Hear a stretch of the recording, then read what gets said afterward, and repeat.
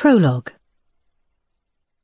Monday, 29th of August, 2016. It was 3 o'clock in the morning, and the stench of the dead body filled the car. The heat had remained unbroken for days. He drove with the air conditioning on full, but the smell of her still permeated from the boot of the car. She was decaying fast. It had been 2 hours since he laid her there.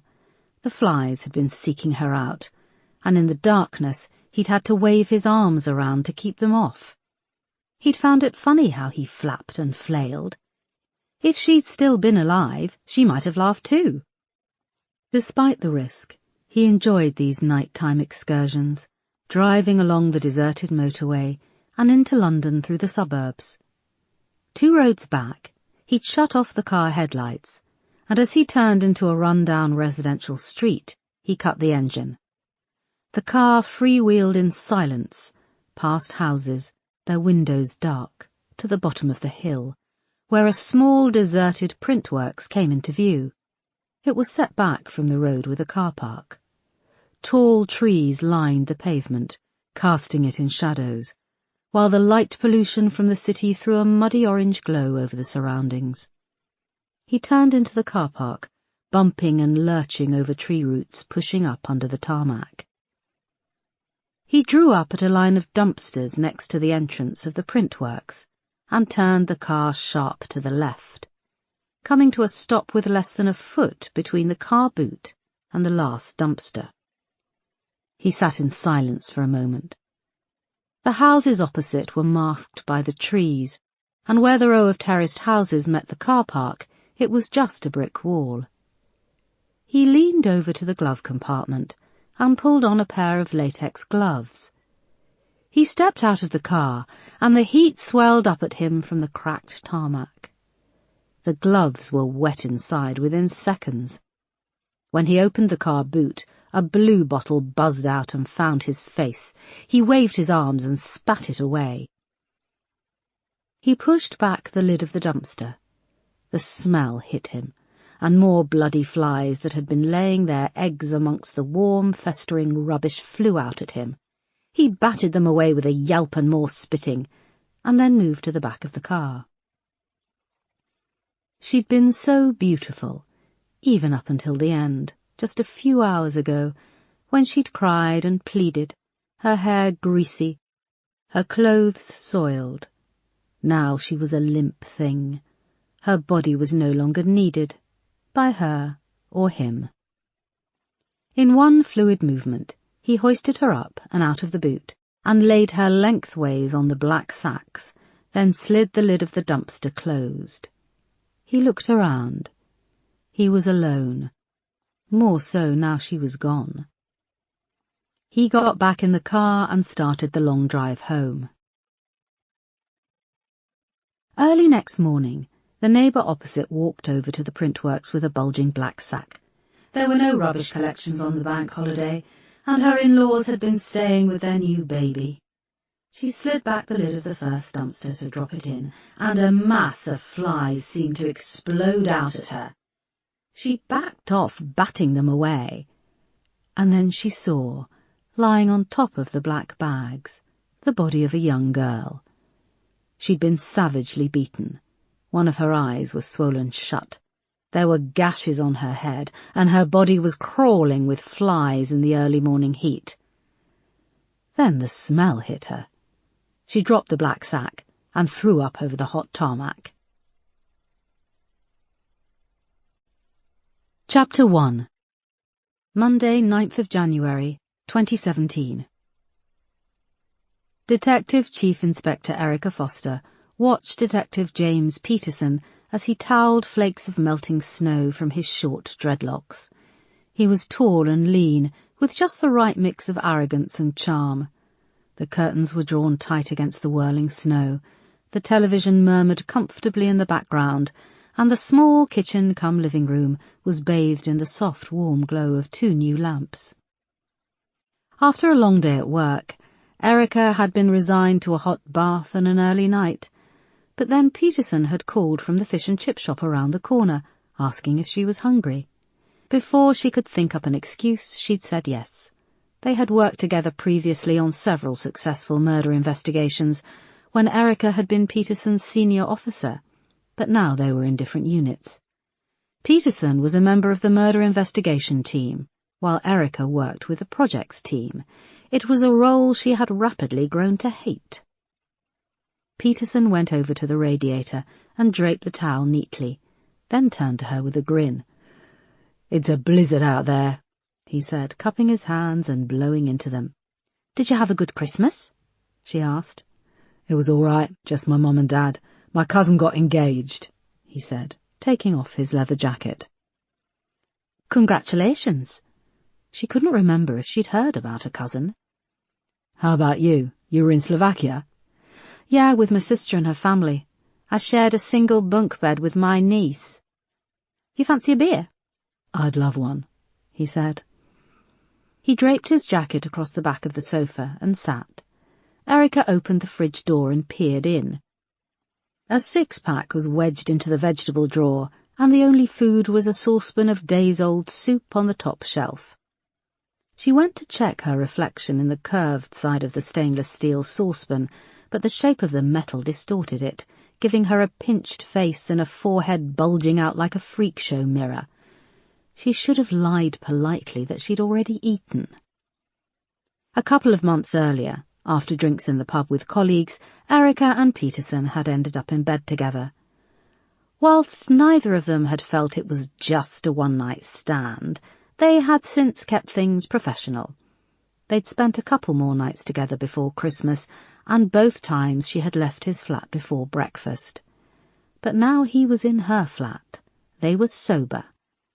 And the gilt-framed picture of her late husband, Mark, was on the bookshelf by the window. She tried to push the anxiety and guilt from her mind, retrieved 2 beers, and closed the fridge door. The red and white striped plastic bag containing the fish and chips sat on the countertop, and the smell was making her mouth water. "Do you like yours in the paper?" she asked, popping the lids off the beers. "It's the only way to have 'em," said Peterson. He had one arm slung over the back of the sofa and sat resting an ankle over the opposite knee. He looked confident and comfortable. She knew it would kill the mood, but they needed to have a talk. She needed to set some boundaries. She pulled out 2 plates and took them over with the bag and the beers, setting them down on the coffee table. They unwrapped their chip paper in silence, steam rising from the fish in crisp batter and the chips squishy and golden. They ate for a moment. "Look, Peterson, James," Erica started. Then his phone rang. He pulled it from his pocket. "Sorry, I should take this." Erica nodded and gestured for him to carry on. He answered his phone and listened with his brow furrowed. "Really? OK, no probs. What's the address?" He grabbed a pen from the table and started to scribble on the corner of his chip paper. "I'm close by. I can leave now and hold the fort until you can get there. Just go slow in this weather." He finished the call, crammed in a mouthful of chips, and stood up. "What is it?" asked Erica. "Couple of students have found the mutilated body of a young girl in a rubbish bin." "Where?" "Tattersall Road, near New Cross. Damn, those chips are good," he said, stuffing more into his mouth. He picked up his leather jacket from its spot on the back of the sofa and checked he had his warrant card, wallet and car keys. Erica felt another pang of regret that she was no longer on the murder investigation team. "Sorry, Erica. We'll have to do this another time. I was meant to have the evening free. What were you going to say earlier?" "Fine. It was nothing. Who just called you?" "DCI Hudson. She's stuck in the snow. Not stuck, but she's coming out from central London and the roads are bad." "New Cross is close. I'll come with you," she said, putting her plate down and grabbing her wallet and warrant card from the kitchen counter. He followed her into the hall, pulling on his jacket. She checked her reflection in the tiny hall mirror, wiping chip grease from the corner of her mouth and running her hands through her short blonde hair. Her face was free of makeup, and despite her high cheekbones, she noted it looked fuller after a week of Christmas food. Their eyes met in the mirror, and she saw his face had clouded over. "Is that a problem?" "No. We'll go in my car, though," he said. "No, I'll take my car." Are you going to pull rank on me here? What are you talking about? You take your own car, I'll take mine. We'll drive in convoy. Erica, I came here for fish and chips. Just fish and chips? She asked. What does that mean? Nothing. You got the call, which is work, and it's perfectly reasonable for me, as your senior officer, to attend the scene. More so if DCI Hudson is delayed. Her voice tailed off. She knew she was pushing it. Your senior officer. You won't let me forget that, will you? I hope you don't forget that, she snapped, pulling on her coat. She switched off the lights and they left the flat in an uncomfortable silence. Chapter 2. Snow fell heavily, catching in the headlights of Erica's car as she left the line of traffic moving past New Cross train station and turned into Tattersall Road. A moment later, Peterson pulled in behind her. On the corner where the two roads met was a kitchen showroom set back with a large car park out front. The pavement was a churn of white, which reflected the flashing blue lights of 3 squad cars stationed out front.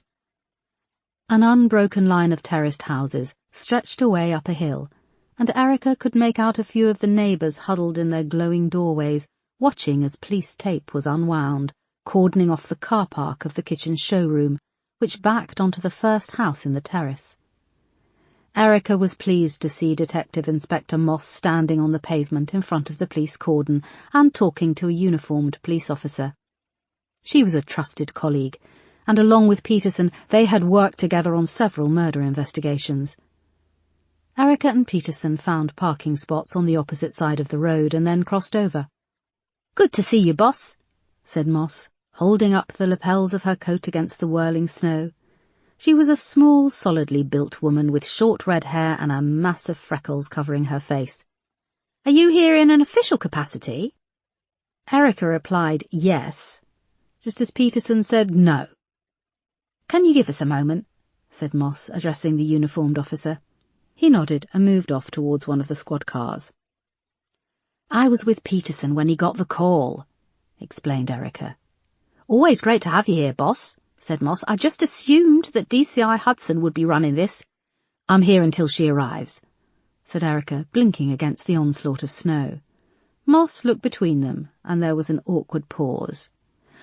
"So, can I see what we're dealing with?" asked Erica. "Body of a young woman badly beaten," said Moss. "The bad weather is also slowing down the CSIs and forensics. Uniform responded to the call. One of the students who lives in the end terrace over there went to the rubbish bins and found the body." "Do we have crime scene overalls available?" asked Erica. Moss nodded. They moved to the police tape strung across the gate to the car park, and there was an awkward moment as Erica waited for Peterson to lift it for her. She shot him a look, he lifted it, and she moved past him and into the car park. "Oh, bloody hell, are they a couple now?" muttered Moss to herself. "They say never work with children or animals. They never mention couples." She followed and joined Erica and Peterson pulling on crime scene overalls. They then ducked under the police tape and went over to a large industrial rubbish bin chained to the brick wall of the kitchen showroom. The curved lid was tipped back. Moss directed the powerful beam of a torch inside. "My God," said Peterson, stepping back and putting a hand to his mouth. Erica didn't flinch, but just stared. Lying on her right side, on a pile of neatly stacked, broken-down cardboard boxes, was the body of a young woman. She had been badly beaten. Her eyes were swollen shut, and her long brown hair was matted with congealed blood. She was naked from the waist down, and her legs were crisscrossed with cuts and gashes. She wore a small T-shirt, but it was impossible to tell what colour it had once been, as it too was saturated with blood. "And look," said Moss softly. She directed the torch onto the top of the girl's head, where the skull had caved in. "And it was students who found her," said Erica. "They were waiting outside when uniform arrived," said Moss. "You can see their front door opens out into the car park, so we couldn't let them back in when we taped off the crime scene." "Where are they?" "Uniform put them in a car up the road." "Let's close things up until forensics get here," said Erica, noting the snow which was forming a thin layer over the body and surrounding cardboard boxes. Peterson placed his gloved hands on the dumpster and slowly pulled the curved lid back, closing the body off from the elements. They heard voices by the police cordon and the beep of a radio. They moved over to where DCI Hudson, a small woman with a bob of fine blonde hair, was standing with Superintendent Sparks, a tall, thin man with a long, pale face pockmarked with acne scars. His greasy black hair was swept back off his forehead, and his suit was grubby. "Erica, what are you doing here? The last I heard you were in a galaxy far, far away," he said. "I'm in Bromley," replied Erica. "Same thing?" DCI Hudson stifled a grin. "Yes, all very funny," said Erica, "just like the dead girl who's been beaten to death and left in the dumpster over there." Hudson and Sparks stopped smirking. "Erica was just helping us out. The weather was holding things up and she lives locally," explained Moss. "She was with me when I got the call. I also live locally," started Peterson, but Erica shot him a look. "I see," said Sparks, noticing the look. He paused as if he was filing it away in his mind for later use against her, then moved to the police tape, lifting it with a black gloved hand. "Make sure you hand in your crime scene overalls, Erica, then wait for me outside. We need to have a little chat." Moss and Peterson went to say more, but Erica gave them a small shake of her head and moved off towards the police cordon. Chapter 3. Erica left the crime scene and moved further up the street, pacing up and down in the pool of orange cast by one of the street lights. The snow was whirling in thick flurries, and she hunkered down, turning up the collar of her jacket, her hands thrust deep into the pockets. She felt powerless, watching from the sidelines as a black van belonging to the CSIs parked on the pavement directly in front of the police cordon. Despite the freezing temperature, she didn't want to go back to her car. In the glove compartment was a packet of cigarettes she'd kept for emergencies. She'd given up some months ago, but in times of stress still felt the gnawing of nicotine cravings. However, she refused to let Sparks be the reason for her caving in and lighting up. He emerged from the gates a few minutes later and walked up to her.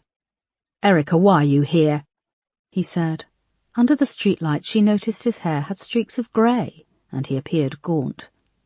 "I told you I was made aware that DCI Hudson was delayed." "Who made you aware?" Erica hesitated.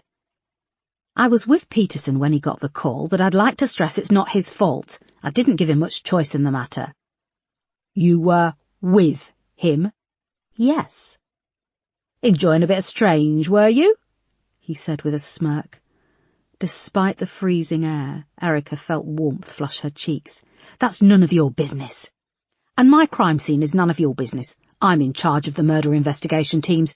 You don't work for me, and you're not welcome, so why don't you fuck off?" Erica moved close and looked him in the eye. "What did you just say?" His breath smelt stale and acidic. "You heard me, Erica. Fuck off. You're not here to help. You're just meddling. I know you've put in for a transfer back to one of the murder investigation teams. The irony, considering you made such a stand, quitting when I was promoted over you." Erica stared back at him. She knew that he hated her, but in the past a thin veil of politeness had covered their dealings. "Don't you dare speak to me like that again," she said. "Don't speak to me like that again, sir." "You know, Sparks, you might have been handed your superior rank by brown nosing, but you have to earn authority," said Erica, holding his gaze. The snow was coming down heavier in large fibrous chunks, which stuck to his suit jacket. She refused to blink or look away. A uniformed officer approached them, and Sparks was forced to break his gaze. "What is it?" he snapped. "Sir, the crime scene manager is here, and we've got the guy who runs the kitchen showroom coming down so we can run our lights off his grid." "I want you off my crime scene," said Sparks. He strode back towards the police tape with the officer, their shoes leaving fresh prints in the snow. Erica took a deep breath and composed herself. feeling tears prick her eyes. "Stop it, he's just another asshole at work," she scolded. "You could be the one lying in that dumpster." She wiped the tears from her face and started back to her car, passing a squad car with its interior lights on. The windows were starting to steam up, and inside she could just make out 3 young people, 2 girls in the back and a young blonde boy in the front. The boy was leaning through the seats, and they were deep in conversation. Erica slowed and came to a stop. "Ah, fuck it," she said. She turned and walked back up to the car. Checking there was no one else around, she knocked on the window and then opened the door, flashing her warrant card. "Are you the students who found the body?" she asked. They looked up at her and nodded, their faces still in shock. They looked no older than 18. "Have you spoken to an officer yet?" she added, leaning into the car. "No, we've been here for ages, just been told to wait, but we're frozen," said the young guy. "My car's on the other side of the road. Let's have a chat with the heating on," said Erica. Chapter 4. Erica adjusted the dials in her car until warm air came blasting out of the vents. The young boy sat next to her in the passenger seat, rubbing at his bare arms. He was blond and thin with bad skin, and wore a t-shirt and a thin jacket with jeans. The 2 girls were in the back. The first sat behind Erica, and she was beautiful with caramel-coloured skin. She wore jeans, a red jumper, and a purple hijab, fastened at the left side of her neck with a silver butterfly pin. Next to her, the second girl was short and plump, with a bob of brown hair. Her 2 front teeth were prominent, which gave her face a rabbit-like appearance, and she wore a grubby peach-coloured toweling dressing gown. "Can I take your names?" asked Erica, pulling a notebook from her bag and resting it on the steering wheel. "I'm Josh McCall," said the boy. She scrubbed at the paper, her pen not working. "Can you see if there's another one in the glove compartment?" asked Erica. He leaned forward to check, and his t-shirt rode up at the back to show a tattoo of a cannabis leaf at the base of his spine. He raked through the old sweet packets and her emergency Marlboro lights and handed her a biro. "Can I have one of these?" he added, finding a half-full bag of mini Mars bars. "Help yourself," she said. "Do you 2 want one?" "No," said the girl with the hijab, adding that her name was Ashira Khan. The second girl also refused chocolate. "I'm Rachel Dawkes, spelt without the A." "She means the Rachel is without the A, not Dawkes. She's got a real thing about that," said Josh, unwrapping his second mini Mars. Rachel pursed her lips in disapproval and rearranged the folds of her dressing gown. "Do you all rent the flat next to the kitchen showroom?" asked Erica.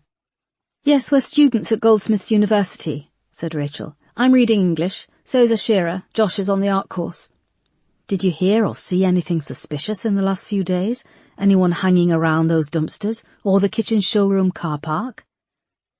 Ashira shifted in her seat, her arms crossed over her lap, her large eyes watching the CSIs who were now filing past their house into the car park. "This is a rough area. There's always shouts and screams at night," she said, and started to cry. Rachel leaned over to give her a hug. Josh chewed what was left of the chocolate and found it hard to swallow. "What do you mean, shouts and screams?" asked Erica. "There's 4 pubs, a big student population, and lots of these flats a housing association," said Rachel primly. "This is South London. There's crime on every corner." The car windows were now steaming up. Erica let that go and adjusted the heater. "Who found the body?" "It was Josh," said Rachel. "He sent me a message to come outside." "Sent you a message?" "A text message," said Josh, as if she were being dim. Erica again was struck by the age gap. Her first instinct would have been to run inside and tell them, but Josh reached for his phone. "Our bin was full, and the ones at the showroom can't have been used over Christmas, so I thought they would be empty." "We all came outside," said Ashira. "What time was this?" asked Erica. 7:30ish, said Josh. "What time does the kitchen showroom close?" "It's been closed ever since the new year. We heard that the bloke who owns it has gone bankrupt," replied Josh. "So it's been very quiet over the last few days?"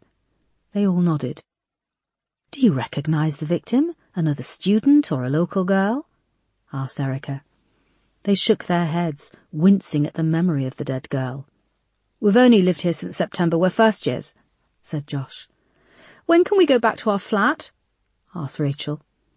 It's part of the crime scene and these things take time, said Erica. Can you be more specific, officer? I'm sorry, I can't. It was probably a prostitute, the girl in the dumpster, added Rachel primly, adjusting the lapels of her dressing gown. It's that kind of area. Do you know any prostitutes in the area? Asked Erica. No. So how do you know she was a prostitute? Well, how else would a girl find herself? How else could that happen? Rachel, being naive and judgmental won't get you far in life, said Erica. Rachel pressed her lips together and looked at the steamed-up window beside her. Is there anything else that you can tell me? Anything you saw, however small?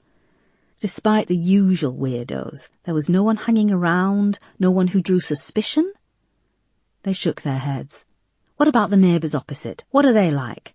Asked Erica, indicating the line of dark houses on the other side of the road. We don't really know them.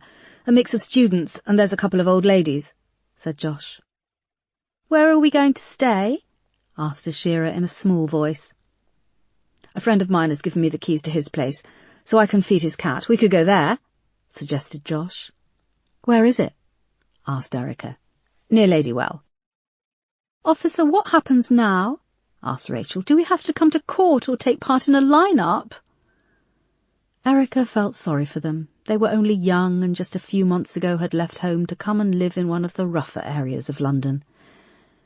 You might be called to court, but that would be at a much later date, said Erica. For now, we can offer counselling. I can see about emergency accommodation, but it will take time. If you can give me the address, I can see about you getting a lift over to this friend's place. We will need to talk to you again, though, and get your official statements. Ashira had herself more under control and was wiping her eyes with the back of her hand. Erica rummaged in her bag for a tissue. Do any of you need to phone your parents? I've got my phone, said Rachel, patting the pocket of her dressing gown. My mum works nights, said Josh. My phone is still in the flat. I'd like to ring my father, please, said Ashira, taking a tissue from Erica. Use my phone, hun, said Josh, passing his phone between the seats. Ashira dialed in a number and waited, the phone pressed to the material of her hijab. Josh wiped the condensation from the window. The pathologist's van had arrived, and they were wheeling a stretcher over the pavement and into the car park. She was dumped like a piece of rubbish, he said. Who would do that? Erica stared through the window and wanted badly to know the answer to that same question. Sparks appeared at the gate, dressed in crime scene overalls, and she knew the only thing she could do right now was leave. Chapter 5. Erica woke up alone the next morning. She had hoped Peterson might call with more information from the crime scene, but when she switched on her phone there were no missed calls or messages. It took longer than usual to drive to work. The gritters had been out overnight, but it was slow going on the grimy, slush-covered roads. When she finally reached Bromley, the town centre was grey, and the morning light was struggling through a bank of low clouds. Snow continued to fall, melting as it hit the gritted roads, but it was cold enough to lie on the pavements.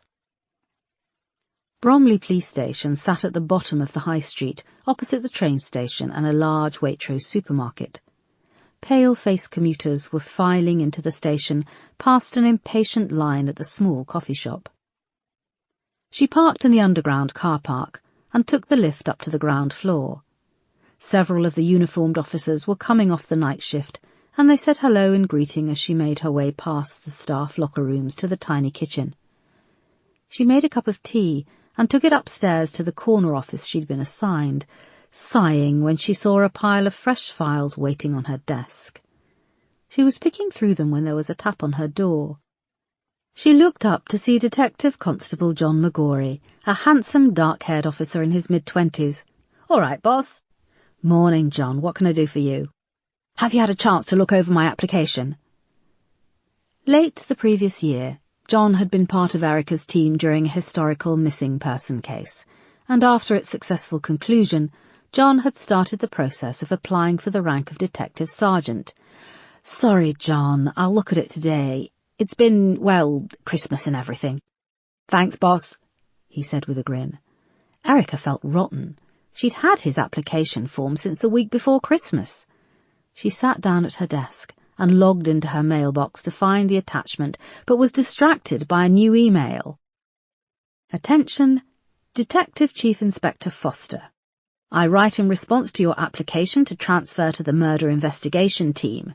Unfortunately, your application has not been successful at this time.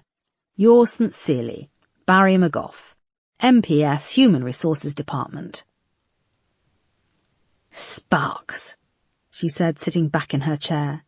She picked up the phone and dialed Peterson. He answered after several rings, sounding groggy. "Bugger, I've woken you up." "Yeah," he said, clearing his throat. "We were there till 2 this morning."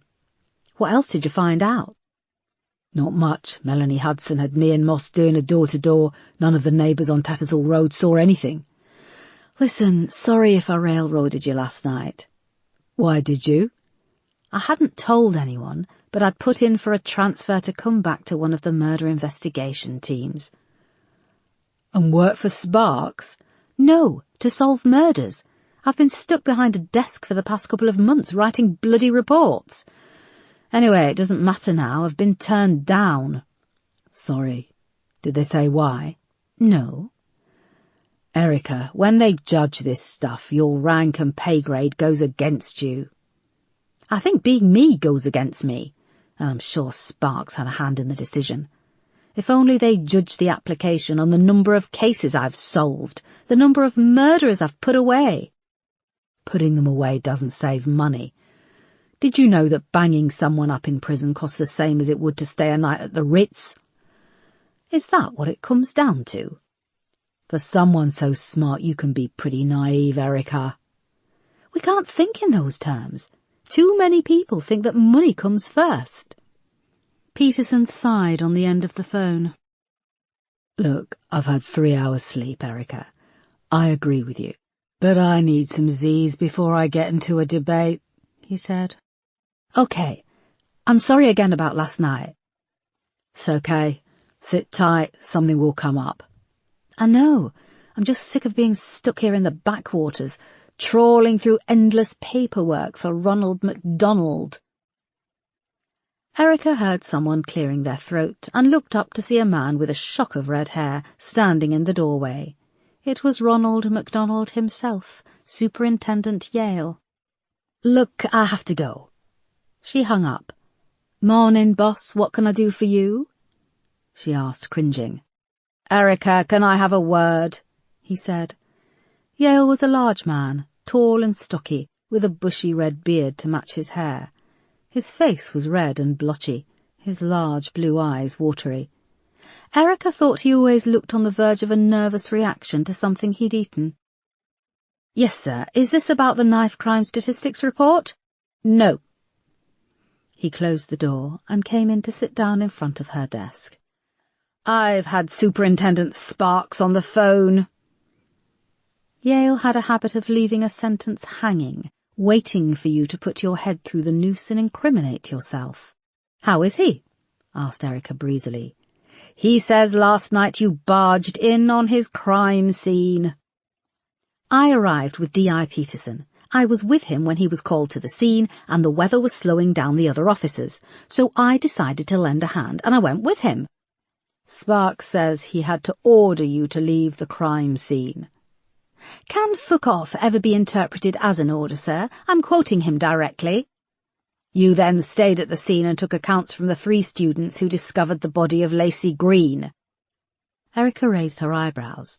"He has an ID on the victim." Yale bit his lip, realizing that he'd given away more than he intended.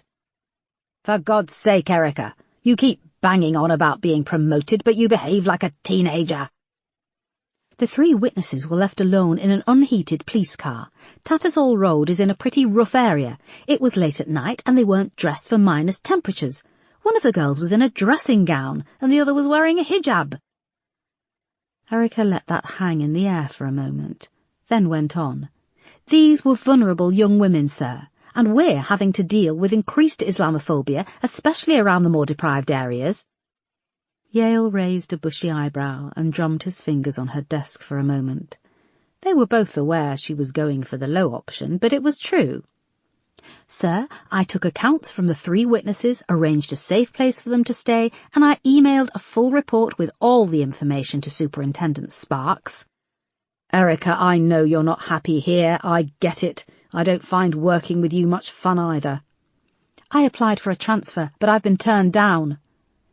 Yale got up. Then we should make the best of things. I need to see the first draft of your report on knife crime statistics in the borough by the end of play today. Of course, sir. He went to say something else, then nodded and left. Erica sat back and stared out of her window. The high street stretched away up to the crossing, where it became a pedestrian zone. There was a sprawling queue outside the pound shop. A young Asian man emerged, pulling up the shutter, and the crowd surged forward. Erica was about to make another cup of tea when her phone rang. "Is this Detective Erica Foster?" said a young male voice. "Detective Chief Inspector, yes, speaking."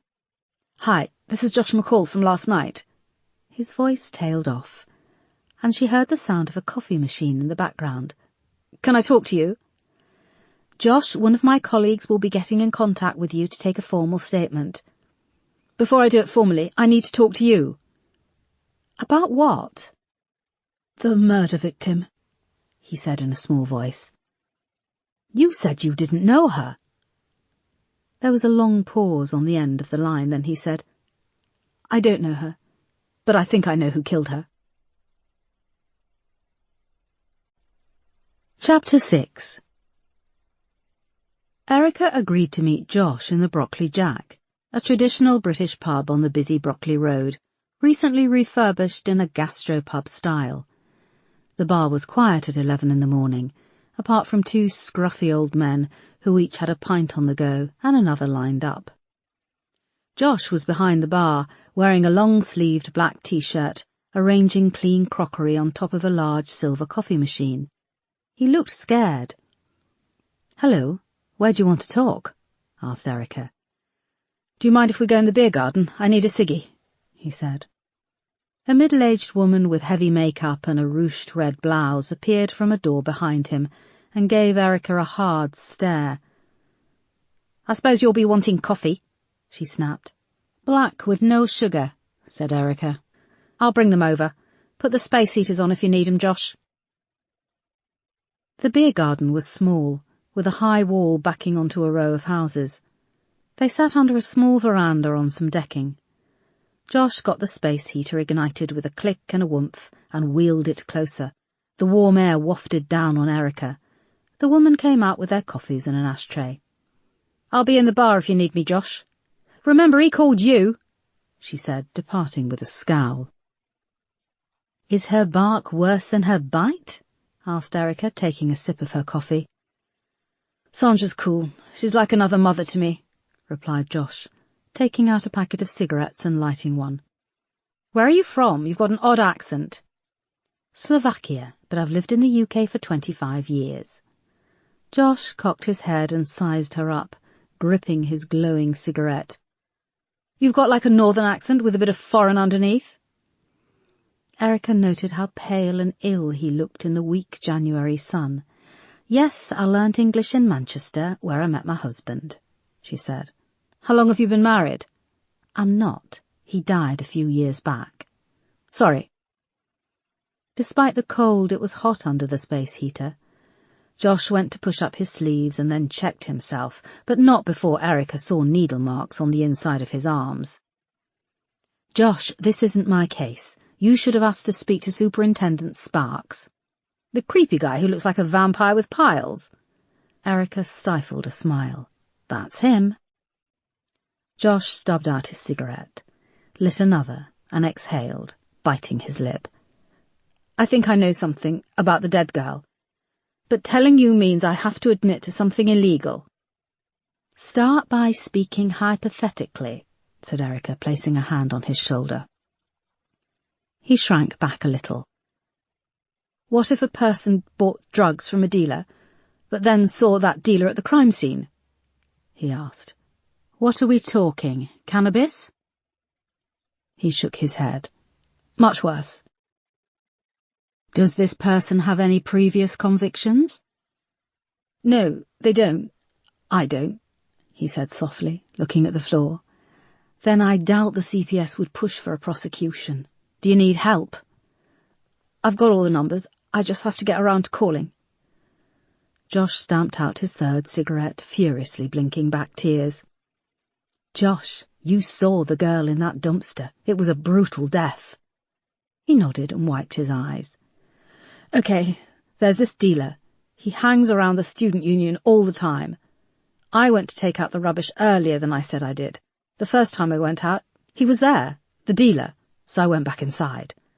What time? 5:30. Why did you go back inside when you saw him? I owe him money. Nothing major, but he's a nasty piece of work. I thought he'd come for me. What exactly was he doing? He was just, standing beside that dumpster. Just standing? He had his hand inside. Then he stepped back and was just staring. Do you know his name? Stephen Pearson. Address? He's homeless as far as I know. Josh, did you find the body, just as you told me, around 7:30 p.m? Yes, that part is true. I came back outside with the rubbish around 7:30 when he was gone. Would you be willing to put this on record? Give us a statement. And if I say no? If you say no, you'll have a drug problem and the murder of a young girl on your conscience. Josh looked at the ground and then nodded. Okay. When Erica was back in her car, she made a call to John at Bromley and got the number for DCI Hudson. Melanie's phone went straight to voicemail, so she left a brief message with details of Josh and what he had seen. Erica looked out of the window at the car park. It had started to snow hard, and Sandra darted out of a fire exit with a bag of rubbish and slung it into the open dumpster. Then Erica made another call to find out who would be conducting Lacey Green's post-mortem. Chapter 7. Just after 11 the next morning, Erica arrived at the mortuary in Lewisham, where she was met by forensic pathologist Doug Kernan. He was a big, jovial bear of a man in his early 60s, with short grey bristly hair and a red, florid face. Erica Foster, glad to finally meet you. I've heard a lot about you, he boomed cheerily, shaking her hand and showing her through to his small office next to the morgue. Good or bad? Both, he grinned, pushing his glasses up on his nose. Erica had lied, saying she was involved with the Lacey Green murder investigation. Her rank and reputation meant that this was accepted, but with her rank and reputation she acknowledged she should know better. You've just missed DCI Hudson. I presumed as SIO she would be briefing you. She wanted to get my angle on things. Erica lied. I hope you don't mind running through it again. No, not at all, he said with a wave of his hand. His office was crammed with the usual shelves of medical tomes and the quirks that senior members of the medical profession acquire. There was a lava lamp and a treadmill under a small window, but the conveyor belt was lined with seed trays full of homegrown salad leaves. He seemed to have quite a fancy for the British actress Kate Beckinsale.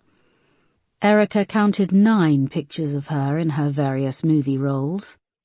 On his desk were various open parcels of greaseproof paper containing meats and cheeses, and a loaf of artisan bread on a wooden board.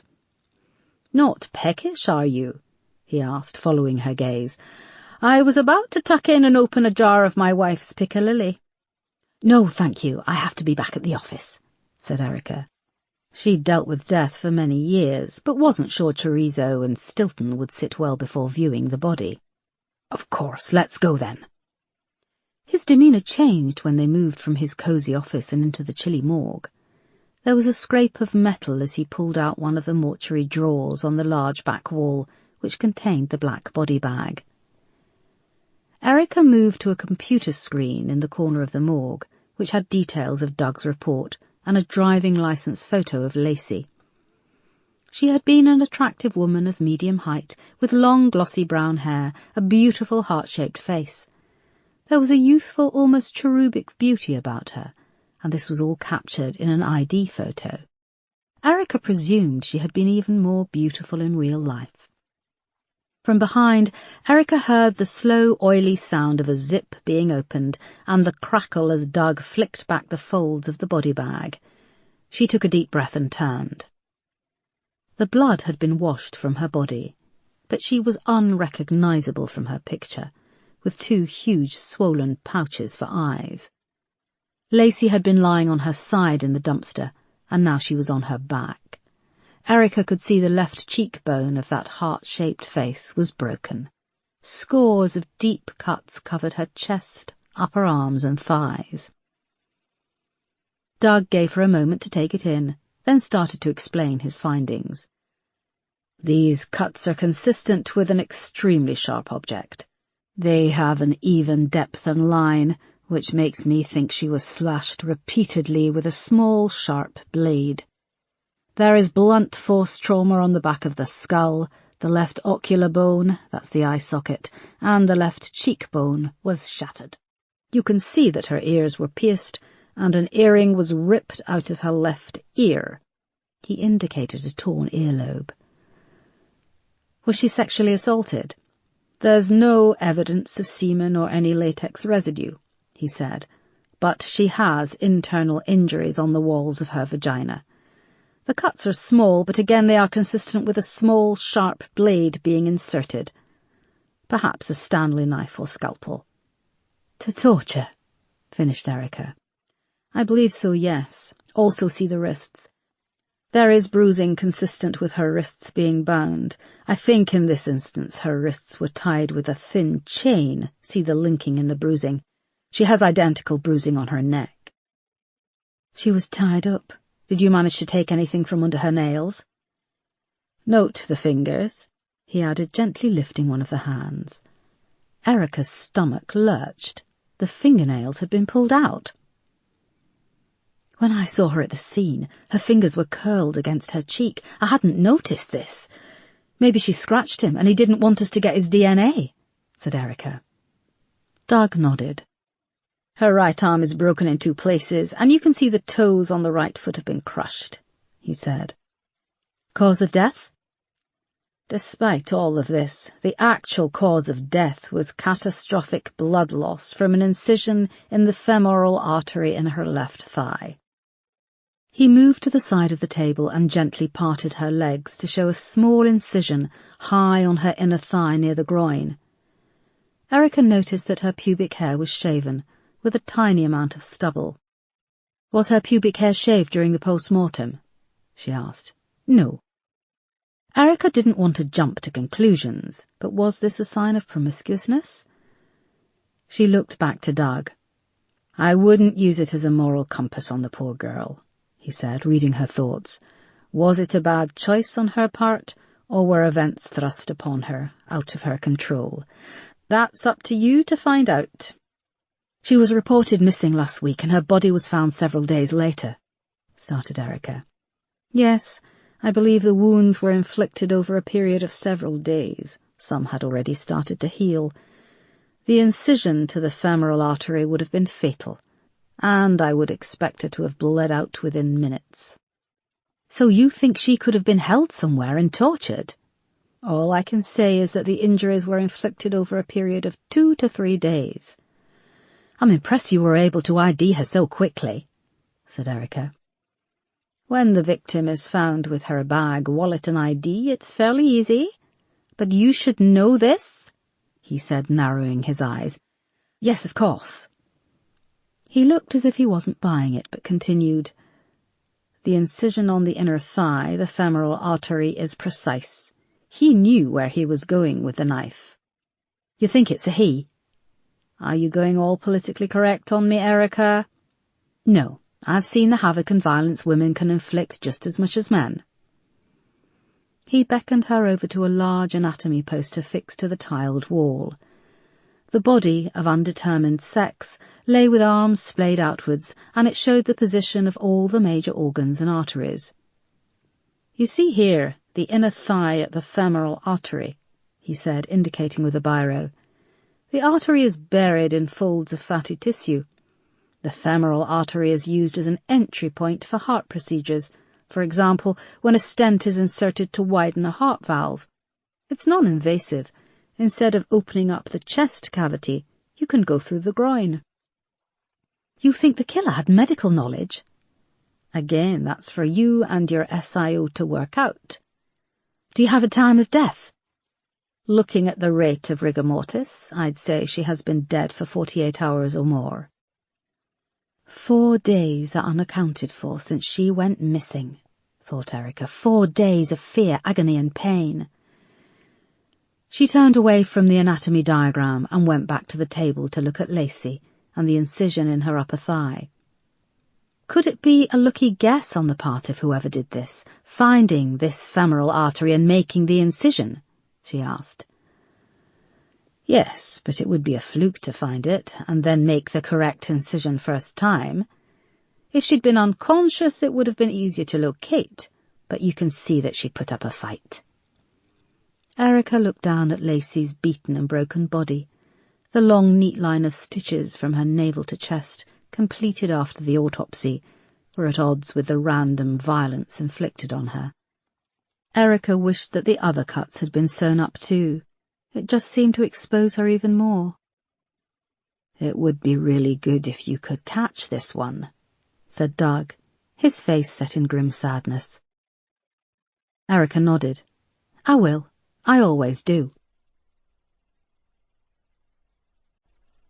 Chapter 8. Erica drove back to the police station in Bromley and spent the rest of the afternoon staring gloomily at a spreadsheet on her computer.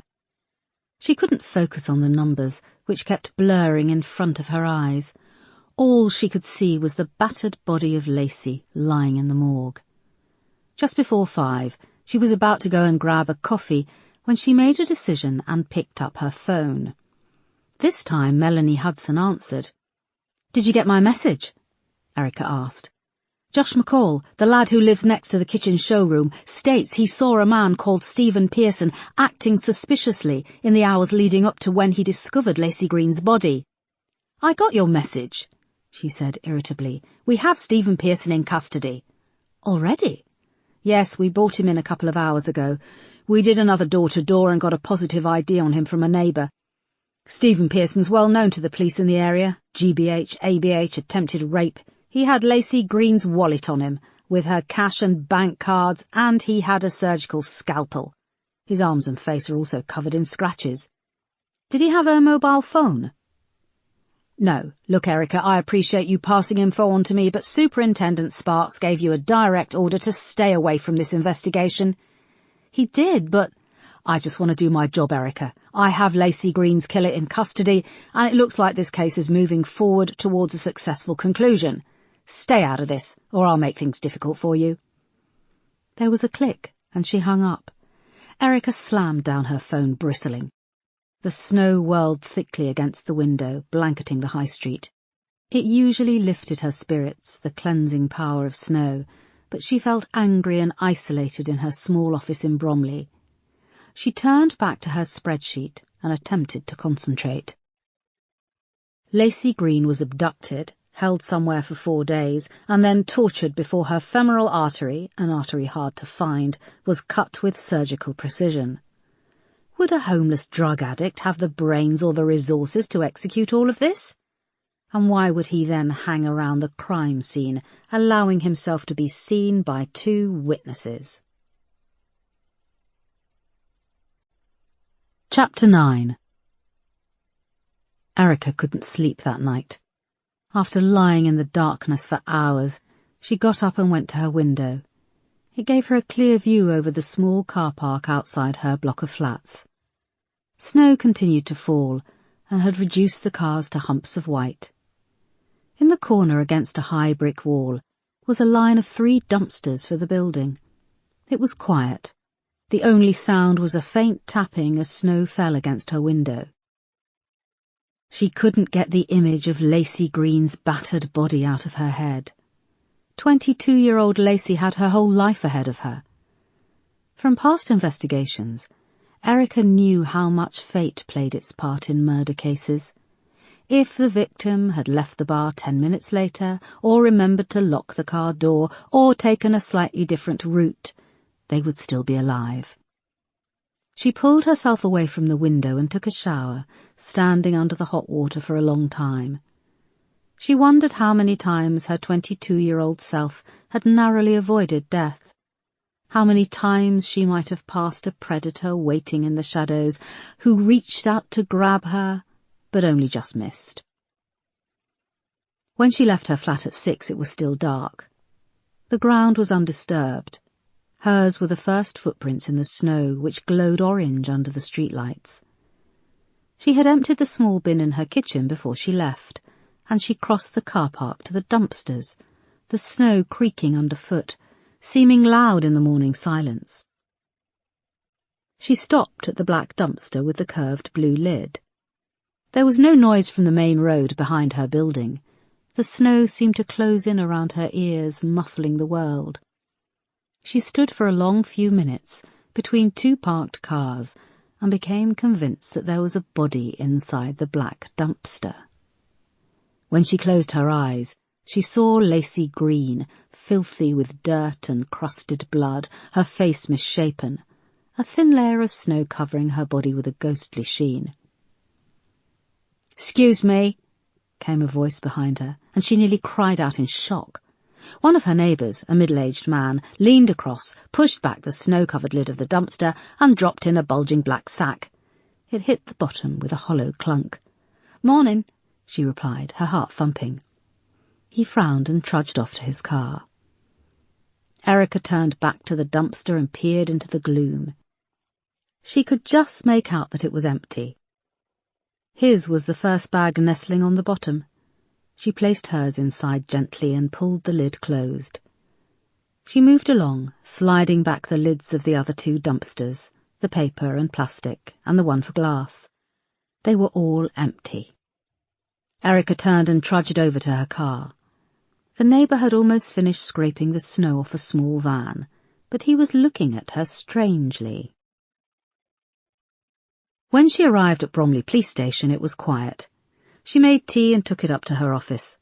Breakfast was half a packet of biscuits found at the bottom of her drawer. Dipped in the hot tea, they cheered her a little, and as she munched, she fired up her computer. She found Lacey Green's Facebook profile, but it was set to be limited unless they were friends. She hovered the cursor over the friend icon and felt an overwhelming sadness that Lacey wouldn't be accepting any new requests. She looked up and saw it was getting light, the empty high street below taking on an eerie shade of blue. A deep freeze, that's what the weather reports on the radio had called it. It was frustrating that she was locked out of the Lacey Green murder case. She was unable to access the case details on Holmes, the police database. Yesterday she had been able to access Stephen Pearson's criminal record on CRIS, the Crime Record Information System. She opened it again on her screen. Pearson's record went back to 1980 and included 25 arrests for theft, credit card fraud, rape, actual bodily harm and attempted murder. He'd served 3 stretches in prison, most recently from 2003, spending 10 years in HMP Blunderston for rape and attempted murder. Erica jumped when she heard a whistle. She turned from the screen. John was behind her with a stack of paperwork. "He looks like a right charmer," he said. They looked at the photo on the screen.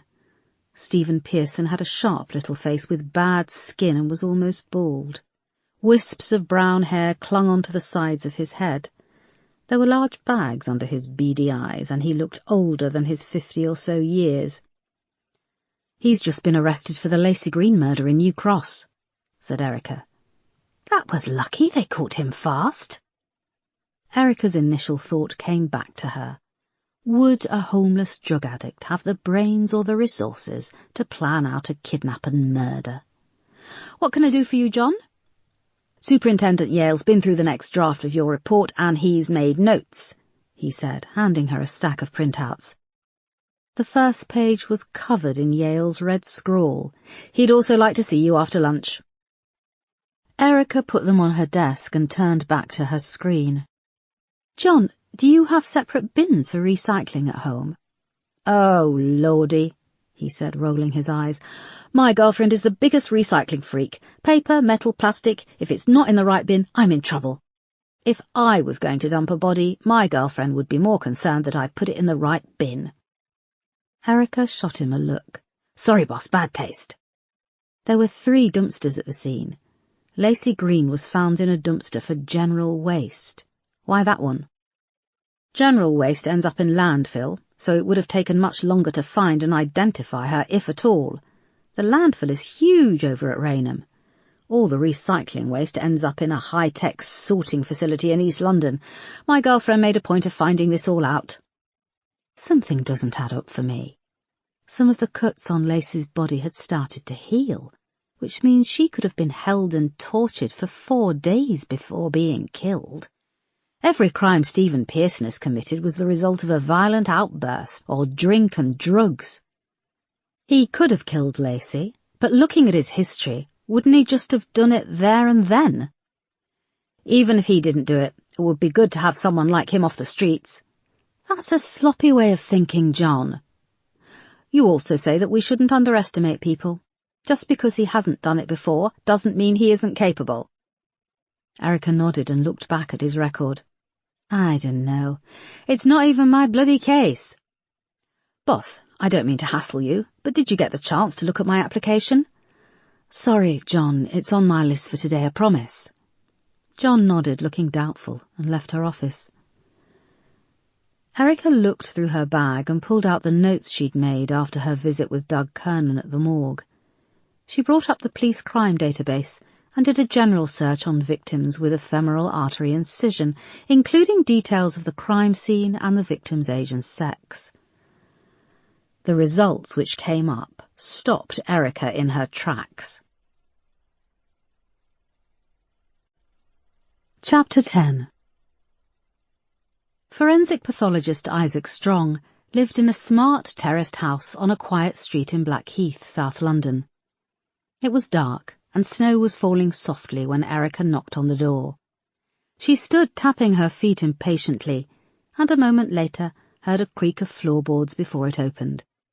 Isaac was a tall, handsome man with close-cropped dark hair and a high forehead. His eyebrows were thin and arched, and he was looking tanned and relaxed. "I've got the file here," said Erica, bustling past him and into the warmth of the elegant hallway. "I ended up having to drive over to the Nick in Croydon where they kept the original records, and you know what the bloody one-way system is like, and the traffic from that bloody IKEA." She shrugged off her coat and hung it over the end of the polished banister. Isaac was staring at her with wry amusement. "What?" "Hello, Isaac. That would be a nice start, and then you could ask if I had a good Christmas." "Sorry," she said, catching her breath and shrugging off her shoes. "Hello, did you have a nice Christmas?" She leaned over and gave him a hug. His body was thin and she could feel his ribs. "Not really. Remind me never again to book a holiday in such a remote place." They went through to the kitchen, and Erica sat down at a small dining table. Isaac moved to a dark blue Aga, and, using a tea towel, crouched down and opened one of the doors. "Where was it you went again? Thailand?" He stood back as steam rushed out from the door. "No, the Maldives." 6 little huts perched on a finger of sand surrounded by miles of endless ocean. I ran out of books. "Was there anyone interesting to talk to, or—" He shook his head. "All couples. 5 Russian businessmen with their wives. The wives had had so much plastic surgery that when they went sunbathing I thought they'd have to prick themselves with a fork." Erica laughed. He closed the Aga and went to a cupboard, taking out a couple of wine glasses. "Red or white wine?" "Red, please," said Erica, placing the file on the kitchen table. "How was your Christmas?" he asked. "Fine. It was great to see my sister and the kids. Her husband is still mixed up in all kinds of dodgy dealings, and she feels trapped, but I don't think Lenka will ever leave him. What does he think of having a police officer for a sister-in-law? We actually get on quite well. I'm just an ordinary citizen back home, and he told me I make the best kapustnica. What's that? A meat and cabbage soup we have at Christmas. Soup is a big deal in Slovakia. You should make it for me sometime. He grinned, placing a glass of red wine in front of her. She took a sip, feeling it warm through to her cold bones. What about James? She shook her head. I think that should remain a fling. It's too complicated to try and have a relationship with him. She placed her hand on the grey file next to her wine glass. Anyway, as I said on the phone, Erica, when did you last eat? Breakfast. Which was? Biscuits. He tutted and shook his head. An army marches on its stomach. You seem to think you're a one-woman army, so you should at least eat properly. We'll have dinner, and then we'll talk about this case. But Isaac, this case can wait. I'm bloody starving, and by the looks of it, so are you. We eat, and then you have my attention. He held his hand out for the file, and in turn handed her a warm plate. Okay, but you know I'm a quick eater, she smiled. After a delicious meal of cottage pie and steamed greens, Isaac cleared the plates and Erica regained custody of the file. They settled down at the table and she brought him up to speed on the case. I ran the details of Lacey Green's murder through the system, looking for similarities, she said. And this came back. 29th of August last year, the body of 20-year-old Janelle Robinson was found in Chichester Road in Croydon. Erica took out a crime scene photo and slid it across the table to Isaac. The girl in the photo lay on her side in a dumpster. Like Lacey, she had long brown hair. She was naked from the waist down, and her face was battered so badly that her eyes were swollen shut. Hang on, I recognise this case, said Isaac. You should. You did the post-mortem. He stared at her, then pulled the file across the table and started to sift through the papers. Yes, I remember. Blunt force trauma to the back of the head, cheek and orbital bone. Her vagina had been mutilated, and the femoral artery had been sliced through, he said. Although butchered is more the term I'd use. Where the artery meets the groin, it looked as if it had been hacked at crudely. But the police report questions if this was a sex game gone wrong, said Erica. I didn't write that, did I? No, the SIO at the time did. A DCI Benton. He retired 3 weeks later. Isaac looked up at her again with his thin eyebrows raised. He held up a school photo of Janelle Robinson, taken when she was around 16. She was a rosy-faced young girl with small piercing blue eyes and long brown hair.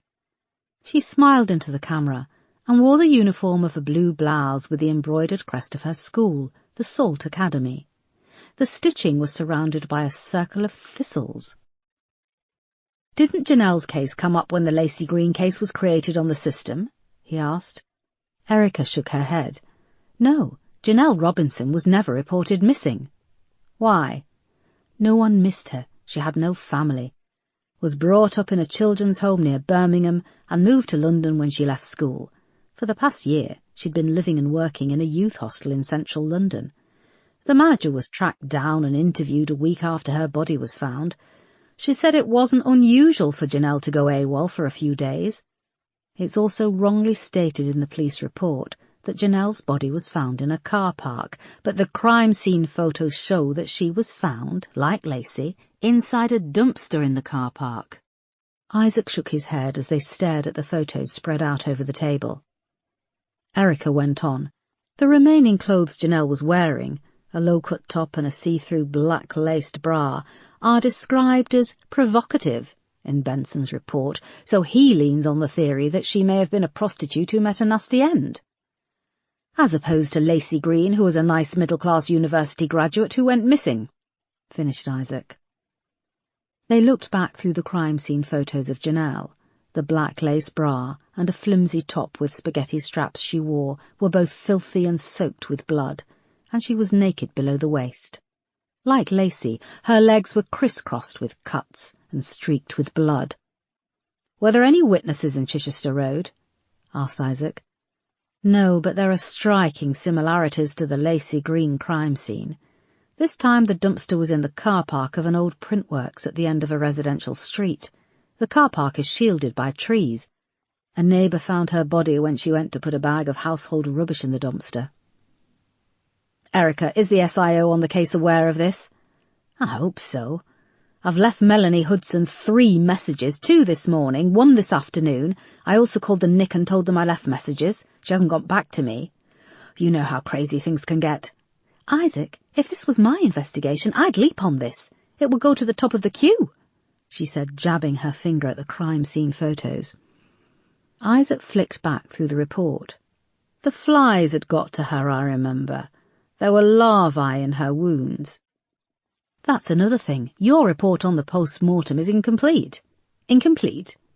"You can see the file is a mess. I've tried to get in contact with DCI Benton, but he's now on an extended holiday in the Australian outback." Isaac studied the printed pages. "Yes, there seems to be a page missing. Do you think something is being covered up?" "No, I've had a look at Benton. He's had a long, distinguished career. It looks like in this instance he was sloppy." "Presumably concentrating more on his imminent retirement," said Isaac. "I just need to know what the missing section of your report contains. Specifically, if Janelle's wounds had started to heal, and if you found bruising to her wrists and neck consistent with her being chained up." "Hang on, I can check. I back up all of my reports," said Isaac, getting up. He went upstairs and returned a few moments later with a printout. "Yes, the wounds had started to heal, and I identified bruising consistent with her wrists and neck being bound with a small link chain." Erica took the printout from him and read it. "How long can you work on this from the sidelines?" "Not much longer," she said. "You're going to have to pass all of this on and let it go, Erica." "I can't." "But Sparks is running the murder investigation team, and DCI had some reports to him. What makes you think he'd hand it over to you?" Erica hesitated. "Isaac, I've been thinking. Perhaps I should apologise to Sparks." "Are you mad?" "No, what if I went to see him and laid it all on the table? I apologise, and I ask if we can wipe the slate clean. I'll say I'm prepared to eat humble pie and work with him." Isaac's eyebrows shot up. "Humble pie isn't a dish I've ever seen you order. And after all that's happened, you're going to apologise to him? That's not the kind of thing you do, Erica." She sighed. "Maybe it should be. I'm so stubborn and blunt with so many people. Maybe it's time to change. This case has got under my skin. I need to work on it. My pride and my stubborn attitude has resulted in me pushing paperwork, stuck in a desk job." "You really think you can wipe the slate clean with Sparks? You had him thrown off the Andrea Douglas Brown murder case, and you didn't pull any punches." "I have to at least try. What matters to me is finding who did this to these 2 young women. These murders were sadistic and well planned, and I don't think it was Stephen Pearson. Which means not only do they have the wrong man, but the bastard who did this is still out there, waiting until the dust settles so he can do it again." Chapter 11. It was early evening when Darrell Bradley left the train. He was often the only person to alight at the small station on the outskirts of London, the last stop on the daily commute. He walked out of the station and went to his car, parked in its usual spot by a wire fence, backing onto snow-covered trees and fields. It was cold inside the car as he set off home, keeping to the speed limit as he drove through a small village, the shops and houses shuttered up for the night. At the end of the village was a set of crossroads, and the traffic lights were red. He came to a stop and glanced over at the Golden Lion pub, which sat on a grassy bank to his right. The windows were steamed up and glowing softly. A minicab pulled into the car park, and 2 attractive young girls got out. One had dark hair, and the other was blonde. They were dressed for a night out in tight jeans and smart little jackets. A car came roaring up to the lights, swerved around him, and drew level on the wrong side of the road. Darrell saw it was Maurice Cartwright driving. He was a thin man in his late 20s with lank, greasy hair and a grimy virility. He was employed by Darrell's father on their farm. Maurice's windows were open, and he made a sign for Darrell to wind his down, which reluctantly he did. "All right, office boy," he grinned. His gums showed pink and wet above a line of yellowing teeth. Maurice was well known in the surrounding villages. He had a dodgy past, but never seemed to have any trouble finding a woman, not that he was known for his high standards. "Evening," said Darrell, looking back pleadingly at the traffic lights which remained red. Maurice tipped his head towards the pub car park and the two young girls. The dark-haired one was bending into the minicab to pay the driver. Her short jacket had ridden up, revealing taut, honey-coloured skin and a black Chinese symbol tattoo at the base of her spine. Her blonde friend was waiting patiently to one side, and she noticed Maurice staring. "You want my fucking autograph?" she snapped. "Nah, I was just admiring your friend's tattoo. What does it say?" he asked as the minicab pulled away. The dark-haired girl turned her attention to Maurice and gave him the once-over, clocking him as a loser. "It's the Chinese word for peace," she said. "That's nice. I like having something to read when I'm in the shitter," said Maurice, thrusting his hips up and down at the steering wheel and sticking out his tongue. The lights turned green, and he roared away with a crazy laugh and screech of tyres. Darrell was left staring at the two girls. "What are you looking at, fucking loser?" snapped the dark-haired one and stalked off to the pub entrance. The blonde raised her middle finger at him and followed. Darrell's face was burning as a horn sounded from behind, making him jump. A white van pulled out and roared past, muffled shouts echoing as the tail lights vanished around a corner into the trees. Then the traffic lights turned back to red. The road stretched away dark in both directions, but Darrell chose to wait. He tilted the rear-view mirror and regarded his face, which was pale, pudgy, a little piggy-eyed and topped with mousy hair. It didn't feel like it belonged to him. The real him, the exciting, virile young man, was deep inside this ordinary loser. He thought of the dark-haired girl again. She had a harsh beauty, but her figure was hot. Darrell had asked his father once why he employed Maurice. This had been a few years back, when Darrell had also been working on the farm. Maurice was constantly in trouble with the police, and had just been bailed after forcing himself on several of the young Polish women picking strawberries on the top field. "He's a good lad, really, and a hard worker, and a bloody good milker," his father had replied bluntly. "You could take a leaf out of his book." "But he tried to rape those girls." "It wasn't like that, Darrell. He's just being a lad, and young lads make mistakes." It hurt how his father seemed to admire Maurice for his strength and masculinity, and how he regarded him, in comparison, as a disappointment. Darrell saw that the road and car park were now empty. The lights went green, and he put the car in gear and pulled away. The last part of his journey was along dark, winding country lanes. The sky was clear for the first time in days, and the moon striking the snow on the surrounding fields was dazzling. He flicked off his headlights and slowed, enjoying the view. He passed two houses, the windows dark, and then banked down a steep hill which curved to the left. He slowed when he reached a large set of iron gates. They opened automatically, swinging inwards as snow started to fall again. He drove down the gravel driveway, past an ornamental pond and the large farmhouse, its windows glowing invitingly, and he pulled in under the plastic roof of the carport.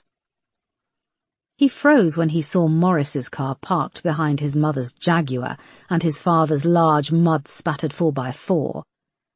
Darrell locked his car and went to the back door. As he opened it, there was a volley of barks. He went through to the boot room, and a huge white dog with pale black spots came bounding up. "Hey, Grendel," he said as the dog began to lick at his hand. She was a Dalmatian crossed with a Staffordshire Terrier, which gave her height and power as well as a wide face and jaw. Her watery blue eyes had a blankness, like they were made of glass. A toilet flushed behind an adjoining door, and his mother emerged. She was a short, round woman, with a bob of hair dyed a little too dark for her advancing years. Her eyes were bloodshot. "Good day at work," she chirruped, as Darrell took off his shoes and placed them by the wall. They were neat and polished next to the row of muddy boots. "Why is Morris here?" he said. "Farm business," she said with a shrug, skirting warily around Grendel and moving into the large, messy kitchen. Raucous laughter came from behind the closed door, leading off the kitchen to the farm office. "You want your tea?" she asked, opening the cutlery drawer. "Yeah, I'm starving," he said as Grendel went to her bowl and began to drink, the ID disc on her collar clinking against the metal. The door from the office opened, and Darrell's father John emerged with Morris. They were both laughing. "Here, Mary, give Morris the rest of that pie," said John, giving Darrell no more than a glance. He was a tall, broad man with a weather-beaten face and a full head of pure white hair. Darrell looked to his mother, but she was already taking the plate of steaming shepherd's pie from the Aga. "Morris could do with a good feed. He's been working up on Colin Harper's land all day," added John. Morris gave him a dirty gummy grin and hitched up his jeans over his skinny hips. "And Mrs. Harper don't feed us like you do." "Ah, well, she has other qualities," said John with a wink, and they both laughed again. "That's my dinner," said Darrell in a small voice. "You've been sat in your fat little arse all day. Morris works the land on 4 farms, said John, fixing him with cold blue eyes. "I'll put this on the table for you, Morris," said Mary. Darrell looked to his mother, but she avoided his gaze and carried the steaming plate through the door to the dining room. "No, look at that chubby little face," said Morris, moving to Darrell and gripping his cheeks in his hand. "Like his mother," muttered John, following Mary through to the dining room. Morris kept his grip on Darrell's face. "Tweak!" he grinned. "Tweak!"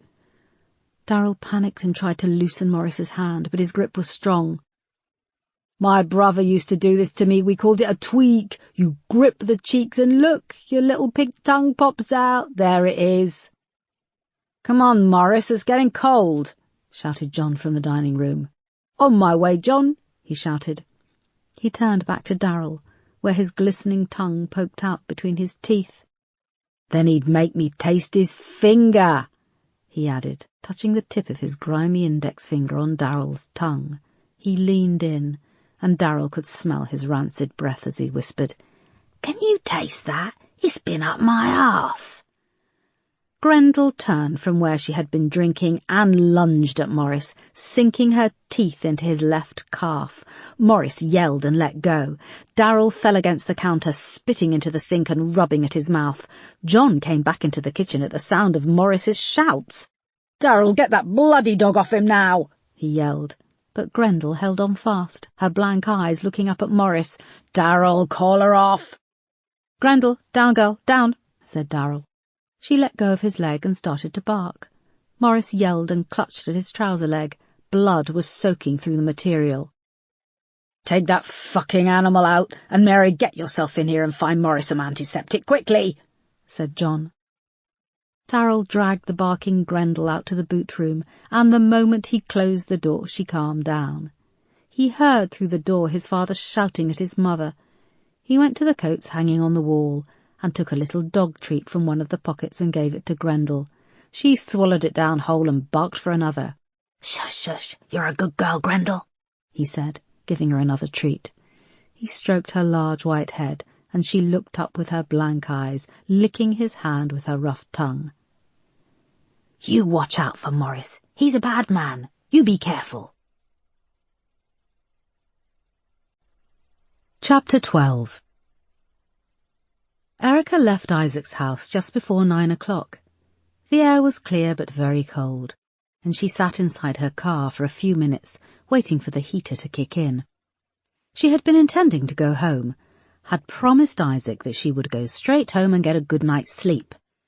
But the idea of speaking to Sparks came back to her. She'd heard him talking once about a new place he and his wife had bought in Greenwich, and Greenwich was close to Blackheath. She looked back to Isaac's house and saw him watching her from his window, making sure she got home safely. She started her engine and gave him a wave as she drove off. Once around the corner, she pulled over and made a call to control at Bromley Police Station. When she came off the phone, she eyed the clock on the dashboard. "Nothing to lose," she said as she started the engine and pulled away again. Superintendent Sparks lived in a shabby house in an up-and-coming area. She parked at the end of his road and walked the 100 yards to his house. As she approached the front gate, she could see the front room was empty. A light was on, just a bare bulb hanging from the ceiling. There was a ladder resting against one wall, where a block of light blue had been painted over the beige wall, and a tray of paint with a roller sat at the base of the ladder. Erica walked up the small front path, past the glare spilling out from the bay window and into the shadows by the front door. The hall light was off, and as she raised her hand to ring the bell, she heard shouting from inside.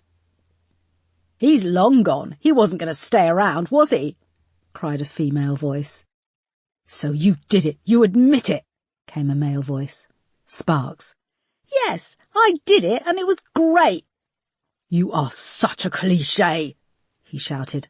"I'm a what?" "A cliché. A painter and decorator." "So what? He made me feel alive. Having a fancy degree in criminology doesn't mean you know how to fuck. He fucked me like a proper man." The woman's voice was cracking with hysteria. Erica winced, but she was transfixed. The voices dropped to a murmur and she strained to hear. "How much have you had?" said Sparks. "How much sex have I had?" she shouted. "Loads, in our bed. In your bed." "Why is this bottle empty?" "What? I'm not suicidal, far from it." "You only got this new prescription last week," said Sparks. His voice sounded broken. "I'm not sorry. Do you hear me? I'm not sorry. I don't love you any more, Andy." There was silence. It was the first time that Erica had heard Sparks's first name. She knew she had to go. But then there was a huge crash and a tinkling of glass. The front door opened. "Crazy bitch!" Sparks shouted over his shoulder. He turned and stopped, staring at Erica. He wore jeans and a jumper and a black leather jacket. The left shoulder was splashed with what looked like milk. A small, dark-haired woman lurched up the hall behind him. Her eyes were unfocused and her hair in disarray. She held a bag of flour and threw it at him, but it missed and exploded against the wall. "Who the hell is that scrawny bitch?" she said, pointing at Erica, who was backing away to the front gate. "Yeah, go on, you screw her." The woman rushed at Sparks and gave him a shove outside, and the door was slammed shut behind him. There was a scrabbling as the locks were turned and the chain put on. Sparks stalked past Erica and out onto the street. "Are you okay?" she asked, following him, the sheen of milk on the back of his jacket glistening under the orange from the street lights and dripping off the hem. "What the hell are you doing at my house?" he said, still walking. "I came about the case you've been working on." "And you think this is a good time?" "No, I don't. I didn't know you were having—" He stopped dead and turned. Erica almost crashed into him. "This must be funny for you, Erica. Is it? Having a good laugh?" "No, and for what it's worth, I'm sorry." She rummaged in her bag and pulled out some face wipes, indicating the milk as she handed them to him. He took them and tried to wipe at his shoulder with his opposite hand, but he couldn't reach. Erica took another out of the packet and was surprised when he let her wipe the milk away. "She's had problems for years. That was the alcohol, not her," he said. Under the street lights he looked like a ghoul. His eyes were etched with deep circles and his cheeks hollow. Erica kept on scrubbing at the base of his leather jacket. "Do you understand? She's ill." His jacket was now clean. Erica bunched up the wet wipes and nodded. "I understand." Headlights appeared around the corner, and a car moved slowly past. Sparks turned away from its glare. When it had passed, he turned back to her. "Why did you come to my house?" "It's about the Lacey Green murder case." "What?" "The girl who was found in the dumpster near New Cross." "Melanie has arrested someone for that, a dosser off the street, found with her wallet. We have 2 witnesses. "Yes, but I've found another case where there are similarities. Well, not just similarities. The method of killing is exactly the same." She rummaged in her bag and pulled out the file. "I'm serious. Look, can we do this somewhere else?" He looked at her for a long moment. "Please, I just want to give you the information so the case can be solved." "There's a pub at the end of the road. You're buying," he said. He turned and walked away. Erica followed, convinced he needed an excuse to have a drink more than he wanted to talk to her. Chapter 13. The pub was small and cosy, with tatty furniture and horse brasses on the dark walls. They found a quiet corner away from a darts match and the big screen showing sports. Erica bought them each a pint of lager, and she was surprised when Sparks listened to what she had to say. When she'd finished, he sifted through the report in front of him on the polished table, taking care to mask the crime scene photos when a large bloke from the darts team lumbered past to the toilets. "The first thing we need to do is go back and confirm where Stephen Pearson was when Janelle Robinson went missing," said Erica. "We need to rule him out, but as I said, I don't think he was capable of a planned abduction. I'd like to see all of Lacey's phone records, social media—" Hang on. Melanie has been assigned as SIO on this. I won't replace her. She's worked hard and she's a bloody good copper. I agree to have a drink and listen," he said, indicating the last few inches of his pint. "OK, I'd like to assist, be involved as an advisor. You know I have experience with cases like these." Sparks sat back and ran his fingers through his hair. "Don't you have any pride?" he asked. "I've ballsed up a lot, and I'm stuck in the backwaters. I care only about rank when it means I can get things done." She downed the second half of her lager in one. Sparks grinned. It was an odd sight.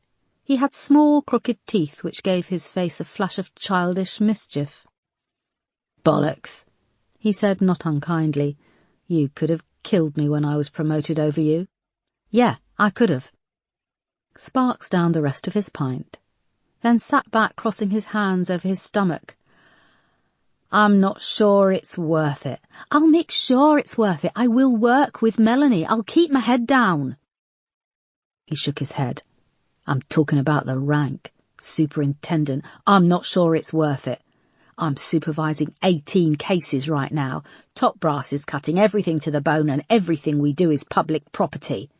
"But we're public servants." "Servants don't give me that shit," he said, slamming his hand down on the table. "You know the score. We have to get things done, and it's not all rosy. We have to lean on people. We have to, or the job won't get done. But now every scumbag out there has a mobile phone with a camera. Stuff gets posted online, and then every armchair critic weighs in. Last month, one of my officers was attacked by a guy during a stop and search. This young guy had a kilo of heroin in his glove compartment. He hits my officer with a crowbar, breaking his arm, then goes to drive away, forgetting my officer with the broken arm has his keys. Realising he's trapped, the young guy starts filming my officer as he saws open the front window with a cutting tool and drags him out. The video of just that part gets uploaded to YouTube, and I've got top brass on my arse saying people online are posting messages to complain about police brutality.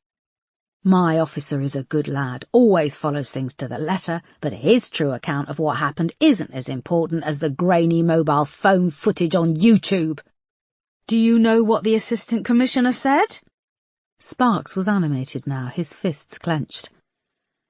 "I can guess it wasn't helpful," said Erica. "You're fucking right it wasn't helpful." The video has been liked and commented on by 50,000 people and shared thousands of times on Twitter, he said, mimicking the Assistant Commissioner's voice in falsetto. What kind of a world do we live in, where ordinary Joes at home and one stop away from whacking off to porn or shopping for shoes are forming public opinion? Worse still, directing the opinion of our superiors, distorting reality. Sparks sat back. He was shaking with anger. His face was still white, but 2 small circles of scarlet adorned each cheek. He coughed and winced, downing a last dribble of lager and wincing again. Erica got up and bought another round. When she came back, he was having another coughing fit. "Thanks," he said, taking a gulp of lager. "I want to say sorry," said Erica. He sat back and looked at her. "I'm sorry for everything that went down between us. I should have behaved better when I first came to London and took over the Andrea Douglas Brown case. It was yours. I was a bitch." "You were a bitch, I was a bastard," he grinned ruefully. "That's how the world turns." "I just want to catch this one, Andy. I have pride. Pride in bringing people to justice. It's not about me. I'll work in your team. We can have a trial period. I'll work subordinate to Melanie on the inquiry, despite us being the same rank. I can't stay working in the projects team pushing paper." Sparks took another pull on his pint and watched 2 large guys engrossed in their darts match. "If I'm honest, I feel like I fought my way to a prize that's not worth it." "The money's good," said Erica. "And I'm about to see it all vanish. Divorce, followed by custody battles." He downed the last of his pint. "Sorry." "Not your fault. Look, I'll sort something out with Melanie, okay?" Erica nodded. "Okay." "Now I have to go home," he said. When they came out onto the street, it had started to snow again. Sparks pulled up his collar against the wind. "Come to the morning briefing tomorrow," he said, "although the ball is in your court. It's up to her if she wants to work with you." "I could make it work." A car drove slowly past, its mudguards thick with dirty snow. Sparks turned his head away and didn't turn back until it was far down the street. "What is it?" asked Erica. "Did you see that car before?" "No." "Earlier, just before we went to the pub?" "I don't think so. Why?" He squinted at the spot where the car had turned off the street. "I feel like I've seen it 3 times now over the past few days. You think you're being followed?" He was even more pale and haggard than before they went into the pub. His eyes scanned the empty street. He saw she was watching him closely and changed the subject. "Can your Nick spare you? I haven't got time to go smoothing shit over with your superintendent."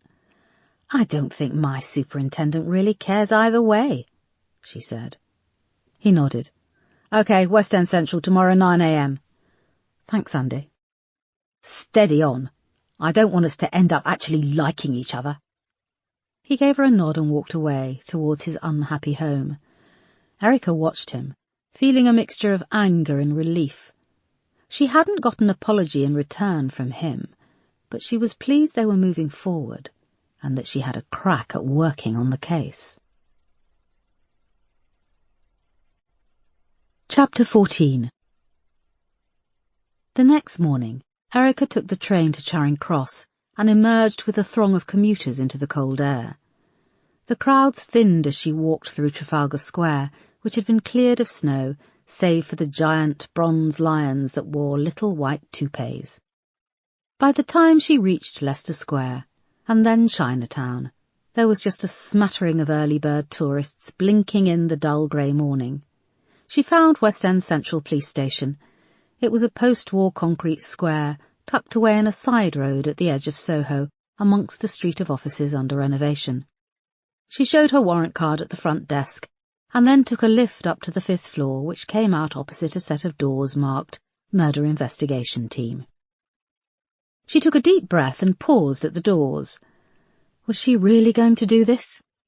She had said last night that she didn't care about rank. But was she putting too much on the line to work with Sparks on this case? The question had kept her awake for most of the night. but she kept coming back to Lacey Green and Janelle Robinson, their bodies dumped like rubbish. And Janelle's circumstances had affected her deeply. Here was a girl born with nothing, who went through life with nothing, and then in death was thought of as nothing. Another runaway turns up dead. Terrible, awful, but shit happens, case closed. It was a similar attitude which had rankled her when she first came to the UK on an au pair's visa. She was paid a pittance, and the prevailing attitude was that Eastern Europeans weren't worth quite as much as people from the West. "We're disposable people," a Polish girl had told her on the long coach ride across Europe. This was why, in later years, Erica had striven to rise through the ranks in the police force to show she was an asset, that she wasn't disposable. She was still unsure of her decision, but she pushed open the door and went inside. It was a vast open-plan office, and several groups of desks were partitioned off with glass. She moved past teams working. In one, an officer was briefing his team about a case. Pictures on a board behind him showed a row of burnt bodies laid out, and close images on each, features melted in a crisp mask of pain. Erica approached a young uniformed officer by a photocopier. "I'm looking for Superintendent Sparks?" "Right down the end," she replied. Erica thanked her and moved off, past commanding views of snow-covered rooftops and the sky hanging low over the buildings like a sheet of slate. When she reached the end of the office, Sparks was standing against a series of large white boards, surrounded by a team of 10 officers. Piles of case files were stacked ominously beside him. Erica recognised the case he was briefing, a triple murder in a North London pub. He looked terrible, exhausted and washed out, and was leaning on the corner of a table, using his free hand to emphasise his point. He saw her at the back and gave her a curt nod, but carried on speaking. "As I say, the family is going to close ranks pretty fast, and they've got one hell of a history. I need their movements cross-checked before we split them up for questioning." As he moved off towards a row of glass doors at the end, chatter rose in the team. Erica hurried over to catch him up. "I got in contact with Melanie last night," he said. "I gave her everything we talked about. She's now following up the death of Janelle Robinson," finished Erica. "Yeah, she's gone over to Croydon to look at where her body was discovered and talk to the neighbours." "Will you be briefing her team about my involvement in the case?" "Yeah, this afternoon. The info you gave had to be checked up on, so we rescheduled. Come back at 4. He reached a frosted glass door, moved through, and went to close it. She held out her hand, stopping him. "Andy, I meant what I said last night. I will work with you, but please, no games." He stopped to stare at her. His eyes were bloodshot. "And you heard me when I said that I'm deluged. You know the score. Things change. It was a priority that Melanie and her team followed up on what you brought to me. Stephen Pearson can only be held for another 24 hours before we have to charge him or let him go." "And she couldn't have picked up the phone before I came into London?" snapped Erica. "What do you want me to do?" "Get me involved now. I don't want to sit around all day."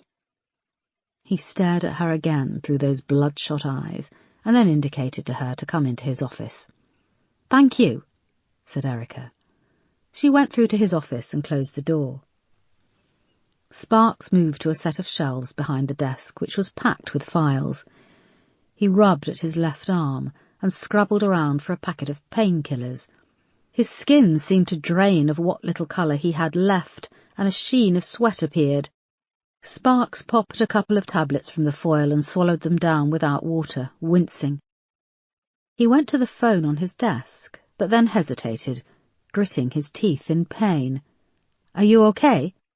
asked Erica, moving to the seat opposite his desk. "Jesus, do I look bloody okay?" He paused over the phone keypad, taking deep breaths. "What's her number again?" He started to move around the desk, but staggered. He grabbed for the edge, but his arm gave way and he crashed face down onto the carpet. "Shit!" cried Erica, rushing around to him. She turned him over and he was making ragged, gasping noises, sweat pouring from his grey face. He clutched at his left arm and clawed at his shirt collar. "My chest, I can't breathe. My arm, the pains," he wheezed. His bloodshot eyes bulged hideously.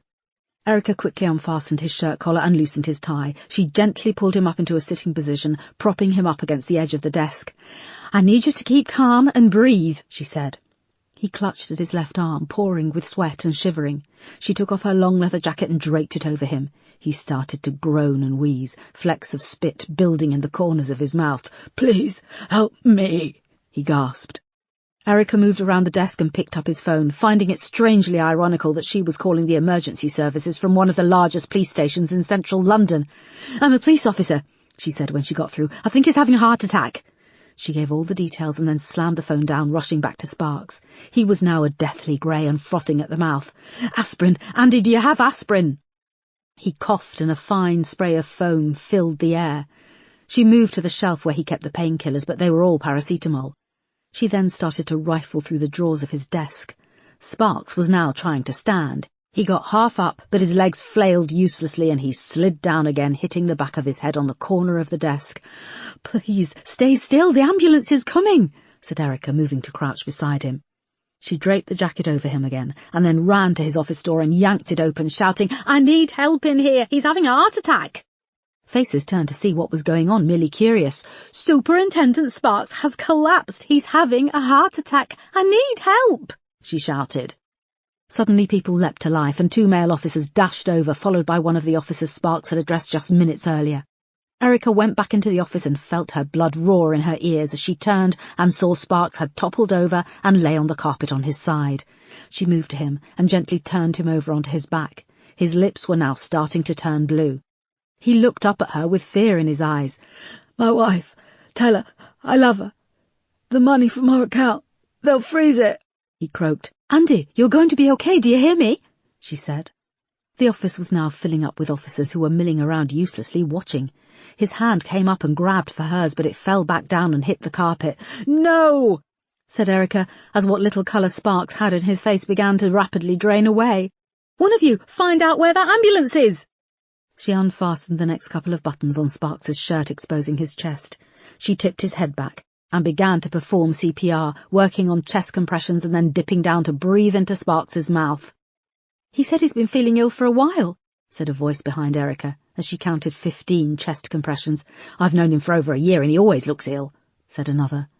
Erica leaned down and blew into his mouth again. Sparks's chest rose, but his face stayed slack and white.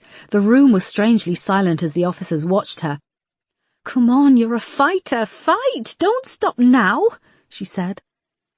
His eyes remained closed, and his head lolled slightly on the carpet as she counted chest compressions. 13, 14, 15.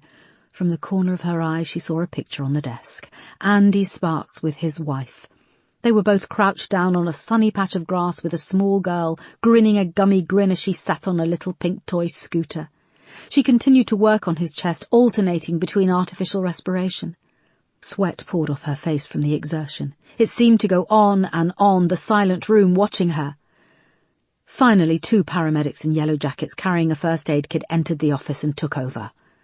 But it was too late. They pronounced Superintendent Andy Sparks dead at 9:47 a.m. The irony wasn't lost on Erica that this was Friday the 13th. Chapter 15. Erica watched as Sparks was wheeled out of his office in a shiny black body bag. Her legs started to tremble with shock, and she had to sit when she gave her statement to the uniformed police who'd arrived on the scene. It was a strange situation, police interviewing police, and the confusion as to how to deal with the tragedy. Andy Sparks was only 41 years old. He'd been her bitter enemy until the previous evening, and now he was dead. She was unsure of what to do, and how to feel, when she emerged from the main entrance of West End Central. A freezing wind was blowing, and a large expanse of green mesh covering a scaffold opposite hummed and keened. She didn't know any of the police officers at the Nick. There was no one to talk to. She crossed her hands over her chest, feeling the icy wind pierce her thin jumper. Sparks had been wrapped in her jacket when he was loaded up into the body bag, and it didn't seem appropriate to ask for it back.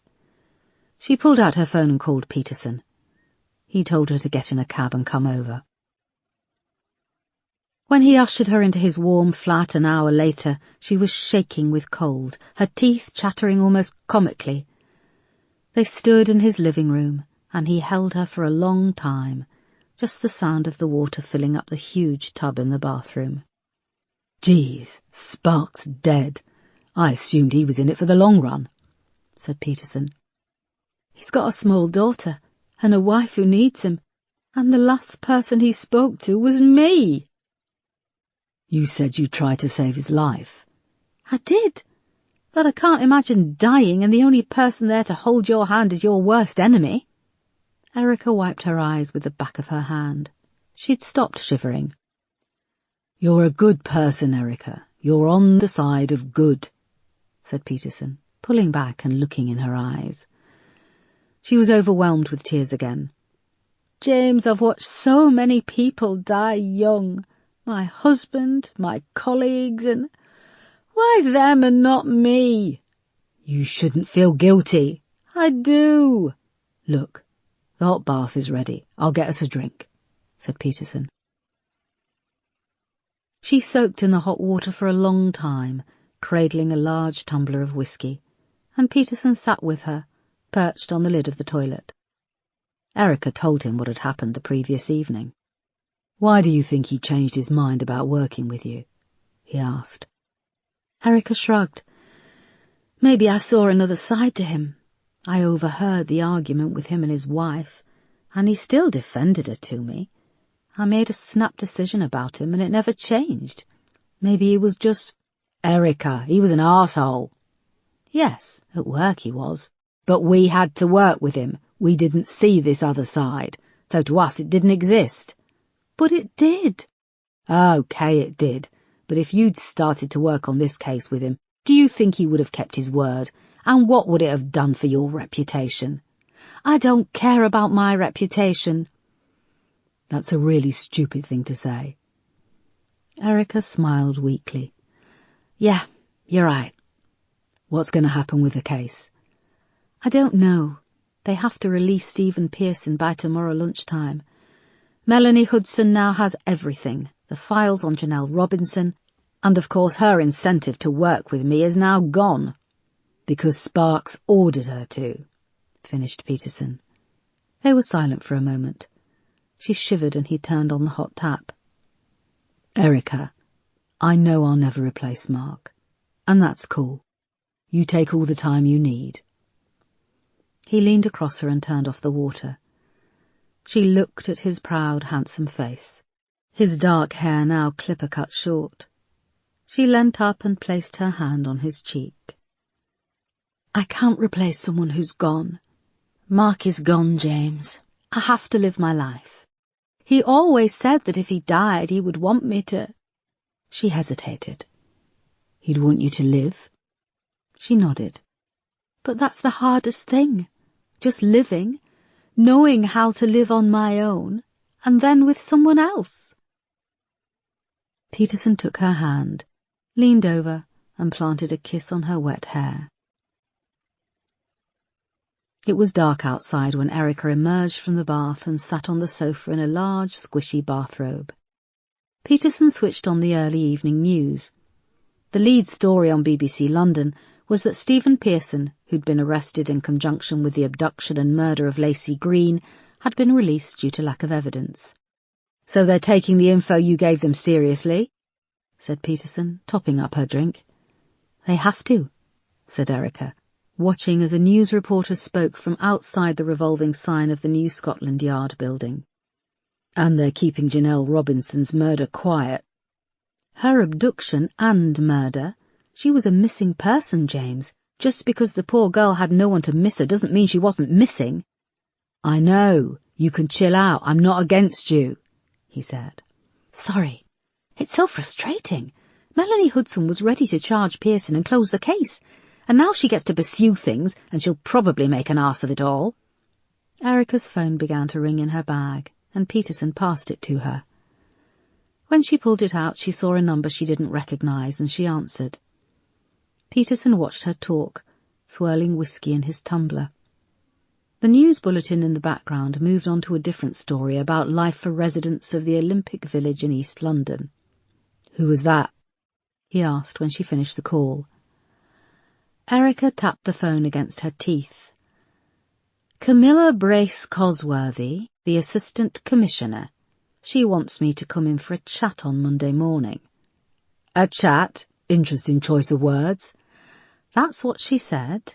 A chat. Apparently there are some loose ends to tie up about Sparks's death."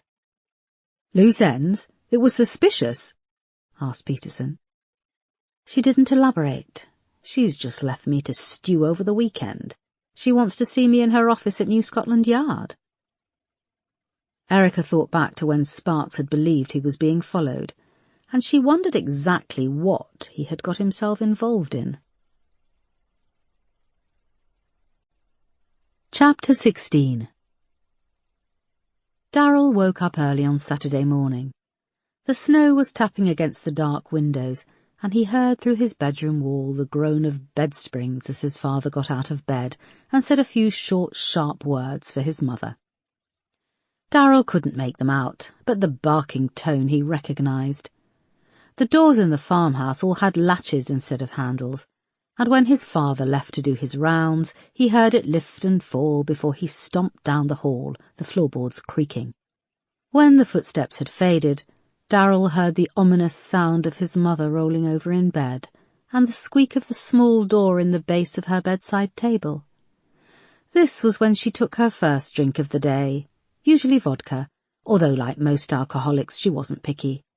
His mother's drinking was something he'd grown up with.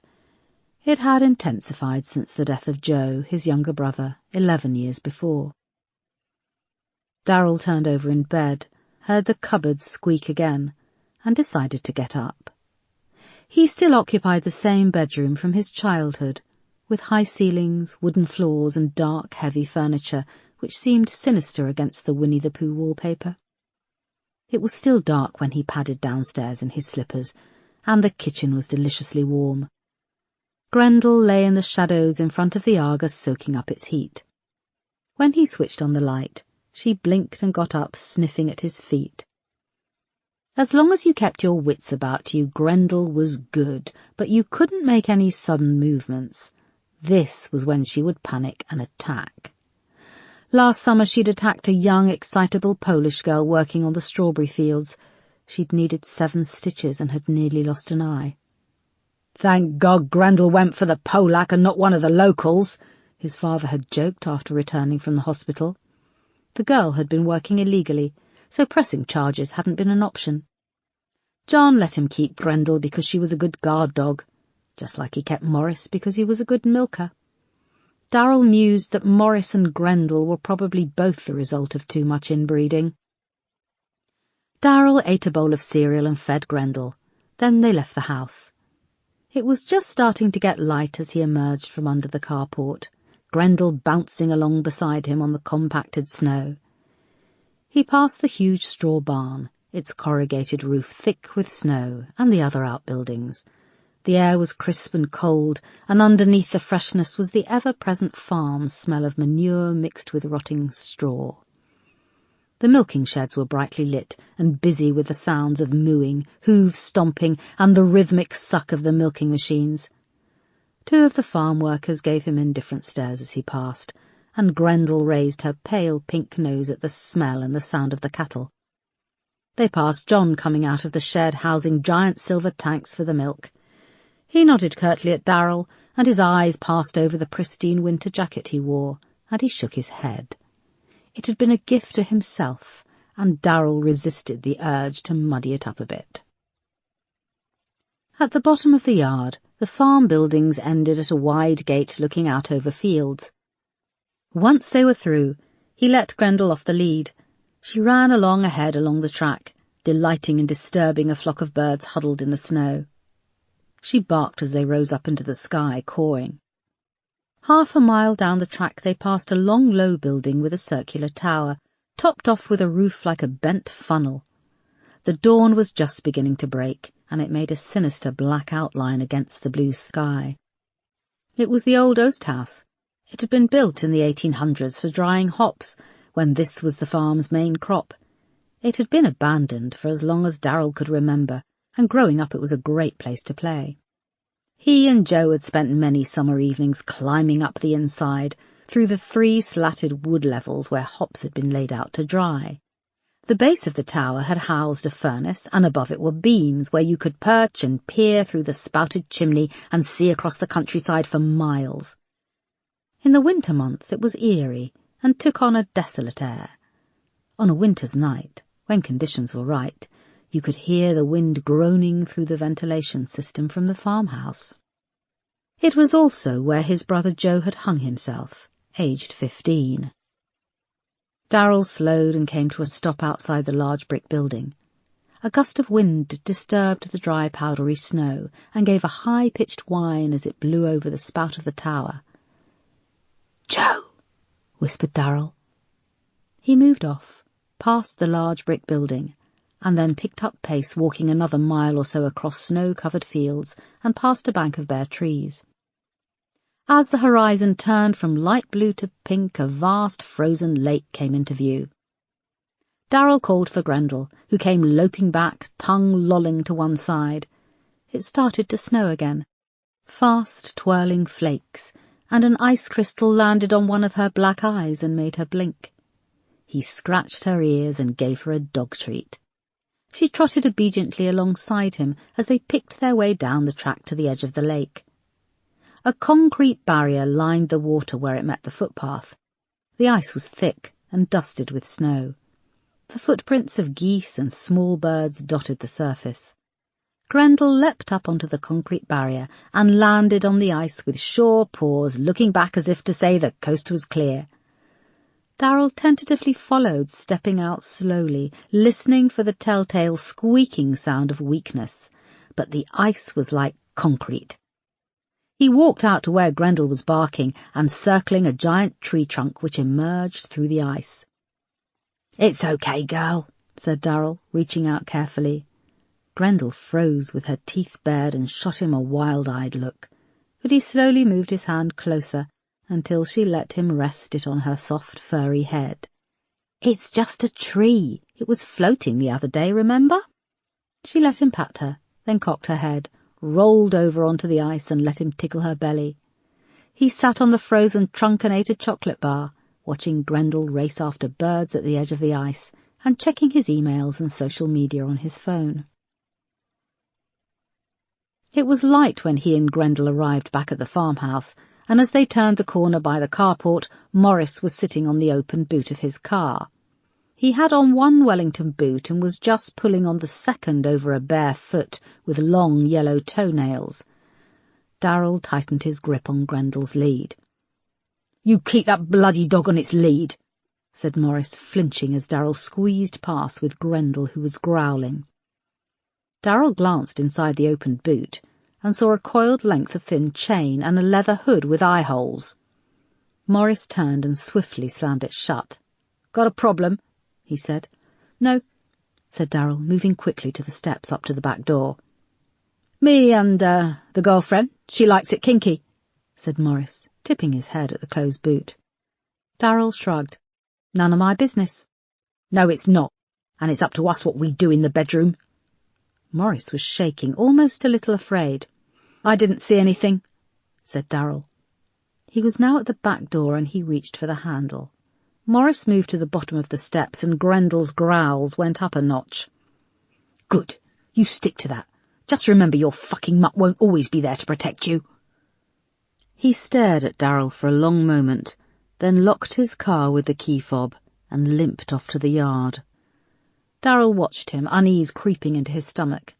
Then he unclipped Grendel's lead and took her back to the warmth of the house. Chapter 17. When Erica arrived at the new Scotland Yard building on Monday morning, she was shown straight into the Assistant Commissioner's office. Instead of indicating the chair in front of her desk, Camilla Brace Cosworthy led Erica to a couple of armchairs by the large floor-to-ceiling window overlooking the Thames. Her assistant brought in a tray with a pot of coffee and biscuits as Erica sat down with her back to the glass. She thought how exhausted Camilla appeared. Her blonde, shoulder-length hair was as sleek as ever, but her pale face was haggard and devoid of makeup. The assistant, a smart young man with striking green eyes, gave her a nod and a smile, and left. "I've been summoned, but for coffee and biscuits. This could be interesting," thought Erica. "Shall I be mother?" said Camilla, lifting the coffee pot. She was well-spoken, with a fruity upper-class accent. It made Erica feel conscious that she flattened her vowels. "Childhood eczema flared up again for no rhyme or reason," she added, noting how Erica had studied her face. "I've had to retire the war paint for a few days. Cream?" "No, thank you." They sat back and sipped at their coffee. Erica eyed the biscuits on the little three-tiered china stand, expensive-looking ginger thins half-dipped in dark chocolate. She was starving, but felt that if she took one, she'd somehow be buying into the bullshit that this was just a chat over coffee. "How are you, Erica?" "Fine, thank you, Mum." "Are you? One of your colleagues just died. You tried to revive him and failed." She tilted her head in sympathy. "It was a terrible tragedy, Mum, but my training kicked in, and I didn't really know Superintendent Sparks. Nor did I fail. He had a colossal heart attack." "Yes, of course. But you worked together on more than one case. When you were first assigned to Lewisham Row, you replaced him on the Andrea Douglas Brown murder inquiry." The Andrea Douglas Brown murder had been the highest-profile case in Erica's career. Andrea's body was found under the ice in the boating lake of a South London park. "I had Sparks removed from that case." "Why?" "It's all on record, Mum." "Yes, you thought he was sloppy in his investigative style, and that he helped suppress evidence," said Camilla, sipping her coffee. "No, Andrea Douglas Brown's father was a high-profile member of the establishment, and I thought Sparks had allowed himself to be starstruck by Simon Douglas Brown. Sparks allowed him to influence our inquiries." "Had you been in contact with him recently?" "Simon Douglas Brown? No, he's in prison. I'm talking about Superintendent Sparks, and in particular the meeting you had with him in Greenwich at the Crown Pub the night before he died." Erica didn't let her surprise show. "It seems odd you met him socially, Erica, if there was so much animosity between you." "I'd been talking to him about joining one of his investigations. I doorstepped him, to be honest, Mum. He did say he thought he was being followed. I assumed he was being paranoid, but obviously not." Camilla tilted her head and kept her gaze even. "Mum, is this a formal interview? The coffee and posh biscuits make me think not. But why am I here?" "Erica, I can confirm Superintendent Sparks was under covert investigation." "By who?" "By whom? I can't go into that. What I can tell you is that I have reason to believe we weren't the only people paying his wages." "Can I ask who else you think was paying his wages?" "No, you can't." "Me and Sparks were enemies. I don't know the first thing about his work relationships or his personal life. Well, I know him and his wife were having problems." "What kind of problems?" Erica briefly outlined what she had overheard when she went to Sparks's home. When she had finished, Camilla rose, went over to the window and looked out at the view over the Thames. There was a long silence. "Erica, when you worked on the Andrea Douglas Brown case, were you party to any meetings with Superintendent Sparks and Sir Simon Douglas Brown?"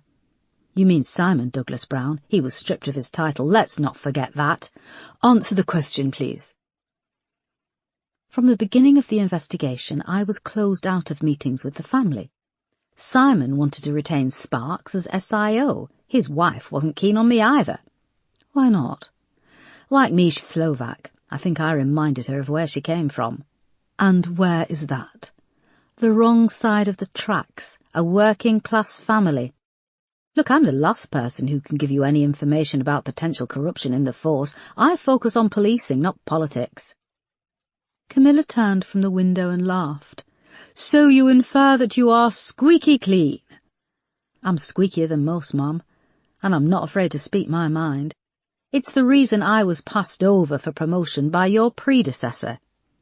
She came back from the window and sat down. "Erica, are you aware of the Gadd family?" Yes, they're well known to the police in South London. They've been allowed to operate their import-export business a little too freely in return for keeping order in the area. How are you aware of that? It's an open secret. Not really a secret, more unofficial policy. Was Sparks on their payroll? We believe so. I'm also looking into the cases Superintendent Sparks was working on, and his dealings with Simon Douglas Brown may come under the microscope, and of course if this happens the press will be all over it. Simon Douglas Brown is high-profile news fodder.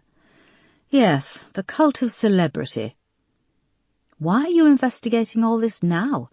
The Gadd family have been working unofficially with the Met for years. They've stopped a lot of drugs flooding into the capital. Camilla regarded Erica, her eyes now colder and devoid of mirth. You're close to Commander Marsh, correct? Erica felt her stomach lurch. Marsh had been chief superintendent at Lewisham when she and Sparks worked together. Me and my late husband trained with Paul Marsh at Hendon, but as much as we are friends, we have clashed in the past on the direction of my investigations. You rented a flat from him, you were at his wedding and the christening of his twins. He was also involved in the decision to promote Andy Sparks to superintendent over me. You deny you're close, snapped Camilla. Erica wondered if she had anything, or if she was just digging for dirt. She was obviously on some crusade. Was it to root out corruption? Was it a personal vendetta? Was it easier now to smear a dead officer? Either way, Erica was finding this meeting a tedious waste of time. Time she could be using being a police officer. Suddenly a bulb flickered on in the back of her mind. I'm saying we're friends, yes, but I remain professional and impartial. There are advantages of being the outsider. You have less to lose. I'd be willing to give evidence of the limited information I have. Of course I'd be willing to keep my mouth shut when it comes to the press. You know how they love to get public opinion whipped up. People love to get enraged and take to social media, and I can see the headlines. The Met suddenly discovers its morals after 25 years cozying up to the Gadd crime family. Camilla tapped her fingers on the arm of her chair. And what do you want in return, Erica, for towing the line? I'd like to be considered for the vacant post of superintendent. More than considered. And I'd like to be made SIO of a murder case. Lacey Green, I asked you to come here to talk to me, Erica. With respect, Ma'am, you called me in to dig up dirt on my colleagues, one of whom died when I was trying to revive him. If you're having to pump me for information about police corruption, you must be pretty desperate. If I were you, I'd concentrate on your predecessor. Erica's heart was pumping so loudly that she was convinced Camilla would hear. She stared at Erica for a long moment, sizing her up. Devoid of makeup, it was the first time Erica had noticed how blue her eyes were. It was a sharp, cold blue, as if they were chips of glass. Chapter 18. Erica left the New Scotland Yard building and walked to a coffee shop on Victoria Street, where she ordered a large latte and took a seat in the corner. She took out her phone and called Marsh, but he wasn't picking up, so she left a message explaining that she'd been called into a meeting with the Assistant Commissioner and to call her back ASAP. When she came off the phone, she had a new email asking her to report to West End Central Police Station tomorrow morning, where she would be taking over the Lacey Green murder case. You're a fast worker, Camilla, said Erica. And then her phone chimed again. This time it was an email from Superintendent Yale, asking where the hell she was. In the whirlwind of the past few days, she had neglected to keep him up to speed. Erica downed the rest of her coffee and sped over to Victoria Station. An hour later she arrived in Bromley. She was on her way up to Yales's office when she passed the kitchenette and saw him making a cup of tea. "Sir, I got your email. Sorry I haven't been here," she said. He carried on dunking the tea bag in his cup, then fished it out. "Did you hear about Superintendent Sparks?" "Yes. You were with him when he died?" "I was. And then you met with Camilla to discuss promotion." Erica didn't like his accusatory tone. He opened the small fridge and took out a carton of milk. It was the first time Erica had realised just how small the kitchenette was. The tiny fridge, a tiny travel kettle, which one of the uniformed officers had donated when the big one broke. Yale was a huge man, and this kitchen made him look like a bear at a doll's tea party. He stirred his tea, his huge sausage-like fingers daintily holding the spoon. "I had to try and save an officer, sir. I hope you would do the same if you were put in that position," said Erica. He picked up his cup and left the kitchen. She followed him out into the corridor. "Sir, I have things I need to discuss with you. I've been reassigned. I'll need to brief whoever replaces me." "Erica, you've never enjoyed working here. You've constantly gone over my head and defied orders. You struck a deal to work on one of the MIT teams without even talking to me. I think you should just go." He walked off to the double doors, and Erica opened her mouth to protest. Then, for once, she closed it. She went upstairs and looked around the small office she'd reluctantly inhabited. There were no personal touches or belongings other than her phone charger, which she unplugged, and a lone shortcake biscuit still balanced on the edge of her keyboard. She bit into it, but it had gone soft, so she spat it out and dropped the rest in the bin. There was a knock at the door. John poked his head around. "Sorry, boss, I'm just chasing up if you've managed to read through—" "No." "Oh, okay, I heard about Superintendent Sparks. Sorry. Thank you." "Life's too short, isn't it? The thought of dropping dead at the office. I want to go out on a high, extreme sports, having a laugh in bed with my girlfriend. I don't mean to speak out of line here, but I've asked you so many times to read through my application, and you've been fobbing me off. If you don't want to read it, then fine. Just don't lie to me." He stood in the doorway, and Erica could see he was trying to remain composed, but his hands were shaking. "I've been transferred to the murder investigation team working out of West End Central." "Oh," he said, trying to hide his disappointment. "I'd like you to come with me to work on the case. It's the Lacey Green murder. This could give you the chance to show you our promotion material. I valued you working on the Jessica Collins case last year, and I could use your instinct and another friendly face." John looked surprised. "I can give you time to think about it." "No, I'd love to. I mean, it would be good. Great. What about Yale?" "I've got approval to assemble my team. It shouldn't be a problem, but if it is, let me know. I'll need you to report to West End Central at 9 tomorrow morning." "Thank you, boss," he said, and surprised her by swooping in for a hug.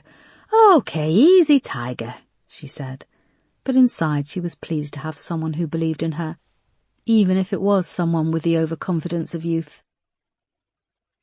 It was snowing again when she stepped out of the main entrance of Bromley Police Station. Her goodbyes had been few, and she was pleased to close the door on a difficult period in her career. She crossed the road to catch the train, and didn't look back. Chapter 19. The next morning, Erica found herself back at Sparks's old office in West End Central Police Station. The door was ajar, so she knocked and went through. Melanie Hudson was at his desk, deep in conversation on the phone, and motioned for her to come in. Erica walked into the office, doing a little detour around the patch of carpet where Sparks had collapsed. Little had changed in 4 days. There was the same view of the grey sky and the snow-covered rooftops. Melanie was now acting superintendent, and had accordingly written this on a piece of paper and taped it over Sparks's nameplate on the desk. There was no malice in this act, and Erica might have done the same, but it highlighted the clinical nature of the force. "Right, Erica, I'm hoping you can just get on with things," said Melanie, putting the phone down and rubbing her temples.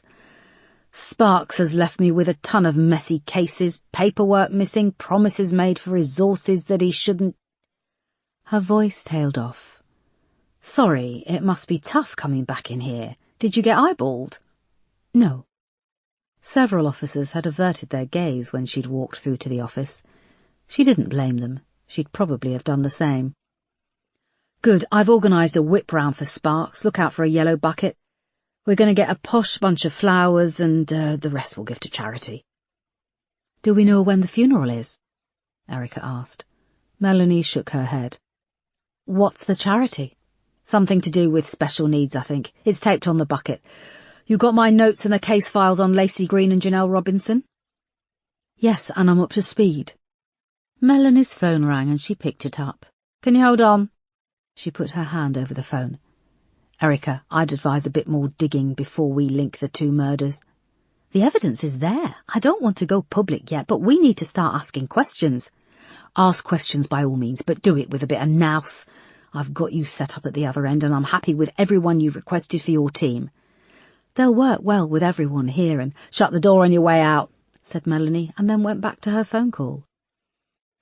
At least she didn't ask me to call her Mum, thought Erica as she left the office.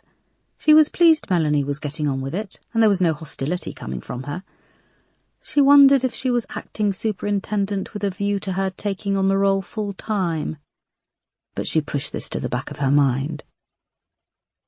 The various teams in the open plan office were busy, and there was a loud background noise of chatter and phones ringing. When she walked back down the office, she saw the area she'd been assigned, a small, cramped section with desks bookended with two frosted glass panels. The low ceiling added to the feeling of claustrophobia. Moss and Peterson were the first to arrive a few minutes later. "All right, boss," said Moss, sloughing off her huge winter coat. "So, this is our new digs?" "It's a bit smaller than I thought," said Erica. "It's Soho, it's all about square footage," said Peterson.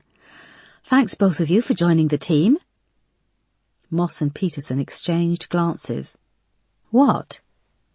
"We just wanted to check you were okay," said Moss. She lowered her voice. "No one wished Sparks dead more than me, but there's wishing and it actually happening." There was an awkward silence and Peterson shook his head. "What? I'm just being honest." "I appreciate you asking and I'm fine. I just want to get on with things," said Erica. Moss nodded and went to hang her coat up in the corner. "And are we cool?" asked Peterson, moving closer.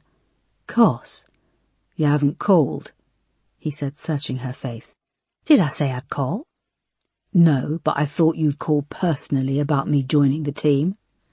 "I was being professional," said Erica, looking round the cramped office and feeling awkward. "Like it or not, Erica, we have something. I don't know what that is, but it goes beyond our professional relationship."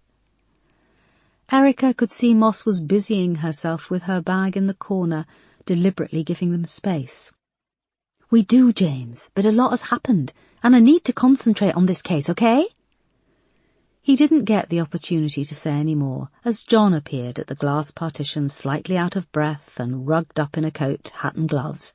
"Morning, boss," he said, and seeing Moss and Peterson, his face broke into a big smile. "Nice one. Really pleased to be working with you again." He and Peterson shook hands, and he went in for a hug with Moss. "OK, I make it 10 to 9. I need to go and make a phone call. We should have another 5 officers joining us for the briefing," said Erica, and left the office. Moss looked at Peterson as he folded his coat and sat at one of the desks. "It's going to be fine. She wouldn't have asked you to join the team if she didn't want you here." "I want to make sure I'm here for the right reasons," he said. "You are. She sees beyond whatever is going on between you personally and sees what I see, a brilliant officer." Moss perched on the edge of his desk, and it gave a lurch to one side, and the computer monitor began to slide off. "Whoops, Fatals alert!" she laughed, leaping up and grabbing the monitor just before it hit the carpet. "It's very wobbly, not at all sturdy." "Are we still talking about your backside?" Peterson grinned. Moss grabbed a folder off the desk and whacked him over the head. At 9 a.m, Erica's team were assembled, and she stood up to address them. Along with Peterson, Moss and John, she had requested Sergeant Crane, a sandy-haired officer with a cheeky grin she had worked with on the Andrea Douglas Brown case in Lewisham. There were 2 other detective constables, DC Andy Carr and DC Jennifer House, both young and smartly dressed and eager to impress, and her team was backed up by 3 civilian support workers, young women in their mid-20s with equal enthusiasm. As Erica opened her mouth to speak, she realised that Andy, Jennifer and the 3 support staff would have been 4 or 5 years old when she graduated from Hendon. Melanie Hudson was 10 years her junior, and might shortly be her senior officer. She shook these thoughts away and turned to the whiteboards, to where the crime scene photos of Lacey Green and Janelle Robinson were pinned up. "Good morning, everyone. Thank you for being punctual." There were murmurs of appreciation. "For those of you who need to get up to speed on this case, Sergeant Crane will be passing out the case notes so far." She tapped the 2 photos of the dead girls, their battered bodies lying in the dumpsters. 20-year-old Janelle Robinson and 22-year-old Lacey Green. Janelle's body was found on Monday, the 29th of August, in a dumpster adjacent to a small print works on Chichester Road in Croydon, South London. Lacey Green was found on Monday, the 9th of January, in a dumpster adjacent to a kitchen showroom in Tattersall Road in New Cross. As far as we can tell, the victims have no connection to these properties, but their deaths show consistencies. There is evidence that both were tortured over a period of 3 to 5 days and sexually assaulted with a scalpel. Both victims' femoral arteries were severed, which would have resulted in rapid fatal blood loss. There is no evidence of fatal blood loss at either scene. Severing the femoral artery would have resulted in 6 or 7 pints of blood being rapidly expelled. Erica took 2 passport photos of Janelle and Lacey, both young and fresh-faced, staring into the camera. Lacey Green was reported missing on Thursday, the 5th of January. She was living at home in North London and hadn't returned after a night out on the 4th of January. She had been due to meet someone for a blind date at 8 p.m. in the Blue Boar pub in Widmore Road, Southgate. CCTV footage has been requested, but this is taking time. Crane was now squeezing in between the desks and passing around printouts summarising the cases. Janelle Robinson's circumstances are unclear. She wasn't reported missing back in August, so we have more of a blank on her last movements. She was living and working in a youth hostel near the Barbican estate within the square mile, and from the original case notes, it wasn't unusual for her to spend time away. "What does that mean, time away?" asked Peterson. "I suppose it's a nice way of saying that she used to go AWOL, particularly if she'd met a new boyfriend. I've been asked to exercise caution with linking these 2 murders, but the circumstances of their deaths have striking similarities." There was silence for a moment as the team flicked through the briefing document. Stephen Pearson was arrested in conjunction with Lacey Green's murder, but he was released a few days ago due to insufficient evidence. Stephen is a homeless drug addict who has been living rough and in and out of homeless shelters for the past 3 months. I don't believe he had the resources or nous to plan an abduction. He was finishing off a long stretch at Pentonville when Janelle's body was found, and he wasn't released from prison until the 15th of September. He couldn't have killed Janelle, and I'm convinced that it was the same person who killed Lacey and Janelle. We need to start from the beginning. I want a detailed profile of both girls, everything we can find out. I want details on the locations where their bodies were found. I want CCTV to build up both of the girls' final movements. And I want their phones, their computers, any online history. Lacey's laptop is with digital forensics, and her last known phone signal has been triangulated to close to where she was abducted, but there is still no phone. Andy and Jennifer, I want you to get to work on this with Crane. Peterson, I want you and John to pay a visit to the youth hostel in the Barbican. We should start there with building up details of Janelle. Moss, you're with me. We're going to see Lacey Green's parents. We'll reconvene here at 4 p.m.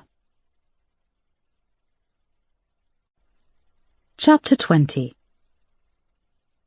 An hour later, a squad car was waiting for Erica and Moss when they emerged from Southgate Tube Station in North London. The circular concrete and glass structure seemed to float above the busy intersection, and the light filtering through was strangely beautiful in the weak January sun. Lacey Green's family lived a couple of miles from the station, in a large detached house on a quiet tree-lined street. Erica rang the bell, and there was a scrabbling sound as the locks were turned and the door was opened. Charlotte Green, Lacey's mother, was in her early 50s, and bore a striking similarity to her daughter. But her long dark hair was shot through with grey, and her eyes were bleary. Detective Constable Melissa Bates, the family liaison officer, appeared behind her in the hallway. "Hello, Mrs. Green. May we come in, please?" asked Erica, as she and Moss showed their warrant cards. Charlotte nodded absently. They followed her through to a beautifully furnished living room with bay windows overlooking the front and back garden. Beside a large brick fireplace was a large Christmas tree, still decorated but bald and brown, its needles in a thick circle on the carpet. A man kneeled in front of the dying embers of a glowing fire, coaxing a pile of fresh wood with a poker. He was thick-set, with dark hair thinning on top.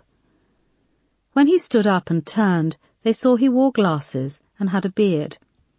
"Hello, Mr. Green," said Erica. He wiped his hands and shook with Moss and Erica. "Call me Don," he said. He had the same blank-eyed stare as his wife. They all sat, and Erica explained that she would be taking over the investigation from DCI Hudson. "Why did Melanie have to leave? We liked her. She'd caught that man," said Charlotte, looking from Erica to Moss. "I'm afraid police investigations go through staff changes much as in other workplaces," said Erica. She realised it sounded like bullshit as soon as it came out of her mouth. "Why did you let him go?" said Don, his arm gripping his wife around her shoulders. "We don't believe Stephen Pearson was responsible for your daughter's death." "How can you be sure of that? You've been on the case for, 5 minutes? "We believe your daughter's death and the death of another young woman are linked," explained Erica. "What do you mean, another young woman? Who?" asked Don, looking from one to the other and pushing his glasses up his nose with his free hand. Erica briefly outlined the details of Janelle's death, but omitted telling him her name and the location where her body had been found. "I'm telling you this in confidence. We haven't released this information, and we won't be for the time being, but I wanted to explain our reasons for releasing Stephen Pearson." Don sat forward, unhooking his arm from Charlotte. "So what you're saying is that you've known about this bastard since August, yet you've done nothing?" "Mr. Green," started Moss, "the other young woman was a runaway. She didn't have family, and sadly no one reported her missing. Her body remained unidentified for quite some time." She omitted to say that the previous investigation had screwed things up and misreported key information. "We're doing everything we can, Mr. Green. I know that sounds like a cliché. But we want to talk to you to help us build a picture of events leading up to Lacey's disappearance," added Erica. "We told Melanie all of this, and now you're making us go through it all again," started Charlotte. Don put up a hand to placate her. "Wednesday the 4th of January. Lacey left at 7 p.m. to meet a bloke. A blind date, she told us. She'd been talking to him online for a couple of weeks. She told us his name was Nico," he explained. "She met this Nico online?" asked Erica. "Yes. Online dating, a website," started Don. "Don, it was a dating app. An app is not a website," snapped Charlotte. "App, website, what does it matter?" "What do you mean, what does it matter? They need to know the correct details. Match.com it's called, the app." "Had she met anyone before through this app or any other social network?" asked Erica. Charlotte shook her head. "No, never." "This Nico, do you know how old he was, where he lived? Do you have a surname or address?" asked Moss. "No, and you should know this. We told Melanie all of this," said Charlotte. "I was against Lacey going, but this bloke seemed, well, she said she'd spoken to him on the phone. He had a Facebook profile." "I was against her going too," started Don. "You were too busy watching telly to care." She was 22, cried Don. Tears in his eyes, he lifted his glasses again to wipe them away. "I didn't want her to go," said Charlotte with pointed venom. "But she said it was only around the corner, the Blue Boar pub, and they'd been meeting in public. She was late back at first, which wasn't unusual, but then it was 2, 3, 4 in the morning and she still hadn't come home. I watched from that window. I always do it when she's due home, and I'd see her.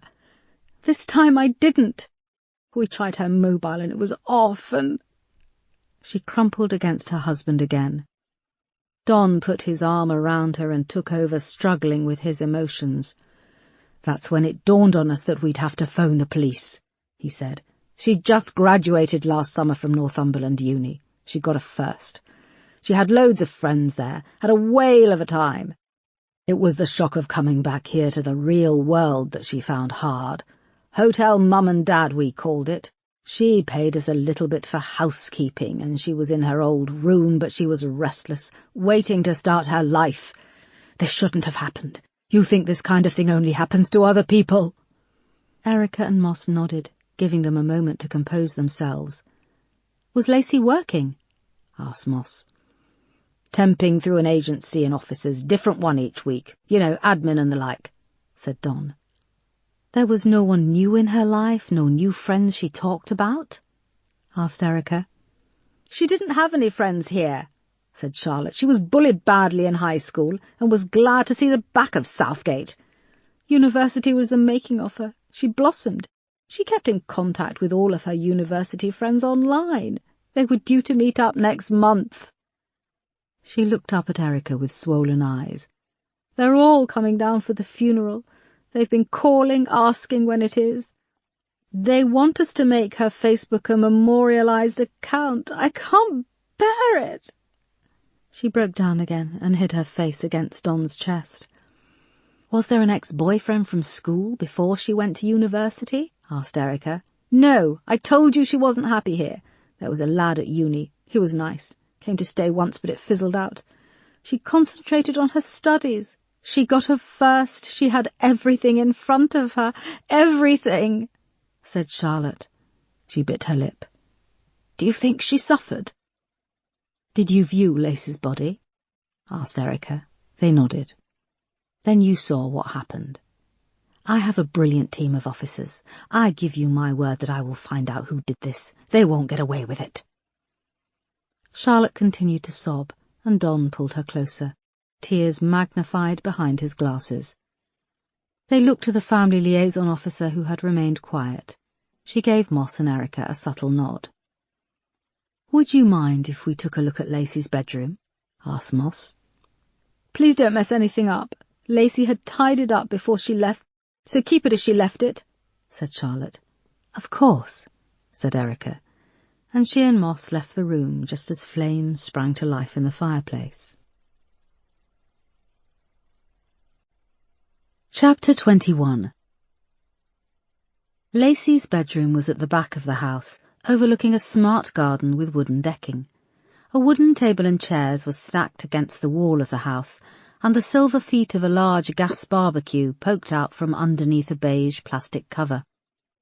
Towards the back of the garden, there was a swimming pool with a curved, retractable roof, and beyond a tall stone wall separated it from a strip of woodland. Through the trees a train clacking past broke the silence. They're posh, aren't they? Said Moss. Look at that wardrobe. That didn't come here in bits, nor did the bed, or the desk there under the window. The bedroom was frozen in time, from when Lacey was 15 or 16. There was a row of cuddly toys on the bed, and on the wall were posters of Lily Allen and Duffy. The desk was covered in makeup, some bottles of perfume, and a big mirror was propped up against the wall. I really want to know what's on her laptop, said Erica, indicating a square in the dust on the desk. We need to keep chasing the cyber team. If she was using a dating app, it would be on her phone, said Moss. Erica went to the mirrored wardrobe and slid it open. There was a huge number of clothes packed in on the rails, and it was a mixture of casual and skimpy clothes, all high quality and some designer labels. Moss went to one of the bookshelves, took down a heavy brown photo album and started to flick through.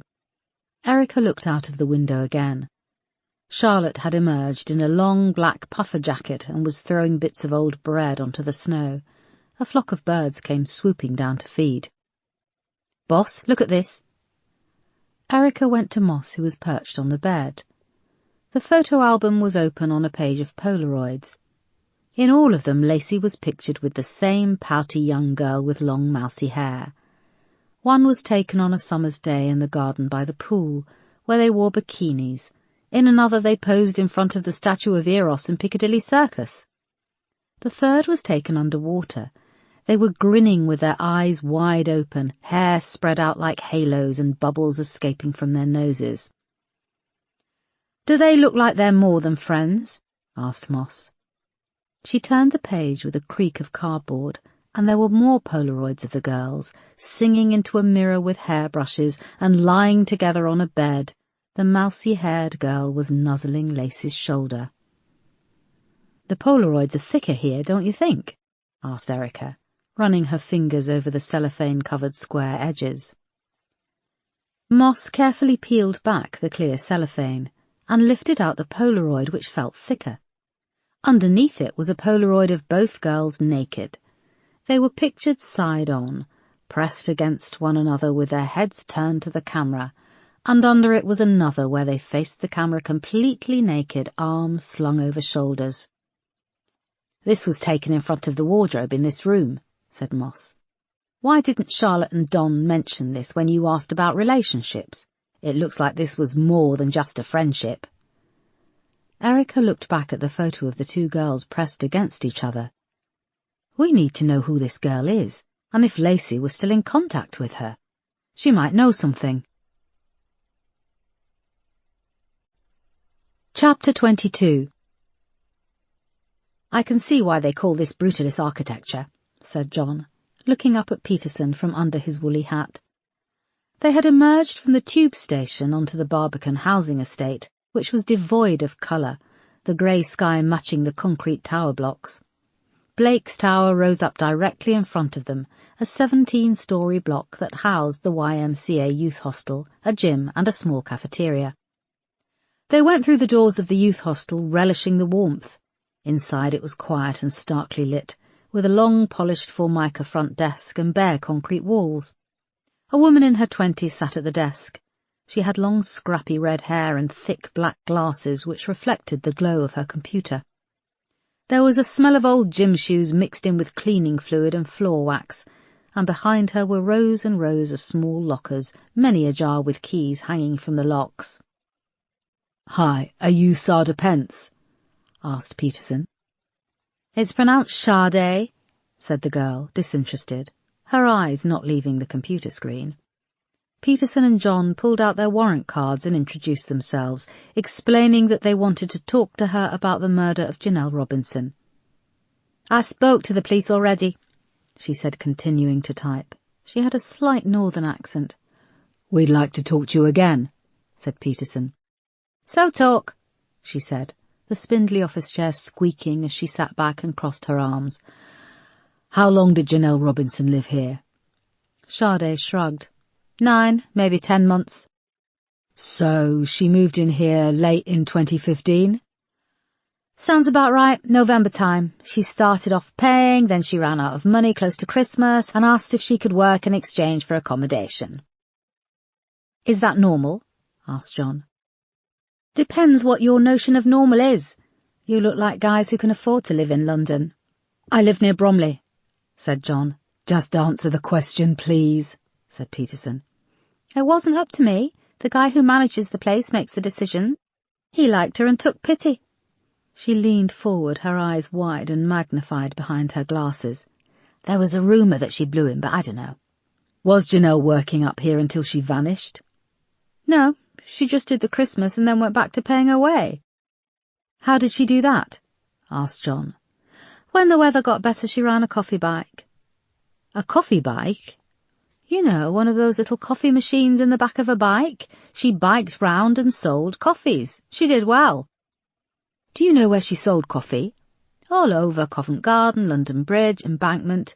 She didn't have a permit, though, so she was moving around a lot." "Where did she get the bike from?" asked John. The girl smiled. She had a grey front tooth.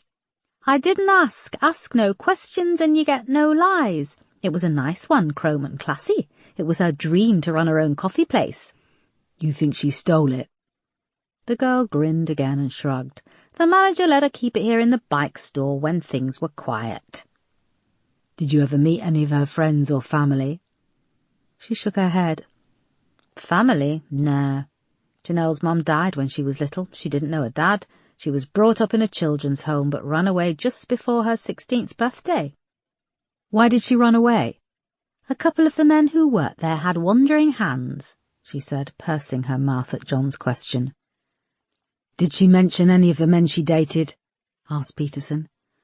Sometimes in passing, but there were lots of men. She liked men and sex. She was always dating someone new. Peterson received a text message and pulled his phone out, seeing it was from Erica. Did she ever mention a man with the name Nico?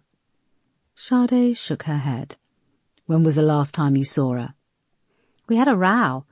It was the 23rd or the 24th of August. We had a big group of cyclists from Holland staying, and I'd told her she couldn't keep the coffee bike here because the bike store would be full. She left that morning telling me to fuck off, and she took the bike with her. It was the last time I saw her. A tear formed in the corner of her eye, and she wiped it away. I can still see her pushing it across the forecourt outside. It was a nice sunny day, too. So this was the 24th of August. Can you remember what time? I don't know, 9 in the morning. She didn't say where she was going? Asked John.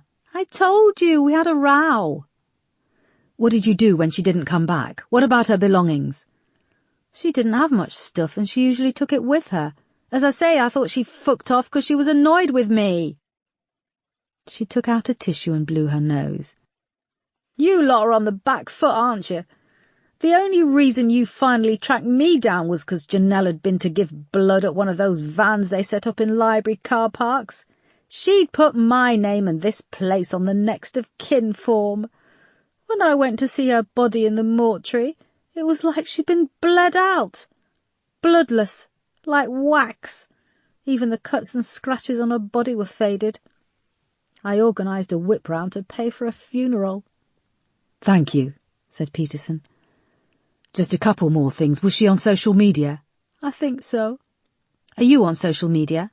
Asked John. No. Really? Not even Facebook? The girl shook her head. I think Facebook is a surveillance tool. A friend of mine has an iPhone and he's on social media. He says that when he talks about stuff with his mates, you know, like a type of flat-screen telly or a kind of beer they like, he starts to see adverts popping up for them on his phone. And this is stuff he hasn't searched for on Google or nothing, so I'm off the grid. A look passed between John and Peterson. Well, apart from when I'm at work, she said, indicating the computer on the desk in front of her. Can we get a list of all the people who were staying here in the month up until Janelle went missing?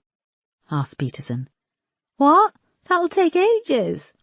I want it fast, or we'll have to organise a warrant, and that could be disruptive for your boss, said Peterson, sliding his card across the desk. She took it and nodded. An hour later, John and Peterson emerged into the cold air. What's the link? There's nothing to link Lacey and Janelle, asked John. They were both pretty girls, said Peterson. Both worked in jobs which took them around London. Lacey was a temp, Janelle had her coffee bike. He could have been anywhere. He could have seen the girls anywhere. In a city of 9 million people, added John. It started to snow again, and a freezing gust of wind blew across the stark concrete. Come on, let's get a coffee and get out of here. Chapter 23.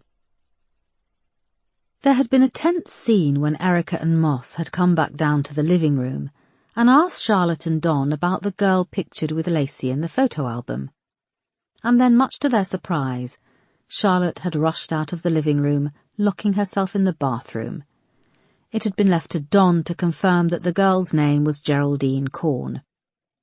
We both knew Lacey and Geraldine were close, he said. They got to know each other at high school. Lacey hated it there, and Geraldine seemed to be her only friend. For a time she was here a lot after school. She stayed for supper and slept over. When did you find out they were more than just friends? Asked Moss. Don took off his glasses and rubbed his face. Charlotte walked in on them one evening. They were in bed together. What happened? She went bonkers, banned Geraldine from coming over again. Charlotte said that it would have been the same if we found Lacey with a boy, but the fact it was a girl, it really bothered her. Did she carry on seeing Geraldine? Asked Erica. I think so. She wasn't allowed to have her here, but they were together at school. I'm sure at the weekends too. Charlotte didn't want to know. and it was just brushed under the carpet, as long as Geraldine didn't come here. I told Charlotte it was a phase, and I was right. When Lacey went off to university, she drifted apart from Geraldine, and she had a boyfriend at university. Nice lad he was, but it fizzled out. And you're sure it was a man she was meeting for this blind date? Asked Moss. He looked up at them and put his glasses back on. Well, yes, that's what she said. Do you think different? We don't know. We're still waiting on Lacey's phone and computer records. Thank you, Mr. Green, said Erica. The only reason we ask about this is so we can talk to Geraldine. I'm disappointed that you didn't come forward with this. We asked you specifically to tell us about the people Lacey knew, said Erica. This was years ago. We need to know. When you lie, you stop us being able to do our job. Please, no secrets. I promised you I would find who did this, but I need you to be honest and open with us. Don nodded, put his head in his hands and started to weep. Erica briefly laid a hand on his back, and they quietly left. You shouldn't make those promises, boss, said Moss when they emerged from the house and got into the waiting squad car. Promises? Promising them you'll find Lacey's killer. I do it to hold myself to account, said Erica, and I've never broken a promise. But those promises have almost broken you. Erica looked at Moss for a moment and then her phone rang. It was Peterson. She listened as he relayed the information they'd learned from Sade at the youth hostel in the Barbican. When she came off the phone, she told Moss. We should get in touch with the transport police. Sounds like Janelle acquired this coffee bike. Maybe one was reported stolen. This also puts Janelle at any number of locations across London before she went missing. Erica finished. I've got details for Geraldine Corn, said Moss, consulting her phone.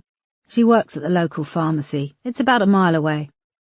Good, let's see if she can give us anything, said Erica. Chapter 24. They found the small run-down pharmacy on the end of a parade of local shops. A bell jangled when they opened the door, and inside was a quiet, studious atmosphere. The shelves were crammed and there was a smell of antiseptic and dust.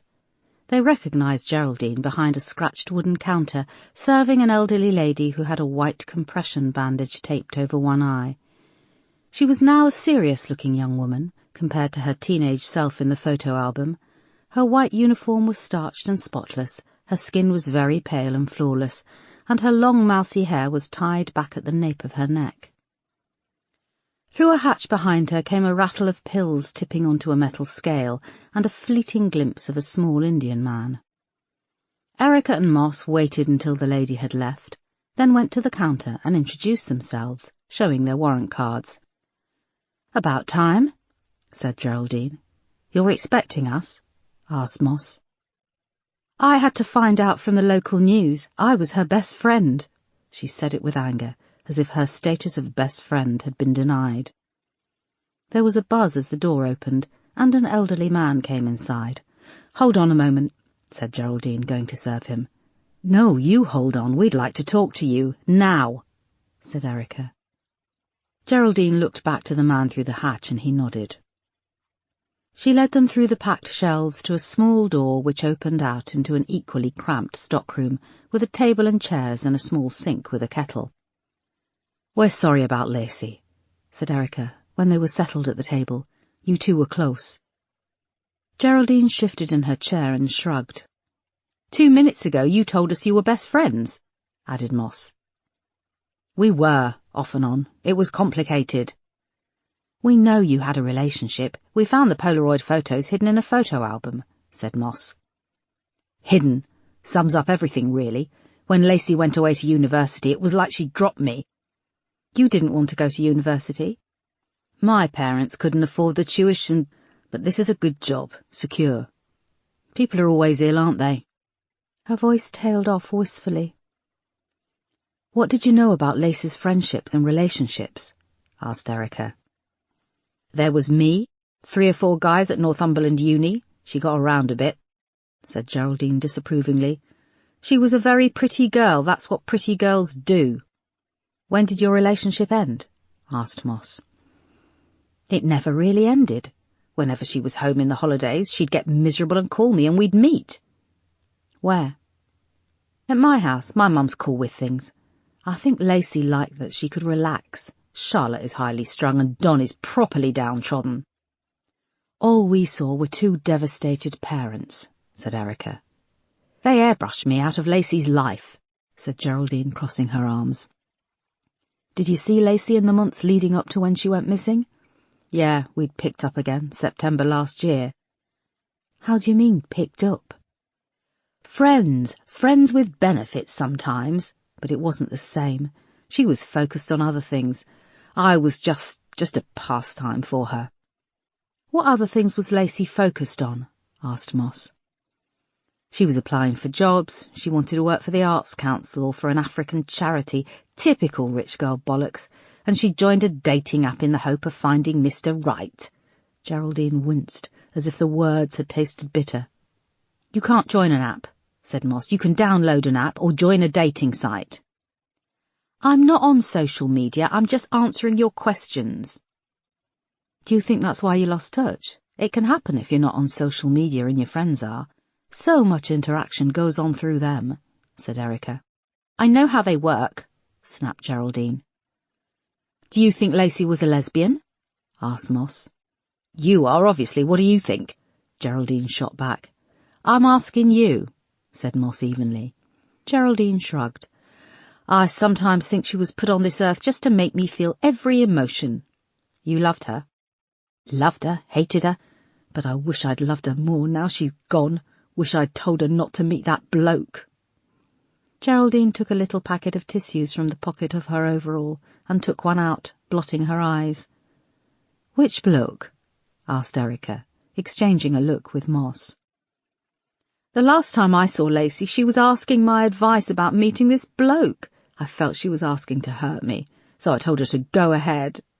She wiped tears from her eyes.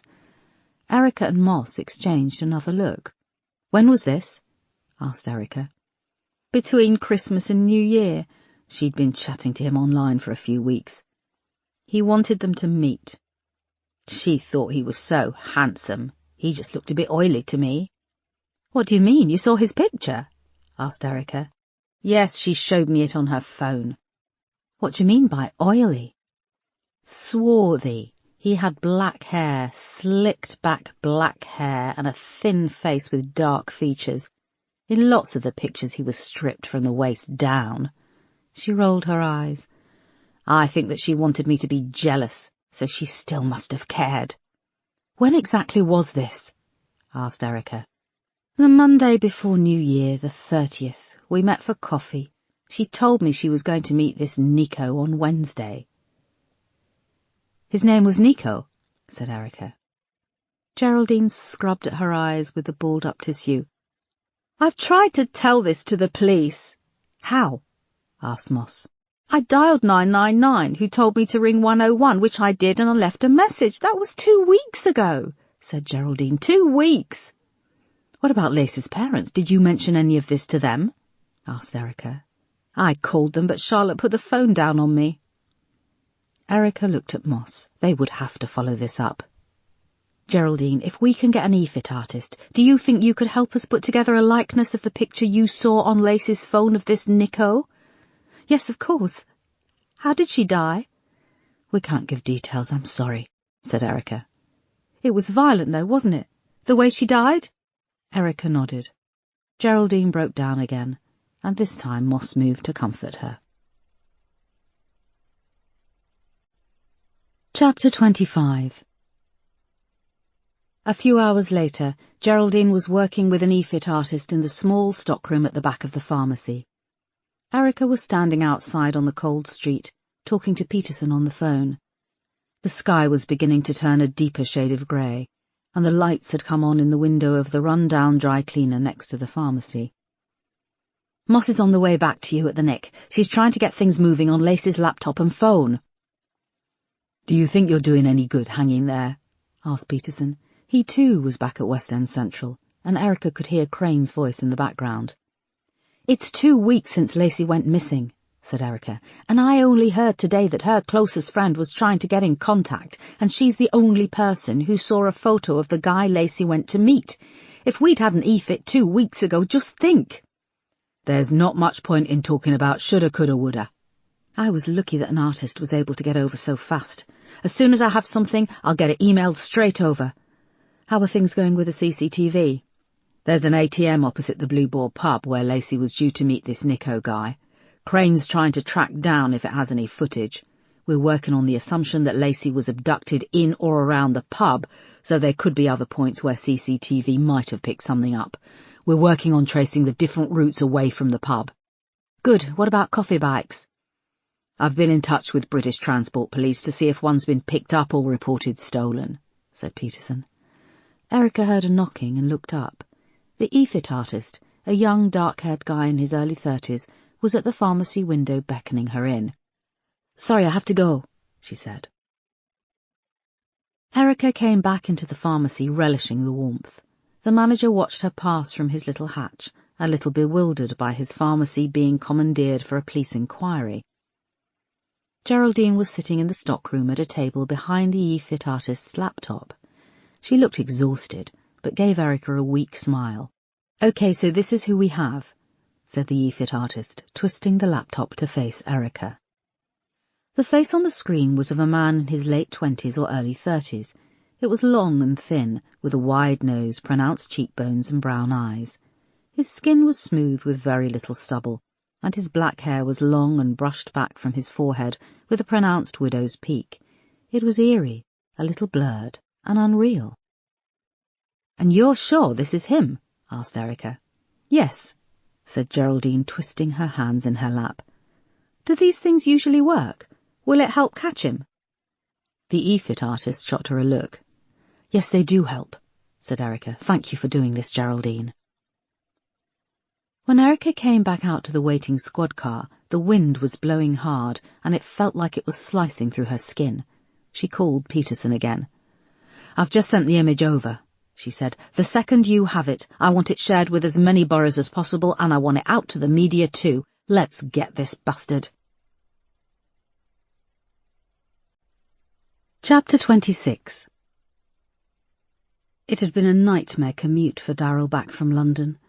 There had been no seats when he boarded the train at Waterloo East, so he had to stand crushed against the door amongst people coughing and sneezing for the best part of an hour. It had started to snow when he left the train station in his car, and this slowed his progress home even more. It was 7:30 when he reached the brow of the hill leading down to the farm, and he saw a pair of car headlights about to pull out of the gates. He slowed on the approach, thinking they would pull past him, but they were stationary, and when he neared, he saw one of the large iron gates had jammed. He stopped the car and got out. The snow was coming down thick, and he dashed over to a figure in dark blue, wrestling to get the gate open. It was only when Darrell got closer and looked past the glare of the headlights that he saw it was a police car waiting to leave the driveway, and it was a uniformed officer pulling at the gate. "Evening, you want help?" asked Darrell, holding up his hand against the snow and glare of the squad car. The police officer looked up at him. "Who are you?" "This is my parents' farm." "I think it's the mechanism jammed," said the police officer. He was young, with a boyish face and a dark goatee. "It does this sometimes. I keep telling my dad to get it fixed," said Darrell. "If we grab just under the middle section, we should be able to lift and release it." Darrell stood to one side of the gate and directed the police officer to stand at the other side, and they lifted it up a few inches off its hinge. The mechanism began to whir, and they had to step back quickly as it swung inwards. "Thanks," said the police officer, seeing his mucky hands and wiping them on his trousers. "You should tell your dad to get this fixed. Not much help in an emergency. They weigh a ton." "Yes, I will. Is everything okay?" asked Darrell, looking back at the squad car.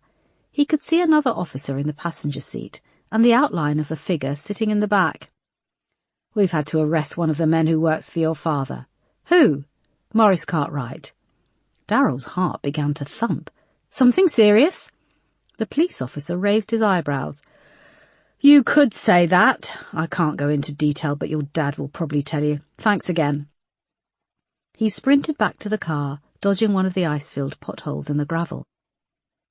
Darryl stood to one side as the car pulled past. He could see Morris in the back, his hands cuffed together on his lap. His long, thin face stared back at Darryl, black eyes devoid of emotion. Darryl waited until the squad car was halfway up the hill, then went back to his car and drove through the gates. His heart was still thumping as he passed the farmhouse, seeing the lights on in the front room. He parked under the carport behind Morris's car. He got out and went over to it and tried to open the boot. It was locked. He walked round to the front of the car and placed his hand on the hood. It was cold. Grendel met him at the back door with a volley of barks and licks, and he hung up his coat in the boot room. He could hear his mother and father beyond the kitchen, talking in hushed voices. He went through and found them in the farm office. John was sitting at the messy desk, which was dominated by a huge old desktop computer. Mary was standing by his side, her hand leaning on the desk. They both looked concerned. The walls were packed with floor-to-ceiling shelves stuffed with paperwork. There was an aerial map on the back wall, slightly faded, and it showed the land as it had been 12 years earlier. The trees surrounding the swimming pool had just been planted, and were yet to turn into towering giants. "I just saw the police. What's Morris done?" asked Darryl. John shook his head. "Bloody fool! He's been nicking fertiliser off us and trying to flog it to the neighbouring farms." Mary placed a hand on John's shoulder, but he shook it off. "Problem is that when anyone tries to sell the combination of chemical fertiliser Morris got hold of, it rings alarm bells, and farmers are told to contact the police. Terrorists can make bombs with the chemicals." "They think Morris is a threat to national security?" said Darryl, unable to mask a smile. "It's not funny, Darryl," shrilled his mother. "Come on, it is. The police think Morris is a terrorist. He couldn't blow up a balloon without screwing it up," said Darryl, trying not to laugh. "He was only ever going to make a couple of hundred at most. He should have come to me. Now I've lost a good milker," said John. "Now, come on, John, it might only be for a while," said Mary, placing a hand on his shoulder. "Go on, get supper on the table, Darryl's home," he snapped, shaking her off. She nodded obediently and moved off to the kitchen. "What happens now?" asked Darryl. "Morris has a record, and they like to come down hard on stuff like this. He could go down." Darryl had a sudden image of skinny little Morris in a prison cell, begging and squealing as he was held down and raped by 3 big blokes. A snorting laugh escaped him, and John shot him a look. "Sorry, Dad, I'll just go and wash my hands for dinner," he said. Darryl went through to the kitchen and up to his bedroom, where he turned on the light and shut the door and burst out laughing. It went on for a few minutes until he wiped his eyes and got himself under control. He went to the window by his desk and drew the curtains. He jiggled the mouse to wake up his computer and sat down, typing in his password.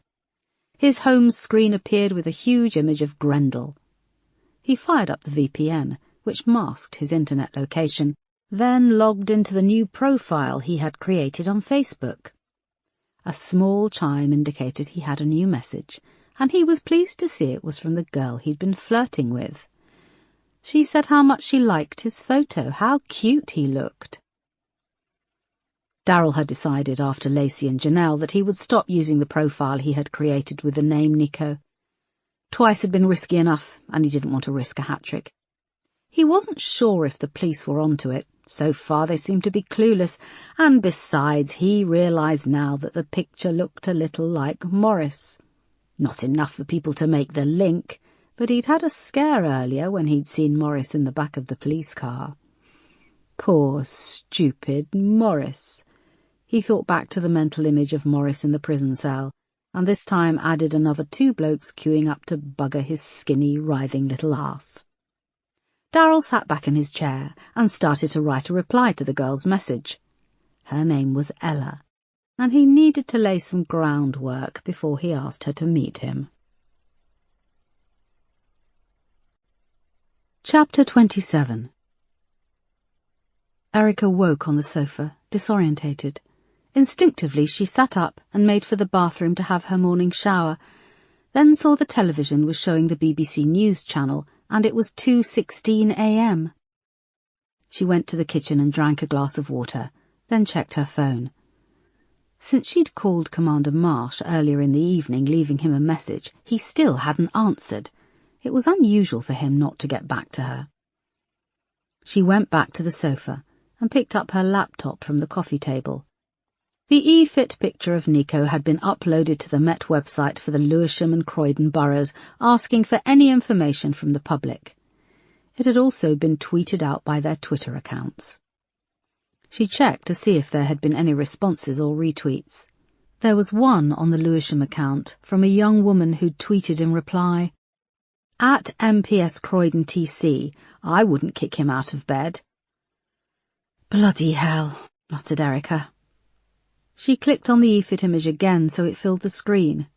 It was a chilling face, determined, ruthless, a bit of rough. His face had mixed heritage, British or French with a little South America perhaps. Would he blend into all the other e-fits?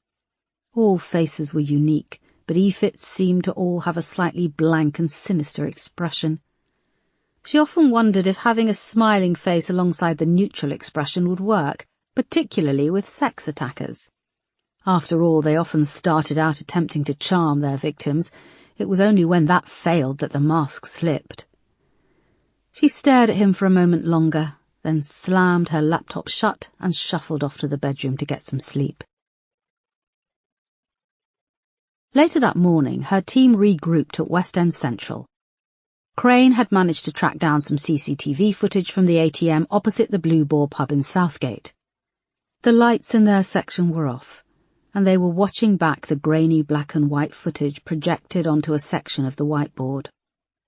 "The problem we have is that the built-in camera in the ATM is positioned at a high angle looking down," said Crane. "The people on the other side of the road where the pub is can only be seen fully in their approach before the top half of their bodies is out of shot." They watched as a man with a dog walked past, the top of his body vanishing when he reached the pub, so that his black Labrador trotted along beside a pair of moving legs. "So, in other words, it's useless," said Erica. "Not completely useless," said Crane. "We've got the time-stamped footage from Wednesday the 4th of January. Lacey Green was due to meet this Nico at 8 p.m. He fast-forwarded the footage through the afternoon and then slowed it down. The timestamps sped through 6 p.m. OK, we're running through the footage at 12 times the speed from 7 p.m. onwards. There's no one around. Only a smattering of cars passing. It's just coming off rush hour. However, this car goes past 3 times in the space of 5 minutes. He paused on a small car moving from right to left. See? First time is 7:55 p.m. He sped the footage again. Then a minute later, look, it comes back into shot in the other direction. Here it comes again. It goes past a third time at 7:58 p.m, goes out of shot past the pub. On the screen, a blurred image of a young woman walked along the road towards the pub, her dark hair catching in the breeze. Crane paused the image. She wore dark knee-high boots and a dark jacket. And here we have Lacey Green. It took Erica's breath away for a moment to see Lacey alive and well. Here in the incident room they all knew what was going to happen, but the girl on screen was clueless what awaited her. Most probably she was excited at the prospect of a date. Crane pressed play and Lacey started to walk, but as she reached the pub the top half of her was cut out of shot. "Are we sure that's Lacey?" asked Erica. "It's the only young woman matching her height and appearance who passed the pub all evening," said Crane. On screen Lacey's legs had moved out of shot. "We can't see the bloody entrance to the pub, so we don't know if she went in," asked Erica. "She didn't," said Jennifer. "I spoke to a lad who was working on the bar on Wednesday the 4th of January. He said it was very quiet, being just after New Year, and only a handful of regulars came in all night. Lacey wasn't one of them. Another girl he was working with backs this up." "So she vanishes out of shot just past or by the pub at 7:59 p.m, said Erica. "What about that car? The bloody footage is blurry as hell, and it's black and white. Can we get a number plate?" "No, I've already asked the boys at Digital Forensics. They can enhance an image, but it needs to be clear in the first place. All we'll get is a mush of pixels. We also can't tell what colour the car is," said Crane. "What about the model?" Erica looked around the incident room. "It looks like a Fiat or a Renault," said John. "Or one of those Ford cars, perhaps a Citroën," added Crane. "We need to do better than that," snapped Erica. "How far along are you getting CCTV footage from the surrounding area to follow the car?" "We got this footage late last night," said Crane. "There's no other CCTV cameras until you hit the area around Southgate Tube. Of course, I've requested and we're keeping our eyes peeled." "What about Lacey's phone?" "We've had mast data back," said Moss. She flicked the lights back on and went to her desk and picked up a printout. "There are 3 mobile phone masts in the area of the Blue Boar pub, and we triangulated the last signal from Lacey's phone, which was at 8:21 p.m. on the 4th of January.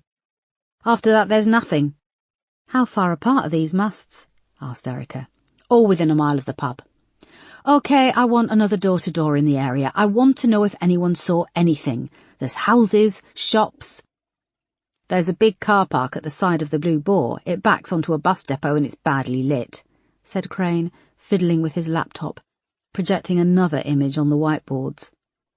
This time it was a Google Street View image of the car park next to the pub. It had been taken on a summer's day. The road was busy and the surrounding trees green. "He could have grabbed her there," said Peterson. "It was dark." "And switched her phone off so her movements couldn't be tracked," said Erica. She looked at the Google Street View image as Crane shifted the view along Widmore Road. A bus was passing in one photo. Buses have CCTV. Find out what buses go on that route and pull bus footage from TfL. It's a long shot, but one of those cameras might have got something. What about Lacey's laptop? "It's a priority case, but I've been told another 24 hours, said Jennifer. "I'll have a word with them." Erica could see the team looked disheartened. "We have to keep asking questions, however stupid they may be. Answers solve the case. This devil, whoever he may be, is in the detail.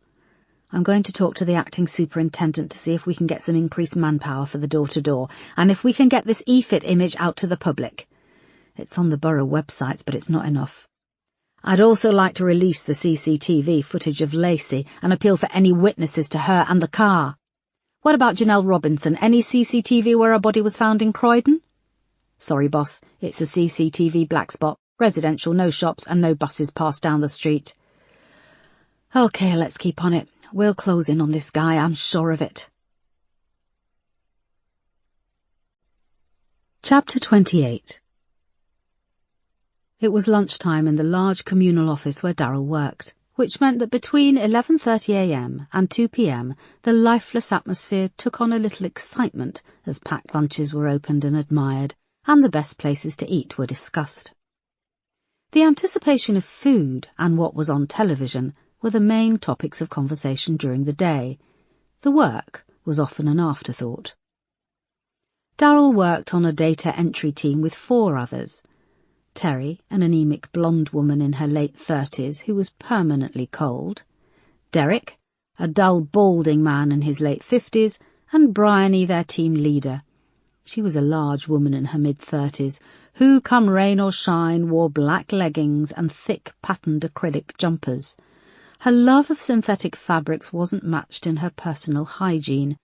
A beefy tang of body odour permanently hung over their section, a grid of cubicles in the centre of the office. Darryl had worked with this firm for almost 3 years and mostly kept to himself. He'd started as a temp, and laziness and the ease of regular money had meant the time had flown by. He hadn't been to university, and after several disastrous attempts at working for his father on the farm, this job was an escape and an act of defiance. Since his brother Joe had died, Darryl was the only heir to the farm, and he was determined never to be a farmer. Darryl had spent the morning inputting the results of a customer survey, and, seeing it was 7 minutes to 1, he minimised the screen. He always took lunch at 1, neatly halving the working day. Across the low partition, Bryony was sitting at her desk, chewing rhythmically like a cow, with a Big Mac in one hand and a steaming cup of coffee in the other. She was reading something on her computer. A tall, attractive girl came up to the cubicle next to her and took off her coat, shaking out her long dark hair. She placed a paper bag from a local deli on her desk. Her name was Katrina, and she was the new temp who'd started the week before. "Is this about that poor girl who they found in the rubbish bin?" asked Katrina, indicating the screen. Bryony swallowed. "Yes, they've released an artist's impression of the bloke they're looking for," she said, and pushed the last of the burger into her mouth. "Where'd you see this?" asked Darryl, trying to keep his voice even. Bryony flapped around, her mouth full. "On the BBC homepage halfway down," said Katrina. Darryl logged onto the website. It was a shock to see the e-fit and details of the case. It had seemed like for so long the police hadn't cared. Now he saw it on the screen, it made him scared and a little thrilled. Who led them to Nico, he thought. He'd been careful, using a VPN to mask his footprints online. There was nothing they could trace back to him. Had they found Lacey's phone? Or got into her laptop? He took a deep breath. It was okay. If that was all they'd done, then he was okay. He scanned the rest of the article. "They did arrest a man, but they let him go," Bryony was saying, brushing crumbs from her jumper. "I live quite close to New Cross." "You do? Where?" said Katrina, tilting her head in mock sympathy. "Well, a few miles. I'm just down the road near Bermondsey." "Don't worry, I don't think he'll come after you," Katrina replied, patting her shoulder. Bryony gave her a look of pathetic gratefulness. As far as Darryl could see from the article, a friend of Lacey's had helped the police with the e-fit. It would figure that Lacey had shown her Nico's profile. "Where do you live, Katrina?" asked Bryony. "West London," she said, sitting and taking out a box salad and a bottle of water. "You're making me look bad," said Bryony, glancing at her grease-spotted McDonald's bag. "Don't be silly, I pig out all the time," said Katrina, with a flick of her immaculate hair. What a liar, thought Darryl. "I've heard West London is really nice," said Bryony. Katrina nodded. "You must take the district line to work then," said Darryl. Katrina looked across the partition as if noticing him for the first time. Sometimes," she said, tucking a long, glossy strand of hair behind her ear and opening her salad. He kept eye contact with her and smiled. "Darryl, I make it 1 o'clock. Aren't you on lunch now?" said Bryony, tapping her watch. "Ah, yes, McDonald's or salad, McDonald's or salad," he said. "You are what you eat." He flicked off his computer and stood up, pulling on his jacket. He had a photo of Grendel tacked to the bottom of the monitor. He straightened it and picked up his wallet and phone, studying Katrina from the corner of his eye. He knew exactly where she lived, in a small flat just off Chiswick High Road. She had a Facebook profile which she hadn't bothered to secure. She also used Instagram and Foursquare. He knew she was single, and she'd been on 2 disastrous dates in the past month. The first to see a movie with a bloke with hands like an octopus, the second with a rich city worker to a bar at Canary Wharf. She'd drunk Long Island iced teas, one at 7:30 p.m. and the second at 7:53 p.m, if the timings on her Instagram photos were accurate, and she'd posted that she was debating a third drink, but she didn't want the bloke she was with to think she was easy. However, judging by the hundreds of photos Darryl had copied from her Facebook page to the hard drive on his computer at home, Katrina was easy. He'd spent a couple of hours the previous evening masturbating over pictures of her dressed in a schoolgirl outfit for Halloween and a bikini shot taken on a beach in Ibiza. Katrina caught him looking at her and smiled awkwardly. He grinned back at her and left. "It's 1:02 p.m, don't forget to put that in your timesheet," called Bryony after him. Darryl stepped out of the office and joined the lunchtime crowds near Borough Market. Wearing a decent suit and black jacket, he blended in with scores of office workers on the lunch run. He wasn't interested in Katrina. Well, he was, but as a colleague she was too close. It could be traced back to him. The girl he'd set his sights on was called Ella.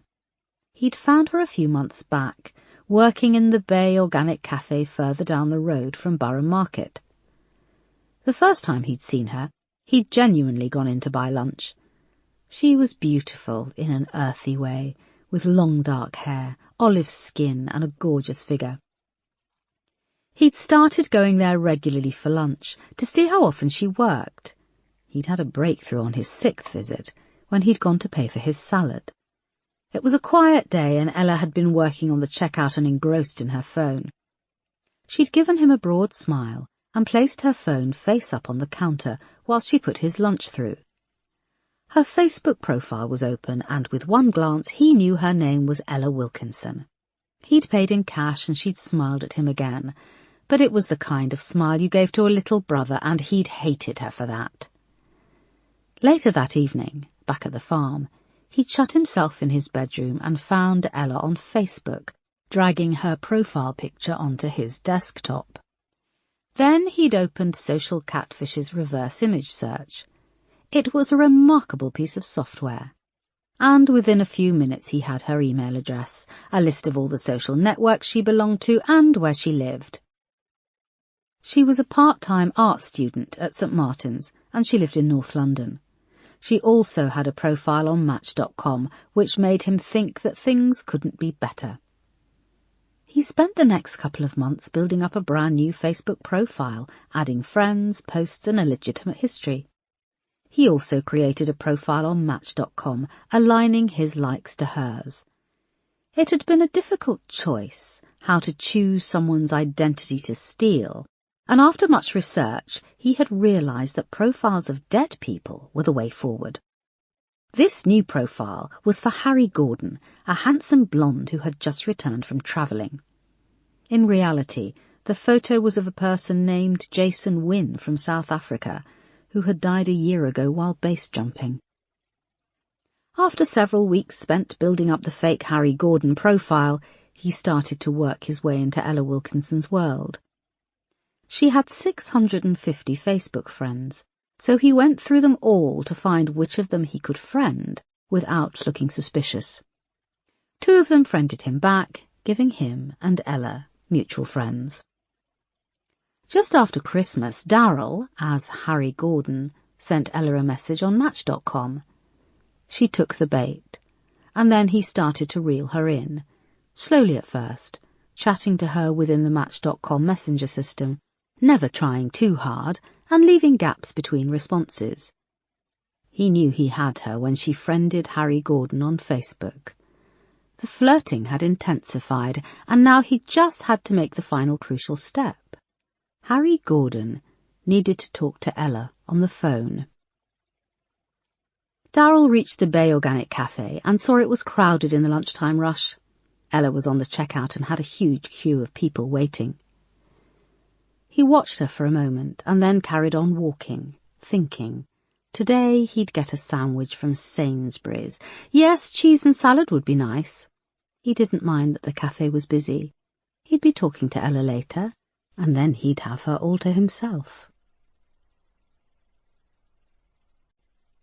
Chapter 29.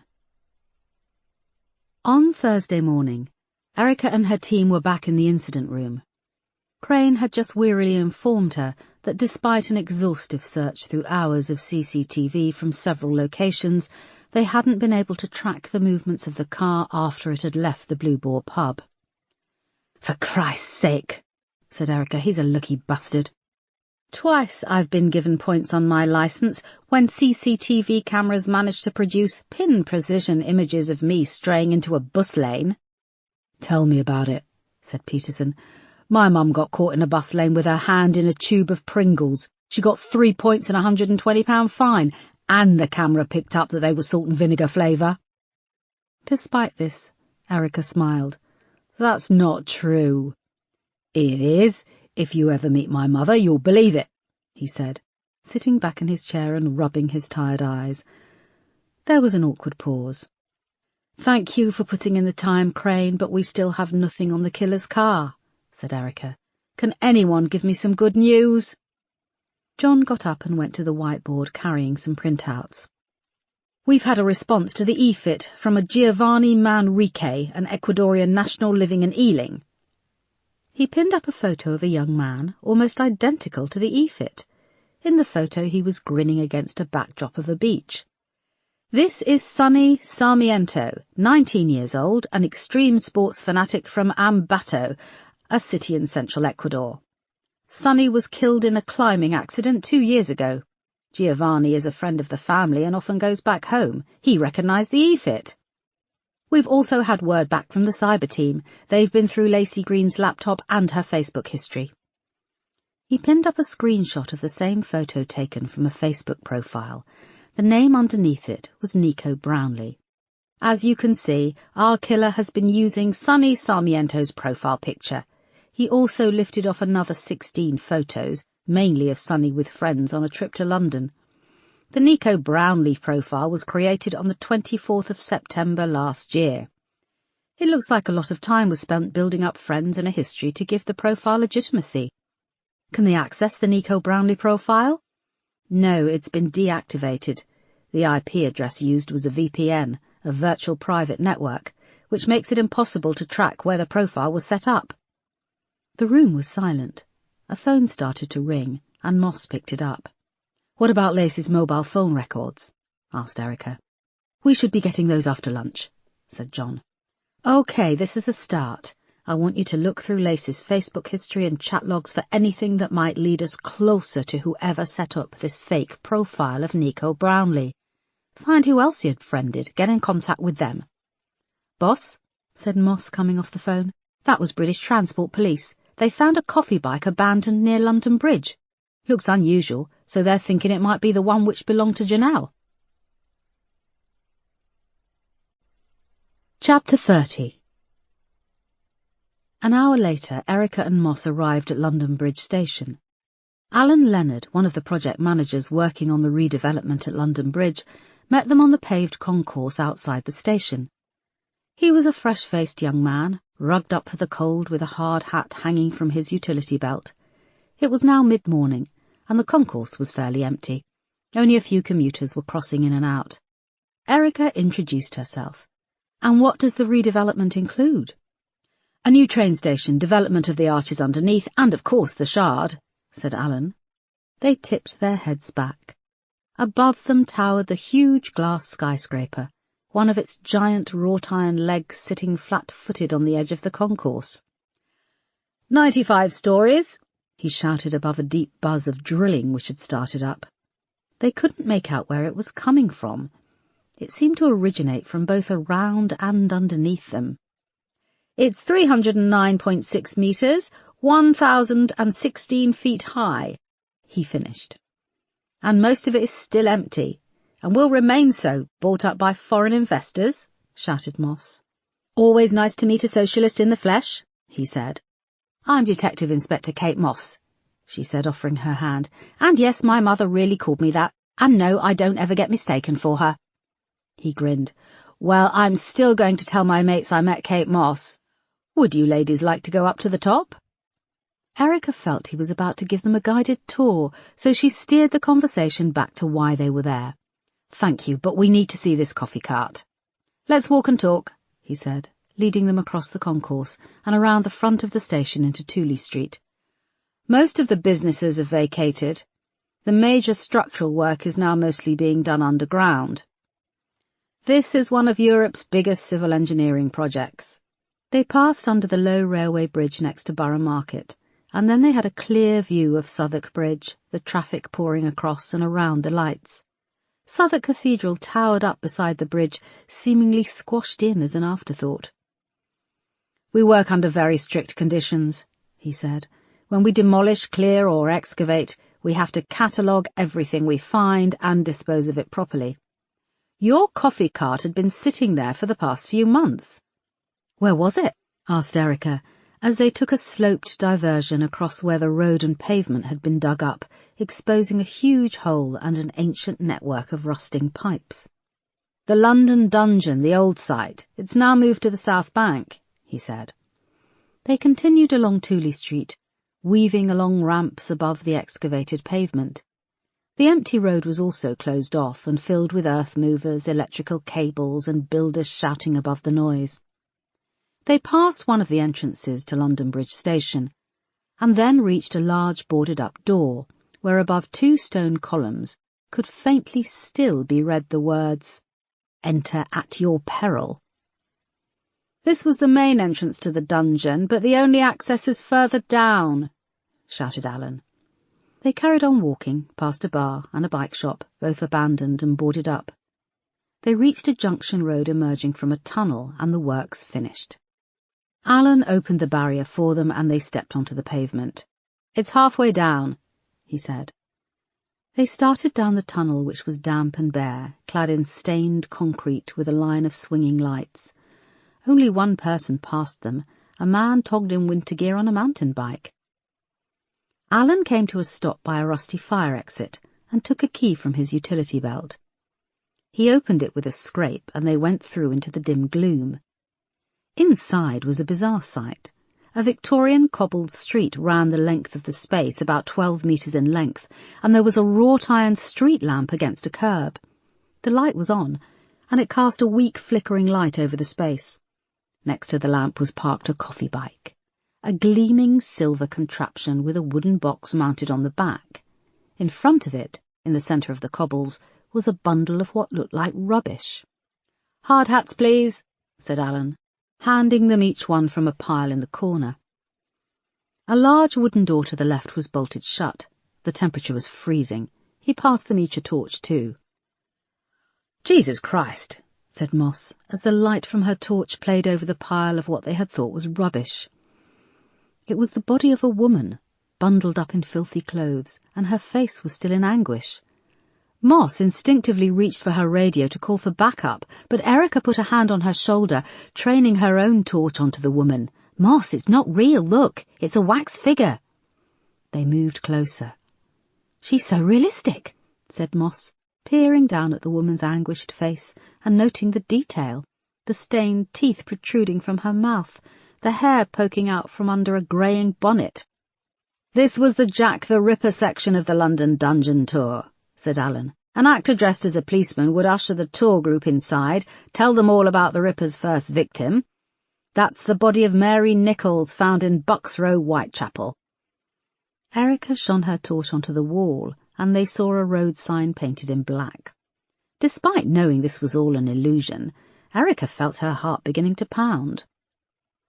"She's not real, but she is. She was a real person," said Moss, "as real as Lacey Green and Janelle Robinson." "Why is all this still here?" asked Erica. "The site is being redeveloped, so the London Dungeon moved to the South Bank. This interior is due to be ripped out next week." Erica was feeling chilled. She forced herself to focus on the bike, leaning on its stand next to the lamppost. Alan went on. "I'm in contact with the British Transport Police every day, because the tube and train stations have to remain open during all of this construction. I heard they were looking for a coffee bike and remembered this." Erica and Moss pulled on their latex gloves and moved to look at the coffee bike. Alan trained his torch onto it. The wooden box at the back was padlocked. "Have you got a bolt cutter?" asked Erica. Alan went to the corner and found a pair. Erica took them and clipped open the padlock. Moss unhooked it, and they carefully opened the wooden box at the back. The top of the box tipped back onto the bike seat, and the 2 sides came apart in flaps and hung down over the back wheel. Printed on the inside was the price list. Inside the box was a small shelf with a metal coffee machine, a tiny fridge, paper cups, condiments, and a small cash box. "Geez," said Moss, opening the fridge and quickly closing it. "That milk has been in there a long time." The nasty smell of sour milk wafted over, and Erica felt her stomach lurch. She gulped and ran her hands along the sides of the coffee machine and came into contact with something. She gently teased out an iPhone. "Janelle's?" said Moss, her eyes lighting up. There was a compartment under the coffee machine where clothes were neatly stashed. A pair of jeans, some tops, bras and pants. There was also a small wash bag. "Can we see a key for this cash box?" asked Moss, lifting it up. "Geez, this has to be Janelle's." Alan watched from his spot by the fire exit. "And who has access here?" asked Erica. There's a security team who patrol every 24 hours, but this is a very strange site. There are all sorts of props still left over from when it was a working attraction. They just assumed that the bike was part of the tour, along with the body and the cobbled street. They thought that during Jack the Ripper's era you could get a takeaway macchiato? Asked Moss. Alan nodded wearily. We have a lot of foreign workers. Can you find out when the bike appeared here? Asked Erica. I don't know. The staff turnover is huge. We use multiple agencies. I'll try. Thank you. Erica looked around at the gloomy space and back to the wax body of Mary Nichols lying at the base of the stairs. Let's get this closed off. I want the whole area printed, and the bike going over with a fine tooth comb. Chapter 31. Erica was back at West End Central and had gone to see Melanie in her office. It was now dark outside. The coffee bike belongs to Janelle Robinson, said Erica. It's been positively ID'd by a friend who worked at the Barbican YMCA where Janelle was living. We also found Janelle's mobile phone with the bike and her clothes and toiletries. Melanie sat back in her chair. She looked tired. Hang on, she said, putting up a hand. Why was she hocking her clothes and toiletries in a coffee bike? Well, according to the friend, whose name is Sade Pence, she tells us Janelle had a real thing about not leaving her belongings anywhere. It started when she was in the children's home.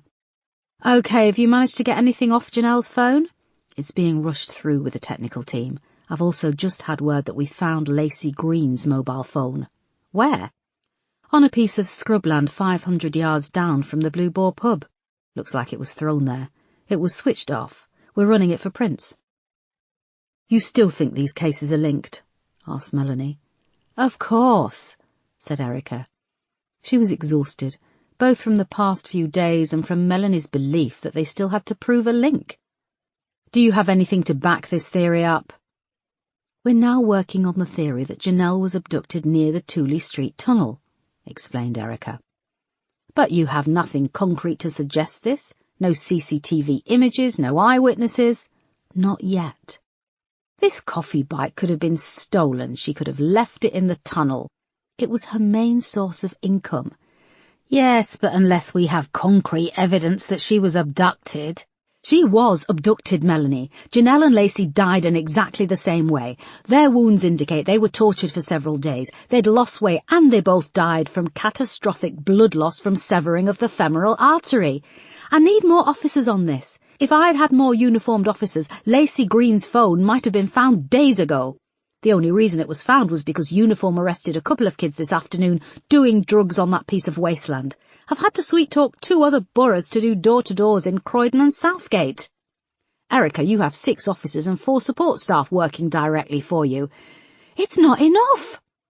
Do you have any idea what this job is like? Said Melanie, unable to hide her anger. There are finite resources. You think I'm against you. I'm not. I fought for you to keep John McGorry. John? Why? What happened? I had a call from Superintendent Yale wanting him back. It's okay, he's not going anywhere, but you will have to work with what you've got. What if this person abducts another young woman? If he does, then of course, Erica, I will throw every resource your way, she said, then went back to work at her computer. We're done here. Erica started to leave, then came back to the desk. Melanie, I've worked on so many cases like this.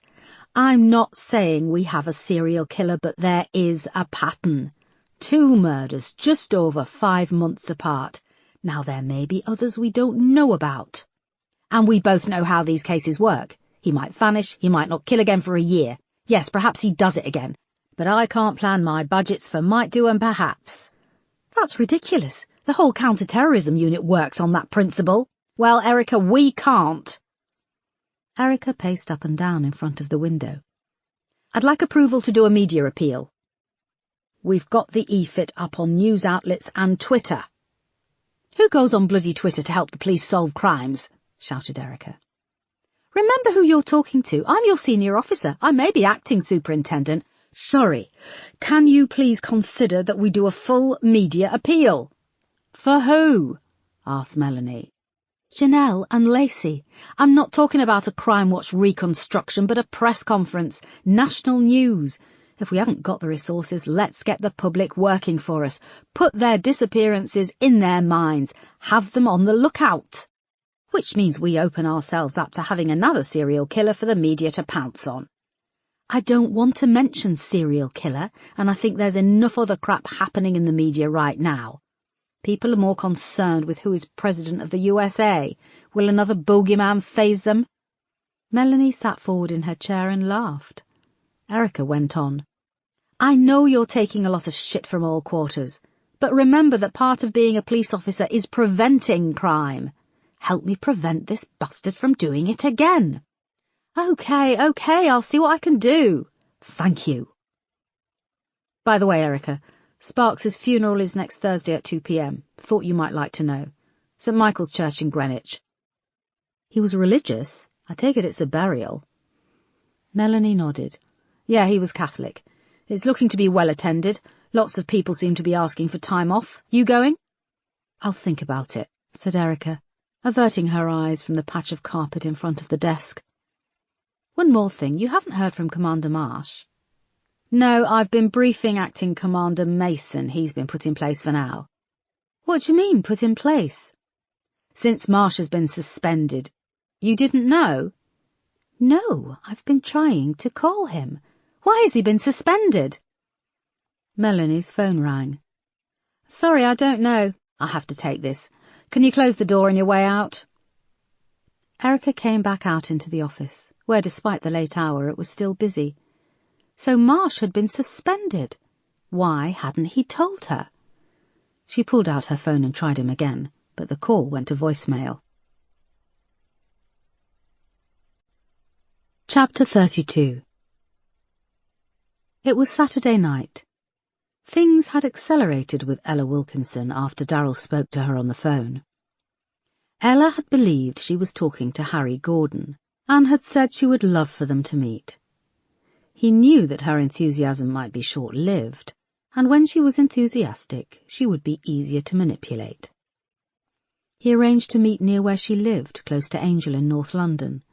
It was a good location, packed with edgy bars and restaurants near a sprawl of residential houses. There were huge risks involved with being so central, but to Darryl it was all about perspective. He had manipulated the situation so that Ella believed she was the one in control. She'd friended him, she'd suggested they speak on the phone, and then she'd suggested that they meet, and meeting on her turf would make her even more relaxed. At 7:40 p.m, Darryl turned into Weston Street, relieved to see it wasn't busy. It was a quiet road a few streets back from Angel Tube Station, and there was a cool indie bar at the end. Just the kind of cool place someone sexy like Harry Gordon would take a first date. The snow was just starting to melt, and he could hear the sound of the slush under the wheels of the car. He checked online where the major CCTV cameras were placed, and he had managed to avoid most of them. He hadn't been able to avoid the congestion charge zone cameras coming into London, but that only mattered if they were looking for him. Where he was due to meet Ella was clear of CCTV cameras for a few streets, and providing no one saw him grab her, he was home free. He drove past the bar, which was on the corner of a main road and a quiet street of houses. Quite a few houses had their lights on, but this was a cold night, a cold Saturday night, and they had better things to do than peer out of their windows. He slowed when a taxi appeared in his rear-view mirror, and he pulled over to let it pass. The road was deserted again. He gripped the steering wheel with his leather-gloved hands and took deep breaths. He only had one chance to do this. He drove around the block a couple of times and then parked 100 yards down from the bar, switching off his engine and lights. The bar was playing music, but it looked quiet. The smoked glass windows glowed red and cast a hue over the snow-covered pavement. A bouncer was stationed outside in a huge coat and woolly hat, but he was absorbed in his phone. The minutes ticked by as Darryl sat in the dark, the car growing colder, his breath coming out in a stream of vapour, And then he saw her. Ella Wilkinson appeared further down the street. She wore a long coat, boots, and had a bag slung over her shoulder. Her long dark hair flowed behind her as she moved with purpose toward the bar. She wasn't wearing a scarf or a hat. Clearly she wanted her body to be seen, appreciated. He reached down to the ignition, started the car and pulled out, passing the bar where Ella stood waiting on the corner. His heart skipped a little. She came. She's really there to meet me, he thought. Then he felt anger. She was there to meet Harry Gordon. He indicated and slowed, turning right into a side street, parking at the curb. The entrance to the bar was now just around the corner where soft red light was spilling out into the darkness and onto Ella, waiting on the icy pavement. She wore a long fur coat, fake, he knew she was anti-fur, and had a small black and white handbag slinging from her shoulder. Her long hair spilled down her back. She shifted onto her other leg and checked her watch. Her striking beauty took his breath away, and he started to sweat despite the cold in the car. A taxi came rattling round the corner and trundled past. He used the delay to reach into the glove compartment and pull out a map. Underneath was a square leather sap with white stitching. He felt its weight in his hand. When the taxi passed, he checked the road. He was parked in a pool of shadows just a few yards down from the corner. There were no lights on in the houses either side. He took a deep breath. It wasn't too late. He could just go. His heart raced and he felt sick, but the adrenaline was pumping through him, and he looked back at Ella, waiting for him. Keeping the sap under the map, he opened the door and got out. Chapter 33. Ella Wilkinson checked her watch. It was 8:15. Her date, Harry, had said he'd be here at 8. She was freezing cold, waiting on the pavement outside the bar, and it was eerily quiet. Behind her a tall, dark-haired bouncer was shifting on his feet in the doorway, absorbed in a game on his phone. A low hum of chatter and the click-clack of pool balls floated over. She glanced round, and the bouncer looked her up and down, taking in her low-cut black top and skinny jeans. She turned away again, buttoning up her coat, a sense of unease growing inside her. When she'd left the house, her housemate Maggie had been lying in front of the TV wearing her tartan pyjamas, ready to watch The Voice. "Ella, at least put on a scarf and a woolly hat. No man's worth getting pneumonia for," she'd said, peering over her little round glasses. "This is the first time he'll see me properly, not just from pictures online. I want to look even better in the flesh," she'd replied, twirling her hand over her cleavage in the low-cut black top. "First impressions are important." "His first impression will be that you're a sure thing," Maggie replied. "Text me when you get there, and text me if you stay out." "Course I will. You promise?" "I promise." Feeling the bouncer's gaze on her back, Ella opened her bag and rummaged inside for her phone. "Sorry, excuse me," said a voice. She turned. A strange, geeky-looking guy with brown hair was standing in the shadows, just around the corner of the building. He wore an ill-fitting black suit with a spotted bow tie. She ignored him and turned back to her phone. "Sorry to bother you. Hello, can you help me?" he asked. She turned back again as he moved closer into the pool of light cast by the streetlights.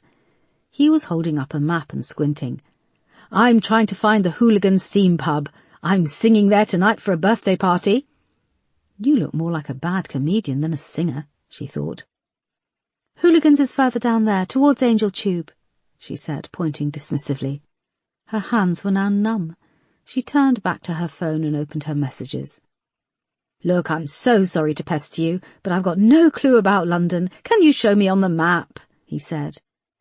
He had the map opened out on top of a car by the curb and was wrestling comically with the paper in the cold breeze. "I'm supposed to be on stage any minute for a 90th birthday. I have to get there before the old girl kicks the bucket." He looked up at her and grinned. Despite everything, she grinned back. Go on, make it quick, I'm freezing, she said, slipping her phone back into her bag and moving over to him. Haven't you got GPS? I should do, but I'm a bit of a technophobe, he said, starting to fold up the map. I'm not from round here. If you can just show me quickly, I'm running a bit late. Why are you putting the map away? She said. He folded it down to the last square and placed it on the roof of the car. Harry's not coming to meet you, he said. What? He was staring at her intently, his geeky, amiable face now hard. Before she could say anything more, he raised his arm, and she felt something hit her on the back of the head, and then everything went black. Chapter 34. Darryl caught Ella before she slid down between the car and the curb. Moving quickly, he dragged her limp body round to the boot, opened it, and placed her neatly on the dark green bath towels he had laid out in preparation. The bar around the corner remained quiet, but the road lit up behind with the car's headlights, and he quickly closed the boot. The car whooshed past, indicating right at the junction before pulling out. Darryl spied one of Ella's high heels in the curb by the back wheel. He retrieved it and got in the car. He'd been torn. He knew he'd had to move fast, to knock her out and get her in the car, but she'd looked so beautiful. He'd never seen her so close up. Her green eyes were cat-like, and the smell of her perfume mixed in with the smell of her shampoo had wafted over. Mangoes. She had really gone to town for Harry. He started the engine and pulled away, driving along a little way, and then taking a left into a quiet cul-de-sac, ending with a row of lock-up garages. He pulled into the shadows and got out. When he opened the boot, Ella lay on her side, moaning, her eyes fluttering. He punched her in the face. Once, twice, and had to stop himself giving her a third fist as her nose started to bleed. He took out a pale flannel which had his initials embroidered in red and stuffed it into her mouth. Then he taped it over with silver masking tape, looping it around the back of her head twice. He bound her wrists tightly, and her legs. Then finally he put a grain sack over her head and tied it loosely at the neck. He checked the pockets of her coat and grabbed her bag still hooked over her arm. He took out her mobile and turned it off, then slipped it back into the bag. He covered her with a blanket and closed the boot, not forgetting to add the shoe which had fallen off. He checked the cul-de-sac. Lights were on in the upstairs window in one house. He walked along the lock-up garages to the end and then chucked her handbag down a tiny rubbish-filled alleyway. Darryl got back into the car, adjusted the rearview mirror, did a U-turn, and started the long drive back to the farm. Chapter 35. Fresh snow started to fall when Darryl reached the M25, and despite the late hour, traffic was heavy. He kept some distance with the car in front, but a small blue Honda kept up his tail, just as impatient as he was to get home. Every time the traffic surged forward, he worried that the driver would misjudge speed and road conditions and slam into the back of him. It wasn't until he pulled off at the junction to the M20 that he relaxed. The road was empty, save for a gritter which rumbled past on the other carriageway. He drove past the front gates of the farm and along the quiet road for a few minutes. He had the wipers on, but the snow was now coming down so thick that he almost drove past a gate in between two hedgerows. He turned too fast and had to slam on the brakes. The car slowed, but nudged into the metal bars with a nasty crunch. "Shit!" he shouted, getting out. He went around to the front of the car. The hood was slightly puckered and the paintwork scratched. "Shit!" He opened the gate, drove the car through onto the edge of a snow-covered track, then closed it. He had wanted to turn off the headlights on the half-mile stretch of track, but visibility was dreadful, and he didn't want to risk straying into a ditch. The half-mile seemed to go on forever as the car creaked and lurched, the wheels sticking a couple of times and spinning on the snow. Eventually the oast house appeared around a bank of bare trees. The round tower with the funnel-shaped chimney looked grey and alien lit up by the car headlights. He passed the trees and drew up to the tall round tower, killing the lights and the engine. The wind roaring across the open fields shook the car, and when he climbed out he could hear the moaning sound as it blew across the spout-like chimney. Darrell waited until his eyes became accustomed to the dark, then went to the back seat of the car, taking out a metal steering wheel lock. Janelle Robinson had surprised him, kicking and scratching when he'd gone to get her out of the boot. Back in August, he'd been winging it when he'd abducted her, with no plan, and she'd fought him hard, almost getting away. He went to the boot of the car, wiped away the snow and leaned down to listen. Nothing. He gripped the wheel lock and pulled it open. Snow immediately began to cover the blanket over Ella. He peeled it away and couldn't tell if her chest was moving. He pulled off the grain sack and saw she was very pale. He pressed the wheel lock into her ribs. There was a faint moan. "I'm going to lift you out now," he said, having to raise his voice above the wind and the moaning tower. "If you're good, you'll have shelter and you can have some water." He leaned in, hooked one hand under her neck and the other under her legs, and heaved her out. She was taller and heavier than he'd expected. He shuffled through the snow to a large metal sliding door at the base of the circular tower. He put her down on the floor and took out a set of keys, finding the correct one, and opening a padlock, he slid the door open and picked Ella up off the floor. It was cold inside, but not freezing. There was an electric light which he flicked on with his elbow, a bare bulb attached to the wall. In the centre of the circular room was a small furnace chamber where the fire had once been lit. There was a small door into it, and its walls went straight up for 6 feet or so before spreading out like an inverted funnel to meet the ceiling. Darrell used his foot to open the door. Inside the furnace chamber, it was a windowless square of red brick, 3 meters by 3, and scorched by years of fires. Above it was a thick metal grate, leading to the inverted funnel of bricks, where the heat rose, drying the hops in a small chamber above. Above this chamber was a series of vents leading up to the conical-shaped funnel, or cowl. Darrell had placed a large cage in the centre of the chamber, which had originally been used for transporting Grendel to the vet. He'd lined the bottom with blankets. He ducked down and placed Ella inside the cage. He peeled the tape away from her mouth. He could just make out in the gloom that her nose was crusted with dried blood. She moaned. She was still alive. 2 lengths of chain and padlocks were hooked over one side of the cage. He wound one around her neck and looped it through the bars of the cage before padlocking it. In one corner of the cage was a large 2-liter bottle of water, which he placed beside her hands. He came out of the cage and went to the table in the corner, where there was a small orange plastic box. He opened it and prepared a 10 ml syringe of Ketalar. He moved back inside and could see that her eyes were now open and darting around confused. She tried to talk, but her mouth was dry. He opened the bottle of water and offered her some. "Go on, it's water," he said. She took a sip and swallowed. "Who are you?" she croaked. "Where am I?" "I'm just going to roll up this sleeve," he said, pulling up the thick sleeve of her fur coat. "Where am I?" she croaked. "Please, why are you doing this?"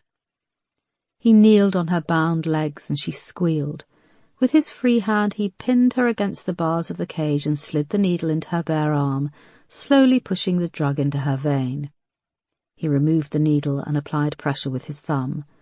She groaned, and her eyes rolled back. She went limp and he removed his thumb, sucking the small drop of her blood from its tip. Taking the second chain, he wound it around her wrists and padlocked it to the bars opposite. He taped up her mouth again and tucked the blankets around her. "There, you get some rest. You'll need your wits about you. You're on a date with Harry Gordon." He smiled. He came out of the furnace chamber and closed the door. Then, swishing off the light, he left the oast house and slid the door shut with a soft clang. He fastened the padlock and drove back down to the road. It was warm when he entered the boot room, and Grendel came bounding up and licked his hand. His parents were in the living room watching television when he poked his head through the door. His father was bolt upright in his armchair by the window, and his mother lay on the sofa with a large gin and tonic. They were watching an episode of Inspector Morse on ITV4. "All right, love," said Mary, her eyes not leaving the screen. The fake flame fire rippled in the fireplace, throwing reddish light along the wall with the television. The picture cut out on the large flat-screen TV and went black. "For God's sake," she added. "Now let's see who this is," said John, picking up the remote and leaning forward eagerly. Mary got up unsteadily and shuffled over to the small bar at the back of the living room by the bay window. The CCTV cameras on the front gate and yard were motion-activated, and the picture was beamed through to the living room TV. "Would you fill this up, love?" said Mary, holding out the little ice bucket to Darryl. On the screen, a white van had stopped outside the front gates. It inched forward, and the gates began to open. The CCTV angle changed to a close-up of the side of the van, where two lads inside were looking up the driveway, weighing up their options. Their features were a ghostly green, and eyes 2 white circles in the night vision camera. "They'll be on their way if they know what's best for them," said John. On the television, the van sat there for a moment, then slowly reversed and drove away as the gate swung shut. The screen flicked back to the episode of Inspector Morse. "Jippos," said John, "up to no good." "Perhaps they're lost," slurred Mary, settling back down into the sofa. "You didn't see anything odd when you just drove back in?" asked John over his shoulder as Darryl left to fetch the ice. "Nothing." "Did you have a nice drink at the pub?" asked Mary. "Yeah, I met up with a couple of mates." He didn't bother to continue. They were both absorbed by Inspector Morse. Darryl watched them for a moment, bathed in the glow on the television, lost in the fictitious world of murder, unaware of the reality at the bottom of the yard.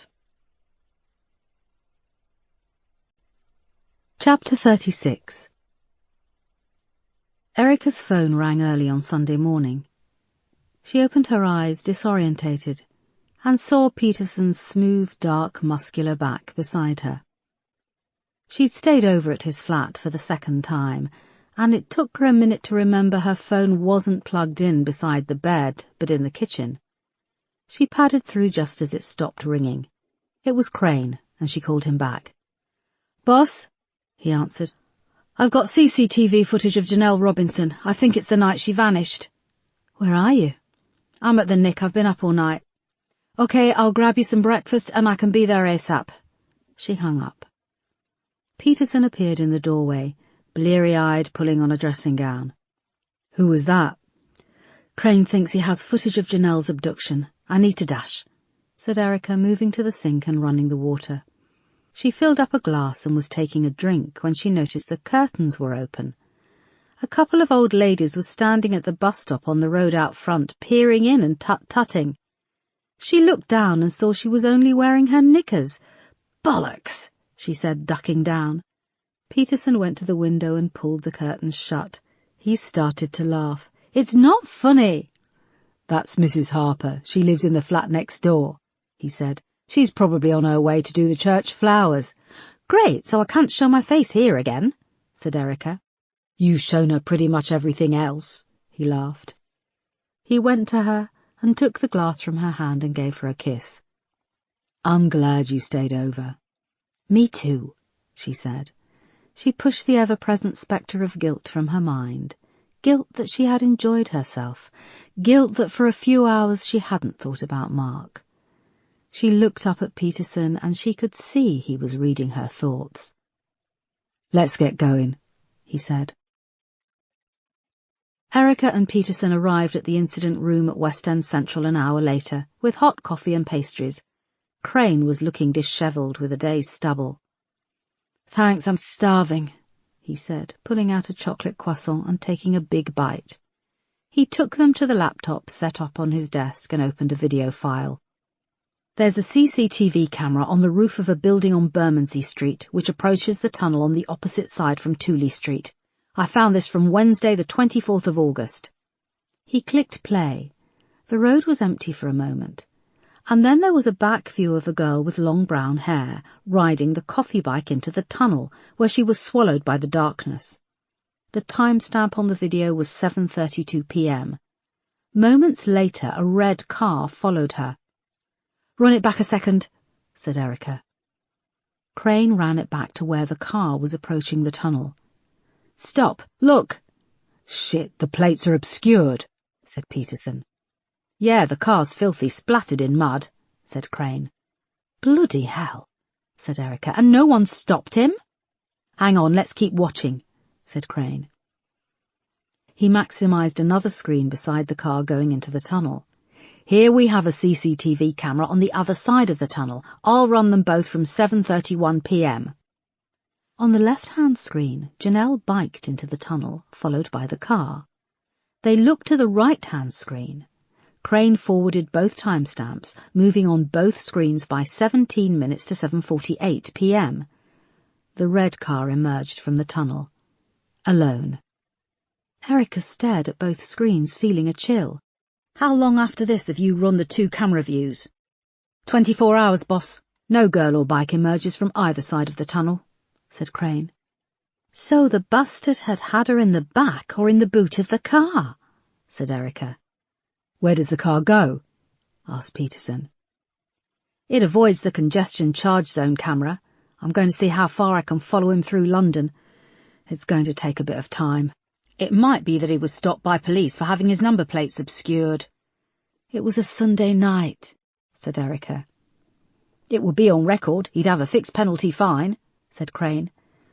"It's virtually impossible to avoid CCTV in central London," said Erica. "But he's managed to get in and out twice without us having his registration number," said Peterson. "He's deliberately muddied his plates, hasn't he?" said Erica. "Risky." "But he's abducting women. The level of risk involved must get his adrenaline pumping, and he's been lucky so far," said Peterson. "But luck runs out eventually, and we have to be there waiting and ready when it does." Erica watched again as Crane played the video of Janelle biking into the tunnel, closely followed by the red car. They'd never know exactly what happened to Janelle in those 17 minutes. It was as if she vanished into thin air. Chapter 37. Ella Wilkinson's housemate Maggie woke late on Sunday morning. She'd gone to bed early and slept until mid-morning. When she emerged from her room onto the landing, all was quiet. This wasn't unusual for a Sunday morning, but she didn't have any missed calls or texts on her phone, and Ella's bedroom door was open. Maggie passed the wooden banister where their towels hung in a line, ready to be grabbed on the way to the shower. Ella's room was next to the bathroom. Maggie knocked and peered her head around. The bed was made, and still strewn with the outfits she'd been trying on the night before. Their other housemate, Doug, was on holiday with his girlfriend, and his door was open too. Maggie stood at the top of the stairs, feeling uneasy. She shook it away and went down to the kitchen. As the morning and afternoon passed, she tried Ella's phone several times, and when she still wasn't picking up, her unease changed to panic. Ella was always glued to her phone. She would have texted to say she wouldn't be coming back. At 5 p.m., just as the light was starting to fade, Maggie pulled on her thick winter jacket and walked over to the bar. The door was locked, but she peered through the window and saw a woman, wearing yellow marigolds, mopping the floor, and a young guy unloading bottles into the fridge. She knocked on the window. At first they ignored her, but then, as she was more insistent, the woman finally came and opened up. "What is it?" she snapped. "Sorry to bother you. I live around the corner. My friend was here last night and she hasn't come home." "How old is your friend?" she asked. She had a wrinkly smoker's face and a bristly bob of dark greying hair. "She's 20. The woman smirked. Well, she probably met some bloke. Now I've got work to do. She went to shut the door. Maggie held out her hand. No, that's not good enough. Can I ask your barman? I have a photo of my friend.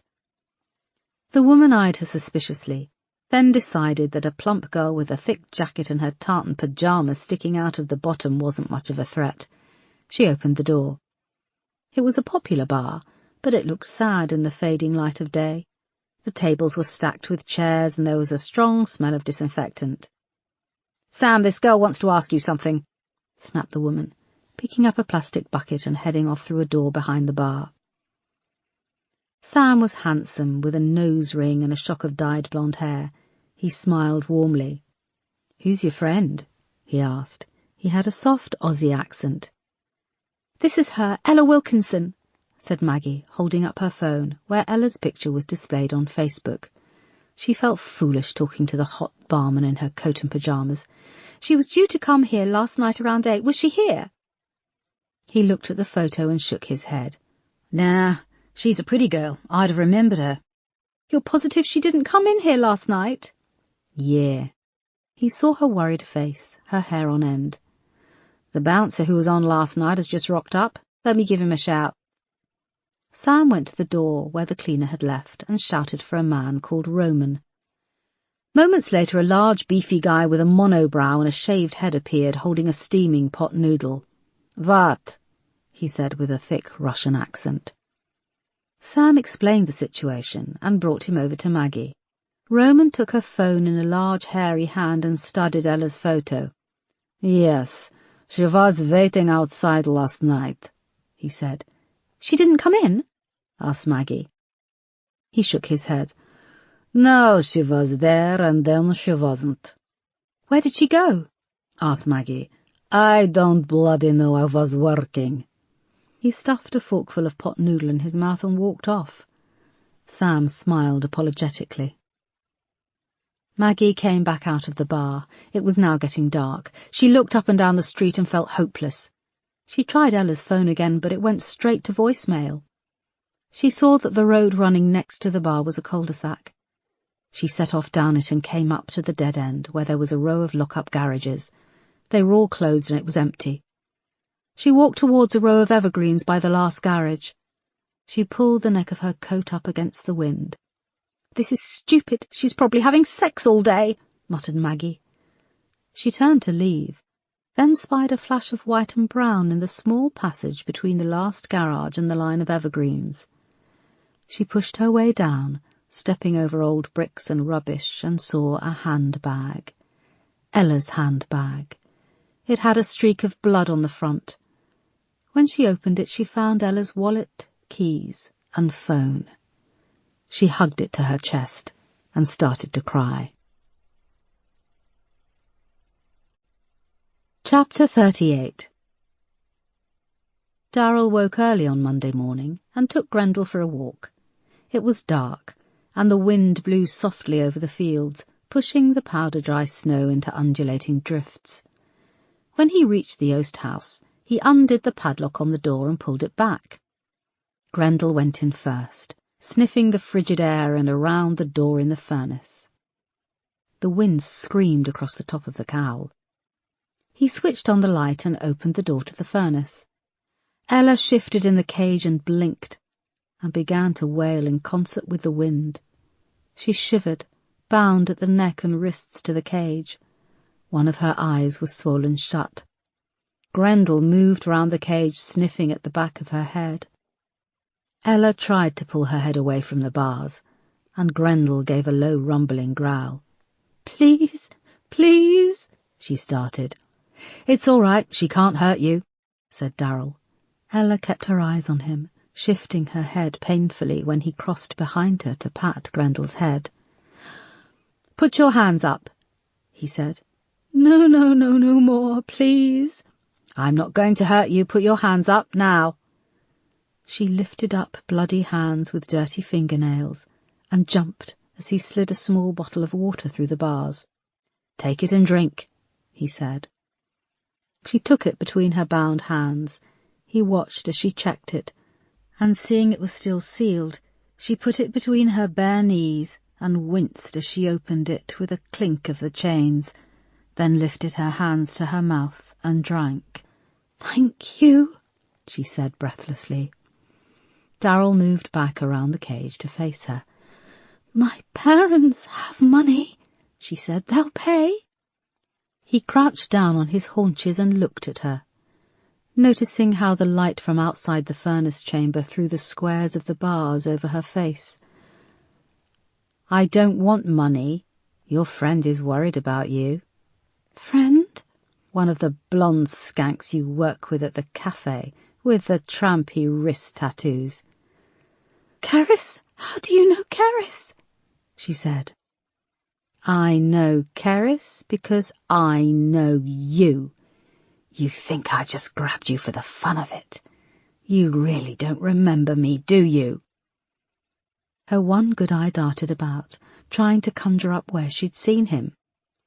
"I came into the cafe so many times, so many lunchtimes. You always had a smile for me. Asked me how I was." "Oh, yes, I remember." "What's my name?" I... She shook her head, and fresh tears appeared in her swollen eyes. "Come on, Ella. You wrote it on my coffee cup so many times." "I know it. I'm just tired and hungry." "Liar!" he shouted, slamming his hand down on top of the cage. "You fucking liar! You don't know me! You don't care!" Grendel started to bark and circle the cage, agitated. "I do care. I could get to know you and care. If you give me the chance, I could, I'm sure." Darryl got up and paced around the cage, mirroring Grendel. "We talked about stuff, Ella. I told you that I lived on a farm and that our milk was organic. I told you about my dog. You're just like them all." "No, I promise, I'm not." "You are. Another pretty bitch. A bitch who plays with men. You make us think you like us, but you don't. You just want to play with us. Use us." He was screaming at her now, his piggy eyes wide. Grendel joined in with a volley of barks. Darryl stopped and composed himself. He crouched back down beside the cage. Calm, he leaned into her. "Ella, if you could have at least remembered my name, I would have let you go. But no, you're going to die, Ella." She spat at him, and it landed on his face. "You're a creepy little freak. No woman would ever go near you," she screamed. He crossed behind her and he grabbed the chain, yanking it back so that her neck was pressed against the bars and she began to choke. She scrabbled with her hands, but the chain binding her wrists stopped them inches from her chest. Finally, when her face was turning blue, he let go, and she fell forward, coughing and gagging. He opened the door and Grendel trotted out. "No one is looking for you. No one cares," he said. Darryl left the furnace chamber and turned out the light. He heaved the large sliding door closed, padlocked it, and followed after Grendel, down towards the lake. Darryl returned to the farmhouse at 7, had his breakfast, then caught the 8 a.m. train to London. At lunchtime he went to the Bay Organic Cafe. It was busy with office workers picking at the salad bar. He dawdled over the baskets of bread, listening to Ella's colleague Kerris, who was working behind the checkout, talking to a man who he presumed was the manager. "It doesn't take much to pick up the phone, does it?" she was saying. She looked a little like Ella, although not quite as pretty. The manager was handsome with floppy dark hair, and he was struggling to change the till roll. He muttered something non-committal as Kerris went on. "Ella's not committed. Students live in a fantasy land of parties and booze. I even heard her talk about drugs." She had her hand on one hip and was twirling a strand of her long blonde hair as she spoke. Her only priority is to get into the manager's trousers, thought Darryl. He approached the checkout counter. The manager was now finished with the till roll. "I was recommended Ella by a friend of her mum and dad," he said. "She's reliable. I don't understand why she hasn't called. I'm going to give them a buzz." Kerris turned to Darryl, but her eyes were on the manager as he retreated through a door at the back of the shop. "Can I have a small cappuccino?" he said. "What's the name?" she asked, picking up a paper cup and a black marker. "Skank." She scribbled it down, and then hesitated, looking up at him. "Sorry, what's your name?" "Surname is Skank. First name, Kerris. She looked confused, finally noticing him, the marker still poised above the cup. Darrell went on. My mistake, that's your name, Kerris Skank. Your manager is married, Kerris, with 2 small kids. Think about it. He left her with her mouth open and went out onto Borough High Street. He knew what he'd just done was idiotic, but it was worth it to see the look on her face. All women were bitches, and you had to know how to treat them. He thought of Ella back at the farm, and he knew tonight would be the night. Chapter 39. Erica had been assigned a small room at the end of the communal office at West End Central. It barely fitted a desk, chair and a filing cabinet, and it had a thin window looking out over the rear of the building. She hadn't used it much, preferring to stay with the team in their glass-partitioned section, but this afternoon, with the press appeal looming, she needed some time and space to go through what she was going to say. She cared deeply about the victims, and like so many of the cases she had worked on over the years, it was not only the terrible circumstances of the victims' deaths which haunted her. It was the lives that had been snuffed out prematurely. Young women with so much life left to live, careers, babies, holidays, and all those joys now denied them. There was a knock at the door and Peterson came in. He saw her face and the desk strewn with paperwork. Hey, I've just had Colleen, the police media liaison, on the phone. There should be a good turnout from the press, so she wants to use the larger conference room at the Thistle Hotel in Marrowbone. Thanks, she said. Peterson closed the door, moved behind her chair and started to massage her neck. That's good, but not now, she said, pushing his hands away. Erica, you're tense. And you're at work. We're at work. She ducked out from under his hands and twisted the chair to face him. His soft brown eyes narrowed. We're in your office with the door closed. He twisted her chair back round and started to work on her shoulders again. It's your bed. I'm not used to sleeping on such a soft bed, she said, tipping her head back and enjoying the release on her tense shoulders. Erica, that's a really expensive memory foam mattress. There was a knock at the door and Moss entered. Just as Erica said, Well, it's not hard enough for me. Sorry, is this a bad time? Said Moss, looking between them. Peterson dropped his hands.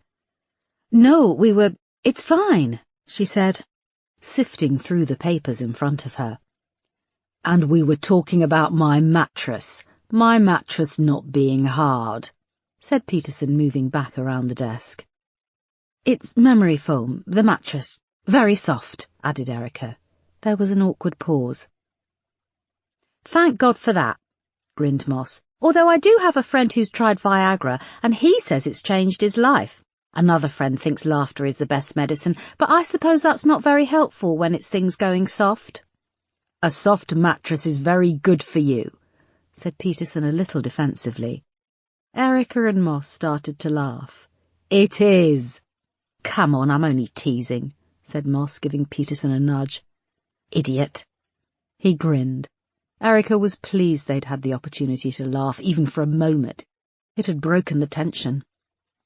Okay, we're at work. Let's act like it, she said. Of course, sorry, said Moss. Right, I came here to ask if Sade Pence from the YMCA, Janelle Robinson's friend, is taking part in the press appeal. When I spoke to her, I got the impression she was the closest thing Janelle had to family, said Peterson. Colleen has just found out that Sade has another job, working as a lap dancer at one of the seedier clubs in Soho, said Moss. Shit, said Erica. If we put her in front of the cameras, the press could dig around and use that as their angle. Seedy double life of murder victim's best friend, agreed Peterson. We've already got concerns about Lacey's past relationship with Geraldine Corn, added Moss. You know how it works. If she was a lesbian, then it wouldn't matter as much, but the fact that she dated both men and women, well, that's just too much for the press, who suddenly find themselves all moral and judgmental. OK, I can add something in, so I can appeal on behalf of Janelle, said Erica. Tell Colleen that I can email something over to her in the next 20 minutes. Yes, boss, said Moss, and she left the office. Erica turned and stared out of the tiny window looking down to the small square of the concrete courtyard below. She had no one, Janelle. No one in life and no one in death, said Erica. How does that happen? Some people's lives are so full of family and friends, and others walk through life alone. You've got me, said Peterson. You know that, don't you? I wasn't talking about me. I know. Thanks, James, but I need to get on, she said, her face still turned to the window. Peterson left, closing the door. It was only then that Erica turned back and wiped away a tear. Chapter 40. That afternoon, Erica went over to the Thistle Hotel, where the media appeal was being set up in the large conference room. A line of huge windows looked out over the low grey sky and the traffic slowly churning around Marble Arch. She was taken through to see Lacey's parents, Charlotte and Don, who were waiting in a smaller adjacent room. They looked as if they'd shrunk in stature, sitting at a table with Colleen, a sturdy woman with short dark hair.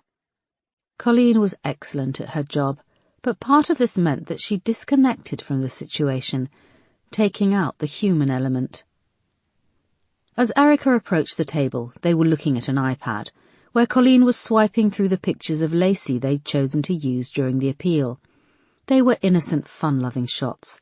Lacey holding a tabby cat in the garden beside a bed of daffodils, Lacey's graduation photo where she beamed into the camera with a shiny face, and another of Lacey on the sofa, barefoot in a pale blue dressing gown.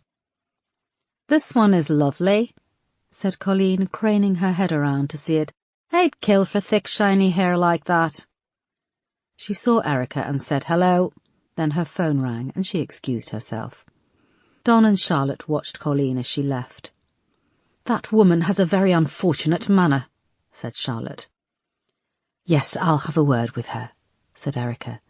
They could hear Colleen on the phone in the corridor outside, telling a journalist he should hurry up, as she'd saved him a front-row seat. "Thank you for doing this, Mr. and Mrs. Green," said Erica, sitting in Colleen's vacated chair. "I won't ask how you're holding up. I know this must be terribly difficult." "Is this just a show to everyone?" said Don. "I can't help feeling we're just entertainment." "I can assure you nothing about this is entertaining," said Erica. "Colleen's manner might not be user-friendly, but she's doing all this to ensure as many news outlets as possible have the information of your daughter's death." They absorbed that for a moment. "What about the other girl? Where are her family?" asked Charlotte. Erica briefly explained Janelle's circumstances. "I know it sounds awful, but I was looking forward to meeting Janelle's mother. It feels like no one knows what I'm going through. I thought she might—" "You said you'd catch the person who did this to our Lacey," demanded Don. "What's happening?" "I won't lie to you. This person is good at covering his tracks. He seems to know London, and until now he's had luck on his side."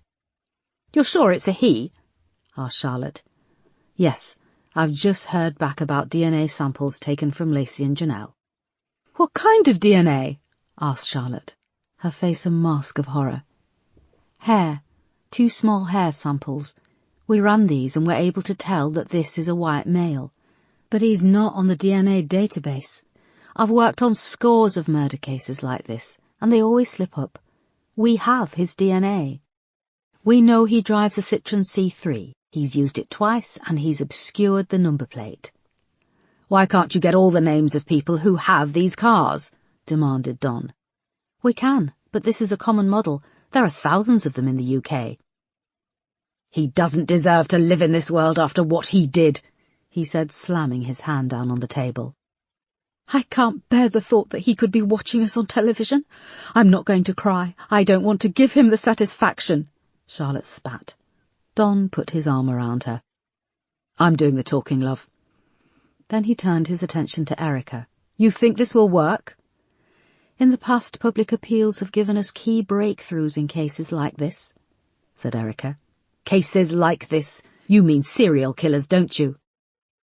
I'm not saying that. Serial killers are very rare, and we don't want to jump to any conclusions. We want to keep to the facts of the case. Don't bullshit me, said Don, looking her square in the eye. I would never do that, said Erica. Colleen returned from speaking on the phone. Right, Mr. and Mrs. Green, we've got about 12 minutes until we start. The press is almost all here, and we should have a full house. She bustled off, leaving Lacey's parents to digest the phrase full house. Erica's phone rang and she excused herself. She moved down a corridor and found a corner tucked away from people streaming in and out. A technician walked past with half a donut in his mouth and a tall light on a stand. All right, boss, can you talk? Asked John. Not for long, what is it? There's been a missing person report come in. It flagged up because it sounds similar. Familiar to our guy? Yeah, missing person is a 20-year-old student called Ella Wilkinson. She was due to meet a bloke on a blind date in a bar near Angel in North London on Saturday night. She left the house alone just before 8 p.m, never came home. Her housemate found her handbag on Sunday morning, dumped around the corner from the bar. Ella had been chatting to this guy online. The bouncer at the club says he saw her, and shortly afterwards a red car pulled past and down the road beside the bar. He was distracted, and a few minutes later she was gone. Shit, said Erica, her heart sinking. She checked her watch. It was now less than 10 minutes until the press conference was due to begin. Has she gone missing before? Any history? No. She's a student at St. Martin's, serious about her work, comes from a stable family. I've just emailed through her picture and the deets. Do you think you should mention this? Mention? In the press appeal, boss. Look at the photo. She looks just like Janelle Robinson and Lacey Green. There's mention of a red car. But no number plate? No. Boss, she went missing 3 days ago. The official missing person report kicked in 48 hours ago. If we're working on the assumption that this guy keeps them somewhere for 3 to 5 days... Colleen appeared at the end of the corridor and beckoned to Erica. John, there's no time. We're about to go live. Erica cupped her hand over the receiver as 2 big lads moved past noisily, lugging a large table. But what if this Ella girl is victim number 3, boss, and she could still be alive? Erica felt torn. At the end of the corridor she could hear the loud chatter from the conference room, and Colleen was now greeting a middle-aged journalist accompanied by her greying cameraman. Fuck, said Erica. Have the family been informed? Officers are on their way to tell them officially, but apparently the housemate has already been talking to them. Erica felt her heart pounding. There was no time. John, the press conference has been structured around the existing victims. If we start talking about another girl being abducted, we have to be sure. Is Melanie in her office? What does she have to say? I've left word with her, but she's away on a conference today. The journalists had now moved through to the conference room, and Colleen was approaching her saying, Erica, we need to put a bit of bass on you so you're not washed out on camera. John, find out as much as you can and track down Melanie. I have to go. Erica hung up, took a deep breath and followed Colleen through to the conference room with a sickness in the pit of her stomach. Chapter 41. The press appeal was done and dusted by 3 p.m. The BBC News channel had covered it live, but it would get its main coverage on the evening news programmes and the late editions of the London Free newspapers. Erica returned to West End Central feeling drained and found the team scrabbling to assemble the information about the latest missing person, Ella Wilkinson. Crane came over, and she could see that Moss, Peterson, John and the rest of her officers were taking phone calls. All right, boss, good job on the appeal, he said. Did it generate any good leads? Asked Erica. The glass partition next to where they worked, which was officially and rather ambitiously called a suite, had been put aside, with 4 officers assigned to answer calls relating to the media appeal. They were all sitting in silence working on their computers. Nothing yet. I don't know if we will get anything until it runs again later with a helpline number. Let me know if anything comes in, she said. She went to her office to make some calls and to try and track down Melanie Hudson on her course in Birmingham, but she still wasn't answering her phone. Just before 5 o'clock, Crane knocked on her door. "I've got a man who's called the helpline wanting to talk to you. Says he's Ella Wilkinson's father." Erica put down her pen and followed him over to the suite of phones. 2 male officers were sitting working and looked up when she came over. A blonde officer handed Erica a headset, and she slipped it on. "Is this Erica Foster?" demanded a clipped northern voice. "Yes, may I ask who's calling?" "Didn't that girl tell you? It's Michael Wilkinson. My daughter is Ella Wilkinson." "Hello, Mr. Wilkinson. I'm sorry to hear your daughter is reported missing." Erica could see that word had spread, and Moss and Peterson, along with John, had crossed to her side of the glass partition to watch the call. She signalled to Moss, who grabbed a spare headset, pulled it on and plugged it into the phone. "I watched your press appeal, DCI Foster. What I can't understand is why you didn't include Ella."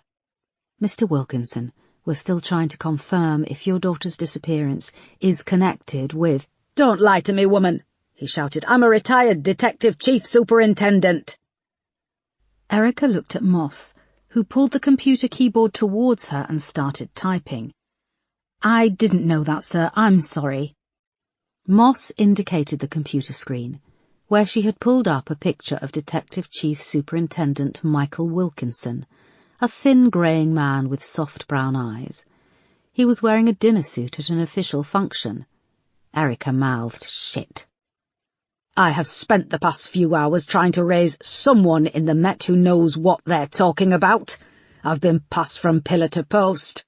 His voice cracked. "It's a shambles. As a last resort I took to calling the fucking helpline on the news report." "I can call you back, sir, if—" "Why would I want you to call me back? We're talking. Now tell me all you know." "Sir, we're not—" "Spare me the bullshit. I've had a look at the casework on the 2 girls and I have the information about my daughter's disappearance. Tell me the truth. That's all I want, and I think I deserve it." Erica looked around and saw that the 2 officers had now ended their calls and were staring at her. "Sir, can you just hold on for 30 seconds? I want to transfer you to my office where I can talk to you in private." Erica, Moss and Peterson moved quickly to her office and closed the door, where she resumed the call. She explained what she knew and told him that she had been informed of his daughter's disappearance less than 10 minutes before she had to talk to the media. He calmed down slightly. "I've had little contact from local police. 2 officers came around to the house just as the press appeal went out on the news. It seems that Ella has been added to the long list of runaways and missing persons. I've had to get the doctor in for my wife. I've spent years working within the force, and now I find myself on the other side of things, powerless." Erica gave him her direct line and promised that she would have a family liaison officer assigned to his house. When she came off the phone, there was silence. Moss was sitting at her desk on the computer. "Poor bastard," said Peterson. Erica nodded. "He had every right to shout. I had nothing to give him. We know nothing. This man, whoever he is, must be laughing." Erica perched on the edge of the desk and rubbed her eyes. "I should have pushed to have Ella included in the press appeal and fucked the consequences." "We still don't know for sure that she was taken by the same man," said Moss. "Crane is working again on pulling any CCTV, but it could take time." "I want us to go ahead and pull the names and addresses of everyone who owns a red Citroen C3 in London and the South East," said Erica. "That could run into the hundreds, if not thousands," said Peterson. "What else do we have? It's the only thing that's consistent in all the cases. Go ahead and get in contact with the DVLA." "OK, I'll get on it," said Peterson. Erica grabbed her coat off the back of the chair and left her office. She took the stairs down to the bottom floor and came out of the front entrance. One of the women from CID was out on the pavement smoking a cigarette. "Sorry to ask," Erica started. The woman looked up wordlessly and offered her cigarettes. Erica took one from the packet and leaned in while she lit it for her. "Thank you," she added, exhaling smoke into the cold air. The sky was murky and brown against the light of the city. In the next road they could hear the sound of drinkers moving between the pubs. "This is my first cigarette in months." The woman finished hers and dropped it to the pavement, grinding it out in a flash of embers. "If you're going to die, you might as well enjoy yourself in the process," she said, and she moved back up the steps and back inside. The words clung to Erica as she finished smoking the cigarette. It satisfied her craving, but left her feeling revolting. She picked her phone out of her pocket and called Marsh. This time it said his number was no longer available. She scrolled through her phone looking for the number for Marsh's wife, Marcy, but she didn't have it. She thought about going over to his house, but it was late, and she didn't have the energy to deal with it all. "Where are you, Paul Marsh?" said Erica, staring at her phone and then slipping it back into her pocket. Chapter 42. It was late afternoon, and Darrell looked across the communal office at the quiet studiousness of his colleagues. Like him, he knew that little was being achieved, but everyone was doing a good show of looking busy. "You can start packing up your things," said a voice behind him. He turned to see Bryony standing behind his chair, holding a pile of manila folders. "Okay, thanks, and thanks for letting me leave a bit early, Bryony," he said.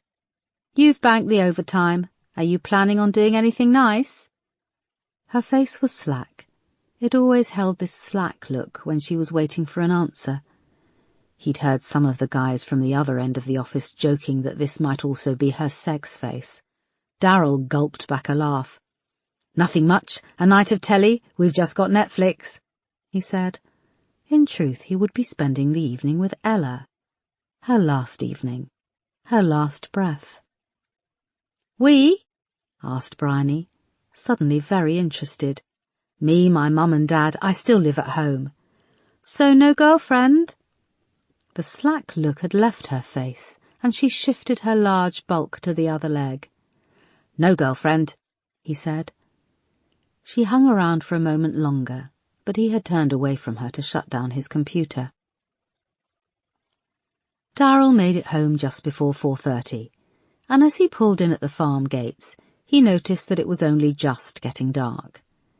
He was greeted by Grendel when he came into the boot room. He gave her a hug and crouched down so she could lick his face. Then he went through to the kitchen. It was very hot, and his mother was red in the face after baking a batch of rock cakes. "All right, love, you want a cuppa?" she said as he leaned over and gave her a peck on the cheek. He smelt gin on her breath, but just nodded. "I'll bring it through with a couple of cakes." Darrell went to the living room. He switched on the fake flame fire and the television and settled down in the red threadbare armchair. He was flicking through channels when Mary came through, a full teacup rattling in her hand. "I'll want to watch Eggheads at 6, she said, setting it down beside him with a plate of warm rock cakes.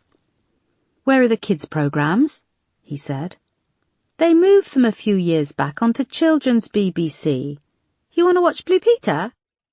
"Course I don't want to watch bloody Blue Peter. I was just asking," he snapped. He took the cup and saw that she'd slopped tea into the saucer. "It doesn't seem like yesterday that you and Joe would come home and sit in here. Remember you used to fight over who got the armchair." "Not anymore," said Darrell, slurping tea from the saucer. Mary's eyes welled up and she left the room. She came back later, worse for wear and weaving unsteadily, and they watched the quiz show Eggheads. Just as it was finishing at 6:30, Darrell's father came into the living room. He stank of Old Spice and wore his best shirt and trousers. His white hair was neatly combed. "Right then, I'm just off to see a man about a dog," he said. Darrell looked over at his mother, whose glazed eyes stared at the credits rolling on the television screen. "Say hi to the dog. Give her a pat on the head from us," he said. His father narrowed his eyes but left without a word. The dog in question was Deirdre Masters, a married woman who lived on a neighbouring farm. His father's affair with her had been going on for years. As a child he had often wondered why his father stayed out all night when last orders were called at 10:45 p.m. Then one day Joe said he'd overheard Dad on the phone to Deirdre. "Dad goes to hers and they fuck all night," Joe had said. "Do you know about fucking?" Darryl had said he didn't, and when Joe had explained, he'd had to rush to the toilet in the boot room to throw up.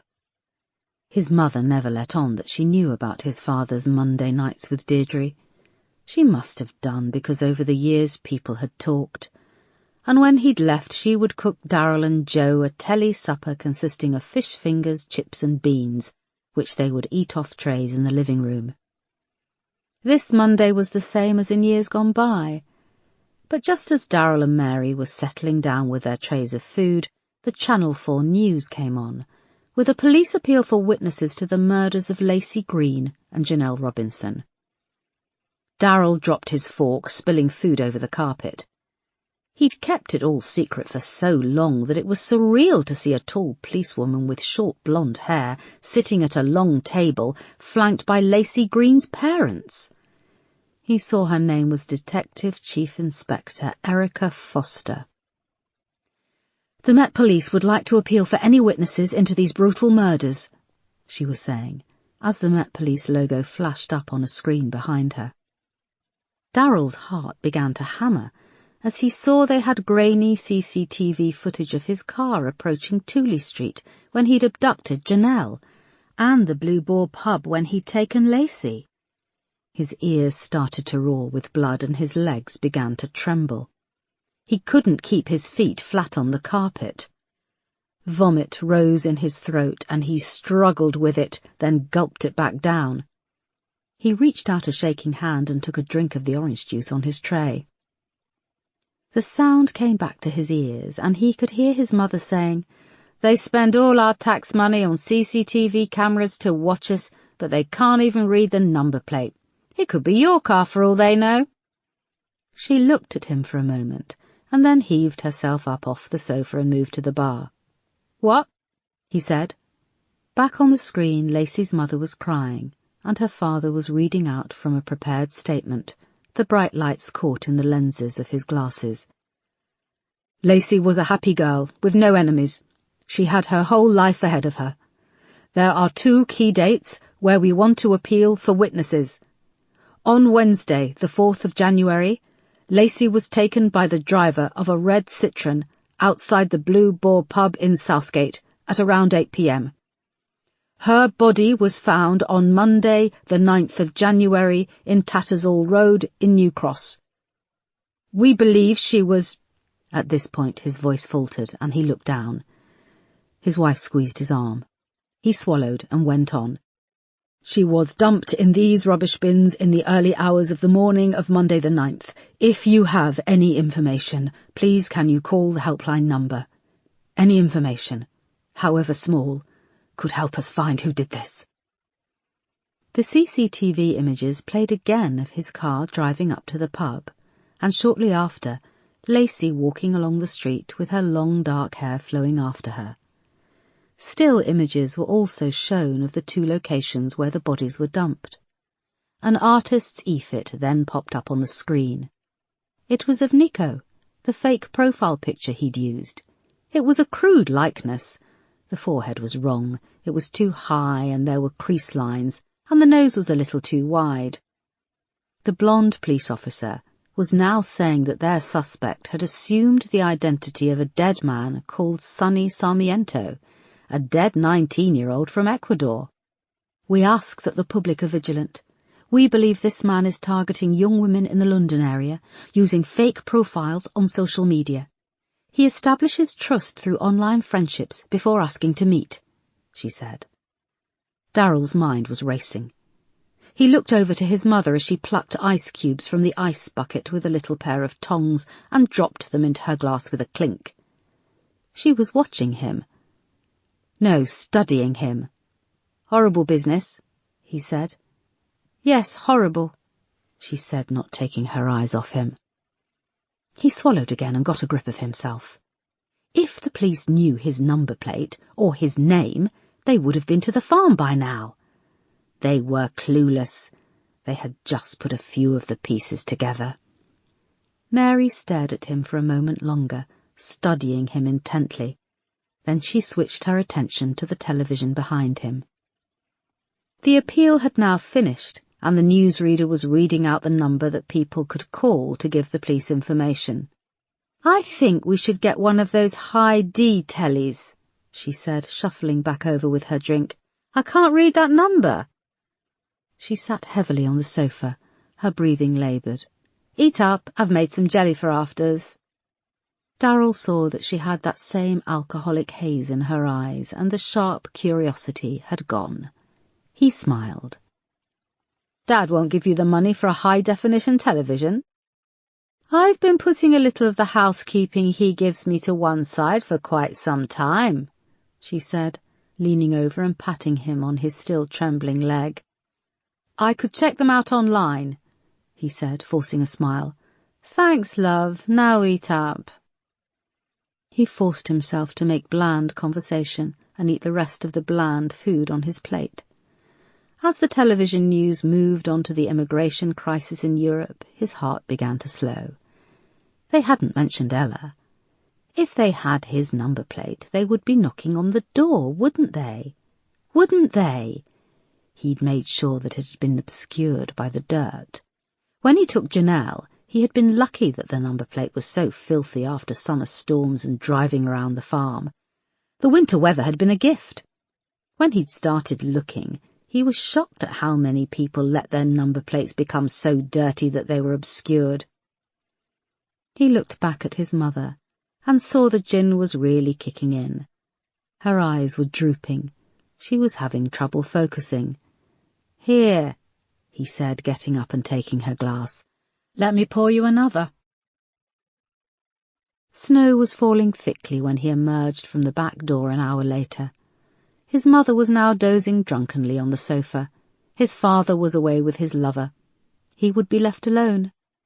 Grendel barked in protest when she saw he was leaving without her, but he gave her a treat and closed the door behind him.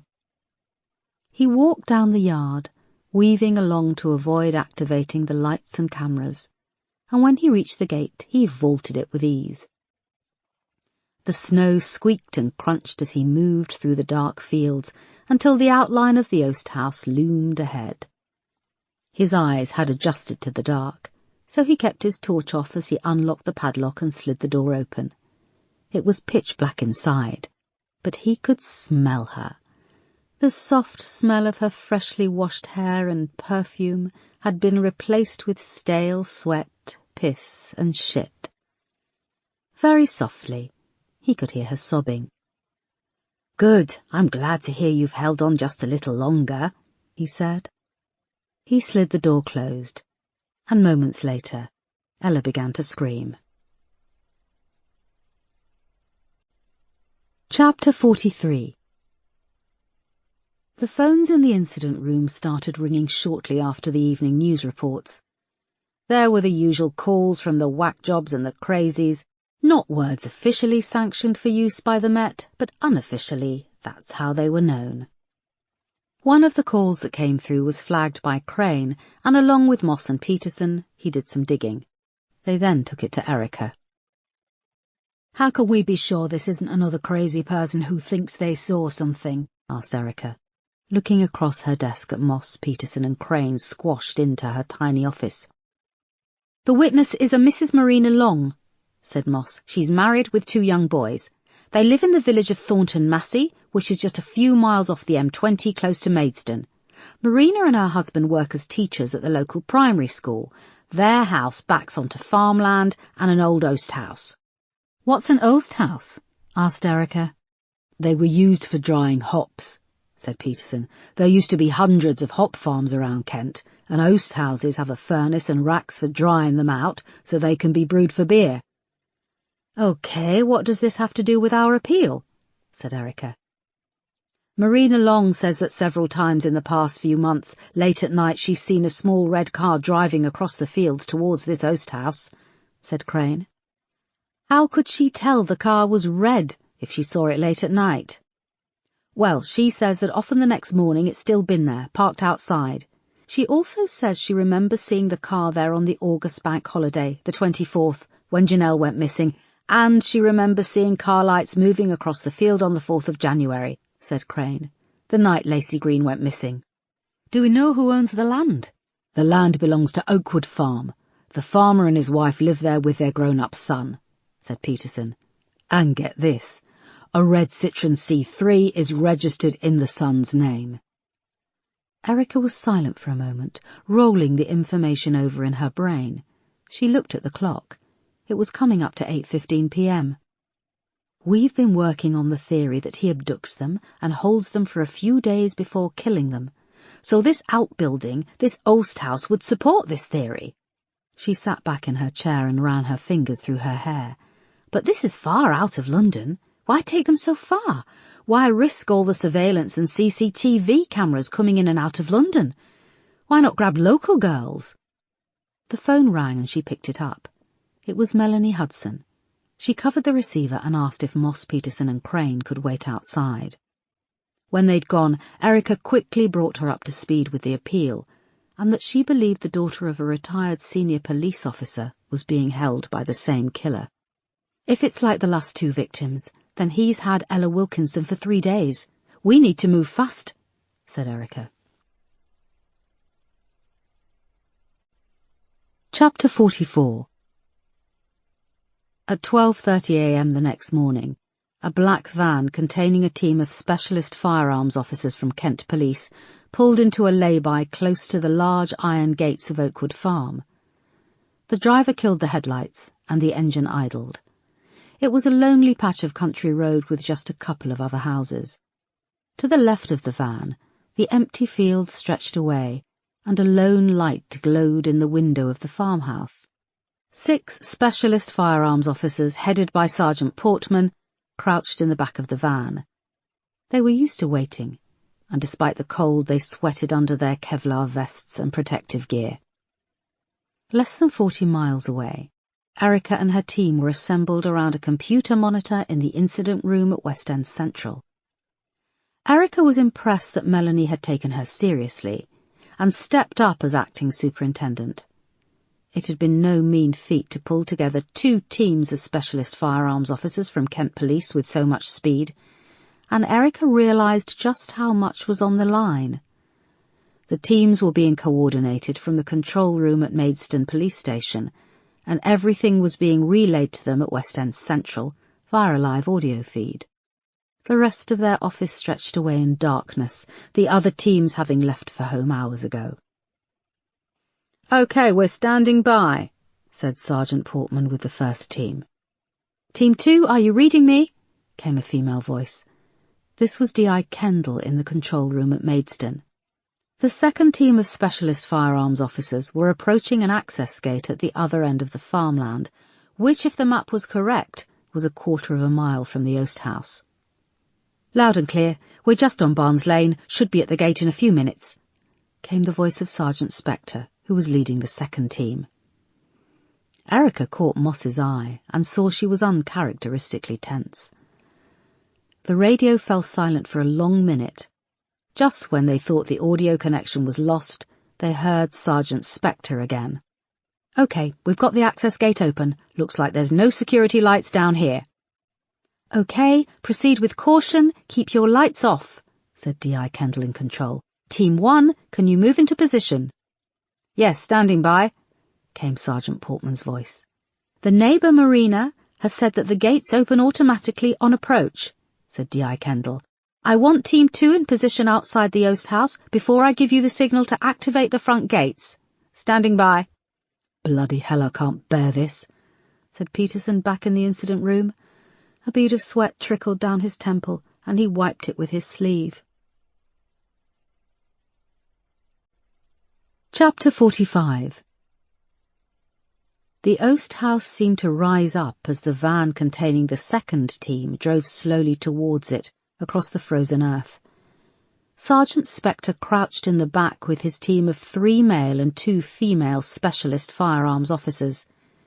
It was almost pitch black, and boiling hot, their sticky bodies packed in together. Despite his years in the specialist firearms unit, there was always anticipation and fear. You needed it to stay sharp. His hands were sweaty under his gloves, but his grip on his Heckler & Koch G36 assault rifle was firm. The van slowed and came to a stop. "This is Spectre. We're in position by the Oast House," he said into his radio. He heard D.I. Kendall in control give Team 1 the go-ahead. "Gates and security lights have activated," said Sergeant Portman. "We're approaching the farmhouse." "Proceed with caution," said D.I. Kendall. "Team 2, you are clear to proceed with caution." Spectre then took over, and on his command the van door slid back. The cold air flooded inside and the team moved out with a practised fluidity, fanning out around the Oast House with its strange spout-like funnel. The snow and ice crunched underfoot. Spectre stopped by a large metal door and listened. There was no sound. Then the wind started to blow and there was a low groaning. "I can hear screaming or moaning. Please report. Over," said D.I. Kendall's voice in his earpiece. Spectre looked up at the tower against the black sky, and as the wind rose and fell, so did the moaning. "I think it's ventilation on the roof. Over," he said. His team paused, guns held, feet splayed, ready and waiting to move. They listened to Sergeant Portman through their earpieces as he gave updates on Team 1's progress. "We're coming to a stop at the farmhouse. Looks deserted." Another moment passed, and they heard the van door slide back. It was often difficult to listen to another team and keep your surroundings in focus. The wind was now blowing the snow across the surrounding fields and whipping it into their faces like powdered sugar. The vent in the spout-like roof moaned and metal creaked. Spectre looked around at his team and then gave them the order to go. Using bolt cutters, one of the officers clipped open the padlock on the huge sliding door. They all activated the lights on their protective headgear as he pulled back the door. "Police, get down!" shouted Spectre as their torches shone through the open doorway and over the inside of the Oast House. Something flashed, and there was a face frozen and still. "This is the police. Come out with your hands in the air!" shouted Spectre. But the person wasn't moving. Then he saw a flash of an arm holding a gun. The face came towards him, and he fired. Chapter 46. At the back door of the farmhouse, Team 1 were in position. Sergeant Portman had knocked on the wooden door and there had been no response. Just as two of his officers were preparing to break down the door with a battering ram, a light came on above their heads. "Hang on, Cuddles, you come here," said a male voice through the door. "No, I don't know who the hell it is at this hour, but I don't want you running out in this snow." "This is the police. Step away from the door," shouted Portman. "What? I'm trying to open the door," came the voice. The two officers with the battering ram stepped back, and they aimed their rifles at the wooden door. They heard bolts being pulled back. Then it opened, and they were confronted by a slim man in his early 40s. He wore a thin silk robe covered in a pattern of red roses. His long blonde hair hung limp down to his shoulders, and he had a large hooked nose and a turn in one of his piercing green eyes. He was holding a tiny white kitten, which was mewling and doing its best to escape. He stepped back, but didn't seem too fazed by the 6 armed police. "Put your hands in the air," shouted Portman. The blonde man did so, holding the kitten above his head, where it blinked and mewled in the torchlight. "I haven't got any weapons, officers, nor has Mother. She's asleep upstairs," he said. "Where is the third person who lives here?" shouted Portman. "My father. He's dead. He died last month. Pneumonia," said the man, this situation with the armed police starting to dawn on him. The kitten held above his head was starting to panic and scratch his arms. "Please, can I put my hands down? She's going to cut me to ribbons." Back in the incident room at West End Central, Erica and her team had listened with mounting confusion to what was unfolding on Oakwood Farm with the 2 specialist firearms teams. When they'd heard the shot fired in the Oast House, D.I. Kendall at the control centre had started to shout out, demanding to know what was happening and if any officers had been injured. After a few moments of chaos and confusion, they heard Sergeant Spectre's voice. "It's okay. No one's injured. I repeat, there are no officers injured. The inside of the building, it's full of mannequins. Bloody shot mannequins. Please, can you clarify, why was a shot fired? Over," came D.I. Kendall's voice. "We believed the suspect was armed, but the suspect was a mannequin holding a plastic gun," said Spectre. "Again, please, can you clarify, over?" came Kendall's voice. "The Oast House, it's full of plastic shop mannequins in outfits. Some of them are just torsos, and a few are propped up against the walls, and there's rails and rails of costumes. We've secured the building and there's no threat. No one here, over," said Spectre. He sounded shaken and embarrassed. Back in the incident room at West End Central, a look passed between Erica, Moss and Peterson. John rolled his eyes and put his head in his hands. "To be sure, we're going to search the rest of the outbuildings and take a look at the car," came Spectre's voice through the radio. An hour passed, and then 2. They all listened to the 2 teams moving throughout the farm buildings. There was no sign of Ella Wilkinson. "Boss, look at this," said Crane, handing Erica a printout from Yelp. She took it from him and read, "Mr. Bojangles, the premier Kent supplier of quality theatrical and historical costumes throughout Ireland and the UK, Oakwood Farm, Thornton Massey, Maidstone, Kent. The company is registered to Darius Keefe. He also has a red Citroen registered in his name, but it's a different model to the one in our CCTV footage," said Crane. "Fuck," said Erica, slamming her hand down on the desk. It was 2:30 in the morning when Erica and the team emerged from West End Central. Taxis had been arranged to take everyone home and were parked in a line by the curb. The early morning trains wouldn't start running for another 3 hours. The atmosphere was muted as the members of her team said goodnight and climbed into the waiting cars. "Night, boss, get some rest," said Moss, giving Erica's arm a squeeze. She hung back as the car started to pull away and noticed Peterson beside her. "What's this?" he said, indicating the remaining 2 taxis waiting.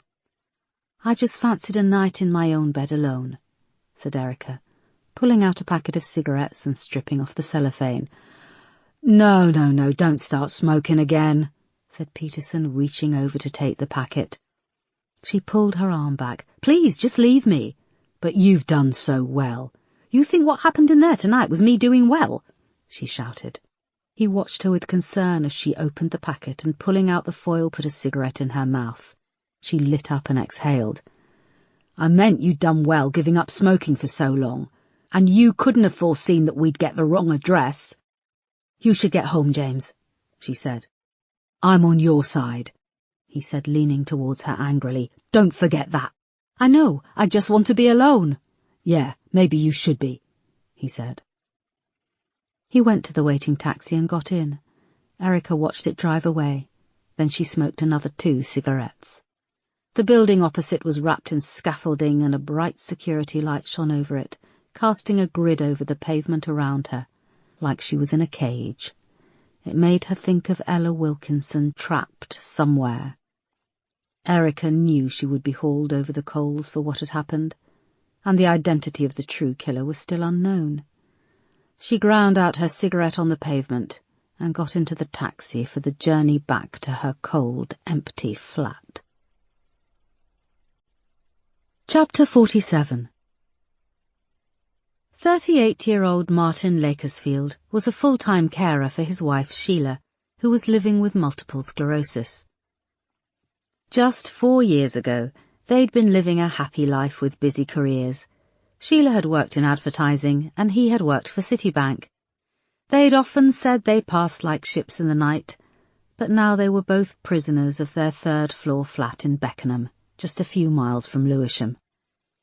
It was a decent enough area, and they were lucky to own the property, but this was not how they had seen their life together, panning out.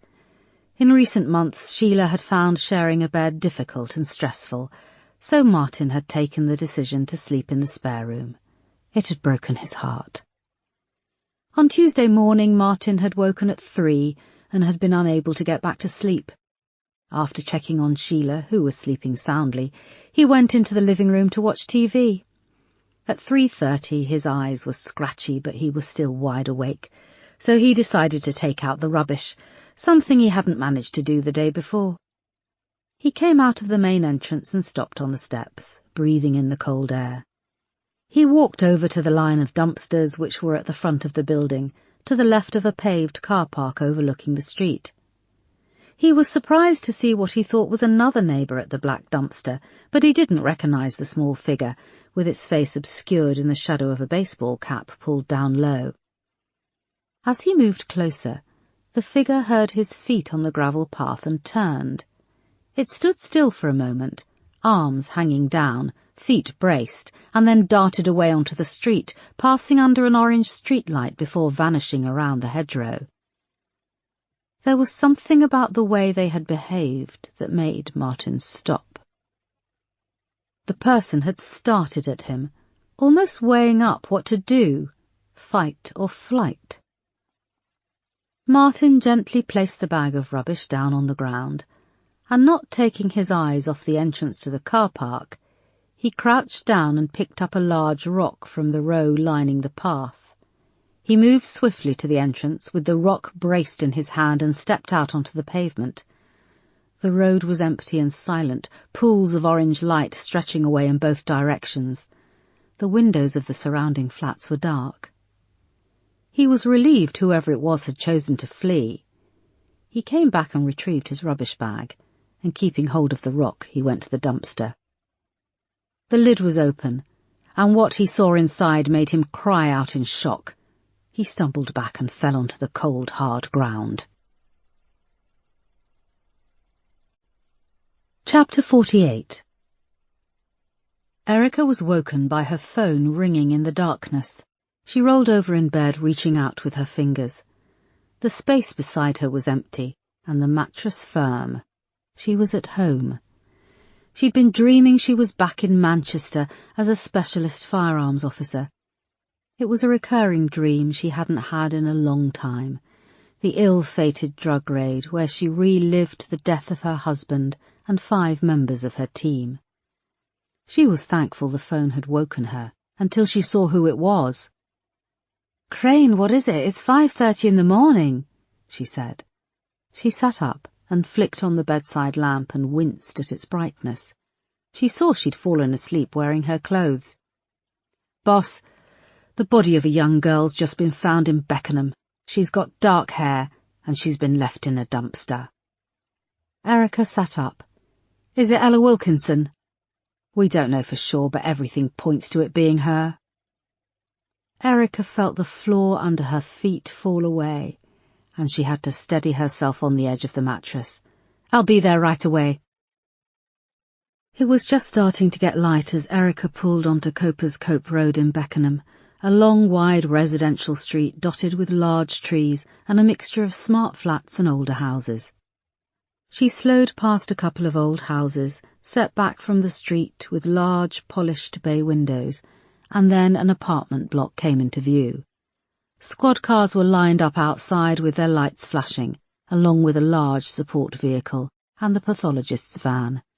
Erica parked at the end of the row and got out. It was a modern red-brick building, set back from the road with a sweeping brickwork driveway. The pavement out front was cordoned off, and 2 large floodlights were accompanied by the whir of a petrol generator. To the right of the driveway was a small patch of lawn with some plants, and to the left a huge white crime scene tent had been erected, where lights glowed from inside. Glancing up, Erica could see that this building was overlooked on both sides. Lights were on in several of the windows, and the pale faces of residents could be seen peering down at the crime scene. Erica showed her warrant card and pulled on a pair of pale blue crime scene coveralls. She ducked under the police tape and was met by Crane, who looked just as rough as she felt. There was very little talking as they went over to the large white tent.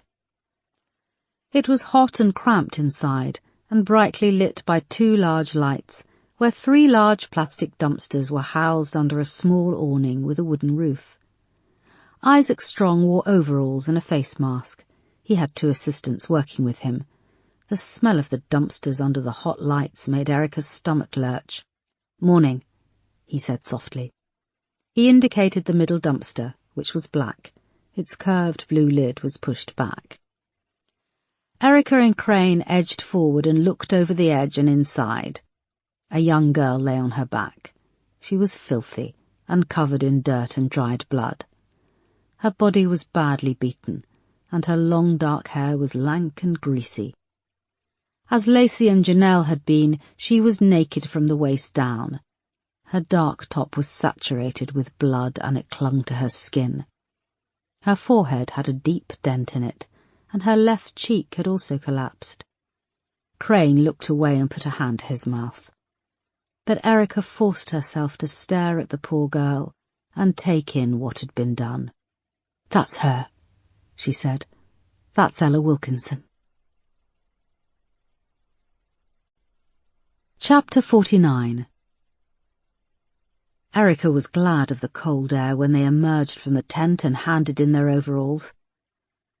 "We've got Martin Lakersfield, the guy who found her," said Crane as they ducked back under the police tape.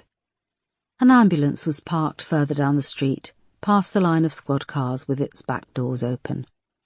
Martin was sitting in the back dressed in jeans, a grubby Manchester United t-shirt, a denim jacket, and was wrapped in a red blanket.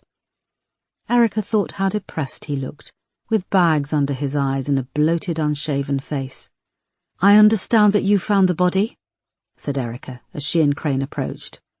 Martin looked up at her and nodded. "I was just putting out the rubbish when I saw him," he said. "Saw him?"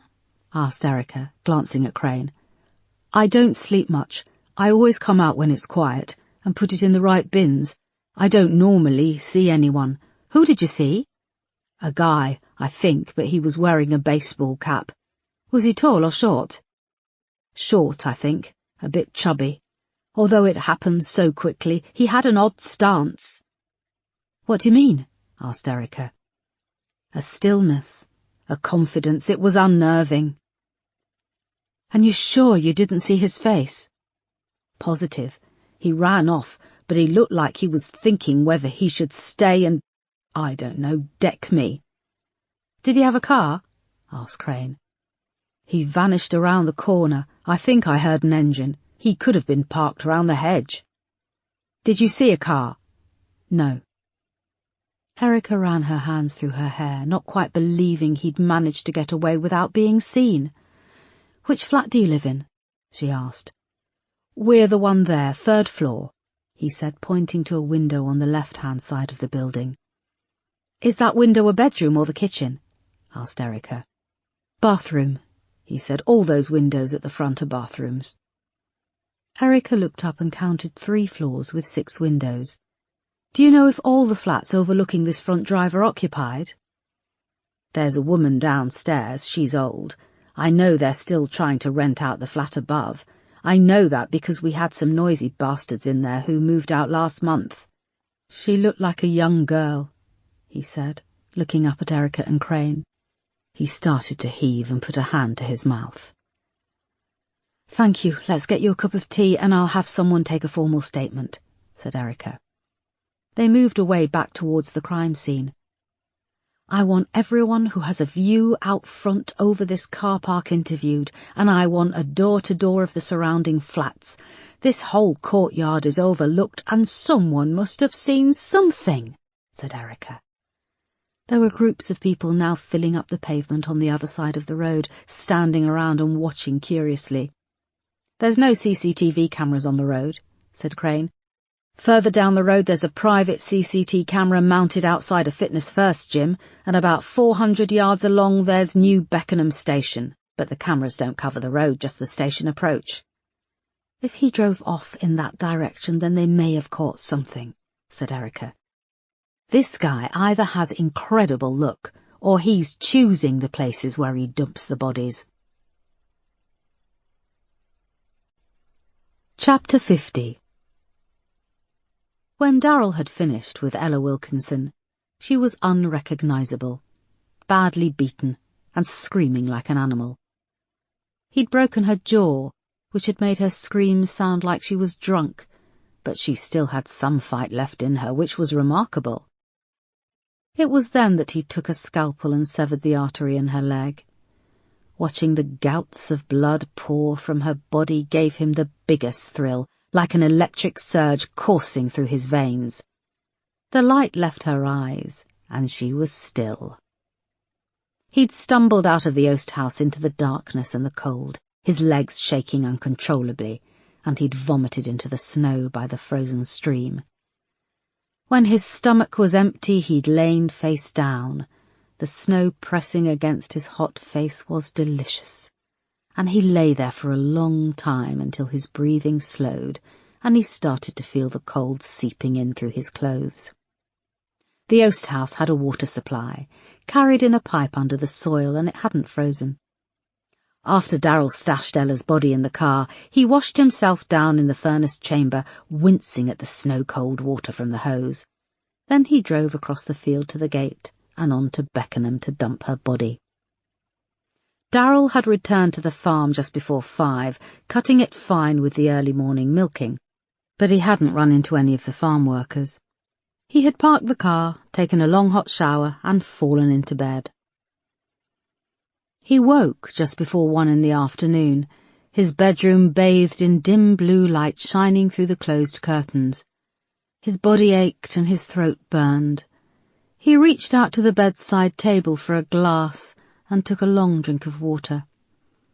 A shaft of sunlight appeared through the crack in the curtains, and he watched the dust particles twirl in the weak sunlight which played a strip of white on the threadbare blue carpet. A metallic twanging noise broke the silence, and he stiffened. It came again, like the soft, tinny chime of a clock, but it was coming from inside the wardrobe. Darryl kicked off the bed covers and stepped barefoot onto the carpet, moving over to the wardrobe. The furniture had been in this room for as long as he could remember, going back to when his paternal great-grandfather had built the farmhouse. Like the bed and desk, the wardrobe was antique, with heavy dark wood. It had double doors and was huge, 7 feet tall, and almost reached the ceiling. The left door had a smoked glass mirror spotted with black, and in the right door a tiny tarnished key poked out from the keyhole with a Celtic-style pattern. Ting, ting, came the noise again, like a metal coat hanger striking the inside of the wardrobe. He stopped at the door and looked at his reflection. His pasty bare legs in boxer shorts, his pot belly with a fuzz of dark hair. And then he heard it, the creaking sound of a taut rope. "No!" he whispered, taking a step back. The creaking came again, followed by a choking, gagging sound. "No, this isn't real, it's not real," he said. The little Celtic-patterned key rattled in the door and then spun.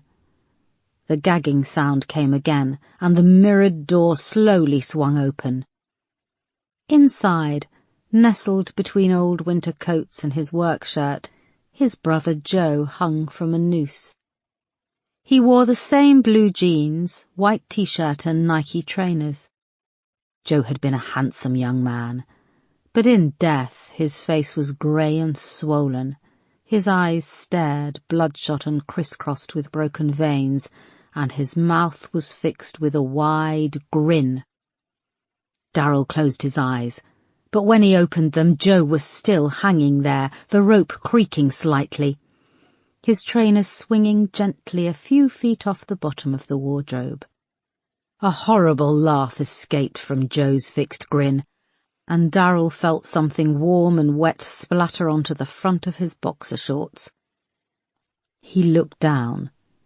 The flies on Joe's jeans were open, and he was holding his penis and peeing all over him. Joe's face came alive and he opened his mouth. "Bedwetter, filthy little bedwetter," he hissed, the grin widening. Darryl woke with a jolt and sat up. It was dark in his bedroom and there was banging on his door. He stumbled up through the darkness and opened it. His parents were out on the landing. "It's 1:30 in the fucking afternoon," said John. "What the hell are you doing in bed?" "I called in sick for work," said Darryl, rubbing his eyes. You didn't, said his mother.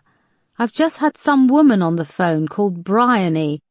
Says she's your boss and she wanted to know where you are. Work is what defines us, said John, jabbing his finger at Darryl for emphasis. A job is a job, and there's millions out there who can't find work.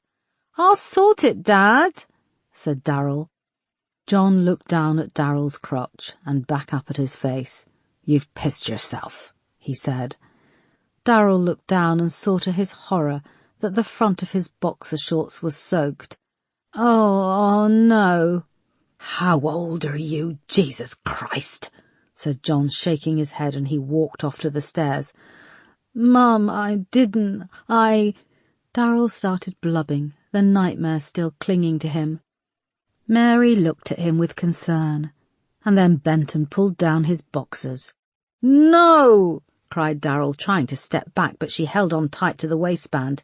Come on, I need to get these in the wash. Mum, please. In the tussle, the wet boxer shorts tangled around his knees, and he went crashing backwards into the bedroom. Mary advanced on him. There's nothing I haven't seen before. I'll put them through the wash, she said, reaching down and pulling them off his thrashing legs. Darryl writhed around and covered his nakedness with his hands. She moved past him into the bedroom, holding his dripping boxers, and opened the curtains. Mum, leave me alone, said Darryl, mortified. She surveyed the room, his 2 computers on the desk, the huge laminated map of Greater London on the wall, and then she looked at the large yellow wet patch covering the bedsheet. Her eyes came back to him lying on the floor with his hands covering his privates. Get yourself cleaned up. Looks like we're back to the plastic sheet again, she said, walking out, swinging the wet boxers in her hand. When she was gone, Darryl got up and grabbed for his towel on the back of the chair, feeling shame and embarrassment. He looked back at the wardrobe. He hadn't wet the bed since he was 16, when Joe had hung himself. Chapter 51. The door-to-door on Coper's Cope Road in Beckenham had been extensive, but came up with nothing. No one, it seemed, had been taking in their surroundings or seen anything. The CCTV outside the gym and the train station further down the road didn't have a direct view of the road. Again, he'd been and gone, managing to stay in the shadows and leaving without a trace. Erica returned home late on Tuesday afternoon and slumped onto the sofa, attempting to grab a few hours' sleep. She dozed fitfully. Her dreams were filled with the battered faces of Janelle, Lacey and Ella. And then she found herself in a high-walled car park. It was night, and the car park was empty apart from a black dumpster in its far corner. A small man in a baseball cap was hunched over it. She ran at him, her feet slipping on the snow, and grabbed his shoulder, spinning him around, yanking off his baseball cap. But he had no face. Where his face should have been was a blur of shadows. She stepped back and looked into the dumpster. She saw herself lying battered and bloody amongst the bags and the eggshells and rotting food. She woke with her phone ringing. It was dark, and she fumbled for it in her pocket. It was Isaac.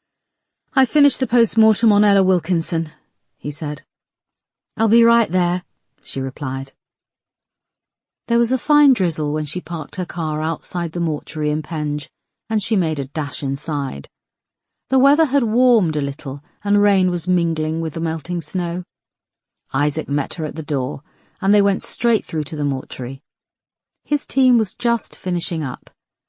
A DI and a CSI, plus a photographer and an exhibits officer. They left, nodding at Erica on their way past. Ella Wilkinson's body lay on the steel mortuary table, covered in a clean white sheet to her neck. Erica didn't know if she could do this again. She knew what was coming, knew that this girl had been tortured in the most gruesome fashion. I'll make this as swift as I can, said Isaac softly, seeming to read her thoughts. He moved to the body and peeled back the sheet. As with Lacey Green and Janelle Robinson, She suffered multiple incisions, some of which had started to heal. There are also tears to the left nipple which are consistent with her being bitten. Bitten? He didn't bite the other victims? No. Unfortunately, there is not a clear impression to examine. The left cheekbone, cranium, and the wrist in the right arm are broken, and she has 3 broken ribs to the left side of her body. There is an incision in the right upper thigh, which severed the femoral artery. As with the other victims, this would have been fatal. Erica closed her eyes and placed her hand to her forehead. When she opened them again, she looked at the Y-shaped incisions so neatly but crudely up the victim's sternum. She suddenly felt light-headed and gripped hold of the edge of the mortuary table. Her knees gave way a little and Isaac rushed around to support her. "It's okay," he said, hooking his hands under her arms. His 2 assistants looked up at her curiously. "I'm fine," she said, but as he let her go, her knees buckled again. "Come on, come to the office and let me get you a glass of water," he said. Isaac's office was warm and inviting in comparison to the cold mortuary, and Erica sat down on one of the cosy armchairs. He went to a small fridge and pulled out a bottle of water, handing it to her. She took a long gulp and sat back. "You look pale." "I always look pale," she joked.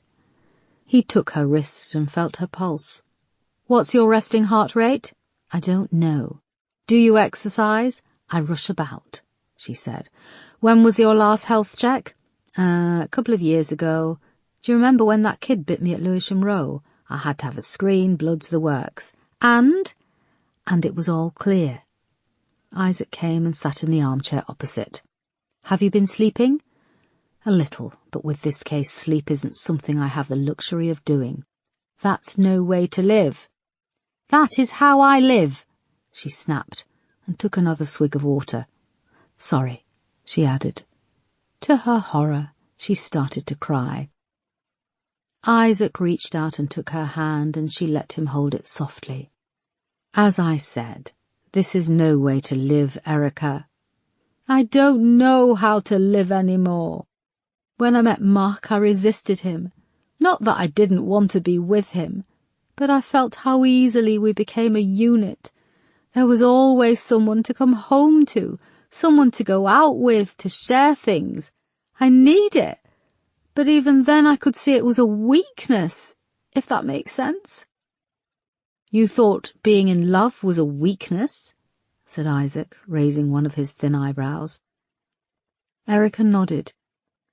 "Isn't it easier in the long run to be alone? It's just you. There's no vulnerabilities. Nothing can be taken from you." "That's a deeply depressing way of looking at life, Erica." "You know what it's like to lose someone. When Stephen died last year, don't you feel vulnerable?" Isaac straightened up a little. He looked as if he was feeling uncomfortable. "I loved Stephen, but we were only together for a couple of years, and as you remember, it was tumultuous." "It doesn't matter how long you loved someone. It doesn't mean you miss them any less when they're gone."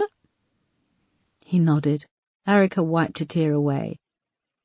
"It's one of the reasons I resisted having kids with Mark.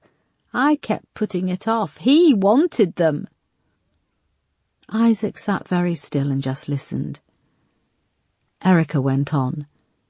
"When Mark died, I tried to be practical. I thought that if I could get past one day, 1 week, month, a year, it would get easier, but it doesn't. And not only is there the loss to deal with, which threatens to crush you every single day, you're left with all this life left to lead. Alone. No one really talks about that, do they?" Isaac nodded. She went on. "Getting over the loss, that bit people can sympathise with and understand. But moving on, trying to fill the gap the loss has left, is impossible. You know I've been seeing Peterson, James, since before Christmas." Isaac nodded. "You like him, don't you?"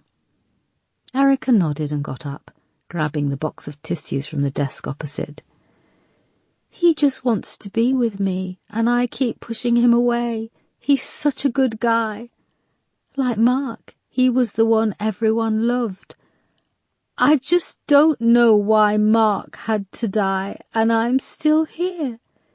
He was a great guy. I'm just a bitch. Isaac laughed. I am, it's not funny. You're not a bitch, but you have to act like one sometimes. It helps you get the job done. Isaac, this case. It's going to be the one that gets away, I know it. I have nothing. And I have to bring Ella Wilkinson's parents here later to formally identify her body, and I have to go to Sparks's funeral tomorrow. He's left behind 2 small kids. Erica, you need to get a grip on all this. Do you want to come and stay at mine for a few days? You can come and go as you please, and it helps to have someone to come home to. I promise to keep my hands to myself. Erica laughed. No, thank you. But I just want to be alone. No, you don't. Every day I have to do post-mortems on people, and so many of them had their whole lives ahead of them. They probably died wishing they could have done things differently, wishing they had been nicer, loved more, not stressed so much. Go and see James. You could be dead tomorrow and lying on that slab in there. Brutal, but true, said Erica. You should give advice more. I do, but most of the people I see at work can't do anything with it. They're dead.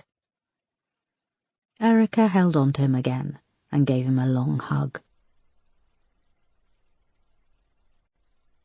Chapter 52. Peterson was at home watching television when the doorbell rang. He checked the time and saw it was just before 8. He muted the sound and went to the front door. He was surprised to see Erica when he opened the door. She was completely drenched from the rain, her hair flat against her head. They stood there in silence for a moment, just the sound of the rain drumming on the windows. "Is it raining?" he asked. "Just spitting," she replied. They both burst out laughing. "Come in, woman, before you freeze to death," he said, standing to one side. "I'm sorry about the other night," she said, going inside. He closed the door, and she took his face in her hands and kissed him urgently. He hesitated, and then responded. They staggered to the bedroom, pulling at each other's clothes until they sank down onto the bed. "You've got so much food in your cupboards," said Erica, when they had dragged themselves out of bed a couple of hours later, now hungry. They each had a beer. Erica was wearing one of his huge sleeping T-shirts with a faded picture of Scooby-Doo on the front. "Have I?" he said, sitting on the countertop opposite her, wearing just a pair of boxer shorts. "You have kaffir lime leaves. What the hell can you cook with those?" "Curry, noodle dishes, loads," he grinned, taking a sip of his beer. "Seems a shame that we've ordered pizza." "I'll cook for you some other time," he said, getting down and wrapping his hands around her waist. She ran her hands down his smooth, muscular back and felt the warmth of his skin pressed against hers. "I'd like that," she said, resting her chin on his shoulder. "I wish I was shorter. There's something about resting your head on a guy's chest. It's comforting." "You want me to rest my head on yours instead?" "Ha ha, very funny."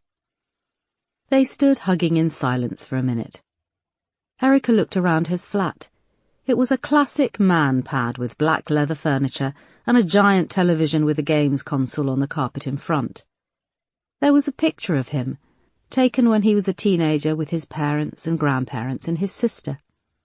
She remembered the story he'd told her, how his sister had killed herself when she was a teenager. She realized she wasn't the only person in the world who had lost someone. Mark was a little shorter than me. It really used to get to him.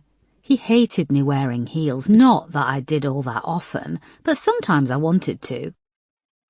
"I'm not trying to replace him," said Peterson, pulling back and looking her in the eyes.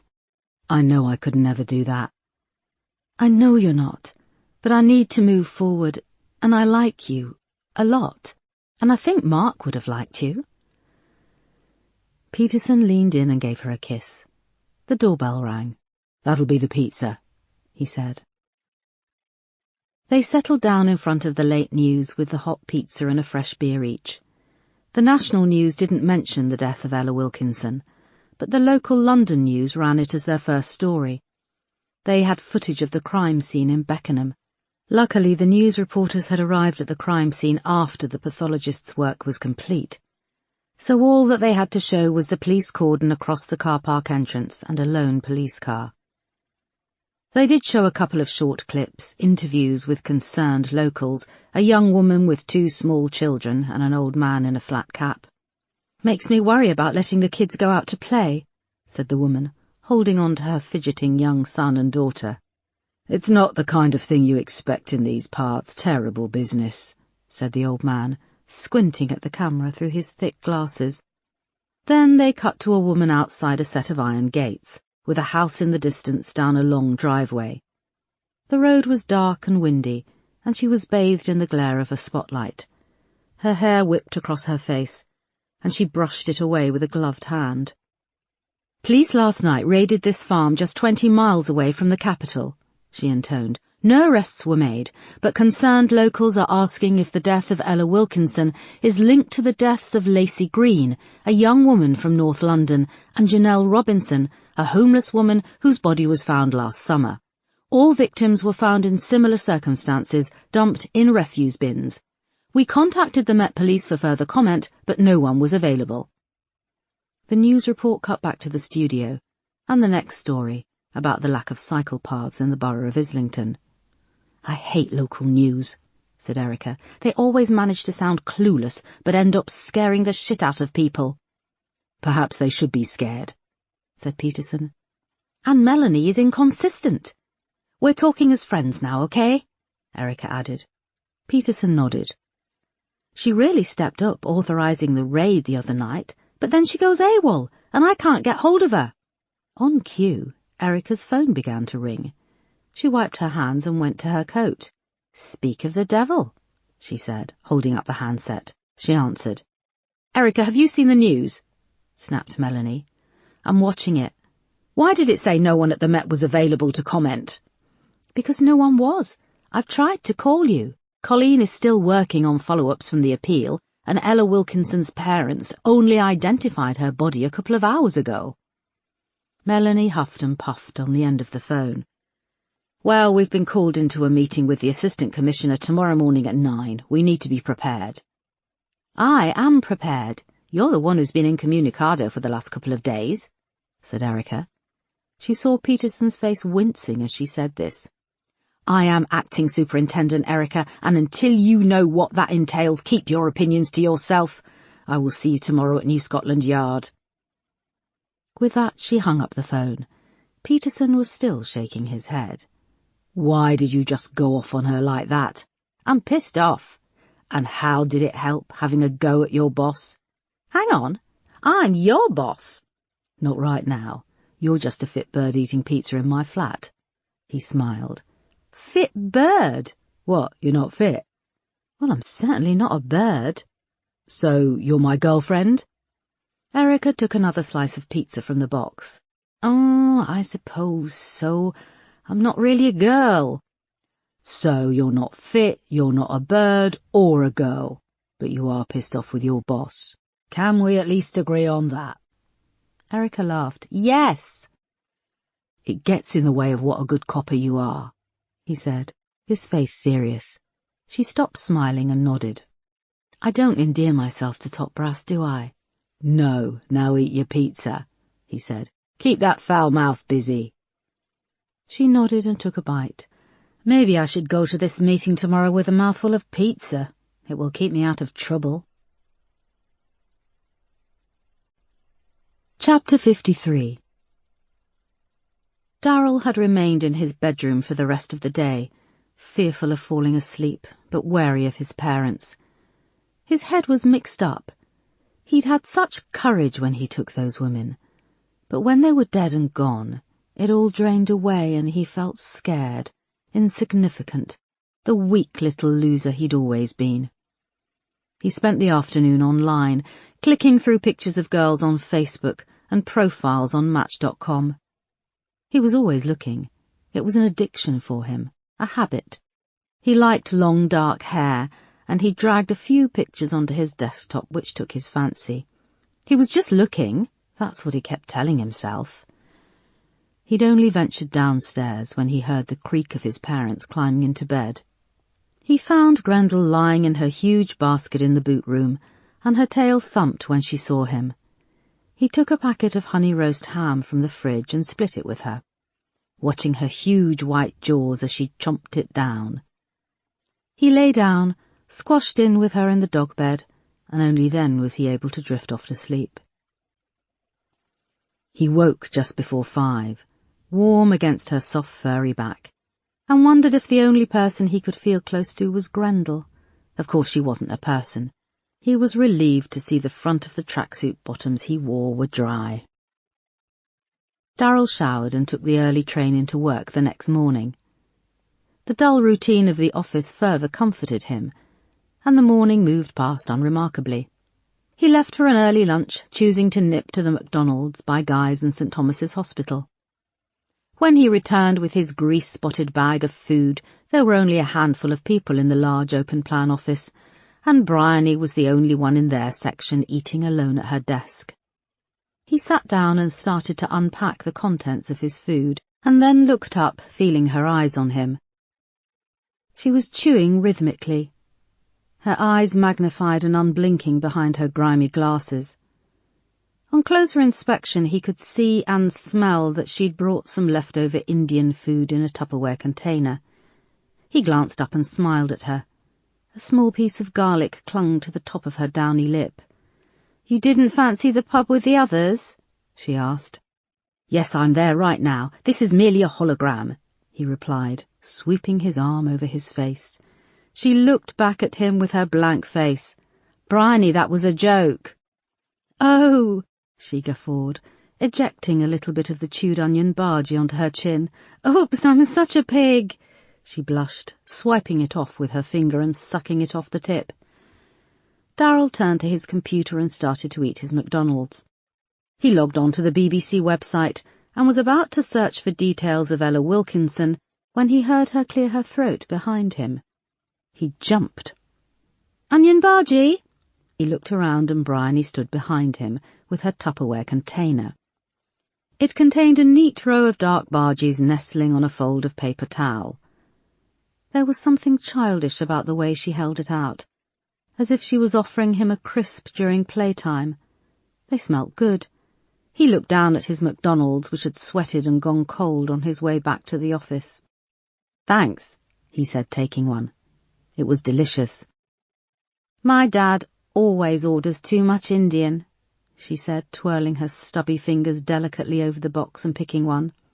"I love Indian. We don't have a good one near where I live," he said through a mouthful. She nodded sheepishly, taking a big bite and chewing. "You didn't have to worry about using the internet so long as you keep it to break times." "It's all doom and gloom, isn't it, the news?" Bryony nodded. "Do you want another one?" She pushed the Tupperware box up under his nose, thrilled that her playground friend wanted her to stick around. He took 2. "Is that your dog?" she asked, inclining her head to the photo of Grendel tacked to the bottom of his computer monitor. "Yeah." "A he or a she?" "She." "She's beautiful, in an odd kind of way." "Yes, she's a mix of Staffordshire Terrier and Dalmatian," he said, unsticking the photo from the monitor. "Her name's Grendel." Bryony wiped her hand on the seat of her jeans and took the photo. "Grendel, is that French?" "No. Do you know the story of Beowulf?" he said, taking the photo out of her greasy grip. "Sorry," she said, watching him wipe it off carefully with a tissue. "I saw the movie Beowulf, you know, the cartoon." "It wasn't originally a movie, it's an epic poem, ancient. Grendel is the monster." "Why would you name your dog after a monster?" "Well, not everyone thinks Grendel is a monster. One person's monster is another's friend." Bryony chewed thoughtfully for a moment and swallowed. She looked back to his computer and the BBC News page, where there was a side piece about Ella Wilkinson. "I've been following that story. Those girls who were killed. I live near Waterloo, close to where the first one went missing." "He wouldn't go for you," said Darryl, taking a bite of his bhaji. Her face faltered. I mean, you're too clever to fall for some bloke on internet dating. I've tried internet dating. Didn't have much luck, she said bashfully. 'Cause you probably used your own photo, a voice shouted in his head, but he used the silence to shove the rest of the bhaji into his mouth. The first victim sold coffee, but the second one worked in an office job. She even had the same job title as me, administrator, she said, pulling her top down over her backside with a large yet dainty hand. You should keep your eyes peeled. Tell people where you'll be, said Darryl. He imagined trying to kill her, the knife glancing off her blubbery thighs, and a guffaw escaped him. He clamped his hand over his mouth to fake a coughing fit. I'm fine, he added, waving her away. Fine. Bryony thumped him on the back. Better? He nodded and took a sip of his Coke. Darryl? Yeah? I saw Beowulf when it was at the IMAX. I got a couple of tickets to the cinema, the IMAX, the one near Waterloo. They were a present for my birthday. When was your birthday? He asked. Today, she said, looking down at her feet. Oh, happy birthday. He watched her for a moment, and she quickly seized another bhaji and bit into it. The IMAX cinema at Waterloo was built on what used to be the Bullring roundabout near the train station.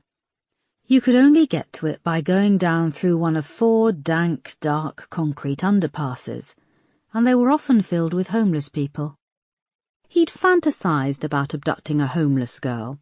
There was something about their desperation when confronted with death. Darryl looked up and realized Bryony had said something else. So would you like to come, Darryl? To? The IMAX with me tomorrow night. There's a showing of Guardians of the Galaxy. Darryl hesitated, and then thought what a great opportunity it would be to look around. Just look. It was a scratch that needed itching. It was a huge cinema, central, and Bryony could be a good cover. Okay, he said. So it's a date? She said, chewing and swallowing the last of her bhaji. Yeah, it's a date, said Darryl. He kept the smile plastered to his face until she'd retreated back to her desk, her face flushed. He wiped the photo of Grendel again and stuck it back to the bottom of the computer monitor. The screen had gone into sleep mode and was blank, and he was reminded of his reflection. Inside, he felt like a strong, invincible warrior, like Beowulf, but the face which stared back at him was podgy and ordinary, with a weak chin and beady eyes. He sat back in his chair and realized something. Bryony actually thought she had a chance with him. Her, with him. He found it difficult to concentrate for the rest of the day, especially with Bryony opposite, constantly looking up and smiling. And just before 4, she even brought him a cup of coffee from Starbucks. He took it with a smile, but inside he was furious. He would show her. She would regret thinking they were in the same league. Chapter 54. The next morning, Erica and Melanie met at the New Scotland Yard building. They waited for 20 minutes in silence outside the Assistant Commissioner's office until her secretary finally broke the heavy silence and they were shown through. Camilla was dressed to kill, but looked determined to at least maim in an elegant black trouser suit with a white silk blouse. She sat at the head of the conference table in the corner of her office. To her right sat a neat little man with a stern, cherubic face, and on her left a handsome young male uniformed officer was ready to take minutes. Melanie sat at the opposite end of the table and Erica beside her. "Thank you for coming, ladies," said Camilla. "I've called this meeting to discuss the triple murder inquiry. Acting Commander Mason is joining us." The neat little man nodded. Camilla opened a folder on the desk with a light flourish and slipped on her glasses from a gold chain around her neck. "Acting Superintendent Hudson, do you prefer Mel or Melanie?" "It's Melanie, Ma'am." "Good, that's very wise," she said, scanning the papers in front of her. Melanie looked confused. Erica gave her a sideways glance. Camilla loved to confuse people during meetings with her off-the-cuff comments. Camilla went on, "Melanie, I asked you along here with Erica to get a broad idea of the case. The parents of Ella Wilkinson are now pursuing a formal complaint against you and the Metropolitan Police through the Independent Police Complaints Commission, and along with Erica, we'd just like to get your side of things, informally at this stage." "Mom, there isn't a side, there are facts. Would you like the facts?" asked Erica. Melanie didn't object to the interruption. Camilla nodded. "I've been briefing Melanie at every step during this case. We were in the process of finalising the media appeal into the deaths of Janelle Robinson and Lacey Green when we heard that Ella Wilkinson was missing. I had less than 10 minutes to make a decision whether or not to include her abduction in our appeal.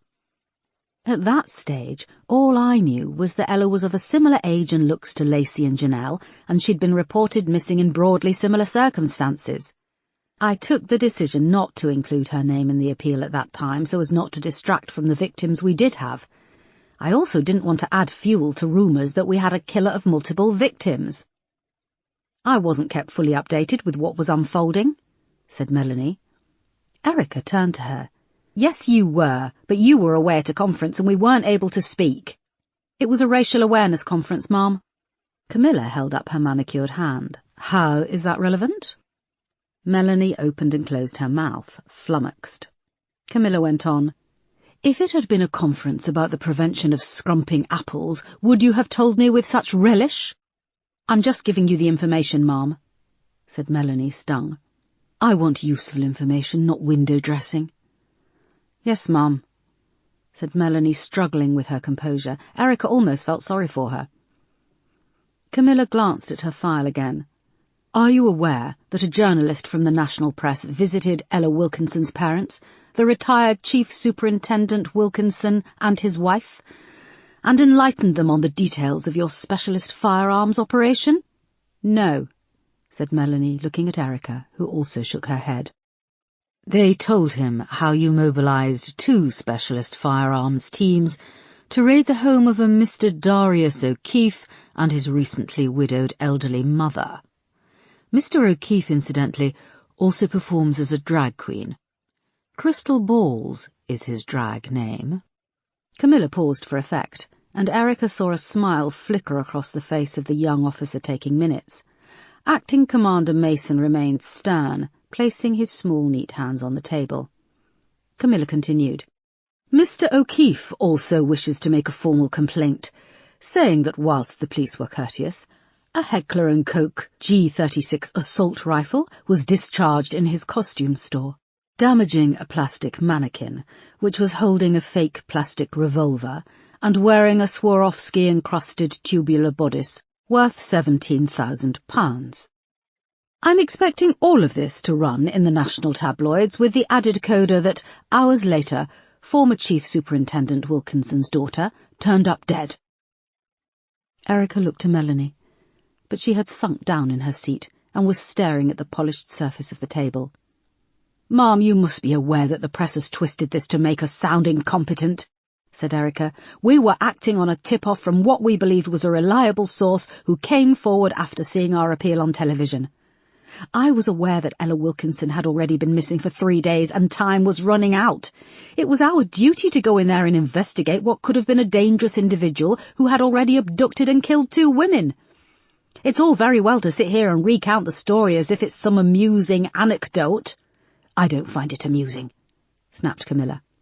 "Careful decisions had to be made in a short time, Mom, and I believe I did the best I could in a difficult and complex situation."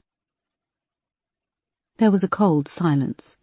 Erica looked across at Melanie, hoping she would jump in, but she remained quiet. "It's not about what we believe, Erica," said Camilla. "It's how public opinion is formed, and in this day and age much of what we do, and the decisions we make, are led by public opinion. Budgets are decided. Policy. The press will now zone in on the targeting of a gay man, the damage to his livelihood, and the cost to the taxpayer of deploying 2 teams from the Specialist Firearms Unit at short notice. Why are we even having this meeting?" snapped Erica. "You've decided to take a rather blinkered view of the facts. You're looking at them through a tabloid lens." "Erica, watch your tone," said Melanie. "So now you decide to speak and pull rank," said Erica, unable to stop herself. "Melanie is your superintendent," said Mason, speaking for the first time. "Acting superintendent," said Erica. "And forgive me, sir, but you were involved in our decision. Do you have anything to contribute?" Mason shifted in his chair. "I don't appreciate being placed on the spot," he said. "Placed on the spot?" cried Erica. "This is a meeting about a specialist firearms operation that was ultimately authorized by you, sir." "Could you please wait outside, Erica?" said Camilla. Erica thought back to what Sparks had said the night before he died, how he'd been unfairly hauled over the coals by Camilla, and she wished he were here. If only because he had balls. Melanie was sitting like a meek church mouse. "Can I please add on the record that whilst having the support of the public is essential to the job of policing, the public never have the full picture of what it takes to run a police investigation." "Erica, please don't let this investigation be dominated by the upset of one of the victims. My team has been working tirelessly to apprehend the killer of these 3 young women. That is our priority, Ma'am." Camilla gave her a thin smile. "Thank you, Erica. Now please, that will be all," she said. Melanie merely stared ahead as Erica walked out of the room, fuming. Chapter 55. Erica was waiting for Melanie in an unmarked police car outside the new Scotland Yard building. It had been arranged before the meeting that they would travel together to Sparks's funeral. Melanie emerged 10 minutes later and got in beside her. There was a nasty atmosphere as the car set off. "From now on, I want to know everything that's going on," she snapped. "I want to be informed of every decision you make." "So I'll just continue what I was doing, and it's up to you to make sure you answer your voicemails," Erica shot back. "I am your senior officer," shouted Melanie, turning to her. "Then act like it," Erica roared back. They stared at each other, then turned away and stared out at the buildings whipping past. "Sorry, I just have to check. What time's the funeral?" asked the uniformed officer driving. "It starts in an hour, so you better put your foot down," said Erica.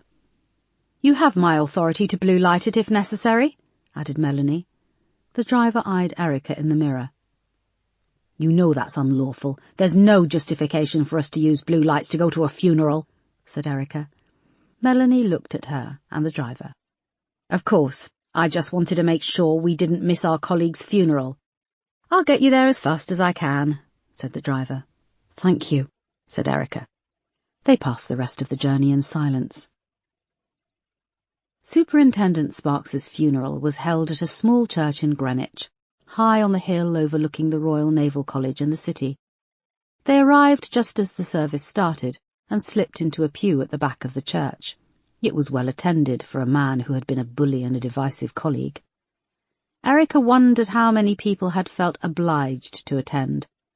Sparks's wife was on the front row, with an elderly couple and a little girl in a sombre black velvet dress with a matching ribbon in her hair. His coffin shone under the bright lights of the church, and a large spray of red and white roses sat on top amongst a cloud of gypsophila. Did Sparks like roses? Thought Erica. Was he religious? How many people in the congregation really knew him? All of these thoughts went through her head. Funerals were a time to remember the dead, but very often they struggled to do just that. Erica thought back to Mark's funeral, of having to pick flowers and hymns, and who would say what. It all felt so alien, so unlike the youthful, vibrant man who had died. The most poignant part of the service was when Sparks's childhood friend gave the eulogy and told how they had been close growing up and had gone travelling for a year after high school. "Andy was my buddy. He was a complex bloke, but he had a heart and he cared.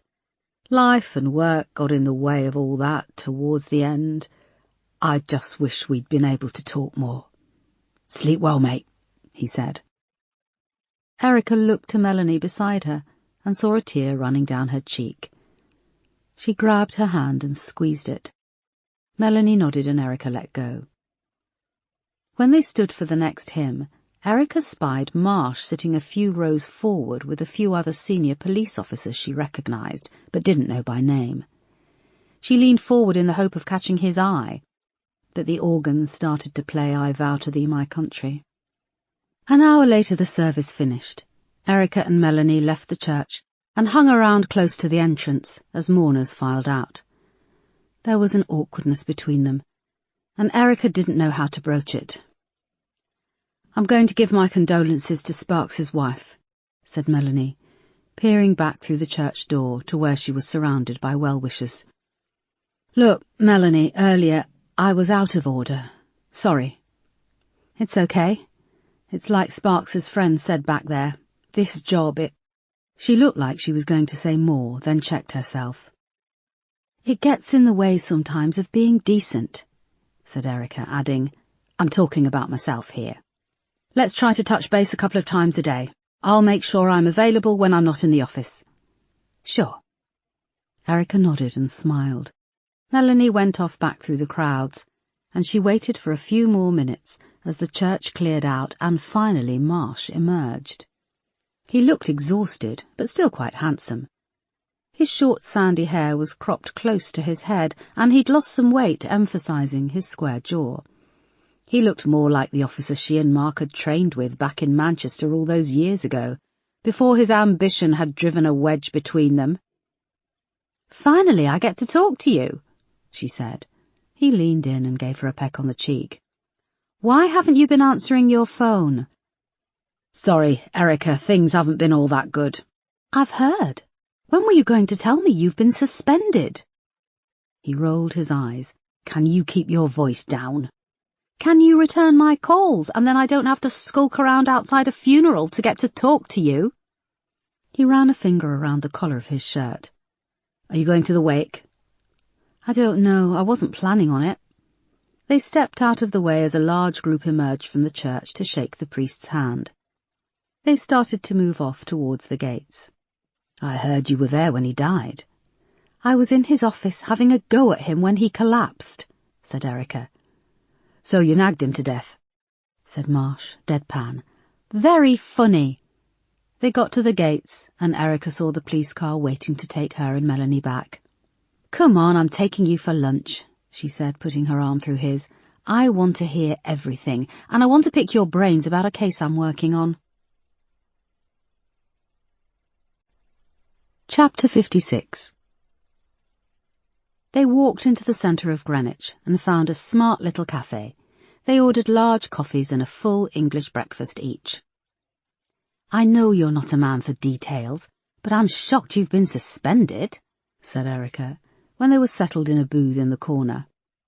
"Brutally honest as always," he said, adjusting the cutlery awkwardly. "What happened exactly?" He took a deep breath. "I've been suspended because the Met has suddenly decided to go after the Gadd family for money laundering on their import-export business. You remember the Gadd family when we were working over at Lewisham? I remember being in hot water for crashing Paul Gadd's mother's funeral wake to track down a witness," said Erica. Marsh grinned ruefully. "Yes, I haven't forgotten that. Took a lot of smoothing over." "So what is the deal with the family?" asked Erica. "For the past 25 years, the Met has turned a blind eye to some of their activities in return for information. Officially, the Gadd family run the contracts for recycling paper and plastics in and around London. They also own a warehouse complex out at the Isle of Dogs used for import-export." "So they're mafia?" said Erica. "They don't deal in drugs or weapons. It's mainly black market cigarettes, alcohol. What about the recycling business?" "That's 100% legit, and it's very lucrative. They take in collections London-wide from the council and they sort it before it's exported to China." They paused when their food arrived, a posh version of a full English breakfast, which came arranged artfully on the plate with the baked beans snug in their own little ramekin. They tucked into their food for a moment. "OK, so what are you accused of? Taking bribes from the Gadd family?" asked Erica, buttering some toast. No. He took a sip of coffee and looked uncomfortable.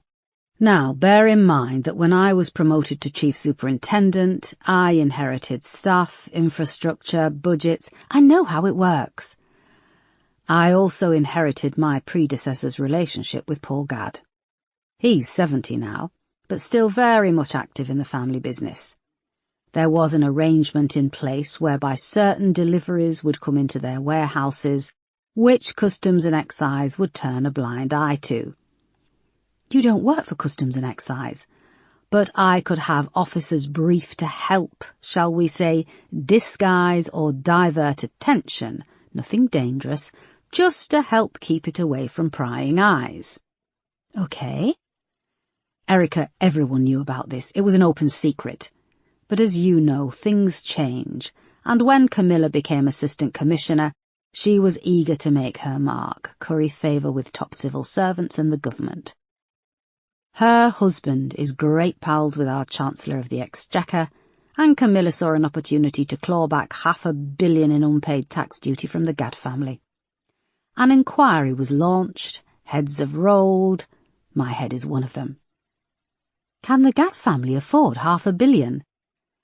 They can afford a large chunk of it if they cut a deal with Her Majesty's Customs and Excise, and Camilla scores a high-profile win for the police.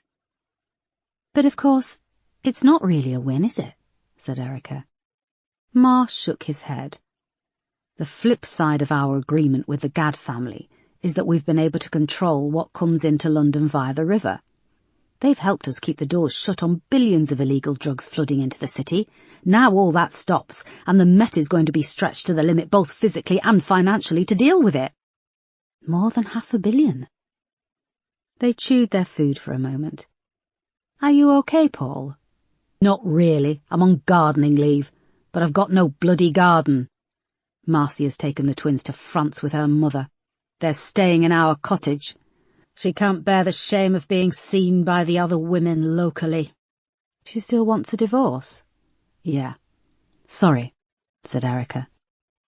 She took a large forkful of food. Where does Sparks fit in with all this? Sparks? Camilla was having him investigated too. Thought he was taking backhanders. Simon Douglas Brown came up. Bloody hell, it is a witch hunt, he said, shaking his head. What happens now? I wait for a tribunal which could take months. I'm sorry. They ate for a moment, watching the traffic go past on the road. An idea dawned on Erica, and her heart began to race. When you worked with the Gad family, you had a contact? Yeah, why? Have you heard about the case I'm working on? The girls found dead in the dumpsters. Yes, I've been trying to find a link, something to tie the case together. The body of each victim has been left in an identical dumpster, and I'm wondering what if the killer works for the company which supplies the dumpsters. This could explain the random locations where he leaves them. What's the company called? I don't know, the Gads run umbrella companies. Can you get me the info?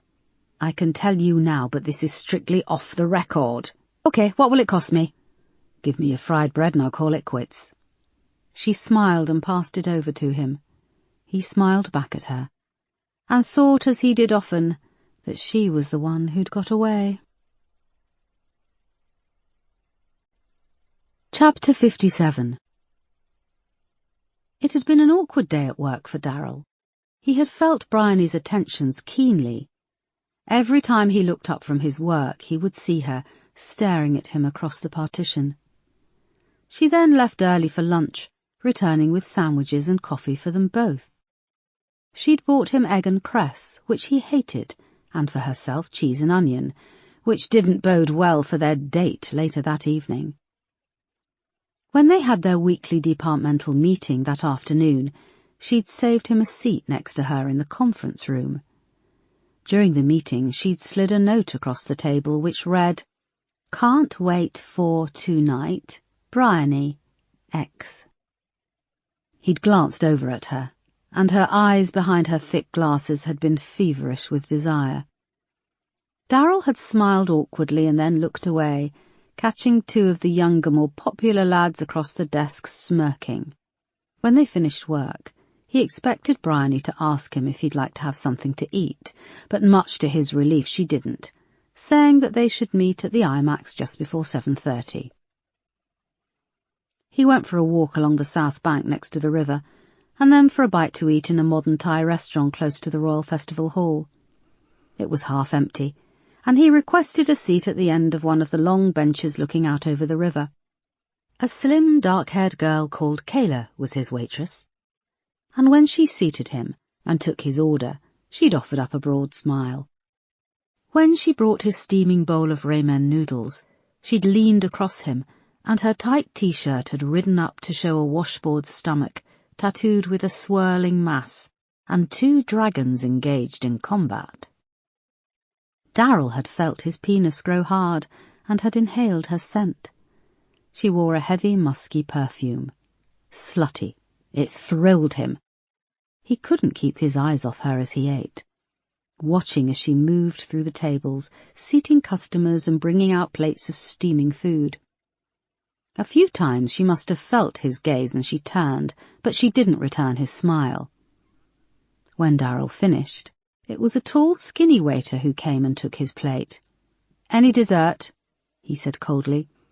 "No, just the bill." Kayla emerged from the kitchen at the other end of the restaurant and shot him a wary look. Then the waiter returned with the card payment terminal. "I thought you all had your sections in the restaurant?" asked Darryl, handing over his credit card. "We do," said the waiter, slipping the card into the machine and keying in the details.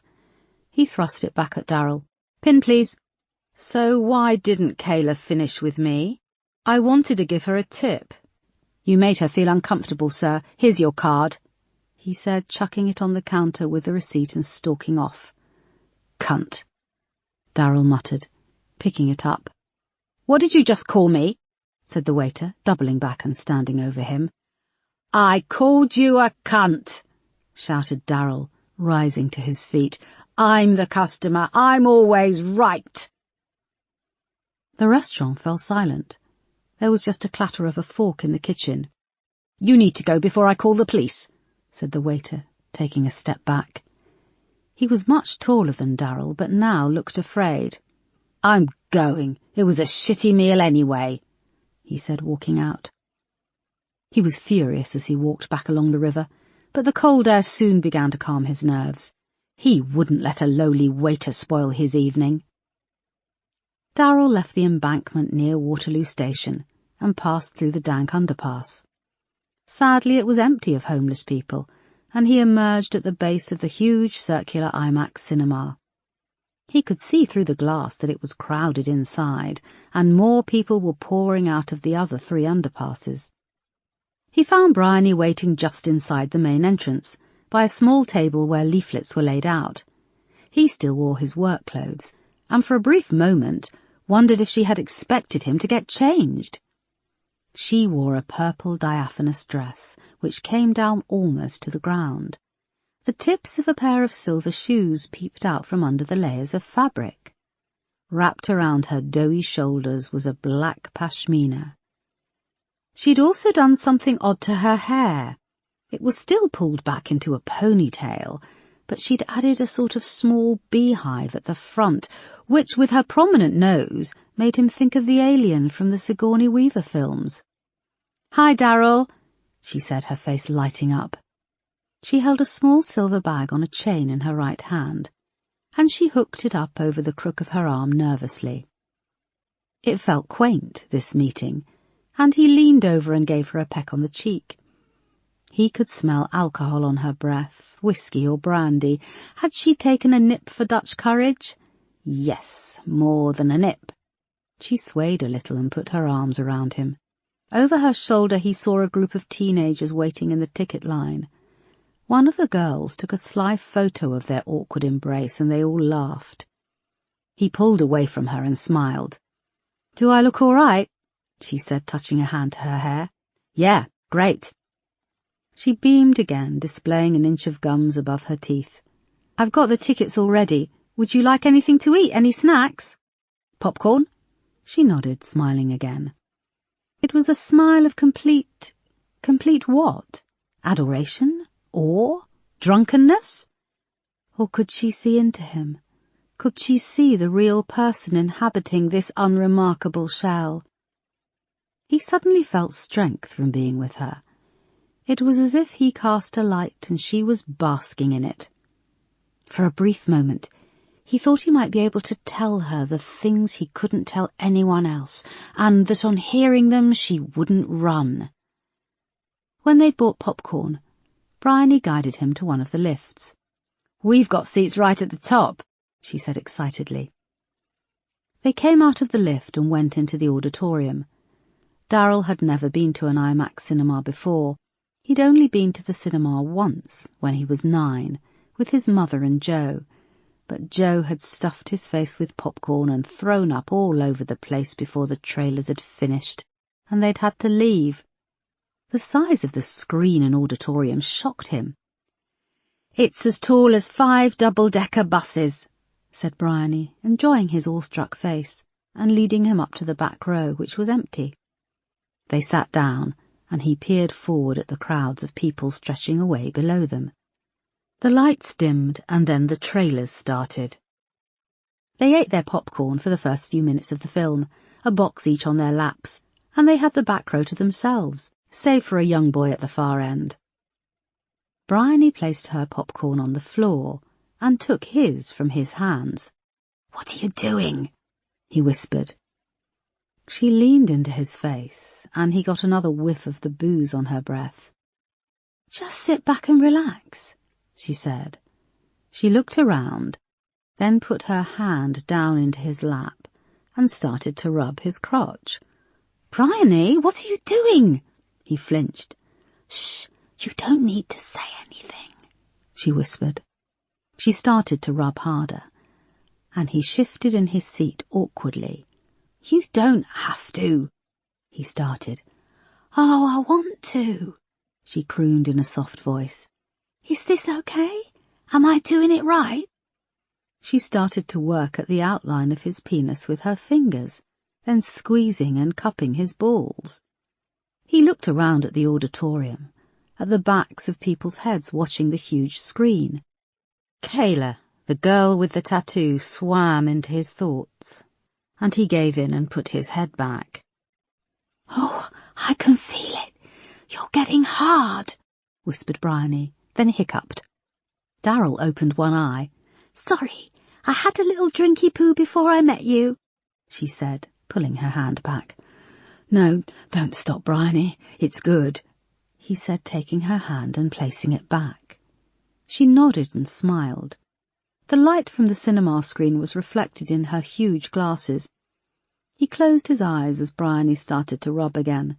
His thoughts went back to Kayla, how she smelt, her dark skin with the tattoos. He unbuckled his trousers and pulled down the waistband of his boxer shorts. He felt the cold air on his hard penis and opened his eyes again. "Go on, put it in your mouth," he said. "Oh, my," said Bryony, looking down and breathing heavily, her eyes behind her glasses filled with awe. "Oh, my God, she's never seen a penis before," thought Darryl. This turned him on even more. "Your lips are so beautiful," he said. "Thank you," she said, putting her hand to her mouth. "Go on, put my big dick between those beautiful lips." Bryony nodded and eased off her chair awkwardly and onto her knees, taking him cautiously in her mouth. Darryl felt both thrilled and disgusted. He gripped the back of her head and pushed her down. She gagged and pulled back a little, but he held onto her ears and thrust in and out of her mouth. She made slurping, squelching sounds for a couple of minutes, and then he climaxed, gripping the hair at the back of her head as she made more gulping, gagging sounds. She sat back on the floor between the cinema seats, breathless, and looking a little shocked as he tucked himself back in and did up his flies. "Was that all right?" she asked, wiping her mouth. "That was very good," he said, giving her the thumbs up.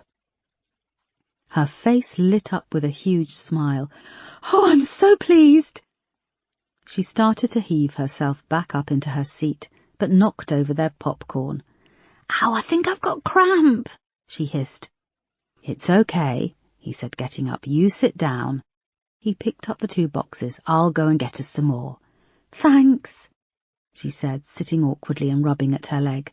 Was it salty or sweet? Salty, but I think now I fancy sweet, she said, swallowing again. And can you get me something to drink? Darryl grinned and went off to the snack bar downstairs. Chapter 58. After lunch with Marsh, Erica returned to West End Central. She'd been working with the team for the rest of the afternoon and early evening on the information Marsh had given her. At 8:30, Melanie came back to the station, and she and Erica had a meeting in her office. I'm going to request specific data on the employees who live around Greater London on the borders, said Erica. Specifically males aged between 21 and 35. And this is from the waste management company Genesis? Asked Melanie, looking over the document Erica had prepared. What evidence do you have to back up a request like this? We've spent a long time looking at the locations where the bodies were dumped, trying to find patterns, repeat behaviours. We know he goes for the same type of girl. The only other similarity is that they have all been dumped in general waste recycling bins specific to the Genesis Recycling Company. Erica, do you think this can be classed as a similarity? Do you know how many households there are in central London? I would hazard a guess that this afternoon I sat through 3 meetings discussing crime statistics and burglaries. There are 886,000 people in Greater London who own their household but have a mortgage. Some 862,000 people rent privately from a landlord. Social housing accounts for 786,000 homes and 690,000 people own their home outright. You remembered those figures. They were drummed into us repeatedly, she said, but my point is they have one thing in common. Their refuse needs, or should I say rubbish collection, is done by Genesis. That's 2.6 million homes. Add to that the millions of businesses that operate in London, and Genesis is one of the largest waste management companies in Europe with 400,000 employees. You think we can just go in there and request data on their staff? We know that he drives a Citroën C3, added Erica desperately. Oh, well, that narrows it down even more. It's only one of the most popular cars bought in the past 5 years. Do you think that Genesis would keep records of the cars their employees drive? Or shall we also go ahead and put in a general request from the DVLA for every driver of a Citroën C3 in the Greater London area? Erica paused. I've already done that, and we're working through a colossal list of names. We're first working through males who have previous criminal records. But as far as we know, this guy isn't in the system, said Melanie. We have his DNA, but he's never been sampled, which leads me to think he's never been arrested. Erica sighed. Melanie, I have to start somewhere. We've tried tracing the car from the CCTV footage, following its progress through the CCTV network, but without a number plate and the amount of Citroën C3s there are on the roads, it's impossible. Melanie sat back and took a swig of her coffee. I know. Erica, anything you do would have to stand up in court. There are data protection issues, manpower issues. Are you aware that as well as our issues with the Gadd family, who are shareholders in Genesis, 2 major shareholders sit on the board of the IPCC who are already dealing with a complaint from the parents of Ella Wilkinson? Erica nodded. But it might lead to a breakthrough. We may have something in all that data that cracks this before he takes another young woman. We don't know started Melanie. He's taken 3, and the gaps between the abduction and murders are getting shorter. Melanie, I work on my gut instinct. So do dictators and megalomaniacs, she said not unkindly. Look, come to me with something more concrete, tailored and specific. Narrow down who you are looking for, a location where they might work. Genesis has 17 offices in central London, another 46 nationwide. I will, of course, turn over every resource I have at my disposal, but I can't write a blank cheque for you to cast a wide net and see what you can catch. Erica stared at her despondently and then nodded. Keep me in the loop. Close the door on your way out. Peterson was waiting downstairs in the station foyer when Erica emerged from the lift. She relayed the conversation she'd just had with Melanie. "What are you going to do?" he asked. "I don't know. I need to think. I need to work out a way to find a needle in a haystack." "Would pizza and beer at my place help?" he said as they walked out and into the cold air. "Yes," she grinned. "Yes, it would." Chapter 59. When Darryl had returned with fresh popcorn, Bryony had been very clingy and had insisted they held hands throughout the rest of the film, which had creeped him out far more than the other things she'd done to him. As soon as the film ended, Darryl had leapt up and insisted on leaving. While they were waiting with a big group of people for the lift down to the foyer, he'd overheard one of the ushers, a pretty young girl with a cloud of afro hair, talking excitedly about how she was meeting a casting director for a drink. From her conversation with another usher, it was clear she was an actress, didn't know the man she was meeting, and was prepared to flirt quite hard to get on his radar. Darryl barely noticed what Bryony was saying as they rode down in the lift. When they emerged from the IMAX, Bryony stopped and turned to him. "Let's go and have a drink, or walk together along the river," she said. "I'd better go. I have to get the train home," he said. "Oh, we could go back to my place," she said. Her eyes shone hungrily. "Sorry, I have to get home to feed Grendel." "Oh," she said, barely able to hide her disappointment. "I'll see you at work, though. We've got the conference tomorrow. It'll get us out of the office, should be fun." "Yeah, see you then." Bryony leaned in to give him a hug, but he gave her a nod and moved off towards the underpass, leaving her standing under the coloured lights coming from the IMAX. The next morning all the employees of the company Darryl and Bryony worked for were attending the annual staff conference. It was a big corporation, so lots of money had been spent on hiring the auditorium of the Royal Festival Hall. The staff from Darryl's building had first been bussed over to the South Bank. Darryl avoided Bryony, walking past the seat she'd saved him on the coach.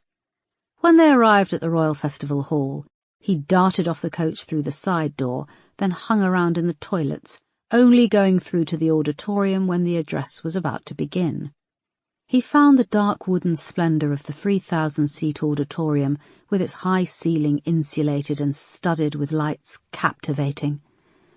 Almost 3,000 employees from the 12 London offices of the Genesis Corporation had convened to hear a series of presentations and an address from one of the CEOs.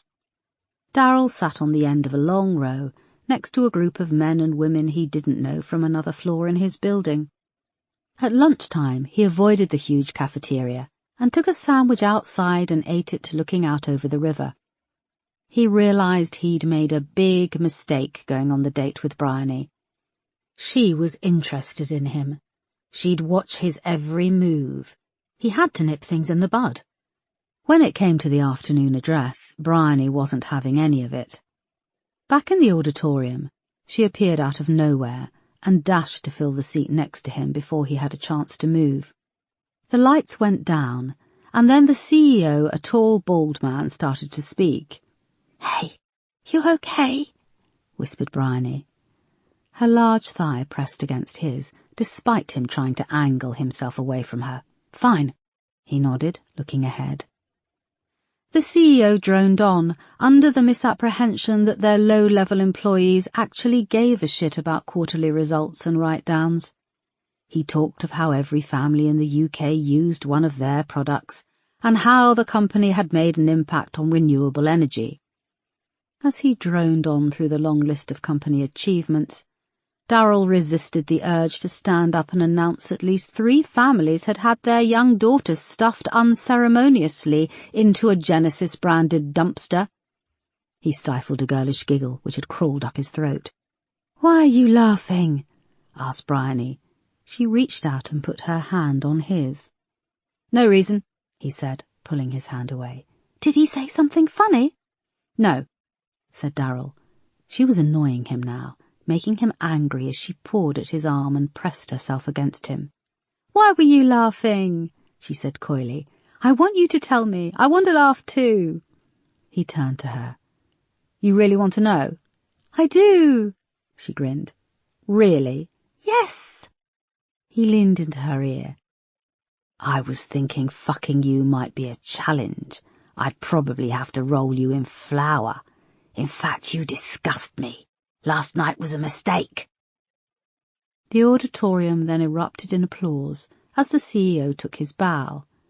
The audience rose to their feet, and Darryl joined them, clapping enthusiastically. He glanced down at Bryony, and she looked destroyed, staring out in front almost in a trance. The applause went on, and she stood unsteadily and pushed past him, tripping as she fought her way out along the row of people, knocking some of them back into their seats. He followed her progress as she reached the end of the row and started down the steps. People looked after her, pulling faces, and he wondered if there would be consequences. He pushed it to the back of his mind and focused on the young girl he was going to pursue next, the out-of-work actress he'd friended online. Chapter 60. Beth Rose was in her second year of studying at the Drama Centre in West London. Ever since she was a little girl growing up in Suffolk, she had wanted to be an actress, and she decided if that didn't pan out, she was certainly going to be famous.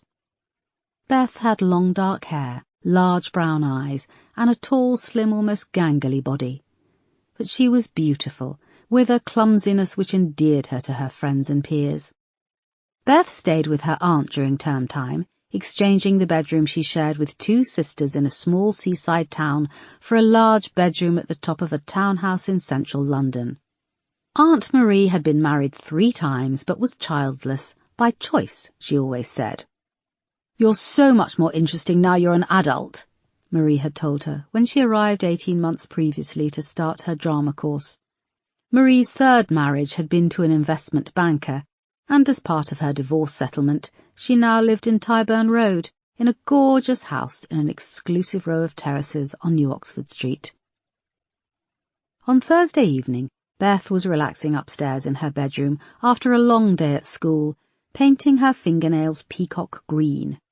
Aunt Marie was downstairs watching Poldark again. "The horny cow," Beth chuckled to herself. She was studying her nails, admiring her handiwork, when her phone pinged. She blew on them and picked it up, carefully swiping the screen. She saw she had a Facebook friend request from a casting director called Robert Baker. She quickly accepted for fear that he'd done it by mistake. She hurriedly blew on her nails again and then Googled him. "Fuck a duck," she said, eyes wide as she scrolled through the search results. He was a known casting director. He was Robert Baker, CDG. She couldn't quite remember what the CDG stood for. She wanted to say Casting Director General, but that wasn't right. Either way, he was part of some union. He was legit. She saw that he did casting for films and TV, and he worked out of the Cochrane Street studios near Tottenham Court Road. Beth's Facebook profile clearly stated she was an actress.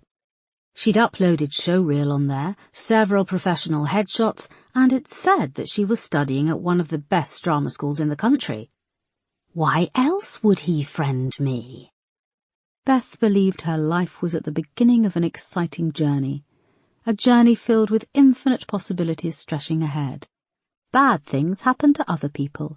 She was destined for something life-changing. She always liked to remember where she was when something life-changing happened, and this had to be life-changing. Beth minimized the screen and placed a call to her friend Heather. "You'll never guess who I'm now friends with on Facebook," she said.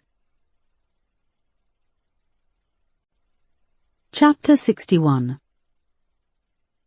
The next day was Friday, and Darryl found himself in the evening rush hour traffic, driving slowly into central London. He was astonished that Beth Rose had taken the bait so fast and so enthusiastically. He'd had a Facebook profile he'd been working on for several months in the name of Robert Carter, and all it had taken was changing the name and photo, and he'd become Robert Baker CDG, a casting director. Robert Baker was real, and he even had his own Facebook profile, but his profile photo was of a black Labrador.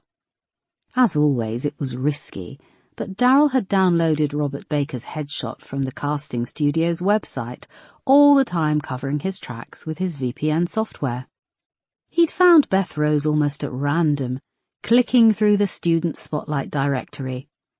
Actors subscribed to the directory so that casting directors could look them up, and a typical directory entry gave you the actor's headshot, their eye colour, weight, height and vital statistics. With some of the entries there was even a voice sample and a short show reel. He'd liked Beth very much, and her show reel was a scene recorded with a tall dark lad where she'd played a battered wife. It wasn't from a stage show or a television programme. It looked like it had been made by a show reel service for actors.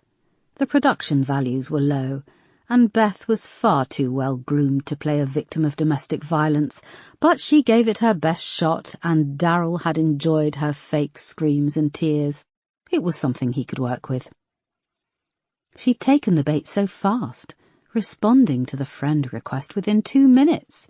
Messages had pinged back and forth all evening, and they'd even spoken on the phone. Now this evening he was due to meet her. After seeing footage of his red Citroen splashed across the news, Darryl had decided to take Morris's car, a blue Ford. It had been sitting in the carport since Morris had been arrested and then bailed. His father said Morris was probably too embarrassed to come and get it, so he'd been taking care of it until he showed up, starting the engine each week and checking the oil. He never did it with Darryl's car. But then again, thought Darryl bitterly, Morris was a good milker. He reached the outskirts of South London just after 7 p.m. The interior of Morris's car had a whiff of horse and straw. It mingled in with the fresh scents of his shower gel and aftershave. Even though he knew this date wouldn't end romantically, he still liked to pretend. He stuck to the speed limit. He could now drive into central London without paying the congestion charge, but he tried not to think about the cameras which could scan each number plate, and wondered if they still scanned cars as they came into the capital during the evenings. He'd spent time poring over maps detailing the CCTV coverage, and whilst he couldn't avoid them, he could certainly dodge the areas with the heaviest coverage. His phone rang on the dashboard, and he saw it was Beth. He was just driving through Camberwell, and looked to see if he could pull over, but it was a busy road with no stopping points. He checked for police cars and answered. "Hey, you," he said, his voice almost curling around the receiver.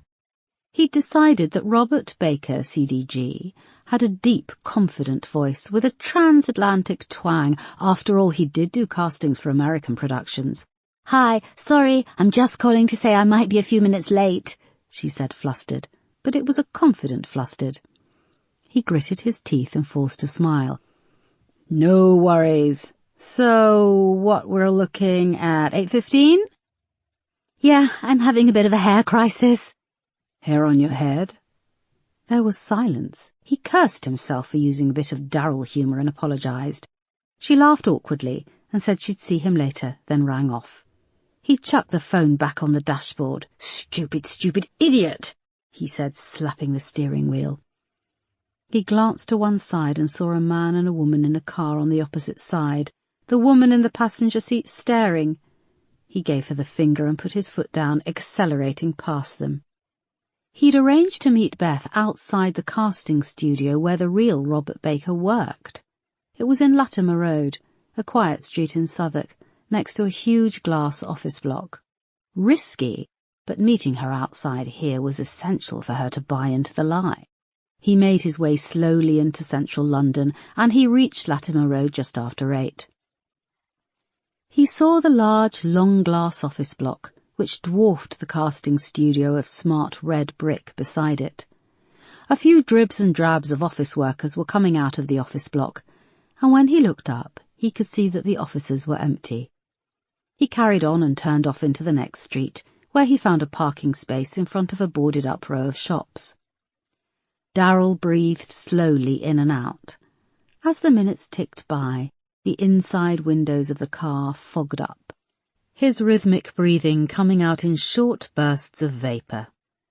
He wiggled his toes and stretched, not wanting his muscles to seize up. He was glad she said she'd be late. He thought of her long hair, how her skin and body might feel. Images of what he was going to do to her flashed into his mind. At 8:10 he switched on the engine, and the hot air began to flow, clearing the condensation from the windows. He checked that he had his map and the leather sap in the glove compartment. He checked his reflection in the mirror. He was drooling. He wiped his mouth on his sleeve and drove off around the block and back to Latimer Street. He passed the entrance to the office block and saw Beth waiting outside the casting studio. She was leaning on a small iron bollard. She wore a long-tailored grey coat, black high heels, and her long dark hair was loose. She had her head down, engrossed in her phone. He pulled past her and parked by the curb. She was now just a few meters from the boot of the car. The road was empty. He leaned down and pulled up the handle to release the lock on the boot. He then got out, holding the sap concealed in his right hand. He made a show of tucking in his shirt and moving to a parking sign, peering Mr. Magoo-like up at it and stepping back, checking his watch. "Sorry, I'm blind as a bat," he said over his shoulder to Beth. "Is this residence parking?" Beth looked up from her phone and shrugged. She checked behind her, looking at the dark casting office, and frowned, then went back to her phone. Suddenly Darrell's phone began to ring in his pocket. He looked over and Beth had her phone to her ear. She was trying to call Robert Baker. He scanned the road. There were no cars and no people. Just as she looked up in confusion at Darrell's phone ringing, he moved lightning fast, swooping over and bringing the leather sap down on the back of her head. He caught her as she crumpled, dragging her to the boot of the car. There was an awkward tussle as he tried to get it open with his foot and keep hold of her, and her phone clattered against the back of the car, swinging from its earphones. Just as he got her inside and shoved her phone on top of her, a woman emerged further down from the main entrance of the office building and began to walk along the pavement towards him. He'd wanted to subdue Beth, bind her wrists and her feet, but there was no time. He closed the boot. The woman was moving closer with a clip-clip of heels. Darrell knew he had to keep moving to look like part of the street furniture. With his head down, he went to the driver's side and got in.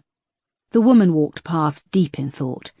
She had her hands thrust deep into her trench coat. She was elegant and middle-aged, with short greying hair. He relaxed a little. She hadn't noticed him. Darrell started the engine and pulled away from the curb. Chapter 62. Darrell drove through the back streets behind Southwark Bridge. He'd worked out a route he could take to avoid the CCTV cameras as much as possible, and at least making it hard for anyone to piece together his movements. But he was flustered, and he saw he'd taken a wrong turn. Had that woman coming out of the office seen him? And the road he'd just pulled into? Was there a bank of CCTV cameras at the end here? He took a series of turns, and office blocks and coffee shops streaked past in a blur. He found himself on London Bridge, feeling the wind from the river buffeting the car. "Shit!" he cried, thumping the steering wheel. He was approaching the junction by the train station, which would be chock-a-block with CCTV cameras. He had to find somewhere quiet where he could pull over and bind her arms and legs. As he left the bridge, he saw there was a diversion where the construction was happening around the Shard, and instead of being able to turn left, he was taken on a looping detour away from the train station. He found himself sandwiched between two vans, and either side were temporary rows of plastic barriers. He had no choice but to keep driving. Several minutes went by, and the diversion took him down streets he didn't recognise. It was all poorly lit. A building encased in scaffolding and green netting, which then turned into abandoned offices, the windows whitewashed.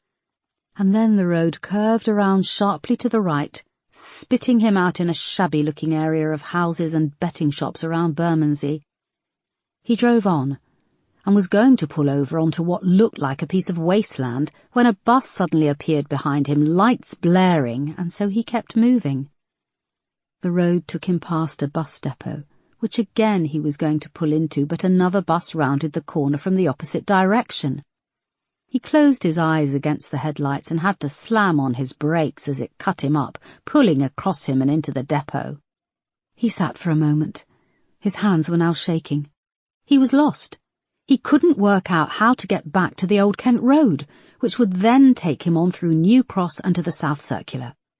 He put the car in gear and drove on for a couple more minutes until he approached a set of traffic lights, and his heart leapt when he saw it was signposted straight ahead for New Cross.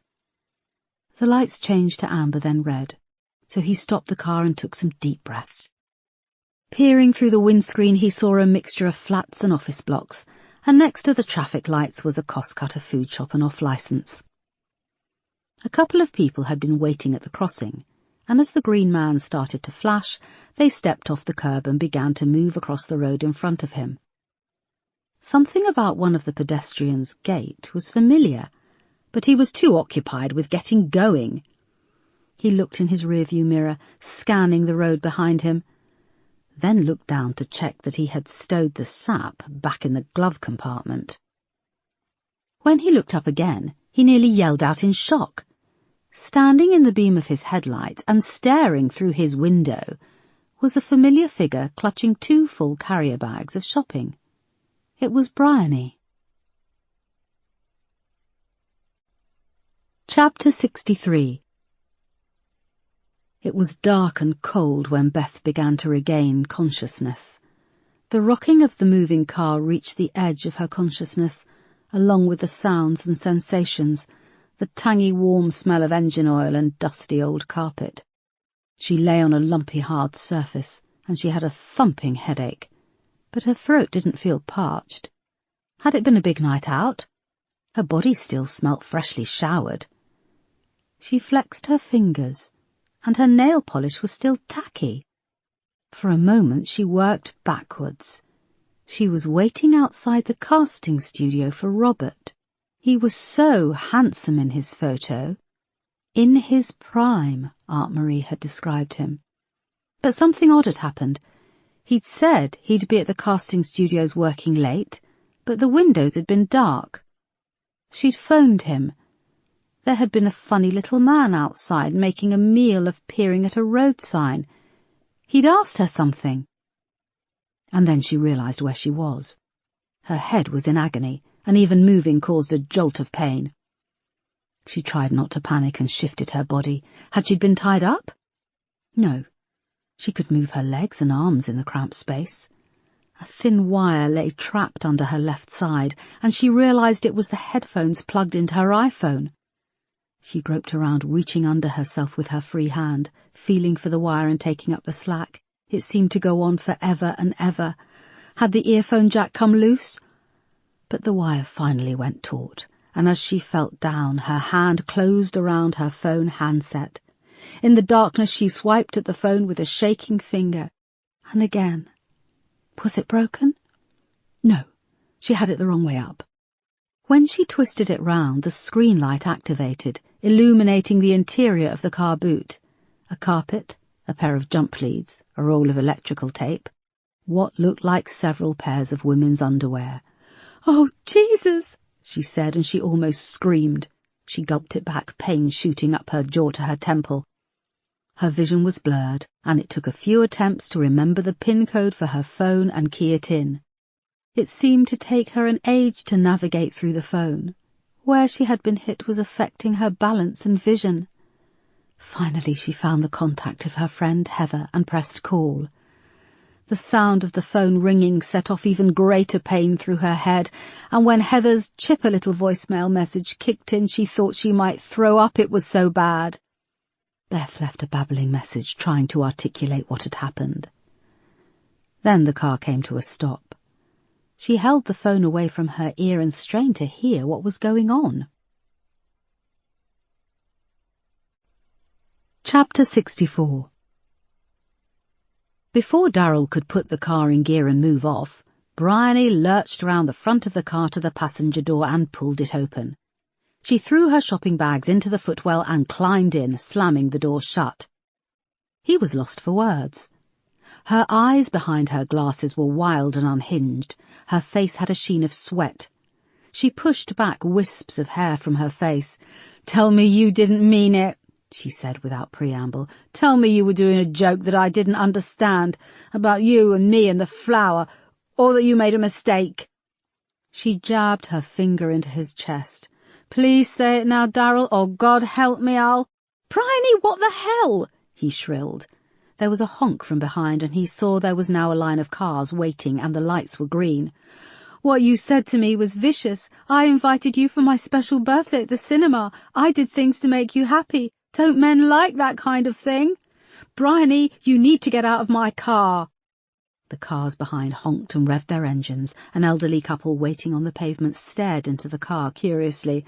"I'm not going anywhere until you tell me why," she shouted, locking her door.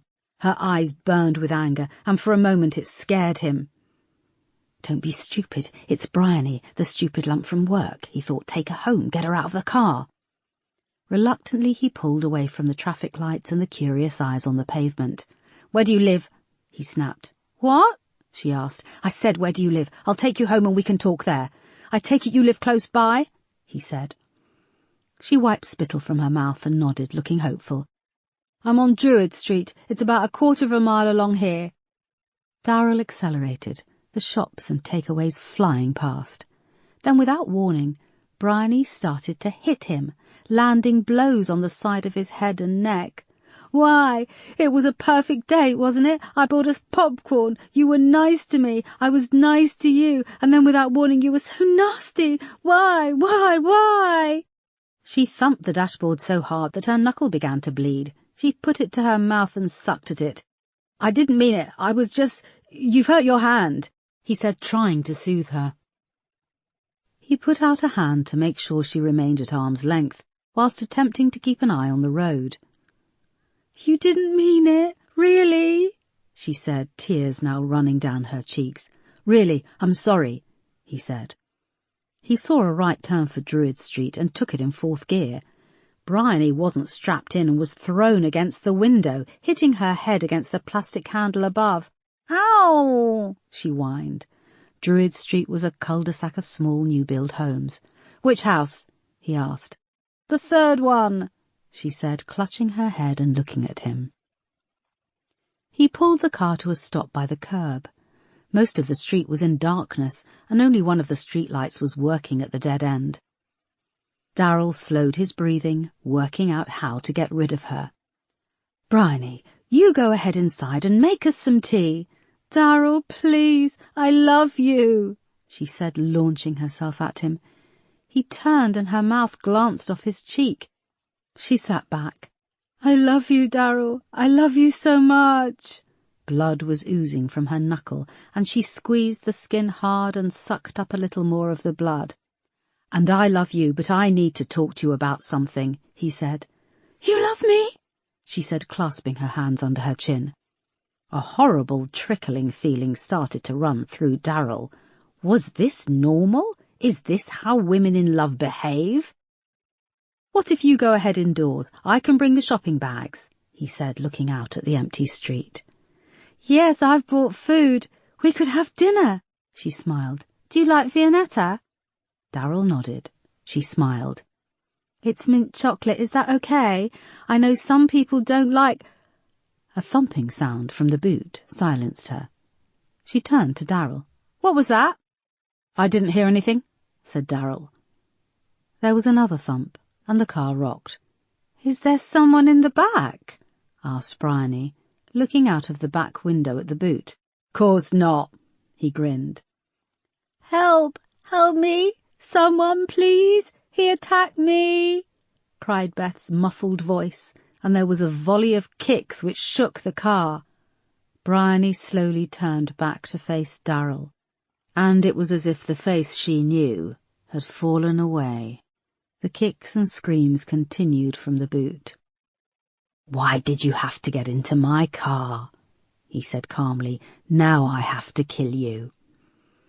Bryony lunged for the door, unlocked it and got it open. But as she made a dash for it, her foot caught in the seatbelt and she tripped, landing on the tarmac and hitting her head. Darrell opened his door and walked around the back of the car, scanning the road. The whole car was now shaking, and Beth was loud. He was torn about what to do. Then he saw Bryony lying dazed in the road, reaching out for her phone, which had skittered across the tarmac. He went to her and kicked her in the face, then picked up her phone and dropped it down a drain behind the back wheel of the car. At the end of the road, cars continued to whip past, and a man stepped off the pavement and crossed over, but he was engrossed in his phone, the wire hanging down from his earbuds. Darrell retrieved the leather sap from inside the car and went to the boot. When he opened it, Beth lashed out blindly. Her nose was bloody, but her eyes were wild, and she tried to fight him. He swung the sap at her head, and there was a nasty cracking sound, and then she was still. He looked up, and Bryony was now lurching blindly across the road towards her house, without her glasses, searching in her bag for her keys. He slammed the boot shut and ran after her, but she was already through the gate and had managed to get her key in the front door. As she got it open, he charged in behind her, and they went crashing down on the floor in the hallway. He kicked the front door shut, and there was a strange, sweaty fumble as Bryony tried to push him off, but he climbed on top of her. His hands found her throat, and he gripped hard, pressing down with his thumbs and squeezing. She grabbed at his hands, scratching his arms, then shoved her knee upwards, crushing his balls. He crumpled over, and Bryony heaved herself up, pushing him against the wall as she ran off up the dark hallway. Darrell lay curled up in pain, trying to catch his breath. His eyes were getting used to the dark, and he could see he was lying near the bottom of a staircase. Bryony was making strange whimpering sounds, and he heard her fumbling about, opening a drawer. She was in the kitchen, and she was looking for a knife. Darrell staggered up, feeling around on the wall, and found a light switch. As he turned it on, Bryony came charging towards him with a kitchen knife, her eyes wide. He stood his ground, leapt to one side, and almost comically she ploughed into the front door. He moved behind her and slammed her against it, seizing the wrist holding the knife and banging it against the door frame until she dropped it. He grabbed the back of her hair and slammed her face into the door. Once, twice. She slid down onto her backside and was still. He stood sweating and shaking, and then spied the landline phone sitting in its dock on a low table. He yanked the cord out of the wall and dragged Bryony back by her hair to the base of the stairs. There was a bloody gash on her forehead where he'd kicked her, and her nose was broken. He started to wind the cord around her neck. She opened her eyes and began to struggle, but he kneeled on her stomach and pulled back, holding the two ends of the cord like reins, pressing his knees into her stomach and pulling his arms up, tightening the cord around her neck. She made some gurgling, screeching noises, and her hands scrabbled at the cord. He kneeled harder, felt her ribs crack, and yanked the cord upwards. Her face went purple. She gagged, and her feet flailed. And finally, she was still. Darrell got up and threw down the ends of the telephone cord. He stood back, breathless. Still in the hallway, he caught sight of himself in a large mirror on the wall, wild-eyed and dishevelled. A clock ticked above the doorway leading off towards a living room, and he saw that it was now 9 p.m. He checked he hadn't dropped anything, and wiped down the phone cord with the corner of his shirt. He picked up Bryony's limp arms, dragged her body through to the living room, and left it behind a large sofa. Now, if anyone looked through the front door or the living room window, they wouldn't see anything amiss. Darrell emerged from Bryony's flat into the empty cul-de-sac. He was now certain his DNA was all over the hallway, but there was nothing he could do. He had no criminal record, and as far as he could tell, without his DNA, the police had nothing to link him to the dead girls. This was bad. He'd killed her. He'd killed Bryony, the woman he sat opposite at work. His colleagues had seen them together. He went to the car and got in. He drove away and kept to the speed limit all the way home, stopping once in a lay-by where he threw up. He held out his hands as a car passed, bathing him in bright light, and he saw he had Bryony's blood on his left hand. He wiped it on the seat of his trousers. Then another thought came to him. Beth had had a phone when he'd taken her. He went to the boot of the car and opened it. She lay still, her nose bloody. He rummaged around under her leg and found it. Car headlights appeared again and he slammed the boot shut, keeping his head down. When it had passed, he dropped the phone and ground it into the tarmac until the screen splintered. He then wiped it down and threw it far into a bank of trees. He got back in the car and concentrated on driving the rest of the way back to the farm. Chapter 65. Heather Cochrane was woken at 7:30 by her alarm clock. She could make out the row of leotards she'd hung on the radiator, and the small window of her box room was steamed up, the blue light of dawn filtering through. She pulled back the covers and looked down at the ankle she'd sprained in her dance class the previous afternoon. It was resting on a pile of textbooks she'd placed at the bottom of the mattress. She gingerly pulled her leg towards her and peeled off the tight support sock, wincing at the pain. There was a dark bruise across the ankle bone. "Shit," she said, lying back on her pillow. She would have to see the doctor, or if she couldn't get an appointment at the surgery, she would have to get to A&E. She heard the sound of her housemates laughing downstairs, accompanied by the radio, and the water ran through the pipes behind her head in the bathroom. Sitting on the edge of the bed, she practiced putting her weight on the sprain, but even the smallest amount caused a shooting pain. It looked like her weekend job was out of the question too.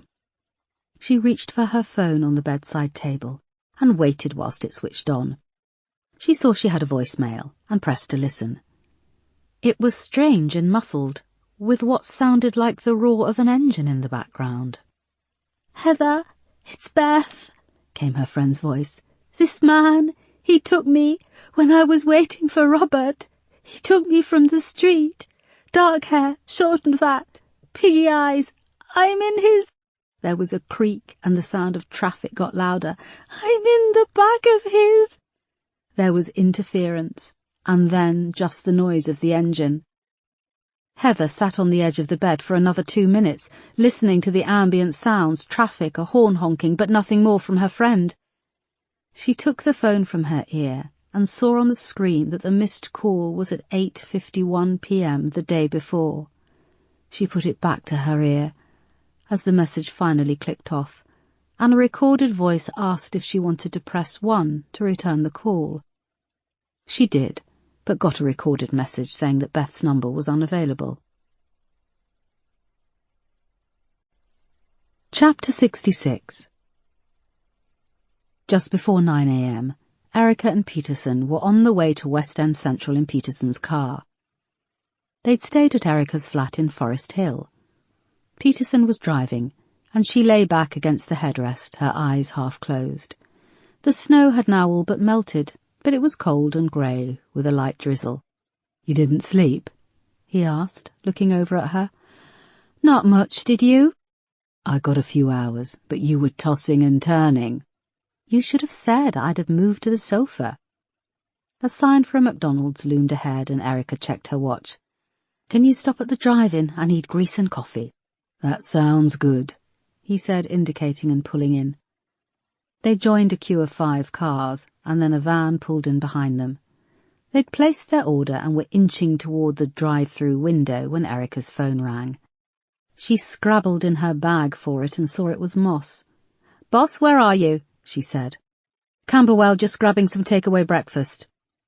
We've had a call come through from a young girl called Heather Cochrane, a student. She says her friend Beth Rose was due to meet a bloke for a blind date last night near Southwark. She's just woken up to find a message on her phone, which indicates the friend was abducted and stashed in the boot of a car." "Hang on, the friend phoned the girl?" "Yeah, Heather has a voicemail from Beth, actually saying that she was abducted by a funny little short guy with dark hair. Crane is just on the phone with her. We're asking more questions."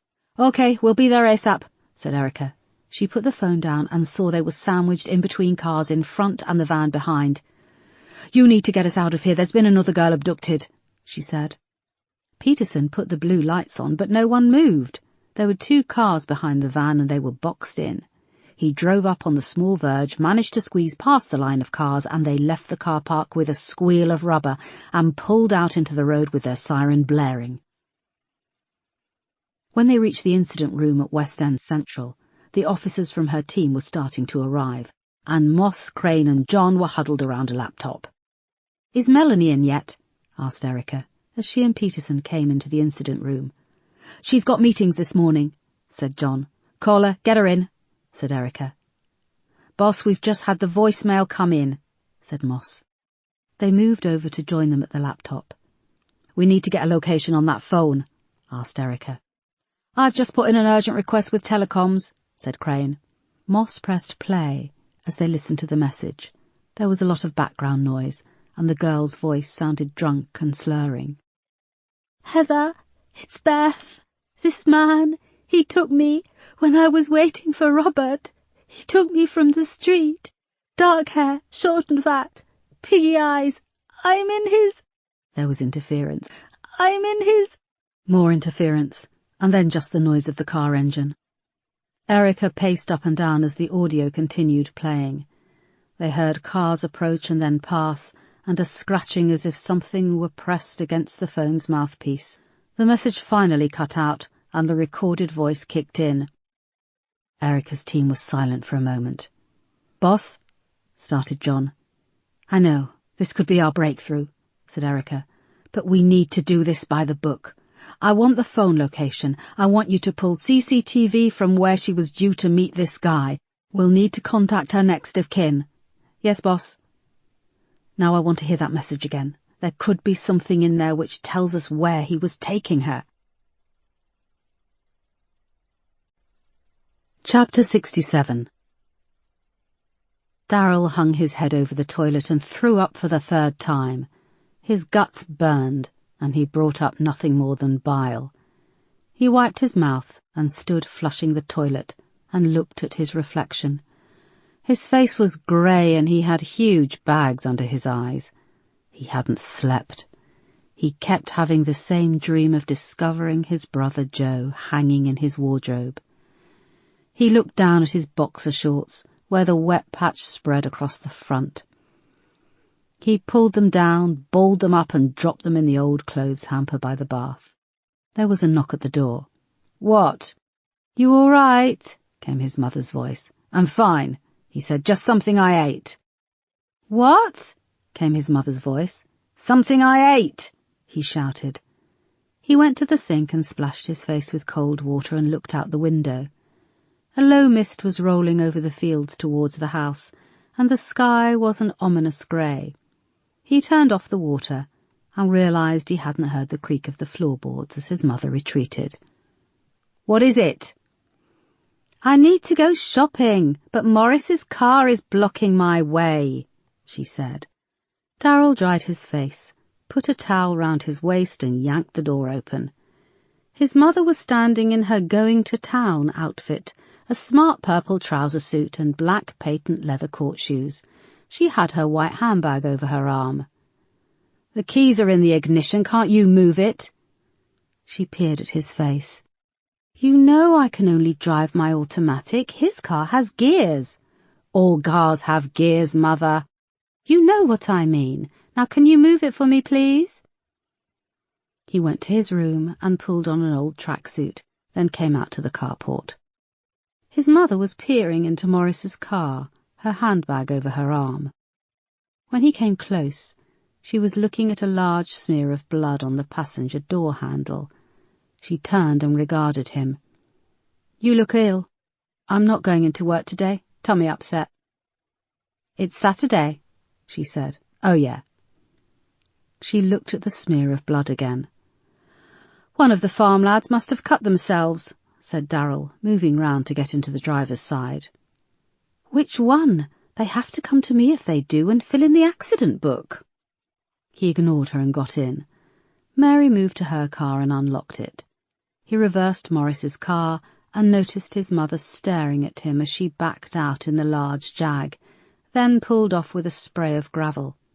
He put Morris's car back and looked at the blood. It was Bryony's. He'd had her blood on his hand when he'd left last night. He took some tissues and scrubbed the smear of blood until it was gone. When Darryl came back into the house, he stood in the boot room shaking all over. Grendel padded over and licked his hand, and the house creaked around him. Familiar noises. He suddenly thought of the future. What if he didn't live at the farm? If he got caught? What would happen? He tried to work out the best thing to do. If he went into work on Monday, it could be crawling with police. That's if they'd found Bryony's body. But as far as he knew, she lived alone. She wouldn't officially have to be back at work until Monday, and then people might think she was sick. Her body might not be found for days. He just needed time to think. They didn't have an ID on the car, and as far as he could tell, no one had seen him. He wished he'd looked around when Bryony had got into the car. Was there an ATM? It would have a camera. Did all traffic lights have cameras on them? He'd used Morris's car. He wished he'd worn gloves. His DNA would be in her house. He'd panicked. Then a flooding calm came over him. He and Bryony had been on a date together. This linked him to her. But that was over a week ago now. He could say that he went back to hers for a cup of coffee, so technically his DNA would be there. He suddenly felt euphoric and light. He patted Grendel on the head and went upstairs to run himself a bath. Then he would have some breakfast and walk down to the Oast House to visit his new captive. Chapter 68. It was a few hours later. Melanie Hudson had now arrived, and she was working with Erica and her team in the incident room. The lights had been dimmed, and they were watching CCTV footage projected onto the whiteboards. This is CCTV footage from inside the reception area of the large glass office block, the Purcell building on Latimer Street. It's next to the casting studio where Beth had arranged to meet Robert Baker at 8:15 p.m. This CCTV footage from the reception desk inside the building is the closest footage to the abduction site that we've been able to find. There's nothing on Latimer Street. I thought Beth was due to meet Robert Baker at 8, asked Erica. Beth had texted her friend Heather to say she was running late because she couldn't decide what to wear and how to do her hair, said Crane. Have we had any luck chasing up the real Robert Baker? He's in Scotland visiting his brother. The casting studio is closed until the middle of February, said John. Good, so we know for sure she wasn't really meeting him, said Erica. So, we're working on the timeline that she met our man at or just after 8:15 p.m. The image showed the inside of the reception area, behind 2 security guards sitting at the front desk. In one corner was a bank of 3 lifts. Here we are at 8:09 p.m. last night, said Crane. You can see that as it's dark outside, the interior is reflected in the glass, but the automatic doors are floodlit, and you can see through them out onto the street. Beth also activated the automatic doors when she passed. He froze on an image of Beth walking past as the doors opened. Erica looked at the faces of her team, bathed in the pale light from the projector.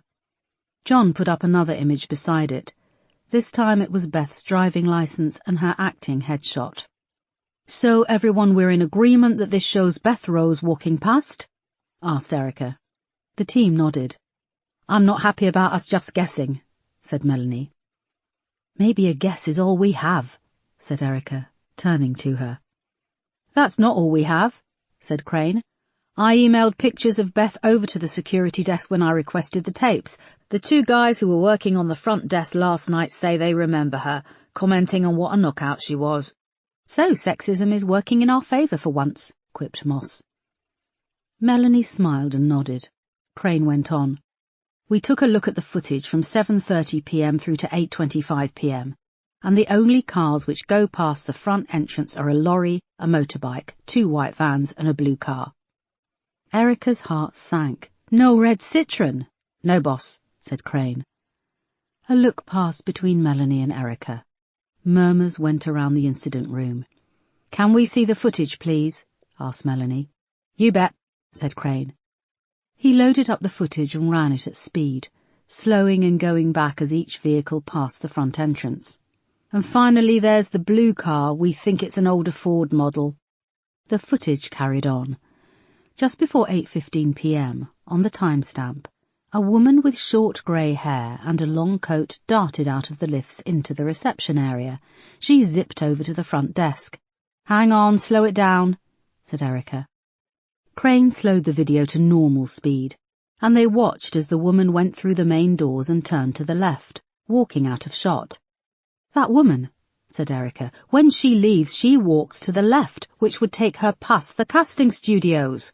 "At the same time when Beth was due to meet Robert Baker," said Peterson. "Crane, get back in contact with the security team. Find out who she is. I want to talk to her," said Erica. Chapter 69. After Mary had gone shopping, Darrell took Grendel for a walk down to the Oast House. When he pulled back the large steel door, it took a moment for his eyes to adjust. He saw Grendel's large flat nose move up and sniff the air near to the metal door housing the large furnace, and he slipped his finger under her thick leather collar.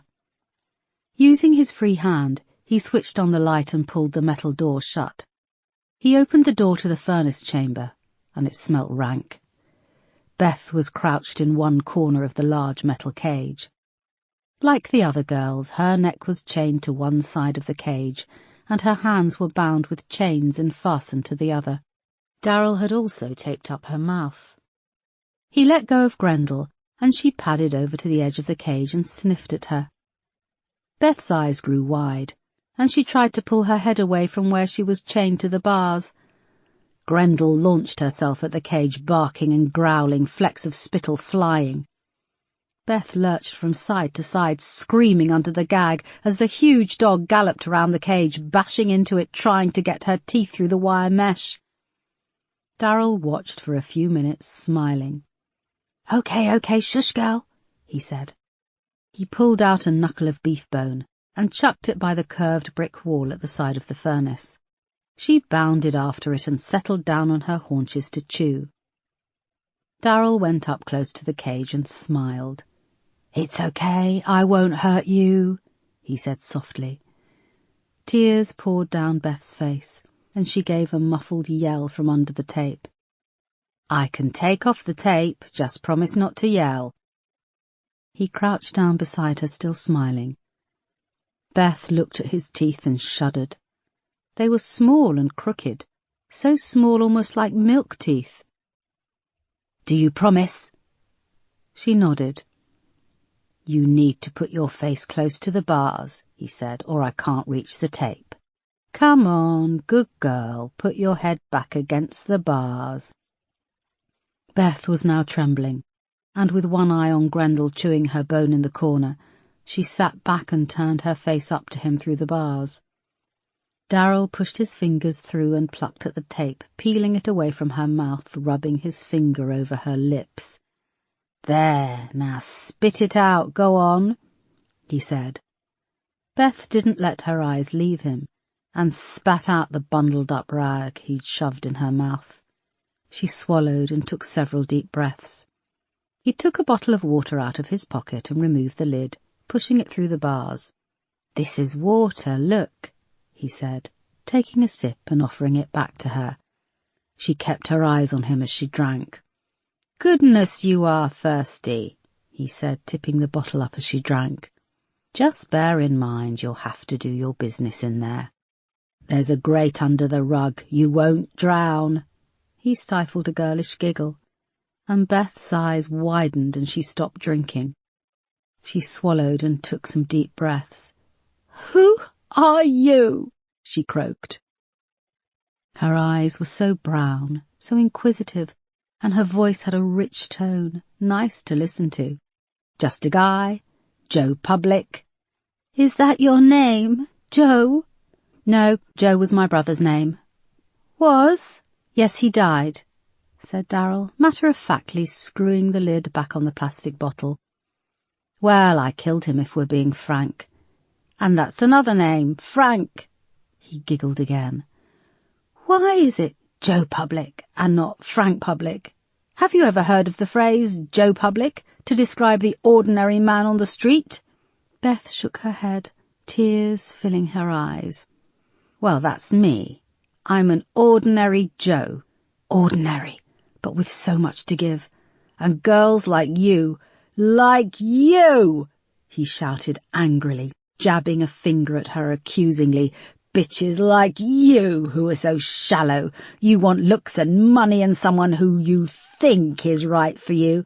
But how do you know I'm not right? Beth stared up at him, and even in her fear and horror could see the irony in what he was saying. Then it dawned on her that he really was crazy. Bitches like you always give me this fucking snooty look, so fucking snooty. Darryl was really getting worked up now. Spittle was flying from his mouth, and he was slamming his hand down on the top of the cage. I'm sorry, so sorry. I'm sure you're lovely. She gulped and winced, knowing she'd chosen the wrong words. Not lovely, handsome and sexy. Oh, now I'm sexy, am I?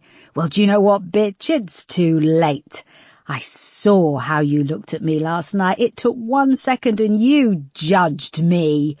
You know, if you'd just smiled back and been nice to me, then this wouldn't have to happen. Grendel barked and came trotting over to the cage. He seized her by the scruff of the neck and pushed her towards the bars. She gave a deep growl and bared a set of glistening white teeth. No, please, cried Beth. Yes, you should meet my dog properly, he said, dragging Grendel by the scruff of her neck around to the gate of the cage. What are you doing? I'll do anything, please, cried Beth, shrinking back as Grendel began to bark and growl, her lips curled back. Taking one hand off Grendel, Darryl unlocked the cage and opened the door. Grendel was snarling and trying to bite his hand. He twisted the fur on her neck and he pushed her inside the cage. Beth screamed as the dog pounced on her. Chapter 70. Mary had been shopping and was driving back up to the farm when she saw the road ahead was blocked by a skittish herd of sheep. She recognised the yellow dye mark on their backs and knew that they belonged to their neighbour Jim Murphy. Her husband and Jim had a respectful rivalry, and she hadn't seen Jim for a long time. She sat patiently as the sheep flooded out of an open gate to the side of the lane, and then moments later Jim followed.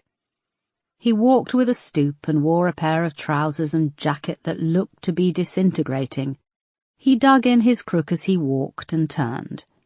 He was about to pass her car off as belonging to one of the villagers, then clocked who she was. He stopped and lifted a hand. Mary pulled forward and came level. "Afternoon," he said. His face was weather-beaten, and he had a scar running across his temple. Mary nodded and smiled. "Spring will be here soon," she said, looking at the sheep skittering away down the lane. He nodded sagely. "What are you up to?" "I've been shopping for the week," she said, then noticed that the back seat was covered with boxes of wine and several bottles of vodka. She liked that he didn't bat an eyelid. "I miss having someone shop for me," he said sadly. His wife had died 2 years before. "You know," said Mary, gripping the wheel, "you should come over sometime for supper." He waved her away.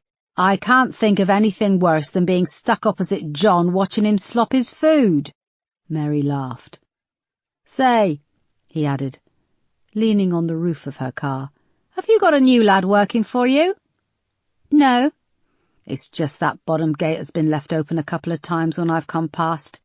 I know it only leads up to the old oast house, but the padlock's been left open." Mary stared back at him. "Course, I just closed it and locked it back up, but I thought you'd want to know in case someone you don't want has got hold of the key. I know you probably steer clear of there after—" He looked at the ground. "After your Joe hung himself down there," he was going to say. Mary bit her lip to compose herself. "Thanks, Jim, I'll mention it to John," she said. Jim nodded, still looking at the ground. Just then a car came up behind them. "I'd best be off," she said. He nodded and touched the brim of his cap, and with a smile she drove away. The last of the sheep were just vanishing through a gate further up on the opposite side of the road, and one of Jim's young farm hands raised a hand in greeting as she passed. Mary waved back, and then drove on, her brow furrowed. No one who worked for them had a key to that gate. The only keys were in the office at home. When Mary got home, she called out to Darrell to help her with the shopping, but he wasn't in, nor was Grendel. She went to the office and checked the board where all the keys were hung up. The set for the gate was hanging on its hook. She reached out to take them and hesitated. She pulled her hand back and went to fetch in the shopping, and pour herself a large drink. Chapter 71. When Grendel had pounced into the cage, barking and snarling, Beth had closed her eyes, expecting to be savaged. In the back of her mind, she'd hoped that the dog would do it quick and fast. She'd squeezed them shut tighter and braced herself. But there was nothing, just some odd gulping noises. And then she'd flinched as she felt something rough and warm. The dog had started to lick her face.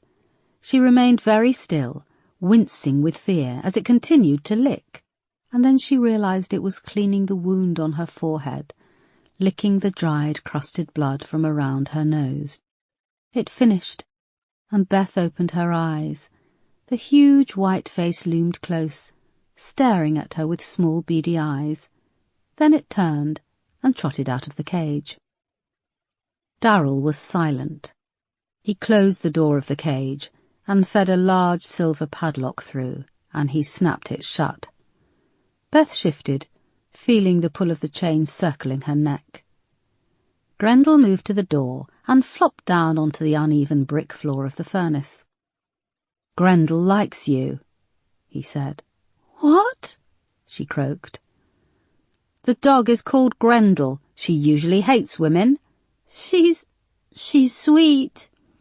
"You don't think that," said Darrell, watching her. He was deciding what to do next. Beth thought Darrell was strange to look at. His eyes were soft and brown, but deep-set and small, giving them a piggy quality. He had a round little face, thin lips and no real chin, just a slope of podgy flesh from his bottom lip to neck. It was those baby teeth which disturbed her the most, so small and sharp. Beth watched as he left through the low door of the furnace and returned a moment later with a black backpack, which he placed on the floor. Keeping his back to her, he rummaged in it. She wanted to shout out and ask what he was doing. He came close to the cage, a sharp little baby-toothed smile on his face, his hands behind his back. She shrank away. "Please, no," she said. "You don't know what I'm doing. How can you say no to something when you don't know what it is? I could have a treat behind my back," he said. "A treat?" "Yes. Now choose, left or right." He leaned closer. "Left or right?" She closed her eyes, feeling a hot tear escaping her left eye. "I said left or right. Now choose." "No." "If you don't pick, it will be worse for you. I promise. Choose." She opened her eyes. His face held a smile so dark and full of malevolence that her stomach contracted. "Choose or you'll die," he screamed. "Left! I choose left," she stuttered. He swiftly brought his left hand round. In it he held a small silver scalpel. He brought out his right hand, and it held an identical scalpel. He giggled and pushed the left-hand one through the bars and dragged it across her forearm. She looked down in shock. The feeling of pain delayed for a moment, and then it felt as if her arm was on fire, and blood began to ooze and then pour.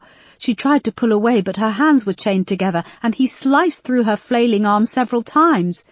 She landed a blow to his hand, and he dropped the scalpel. Quick as lightning, she picked it up and held it out. "You come any closer, you sick fuck, and I'll slash you," she cried.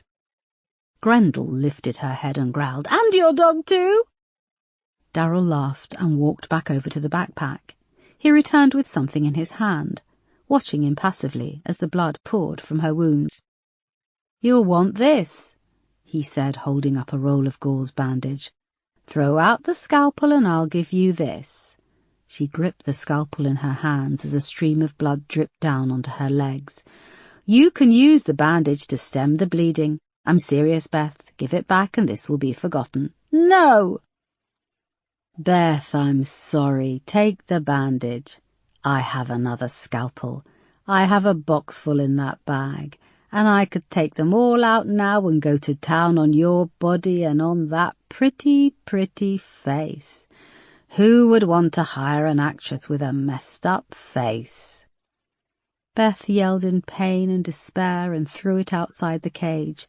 It landed with a clink on the brick floor. He picked it up and dropped the packet of gauze bandage through one of the mesh holes above her head. "Such a stupid bitch," he said, holding up the bloody scalpel. "If you'd kept hold of this, it would have given you leverage. Now all you have is a packet of bandages. I used this on the other girls. I cut them out of their underwear, along the seam between their legs. It was tricky without nicking them." He picked up the backpack and left, Grendel following. The door to the furnace clanged shut, and she was in darkness. She heard the outer door open and close. Beth scrabbled at the bandage, using her teeth to tear the plastic open, twisting her hands in opposite directions where they were bound, and using her teeth, she crudely wrapped the material around the cuts on her forearm. It felt better not to have them open to the air, but her blood rapidly soaked through. Just as she wound the last of the bandage around her arm, she felt something small and hard. It was a little safety pin attached to the very end.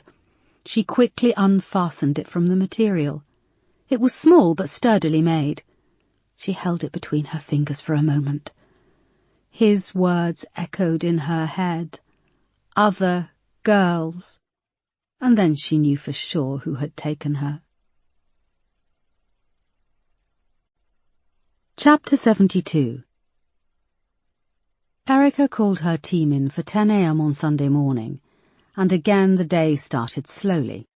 Just before 3 p.m, Moss knocked on her office door and poked her head round. Erica looked up from the pile of paperwork on her desk. "Boss, I've managed to track down the grey-haired woman seen leaving the office on Latimer Road. Her name's Lynn Holbrook, and she's on line 1. "Great, come in, I'll put her on loudspeaker," said Erica. Moss came in, closed the door, and sat opposite. "Hello, Lynn. This is Detective Chief Inspector Erica Foster. Can I call you Lynn?" "No, I prefer Miss Holbrook," said a snooty voice through the loudspeaker. Moss rolled her eyes. "Why have I been pulled out of a meeting to speak to you?" "You've been pulled out of a meeting because we believe on Friday night you may have witnessed the abduction of a young girl," said Erica. "You must be mistaken. We believe the girl was abducted outside your office last night as you were leaving work." "What?" she cried. "We have CCTV footage of you leaving the office building at Latimer Road on Friday night at 8:13 p.m. Is that correct?" There was a pause. "I don't know the time I left to the minute, but if the CCTV footage shows it, it does, Mrs. Holbrook. It's Ms. if you don't mind." Moss shook her head and twirled her finger in the air. Erica nodded. "Ms. Holbrook, you left via the main entrance at 8:13 p.m. and you turned right into Latimer Road. Did you see a young white girl with long brown hair waiting by the curb?" There was a pause. "No, I don't think so." "You don't think so, or you're sure you didn't see a young white girl with long brown hair? She was wearing a long brown coat and black high heels." "No," she said, more certain. "No, there definitely wasn't a girl waiting on either side of the road. It was almost empty." Erica sat back in her chair and ran her hands through her hair. "What do you mean it was almost empty?" "There was a chap fiddling at the boot of his car." Moss's head snapped up and Erica sat forward. "What did he look like?" Moss scribbled on a piece of paper and held it up. "What colour was the car?" Erica nodded. Funny looking. I suppose I'd say geeky. Climbed into his car and drove off. Erica scrabbled through the papers on her desk and found the photo of the blue Ford. What colour was the car, Miss Holbrook? Blue. It was blue. Moss punched the air and started to jump up and down. Can you remember what kind of car it was? Asked Erica. I don't own a car. I don't tend to think about the make. Could it have been a Ford? Yes, it could have been. It was a little old and grimy. Moss was doing a funny shrugging little dance, and Erica waved at her to sit down. Thank you, Miss Holbrook. I think you may be the only witness I have right now who could identify the man who has been abducting women in South London. Good Lord, she said. Really? What else can you tell us about this man? What did he look like? Well, I did see him, but only from behind and the side, and my mind was on other things. He was quite dumpy. He had dark hair, mid-length. You didn't happen to see the number plate of the car? No, sorry, I'm not in the habit of remembering those. What exactly did this man do as you walked past? He looked as if he was moving around from the boot of the car. He hitched up his trousers. I remember they had a brown stain on the rear. The fabric was a sort of tweedy green. He went to the driver's door and got in. Moss wrote another note. Was there a girl walking away from car? Did you see a girl up ahead of you walking away from the car? Asked Erica. There was a pause on the line. No, Latimer Road is a long, straight street, and you can't turn off it until you get down to the bottom, where a train track runs along behind the buildings. The buildings on the opposite side of the street are all being refurbished, and they're covered in scaffold. Erica gripped the phone. How long does it take to walk down to the bottom of the street? I don't know, 4, 5 minutes? OK, thank you. Erica put down the phone. Moss gave a yelp of glee and jumped up and down again. A blue Ford! He's using a different bloody car! She cried. Yes, we've got him. Now we have to find him, said Erica. Chapter 73. After confirmation of the blue car, the atmosphere in the incident room became energized, and the team began their search afresh, looking to trace the journey of the car. Finally, just before 9 p.m, CCTV footage came through which led to another breakthrough. Look, cried Crane, jabbing his finger at his computer screen. We've got him! This is footage from the next building along the block, before the Latimer Road offices. It's from a block of private apartments which have a doorman and security. Erica and the rest of the team crowded around Crane at his computer. At 8:11 p.m, our blue Ford passed, which ties him in with passing the security cameras on the Latimer Road offices 12 seconds later. He played the footage again through the projector on the whiteboard. Go back to just when he crosses the image and pause it, said Erica, moving over to stand next to where the picture was now huge on the wall. Moss joined her. Crane ran the footage back and paused. They peered at the car. Shit, we have a partial plate. J892, read Moss. Half of it is grimy, but we've got a partial number plate. We've got a partial! She hugged Erica. Sorry, I must stink, she added, all day in a cramped hot office. Erica grinned. OK, this is really good, everyone, and thank you for coming in this weekend. I know it's been a slog, but now we have a partial. I need to ask a little more from you all. We need to keep working to trace the journey he took after abducting Beth. We need to work our contacts, she said, checking her watch. Let's get on to TfL. Now we have a partial number plate, it should speed things up with their image recognition. 2 hours later, a batch of video files came through from Transport for London. OK, let's see what we have, said Crane, downloading the files. Everyone gathered round his computer. He clicked on the first. Here he is, 8:28 p.m, he said, as a time-lapse image on the screen showed a blurry side-on image of the blue car moving past a petrol station forecourt. Crane minimised the screen and pulled up the next video file. This time the car was pictured head-on and passing some traffic lights.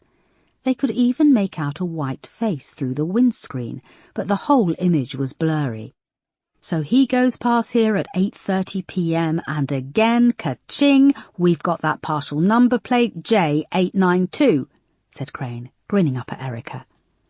So he's obscured the number plate again. But not well enough this time, said Peterson. Crane, where does he go next? Asked Erica. Crane clicked on the third video file, which showed the blue car from behind, moving past a traffic camera mounted high above the road and away until the image became blurred. Where does he go? Did he turn right? Asked Peterson. Or is he going over the brow of a hill? Asked Moss. There isn't a hill, said Erica. Look at the next car. It signals right. They played the footage a couple more times. Is this still Tower Bridge Road? Asked Erica. Yes, said Crane. Moss went to a nearby computer. Where does that right turn-off lead to? Asked Peterson. Tower Bridge Road turns off to Druid Street and it's a dead end, said Moss, working on her keyboard. How much footage did they send through of each file? Asked Erica. They only sent 2 minutes of each, said Crane. If Druid Street is a dead end, then he would have had to come back out at some point, said Erica. Unless the car's still parked there, said Peterson. I want someone from uniform to go over and check out Druid Street, said Erica. It's a long shot, but we need to see if the car is still there. In the meantime, I want CCTV footage from this Tower Bridge Road camera for the 24-hour period afterwards, just in case. Hang on, boss. We don't need to send Uniform Division over to Druid Street, said Moss, looking up from her computer. Why not? Asked Erica. They're already there. The body of a young woman has been found. Police are on the scene. Chapter 74. It was just after 2:30 a.m. when Erica, Moss and Peterson turned off the main road into Druid Street. They were waved through the first police cordon and parked behind 2 squad cars and a support van lining the pavement.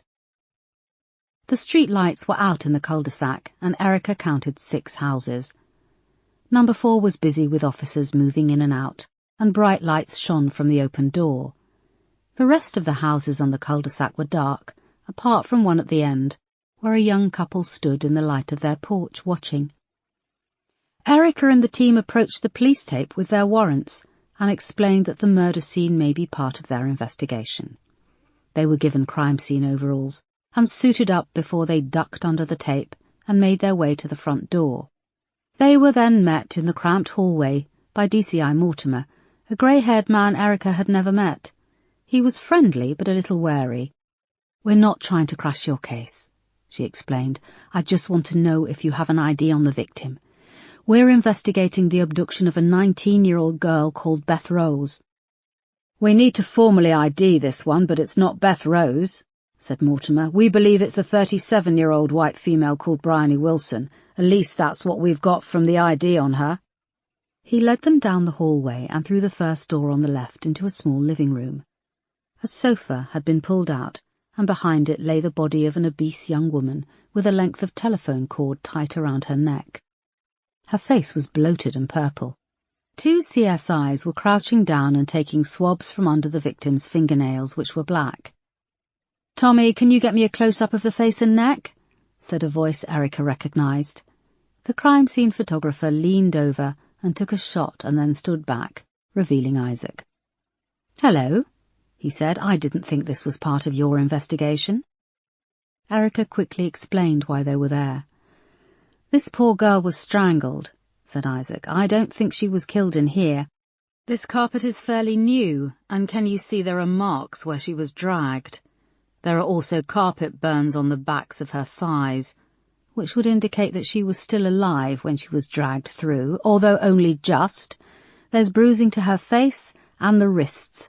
There are finger marks just below the right hand." The crime scene photographer leaned in and took another shot. The flash dazzled Erica, and the small white light swam in her vision for a few seconds. She smiled at Isaac. He nodded. They came back out into the hallway with DCI Mortimer. "Who found her?" asked Peterson. "Her cleaner," he said. "There was also a carving knife on the floor here, but no blood, which leads me to think she was trying to defend herself. We need to check it for prints." He indicated the kitchen, and they followed him down the hall. "She was found with her handbag. All the cash and cards were in there, so I'd rule out this being burglary." The kitchen was small and cosy, with a view out over a tiny dark yard. A row of orange streetlights illuminated 4 large gas towers. Laid out on a small kitchen table with 2 chairs were the contents of Bryony's handbag. "The cleaner did the living room last," said Mortimer. "So she cleaned up the dirt and the forensic evidence?" added Moss. Mortimer nodded. Erica went to the contents of the handbag laid out and labelled in clear plastic bags. Bryony Wilson's work ID caught her eye. She picked up the evidence bag and stared at it, turning it over in her hand. "What is it?" asked Moss. "This ID. Look, Bryony Wilson worked for Genesis," said Erica. "If she works for them, then that's the connection," said Peterson. "But what the hell is the connection?" asked Moss. Chapter 75. Erica, Moss and Peterson left the crime scene and removed their crime scene overalls, depositing them in bags for the crime scene manager.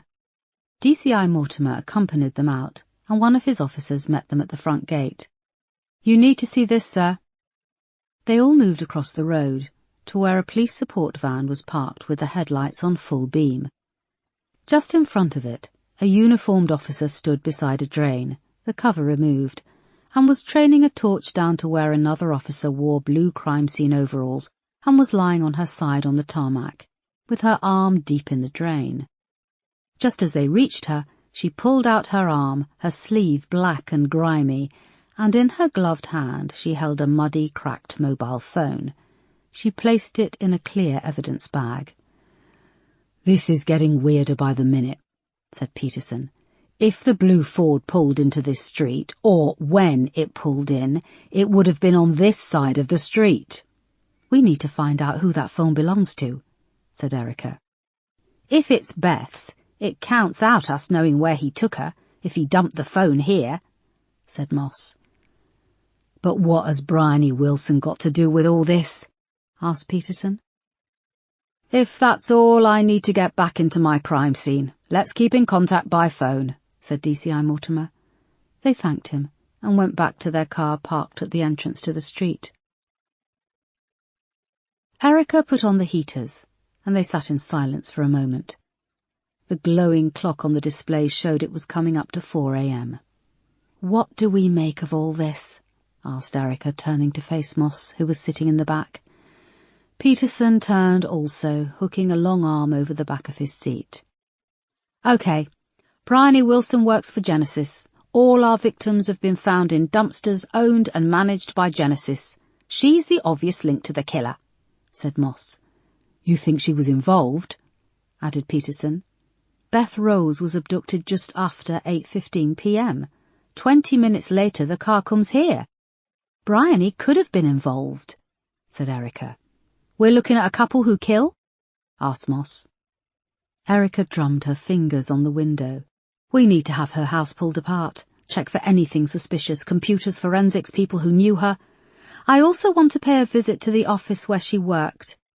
There are 17 Genesis offices in London alone. We now have this one office where she worked. What time do you think it will be open?" "I wouldn't expect people to start arriving for work until 8:39 a.m, said Peterson. "So that's 4 or 5 hours. What's the chances of us getting home and back in time? There's rush hour to take into account." "Maybe we should find somewhere to bunk down for a couple of hours, get some sleep," said Moss. Peterson nodded. Erica looked out into the darkness, and a fine sheen of rain began to fall. "Thank you, both of you," she said. "I know we've been on the go for hours, but we're getting closer." "How long since Beth was abducted?" "Coming up to 57 hours, said Moss. "Shit," said Erica. "What if we're too late?" Chapter 76. Beth had lain on the cold floor of the cage, drifted in and out of sleep, and lost track of time. The cold and the lack of food sapped her energy. Despite the bandage on her arm, the blood continued to seep through the crepe material. Her jeans were wet, but it was dark and she couldn't be sure if she'd wet herself or if it was blood. She now knew who was keeping her captive, but she cursed herself for not paying attention to the news. She'd heard her friends at drama school talking about girls who had been abducted and then left in dumpsters. She'd been through stages of blind panic, screaming the place down, and then calm resolution. At one point she'd started to cry, thinking that her dream of fame would now come true, but it would be as a murder victim. In the darkness she had felt around several times at the padlock which fastened the chain behind her neck, but lifting her bound hands stretched the cuts on her arms and made her hands slippery with blood. Once or twice she'd thought he was coming back, when there were some bangs and shudders, but then she heard a terrible wailing sound. Was he keeping another girl here? "Hello," she yelled. "Hello, who's there?" The scream came again. "It's okay, I'm here. My name's Beth. What's yours? Can you speak?" The scream came again, and it was long and low. It went on for a minute, and then Beth realized it was the wind. It was the wind blowing through something, a metallic clanking noise coming from above, like something metal flapping. "It's a vent, some kind of air vent," said Beth, hope rising in her chest. She listened to the moaning of the wind, as it increased in pitch, and the bash, bash, bash of the metal. She scrabbled around on the damp rug, running her hands over it, until she found the edge where she had tucked the small safety pin. Her fingers were cold and stiff, and it took several attempts with the tiny clasp. She finally opened it out, finding it hard to grip it in her bloody fingers. She put her hands up to the back of her head. There was a little slack in the chain, and she pulled the padlock up, and after a few tries, rested it upside down in the crook of her neck. She found the keyhole and pushed the pointed tip of the safety pin inside. "Now what?" she said. She gave a dry laugh, which sounded nothing like her. She pushed in the pin and twiddled it about, jiggling it harder when nothing happened. "Come on," she hissed. Suddenly the safety pin snapped, and she was left with just a short piece of metal and the safety head. "No!" she cried. "No, no, no!" She felt around the padlock, but the rest of the pin wasn't in the lock. Then carefully she ran her fingers over the lock and down the chain, but there was nothing. She scooted around and put her hands by the edge of the cage to feel if the pin had fallen onto the floor. She hadn't heard it fall, but where the hell was it? What if he found it when he came back? Her feelings of despair and panic had risen as she'd spent the next few hours trying to find the small piece of safety pin, but there was nothing. Her hands were numb and she felt faint. She was going to die here. She was going to die. Beth shivered and pulled at the thin blanket folded under her. It was damp, and her legs were starting to cramp at being forced to sit upright with her neck chained against the mesh. She curled herself up into a ball as best she could to stay warm. To stay warm and wait for death. Chapter 77. Just as Beth fell into a disturbed sleep, Erica and Moss were sitting in the front of the car. It was just after 5:30 in the morning, and they were parked on the ground floor of a multi-storey car park on Tooley Street, opposite London Bridge train station. Their parking space looked out over the Thames, which was a churning brown colour under the lights from the buildings lining the embankment. A large tugboat rolled past on the water, shining a bright light and spewing out thick smoke from its funnel. A long, flat barge was dragging behind it, churning up the water. Peterson was laid out on the back seat snoring. "Does he always snore like that?" said Moss, shifting uncomfortably in the passenger seat and looking back. Erica nodded and sipped her coffee, resting the cup on the steering wheel. "Moss, are you on Facebook?" "Yeah, why?" "I've never really done social media." "I'm on it 'cause Celia's on it, and Celia's on it because her brother lives in Canada and we can see pictures of their kids and they can see our pics of Jacob, although I've told Celia to stop uploading so many." "Why don't you like her uploading so many pictures?" asked Erica.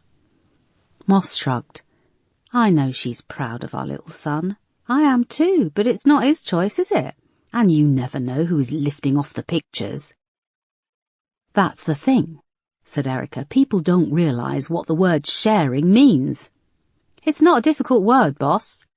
No, but the dictionary definition of sharing is a part or portion of a larger amount which is divided among a number of people, or to which a number of people contribute. That sounds about right. But when you share on social media, don't you give away something of yourself? Your privacy? Information? Social networks are free, aren't they? Yeah, that's another reason we're on it. We can talk to Celia's brother, my mother. Well, Celia talks to that old bag more than I do. And that ability to communicate is a good thing. But in return for a free service, don't they want to find out everything they can about us? Our killer probably didn't have to leave his house or his bedroom until he was about to grab the victims. He found out everything about them online, where they were going, what they like to do, their habits. And people don't realise they're giving it away. If a stranger came up to you on the street and wanted to know where you were going next, or what kind of films you like, or if you're married or single, where you went to school, or where you work, you'd be a bit freaked out. The same if they wanted to have your phone for a few minutes to scroll through the photos. But the same people blithely stick it all online for everyone to see.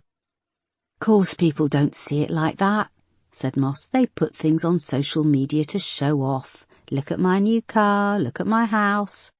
Look at my little boy, finished Erica. Moss nodded ruefully. No wonder famous people sue to have their kids' faces blurred out. I don't think it's people being stupid, though. I think most people find their lives boring, and uploading their achievements, things they're proud of, it validates them. They don't think who might be watching them, said Erica. I wonder if Janelle and Lacey, Ella and Beth knew. Jesus, when you put their names together, that's heavy. 4 girls. 3. We're going to get the 4th. She's not going to die, said Erica. They sat in silence for a moment. Then another tugboat pulled past, and its horn blared out twice. Christ on a motorbike, what was that? Cried Peterson, waking up and banging his head on the inside of the door. Snoring Beauty is finally awake, said Moss. Actually snoring and farting Beauty. Piss off, Moss, you're the farter. I've spent plenty of long car journeys with you. Ha ha, she said, reaching back and slapping him on the backside. He rubbed his eyes and sat up. What time is it? 6:15, said Erica. It'll be light soon, said Moss. Who wants another coffee before the office opens? Just before 8, they left the car and walked through Borough High Street to the offices of Genesis, where Bryony Wilson had worked. It was a tall brown brick building about 300 yards down from the market. They joined a group of bleary-eyed office workers trudging up the steps to the main entrance. They went to the front desk and had to deal with an overzealous head of security, but when they produced their warrant cards and explained that they were investigating the murder of one of the company's employees, she called the manager of human resources. They were instructed to go up to the 6th floor, but mistakenly came out onto the 5th floor with a group of office workers. When they saw the floor number written on the wall, they were about to go back to the lifts when Moss noticed a collage of staff photos on the wall. Under some of their names were gold stars. Bryony was pictured with hunched shoulders and a manic gummy smile. Under the photo were 3 gold stars. Excuse me, said Erica to a dark-haired girl about to go into the office. What do the stars mean? Commendations, she said, pulling a security pass from her bag. Every time you get 1, the company emails you a 25 quid iTunes voucher. Does Bryony Wilson work on this floor? Asked Erica. Moss and Peterson gave her a look. They were supposed to be going up to meet the head of human resources. She's my team leader, said the girl. She put her pass on a sensor and opened the door. They followed her inside and along the large open-plan office. She stopped at a desk towards the end divided into partitions. This is her desk, if you want to wait for her. Bryony's partition was tidy, with a pot of pens topped with trolls of varying coloured fuzzy hair. On one side of her computer was a plastic M&M yellow figure, smiling with a thumb up, and under her desk was a footrest and a spare pair of smart court shoes. "She walked to work," said the girl, following Erica's eyes to the shoes. "Sorry, who are you?" Erica took out her warrant card and introduced them all. "Why are you looking for Bryony?" asked the girl sitting in her chair warily. "We'll need a warrant if they don't want to play ball with a computer," said Peterson, peering at Bryony's desk. "This was Bryony's permanent workstation?" asked Moss. The girl nodded. "What's your name?" "Katrina Ballard," she said, tucking a long strand of hair behind her ear. Erica, Moss and Peterson moved around the desks, adorned with mess, paperwork and family photos. Erica came to a stop at a desk where a photo of a large, white-faced dog was pinned below a computer monitor. It was an unusual breed, with the wide face of a Staffordshire Bull Terrier, but with black spots like a Dalmatian. "Excuse me," came a shrill female voice. "Excuse me, officers?" They looked up, and a small woman with poker-straight dark hair and a pinafore dress was striding towards them. "I'm Mina Anwar. I'm HR manager." She reached them and her eyes darted around them, attempting to work out what they were doing. "Thank you, we must have come out on the wrong floor," said Erica, giving her a disarming smile. "If you'd like to come up to my office," she said, putting out a small arm to scoop them up and away. Other members of staff were arriving and had noticed the commotion. "Lead the way," said Erica. When they came out onto the communal corridor by the lifts, Erica's phone rang. The lift doors pinged and opened. It was John on the phone. "Boss, we've been working through the night following up the CCTV. We've managed to get more footage of the blue car from a traffic camera near the South Circular, and we have a full number plate. J892FZD. Erica held up her hand, and they all stopped outside the lifts. "That's fantastic, John." "The car is registered to a 37-year-old white male called Maurice Cartwright. He's a farm labourer and he has 2 convictions for assaulting women, in 2011 and 2013. And get this, he lives in a village on the outskirts of London called Dunton Green. It's near Sevenoaks." Erica quickly relayed the information to Moss and Peterson.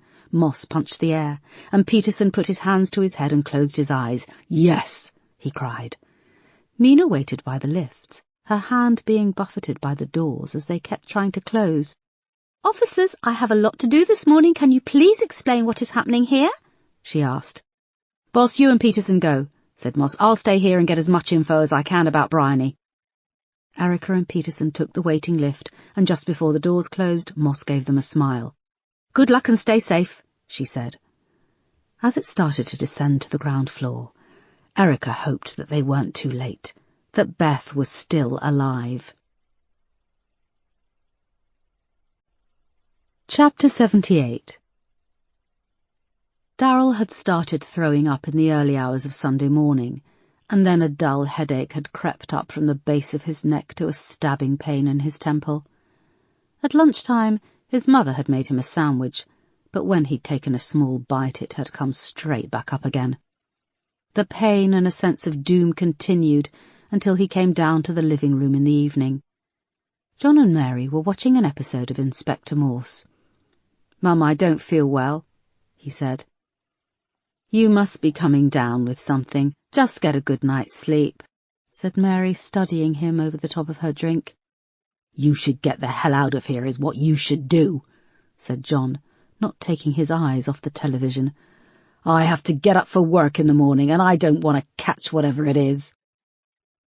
Darryl had left the living room, and as he'd started upstairs he'd had to grab the banister feeling dizzy, and a tingling sensation had begun down his left arm. He went to bed, and as he lay there the pain increased. He drifted off to sleep in the early hours of the morning, and began a cycle of dreams which repeated over and over. In the dream, he would wake on a bright sunny day still in his bedroom, with the light streaming through the curtains. He'd get up and be relieved to see that the bedsheets were dry. Then he would hear it, the ting-ting sound coming from the wardrobe, a hanger lightly brushing the wood. Then a tight creak of taut rope, and as he approached the wardrobe door, the key would begin to spin, until the door swung open to reveal Joe hanging inside, his feet swinging in mid-air trembling. "You've pissed the bed, baby," Joe's voice would say. But his lips weren't moving. His purple bloated face was fixed in a smile with the eyes open.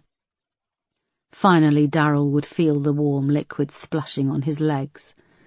The dream seemed to go round in circles over and over, and every time he thought he was awake the same would happen over again, the sunny room, the ting-ting sound of a hanger in the wardrobe. The pain grew intense in his side throughout these dreams, and the final time he'd come to, the room was dark. He'd climbed out of bed and felt the sheets. They were dry. He'd moved to the curtain and seen that it was dark outside. A large bright moon hung in the clear sky.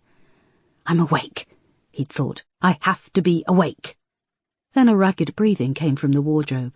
It seemed to loom bigger in the room. The door slowly opened, and a large figure stepped out and into the light cast by the moon. It was Bryony, her face wide and now almost blackened. The telephone cord was wound tight around her neck, and she was advancing on him. Darryl had turned to get out of bed, but lying beside him, with her bloody, battered head on the pillow, was the coffee bite girl Janelle, and next to her lay Lacey and Ella. They tried to open their beaten eyes. They reached out for him with their arms. Bryony started to unwind the cord from around her neck. Darryl woke, finally. It was pouring with rain outside, and he was drenched in sweat. He gingerly pulled back the cover. An incredible pain shot down his left side. His stomach and chest were covered in clusters of yellow pustules. There were scores of them, and just moving sent pain shooting through his body. His mattress was soaked in urine. "Darryl," came a voice through the door. "Darryl, are you all right? You were shouting about Joe." His mother opened the door and came in. "What's happening to me?" he said, wincing in pain.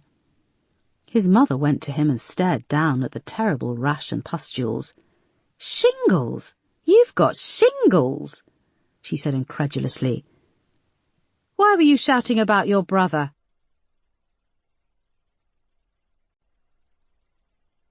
Chapter 79. Beth drifted out of a disturbed sleep. A faint light came through the thick iron grate in the ceiling, and the metal vents banged in the wind, accompanied by a low, moaning howl. She was so cold.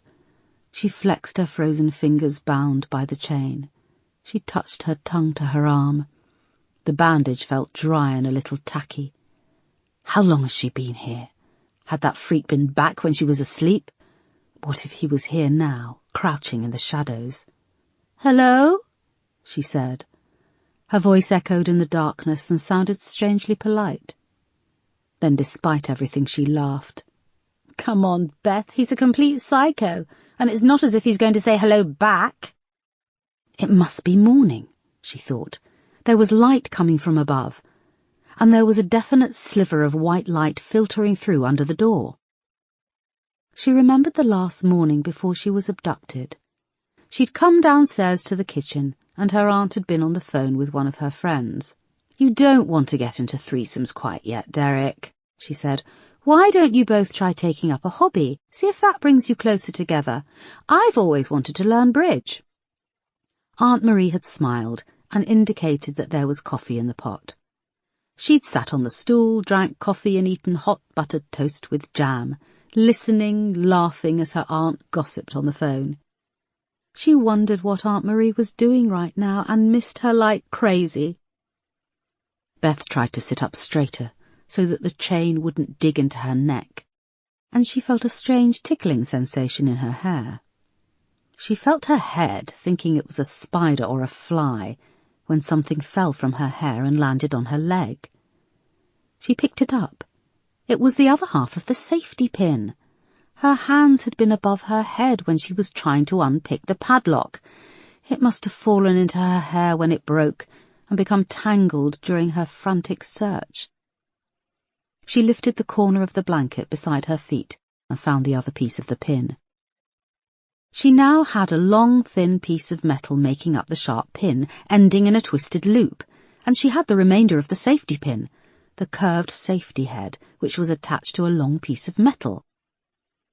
She remembered something she had seen in one of the CSI TV shows Aunt Marie loved to watch. The character had been locked in a cupboard under the stairs and had used a bobby pin to pick a lock, snapping it in half and using the two pieces of metal. One piece was slipped into the top part of the lock, and then another in the bottom. She still wasn't sure how the hell it would work, but this had to mean something, didn't it? Of course, the captive woman in CSI had broken out of the cupboard with remarkably sleek hair, and even though she'd been in there for 2 days, her light blue slacks were devoid of piss stains. Beth could only imagine what she looked like, and she laughed. A laugh which then turned to tears. She cursed the lack of light and that her hands were bound together. She turned the 2 pieces of metal over between each of her fingers, but her hands were numb. Beth blew on her hands to warm them up. If she could manage this, then she might have a chance to escape.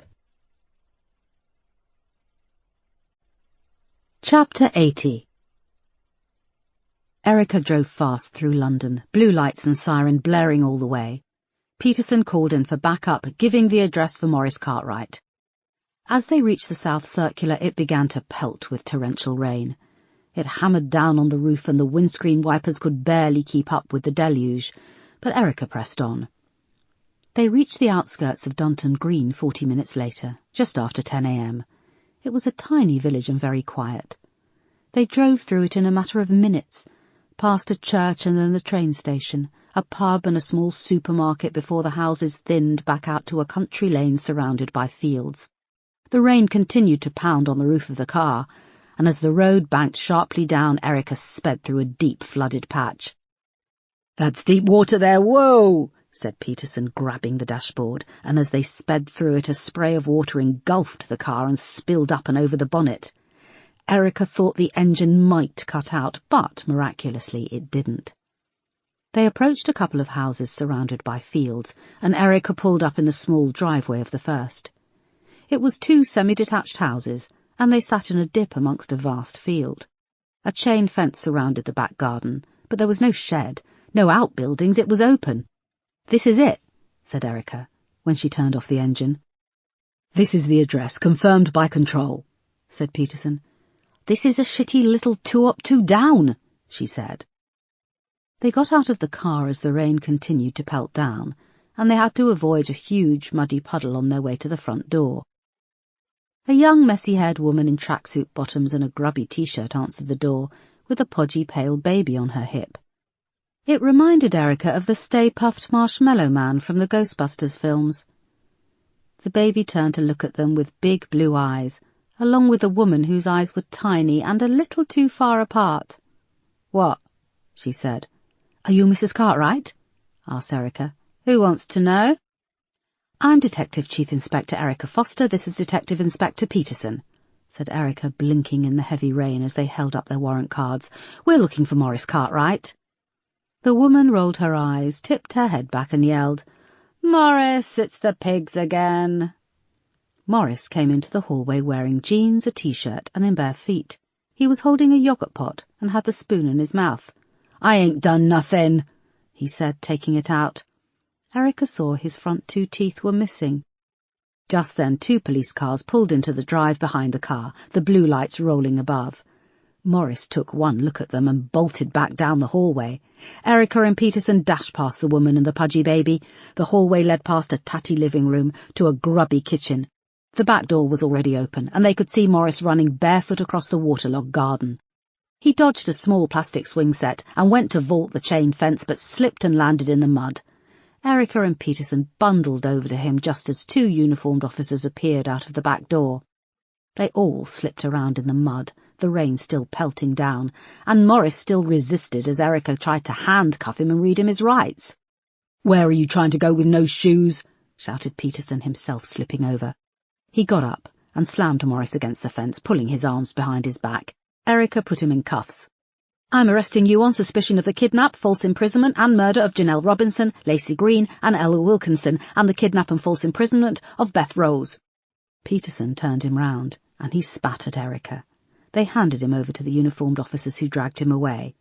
"That's him, you can't be serious," said Peterson, wiping his face.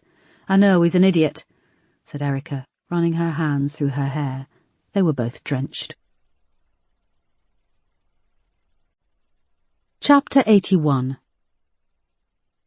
The rain had started to fall harder, roaring on the roof of the oast house.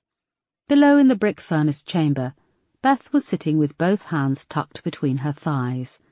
She had made an attempt to pick the padlock, but her hands were bound together, and her fingers had been numb, and it was as if she'd been holding the tiny pieces of the safety pin wearing boxing gloves. They'd warmed up a little, because she felt a dull ache with pins and needles as the sensation came back into her fingers. "Okay, come on, let's do this," she said, lifting her hands and flexing them. She was worried he'd soon be coming back. She took the 2 pieces of the broken safety pin, one in each hand. Now to make the key, or something that would mimic a key. The padlock was behind her head and she couldn't see what she was doing. She took several deep breaths and then shifted her body down so that the padlock rested against the nape of her neck, upside down. Her hands were bound together and chained, but there was just enough slack in the chain so she could lift her hands behind her head. Gripping the 2 pieces of safety pin, she found the lock and inserted the longer piece with the safety head in at the top, pressing it into place and holding it fast. Then with her other hand, she pushed in the straight piece of metal with the pointed end. With her arms in the air behind her head, she gripped the padlock with her free fingers. "Shit, what the hell do I do now? Turn it? Yes, stay calm, think CSI. You're going to get out of this, and you're going to be on CSI. She smiled at the thought.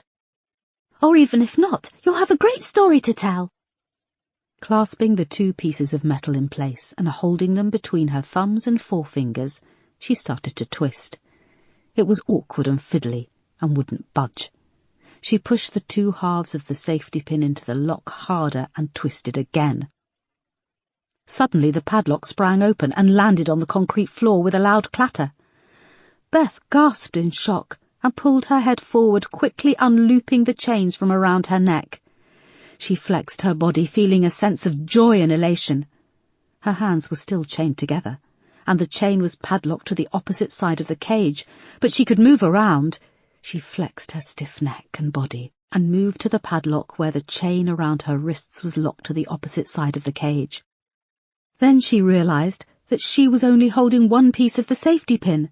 The bent end was still lodged in the open padlock lying outside the cage. She tried to fit her fingers through the bars. It was out of her reach. "The chain! Use the chain!" shouted a voice in her head. It took several attempts, but Beth managed to use the chain as a lasso to grab the padlock and pull it back towards the bars. The wounds on her arms had now reopened, and the exertion had caused her to start bleeding. The bandages were sopping wet. She wiped her hands on her unrecognizable T-shirt and grabbed the padlock. She retrieved the piece of her key from its lock and started to work on the second padlock. It took 3 attempts, and then the lock sprang open. She quickly unwound the chains around her wrists, gingerly shaking out her arms. The padlock on the door of the cage took a lot longer, but eventually she managed it, and it sprang open. Beth laughed in delight, quickly unhooked it, and opened the cage. The feeling of freedom was immense, and she moved around quickly, shaking out her numb legs, willing the blood into her feet. She pushed open the door of the furnace, and the roaring of the rain grew louder as she stepped out into the outer room of the Oast House tower. It was gloomy, but she could see up through slatted beams to the funnel-shaped roof above. A cool breeze and some flecks of rain fell against her face, but despite the cold she welcomed it. She found a light switch and flicked it on. In the corner was a small table with the black backpack and a small plastic box. She went to it and fumbled with the catch. Inside was a syringe, some glass bottles filled with liquid drugs, and a selection of razor-sharp scalpels. "Oh, my God!" she whispered. It was stupid to stay there any longer. There were 2 doors. Straight ahead was a large metal sliding door, and behind her a small wooden door. She tried the metal door first, heaving it with all the strength she could summon, but it wouldn't budge. She tried the other door, and it opened out into a huge barn-like structure with what looked like 3 floors. However, there were just bare beams where the floors should be, and she could see right up to the roof tiles. There was no door, no way out, just some tiny windows high above the 3rd level of beams. Chapter 82. Erica and Peterson rode in the car behind the police van carrying Maurice Cartwright. They bumped along country lanes on their way to Sevenoaks Police Station, where they would be conducting their interview. As Peterson drove, Erica had John on speakerphone back at West End Central.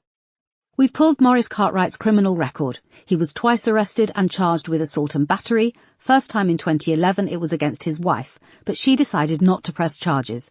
The second time in 2013 the case never got to court. He was arrested a couple of weeks back after stealing and trying to flog some fertilizer from a local farm where he was working." "What about the car?" "He bought the blue Ford S-Max back in 2007. There was interference on the line. They hit a rough patch of road leading up to another patch of flooding, and the van slowed in front as it went through. "John, you still there?" said Erica. There was more interference, and then John's voice came back. "Yes, boss." Erica's phone beeped to say she had a call waiting. It was Moss. "Hang on 2 seconds, John. I've just got to take this," she answered. "Boss, I'm in town still. I've had no joy on Genesis. They let me take a look at Bryony's work email. There was nothing suspicious. Seems she was very diligent. Didn't mix her work and private life. A team is now pulling her house apart. I'll keep you posted." "Thanks," said Erica, and she went back to John. "Boss," he said, "I've got more on Maurice Cartwright. He rents a lock-up in the village, on Faraday Way in Dunton Green." "Good work, John. Can you call in local plod just to get them to check out the last employer where Maurice worked?" "Yes, boss." The van in front reached a junction, and they slowed behind it. The police van pulled out and turned right. "Hang on, stop," she said to Peterson as he went to follow. They watched the police van drive away. "Erica, what are you doing? You're the arresting officer. We have to follow them and present Maurice Cartwright to the custody sergeant."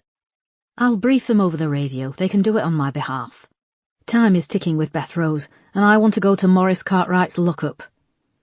She looked over at Peterson, and he nodded.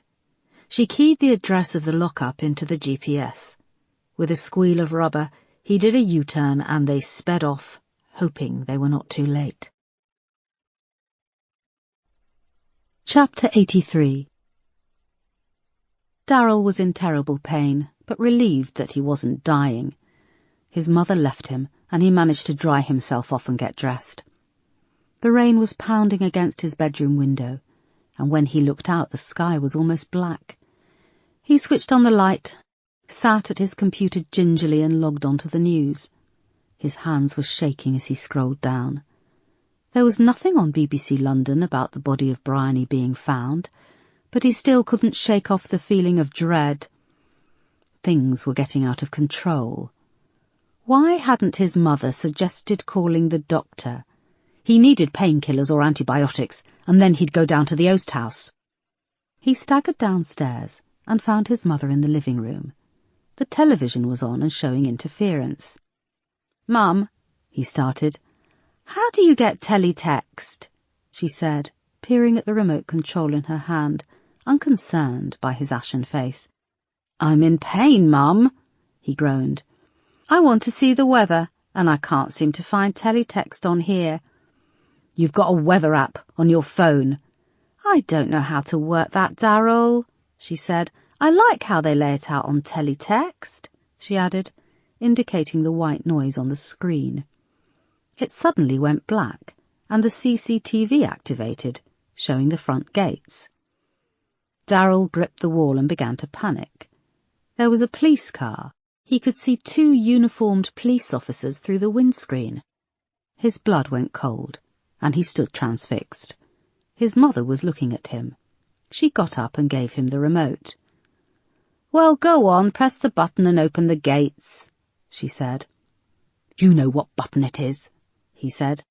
"Press it," Then I'll call the doctor." "Please don't," he said. She pulled the remote control back to her and pressed the button which activated the front gates. "Mum, you don't know what they want."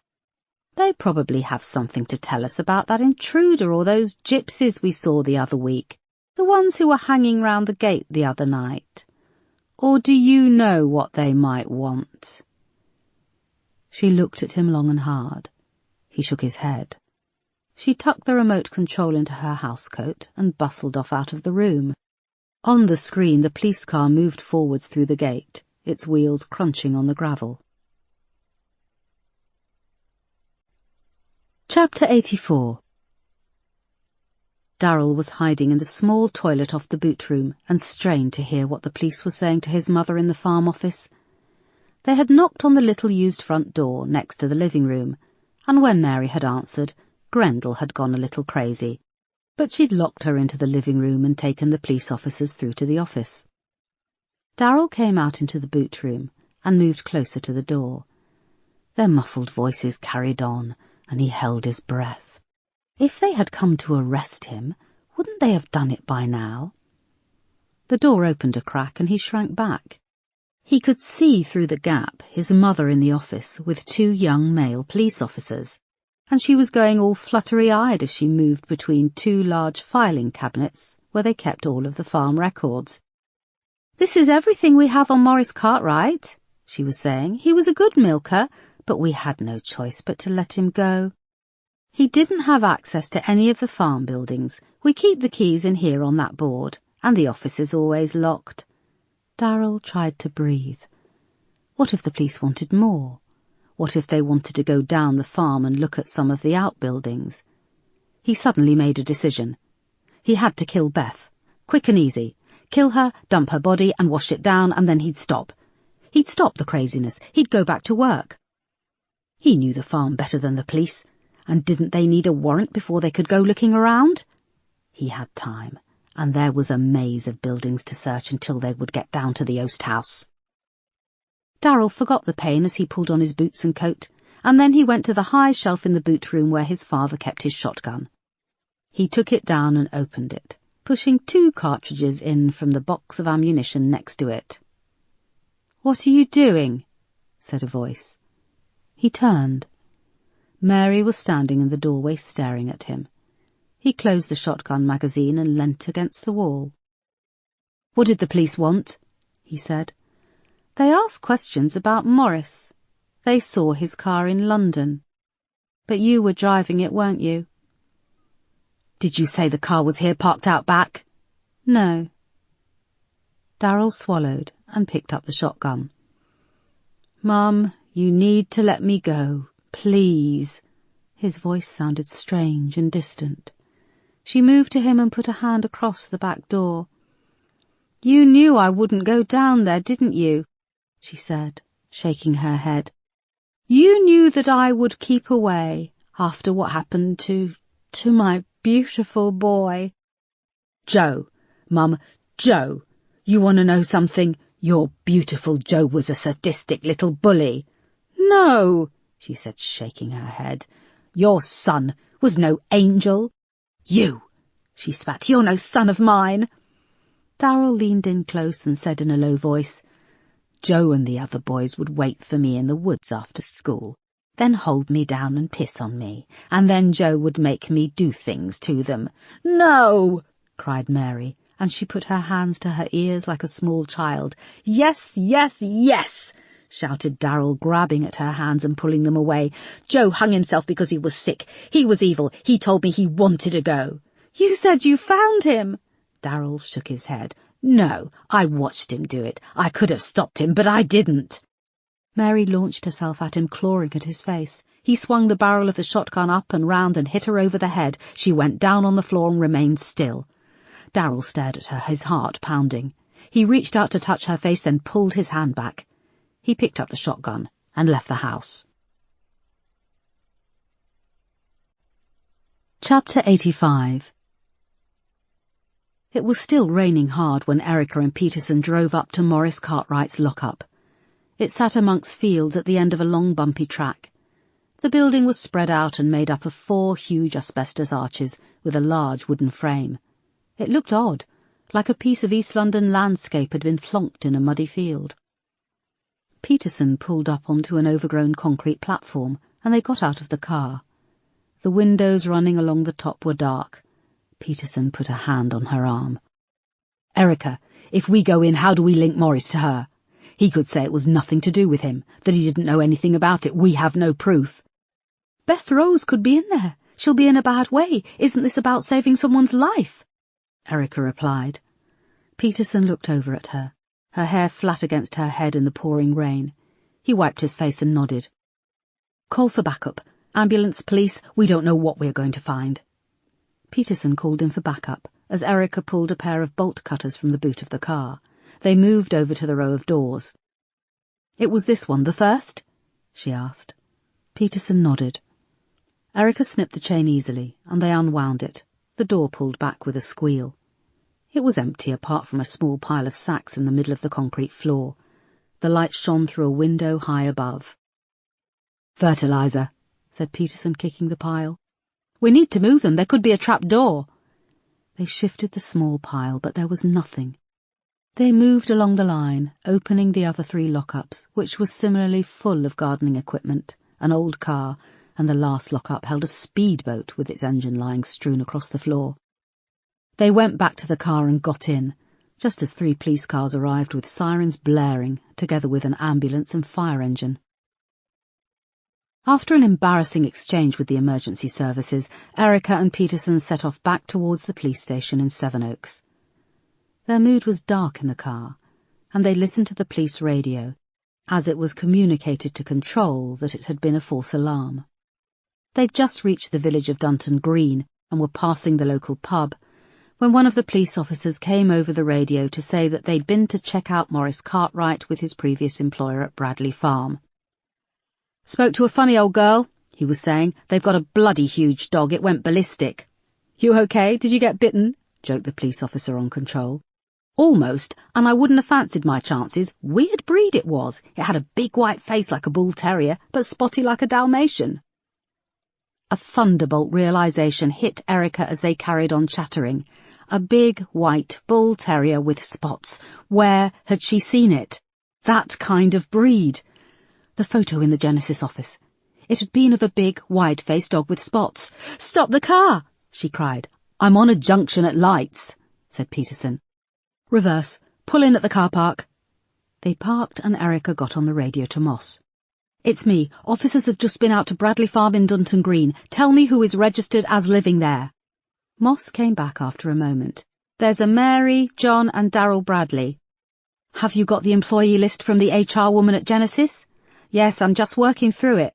"Darryl Bradley, is he there?" The wait seemed to go on forever as Erica sat in the car park with Peterson, the phone poised in her hand. "Yes, Darryl Bradley. He lives at the farm and he works for Genesis," said Moss. "It's there. That's where he's holding Beth Rose," said Erica. She held onto the car dashboard as Peterson roared out of the car park, hoping they were not too late. Chapter 86. Darryl ran through the rain and the mud with the shotgun under his jacket. He passed several of the farm workers sitting with his father, sheltering under the barn from the rain, drinking tea from a flask. They watched with their steaming plastic cups as he dashed past, oblivious to their gaze. "He's not right up top," said John, tapping his head. They watched as Darryl reached the gate and vaulted it, almost slipping over as he landed on the other side and carried on running. "You think he's, well, you know," said one of the older farm hands, indicating a limp wrist. He was an old man with bristly grey hair poking out from under his flat cap. "Oh, Lord, I hope not. I'd rather he was a murderer," said John, taking the flask and filling up his cup. The fields were waterlogged, but Darryl slipped and plunged on along the muddy track. When he came close to the oast house, he heard the rain hammering on the top of the tower. He stood for a moment to catch his breath, and then he opened the large sliding door. He moved inside, staring at the lights, which were on, and at the open furnace door. The sight of the empty cage shocked him. The chains lay coiled in the centre of the grubby rug, with the 3 padlocks. He went to one and saw 2 halves of a safety pin protruding from the lock, which was streaked with blood. He moved back out of the furnace chamber, gripping the shotgun. Then there was movement, and he saw Beth coming at him, a scalpel in her bloody hand. He managed to react in time and deflect her with the barrel of the gun, and she crashed into the wall. How the hell? What the hell? He stood over her as she scrambled to her feet, blocking her from running to the sliding door. How did you? Where did you get it? He said, lifting the shotgun and aiming it at her. The bandage you gave me had a pin attached to it, said Beth. She was filthy and shaking, but there was scorn in her voice. Then she tipped her head back and spat in his face. He blinked in shock, and she ran through the wooden door into the larger part of the oast house. Chapter 87. John had finished his tea with the farm workers, and they were just about to go back to work when he heard the police sirens in the driveway. By the time he'd hurried back to the house, there were several cars in the driveway, and Grendel was going mad, barking. He went to the back door, which was hanging open. A tall blonde woman and a black man were in his kitchen, and Mary lay on the stone floor. She was still, and there was blood on her head. "Who are you?"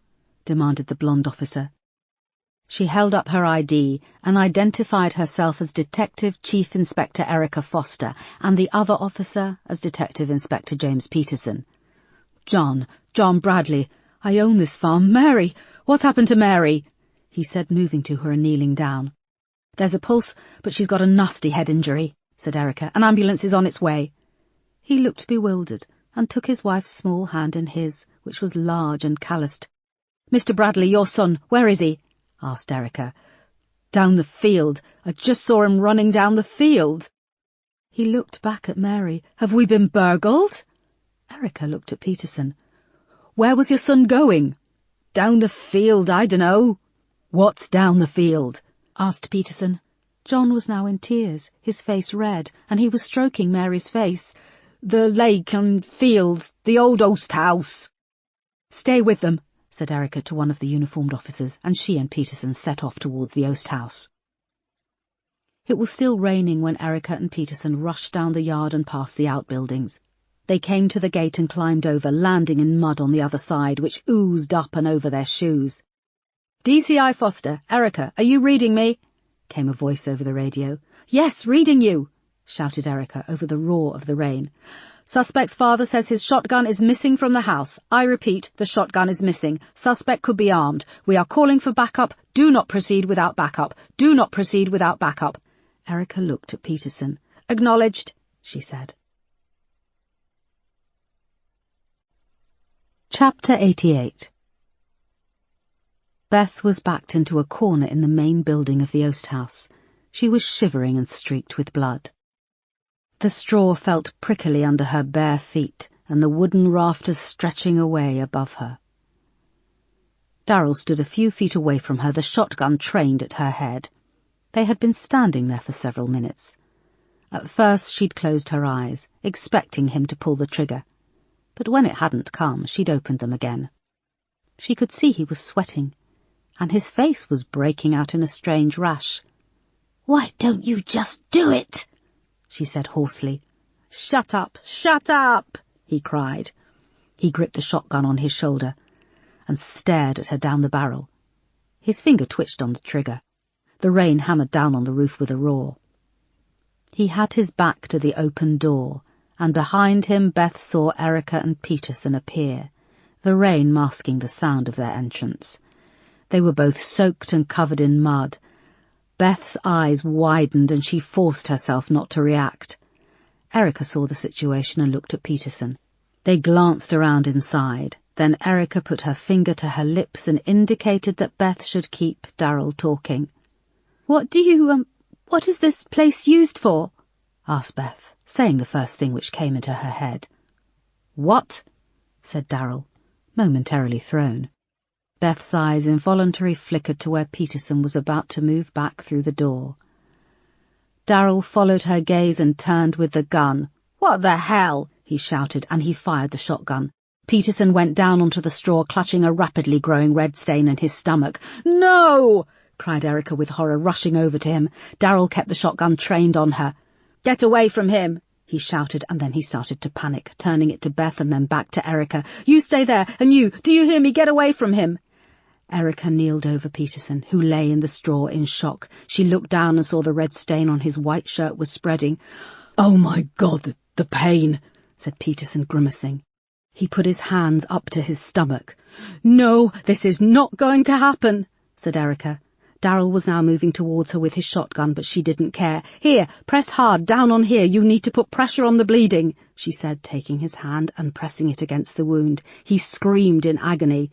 "You get away from him!" shouted Darryl, advancing on her and aiming the gun at her head. Beth suddenly ran at him from behind and managed to knock him off his feet. Erica had tears in her eyes as she pressed down onto the top of Peterson's hand. Blood oozed between their fingers.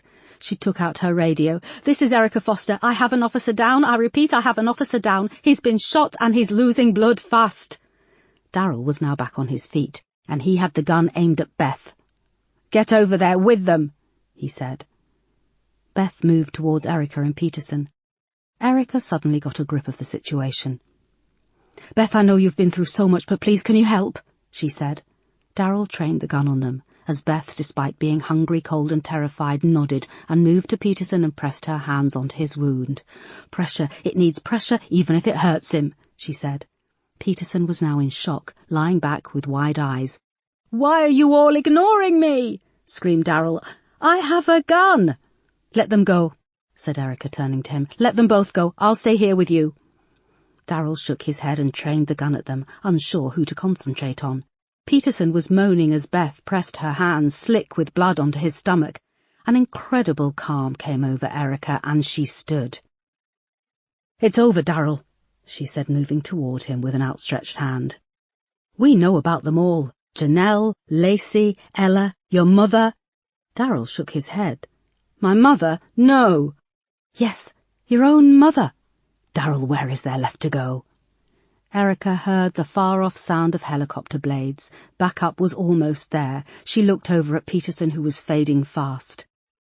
"Beth, I need you to keep pressure on his stomach," she said, trying to keep her voice even. "Keep on the pressure." Beth nodded and pressed her hands into his stomach, but he had gone quiet and still. She turned back to Darryl, still holding the gun. "You need to let us go. If you let us all go, I can make sure you're treated well." "You shut up, you stupid bitch!" cried Darryl, and he advanced on Erica with the gun, pushing its barrel close to her face. She stood her ground and stared at him. "Darryl, it's over. What kind of future have you got? Turn yourself in. If you come quietly, we can cut you a deal. You'll be treated fairly," she said. Darryl shook his head and pushed his finger against the trigger. Chapter 89. Back in the incident room at West End Central, John, Crane and Moss were listening with horror at the audio coming in from control at Maidstone Police Station. They heard that 2 helicopters were now approaching the Oast House, the air ambulance and an armed police response team. Melanie joined them, having heard what was happening. "Erica and Peterson entered the Oast House without authorization," said John with tears in his eyes. "They found Beth Rose, but the suspect, Darryl Bradley, shot Peterson. We don't know if he's alive or—" His voice tailed off. "Then he's still alive," said Moss, struggling to stay composed. "Until we hear otherwise, he's alive. Do you hear?" John nodded. Melanie reached out and took Moss's hand. A voice came over the radio saying that the air ambulance would try to land, but the ground was soft. The armed response team said it would be standing by. "Suspect is armed and dangerous," said a voice. "I repeat, suspect is still armed and dangerous." "Come on," said Moss under her breath. "Please don't let this end badly." Chapter 90. The hum of the helicopter grew close, but Erica couldn't see anything out of the small high windows of the Oast House. Darryl still had the gun trained on her. A red rash now covered half his face. Erica glanced at Beth, who was now crying, her arms covered in blood. Peterson was still. The sound of the helicopter grew louder. "Darryl, please, it's over," she said. No, he said, shaking his head. He suddenly flipped the gun around and stuffed the double barrel into his mouth. His lips stretched wide and he closed his eyes tight. "Darryl, no!" shouted Erica. There was a deafening bang. The glass on one of the windows imploded and Darryl hit the floor. Erica rushed over to him and saw a gunshot wound in his left shoulder. She looked up and out through the window and saw the helicopter hovering, the silhouette of an officer holding a rifle. She grabbed the shotgun and cracked it open, taking out the remaining cartridge. Darryl lay dazed and covered in blood, but still very much alive. Erica grabbed her radio. "Suspect is down. I have his gun. We are clear. I repeat, we are clear." Suddenly there was a crash, and a team of 3 specialist firearms officers rushed in. They were followed by 4 paramedics who fanned out between Peterson, Beth and Darryl. "He's still alive, but only just," one of the paramedics shouted, kneeling down on the ground beside Peterson. James, can you hear me?" He started to work on him, putting in an IV line. Erica turned back to Darryl and stood over him as a paramedic placed a pressure bandage over his injured shoulder. His face was wet with sweat and drops of blood, and he looked bewildered.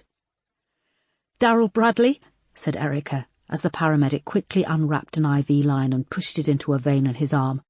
"I'm arresting you on suspicion of the murder of Janelle Robinson, Lacey Green, Ella Wilkinson, Bryony Wilson, and the abduction and attempted murder of Beth Rose, and the assault of your mother, Mary Bradley. You do not have to say anything, but it may harm your defence if you do not mention when questioned something which you later rely on in court. Anything you do say may be given in evidence." He stared up at her as the paramedics got him onto a stretcher and lifted it up. "I got you," she said. For the rest of her life, Erica would remember the look Darryl Bradley gave her as he was stretchered away. It was as if she had come face to face with pure evil. Erica stood outside the Oast house, wrapped in a blanket, and holding on to Beth as Peterson and Darryl were stretchered over the grass, still covered in patches of melting snow, and loaded into the air ambulance helicopter. They watched in silence as it lifted off and slowly moved away in the sky, until it was a tiny speck, and then vanished. "Oh, my God, thank you, said Beth, finally breaking down.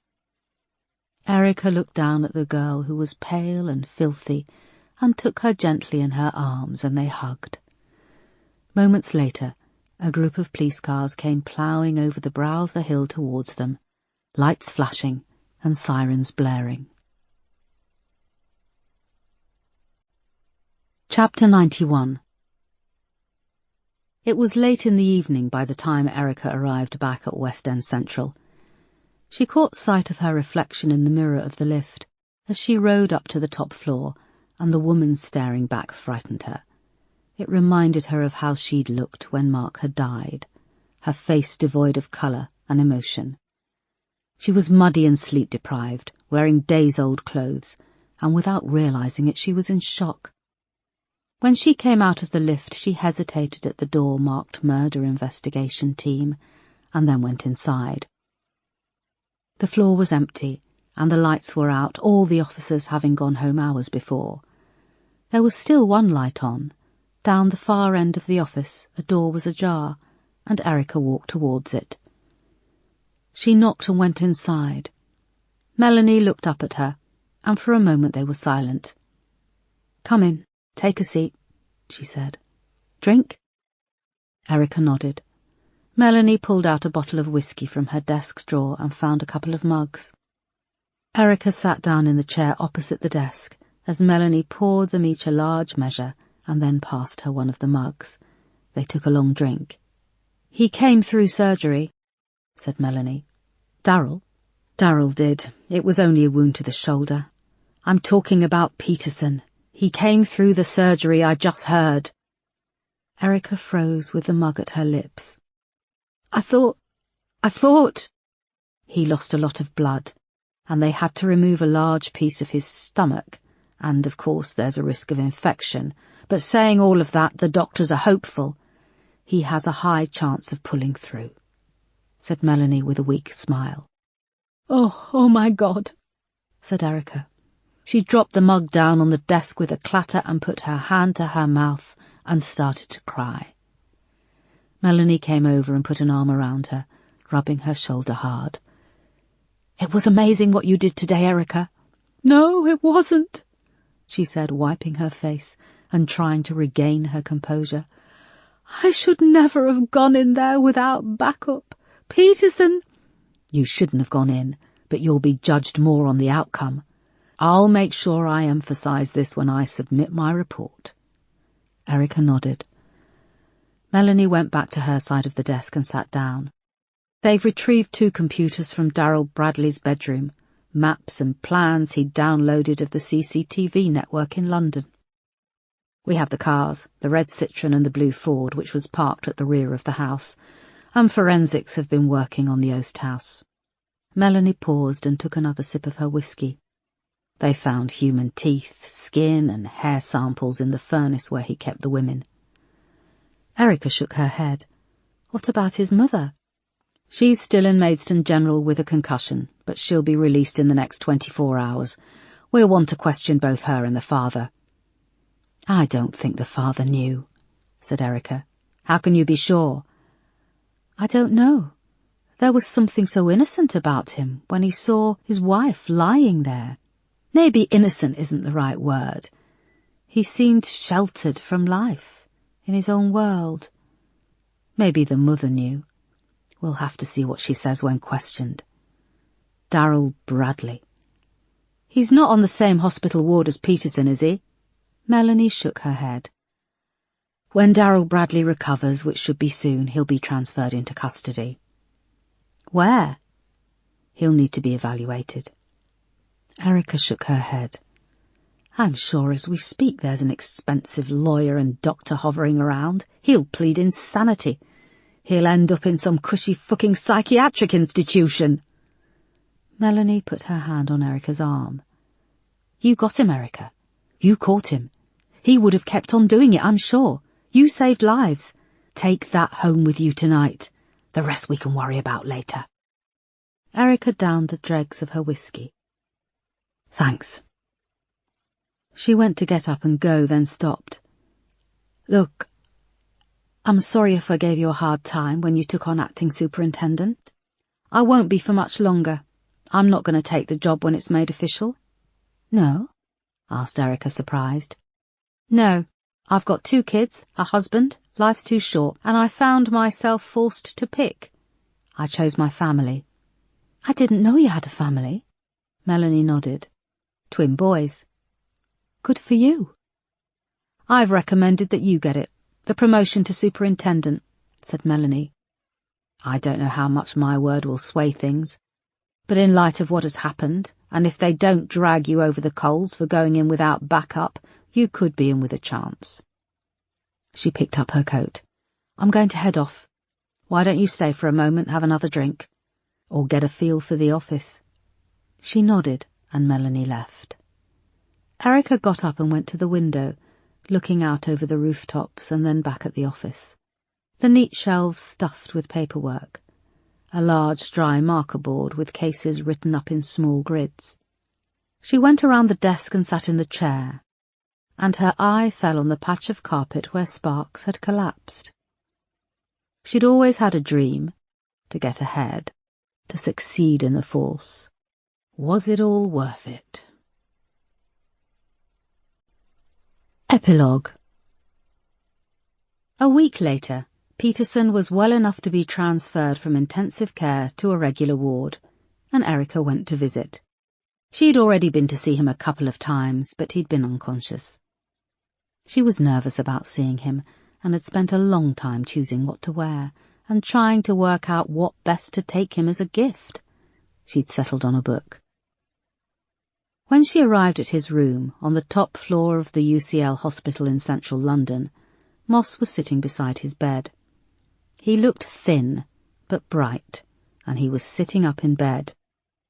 "Hey, boss," said Moss, getting up and moving over to give her a hug. "We were just wondering where you were." I got held up trying to work out what to wear," she said sheepishly, deciding to be honest. They looked at her jeans and cream jumper, and she followed their gaze. "I know it doesn't exactly look like I've chosen anything exciting." "I like it," said Moss. There was silence. Peterson was just telling me his exciting news. His catheter was taken out. He rolled his eyes. Not something I would like to experience again, he said. How are you doing? Asked Erica, moving around to him and gently taking his hand. She looked down and saw the ID bracelet on his wrist, and that there were 2 IV lines in the back of his hand. It's going to be slow, he said, but they're saying I'll make a full recovery. Who'd have thought that you can live without 40% of your stomach? He shifted awkwardly in the bed and grimaced. I would kill to have 40% of my stomach removed. Have you seen the size of my arse? Said Moss. There was another awkward silence. Sorry, she said, but you're my best friend and I'm just relieved you're going to be okay, and I make jokes because I don't know what else to say. She pulled out a tissue and wiped her eyes. Erica reached over and took Moss's hand. It's okay, she said. Moss grinned. Stop it, I'm fine, she said.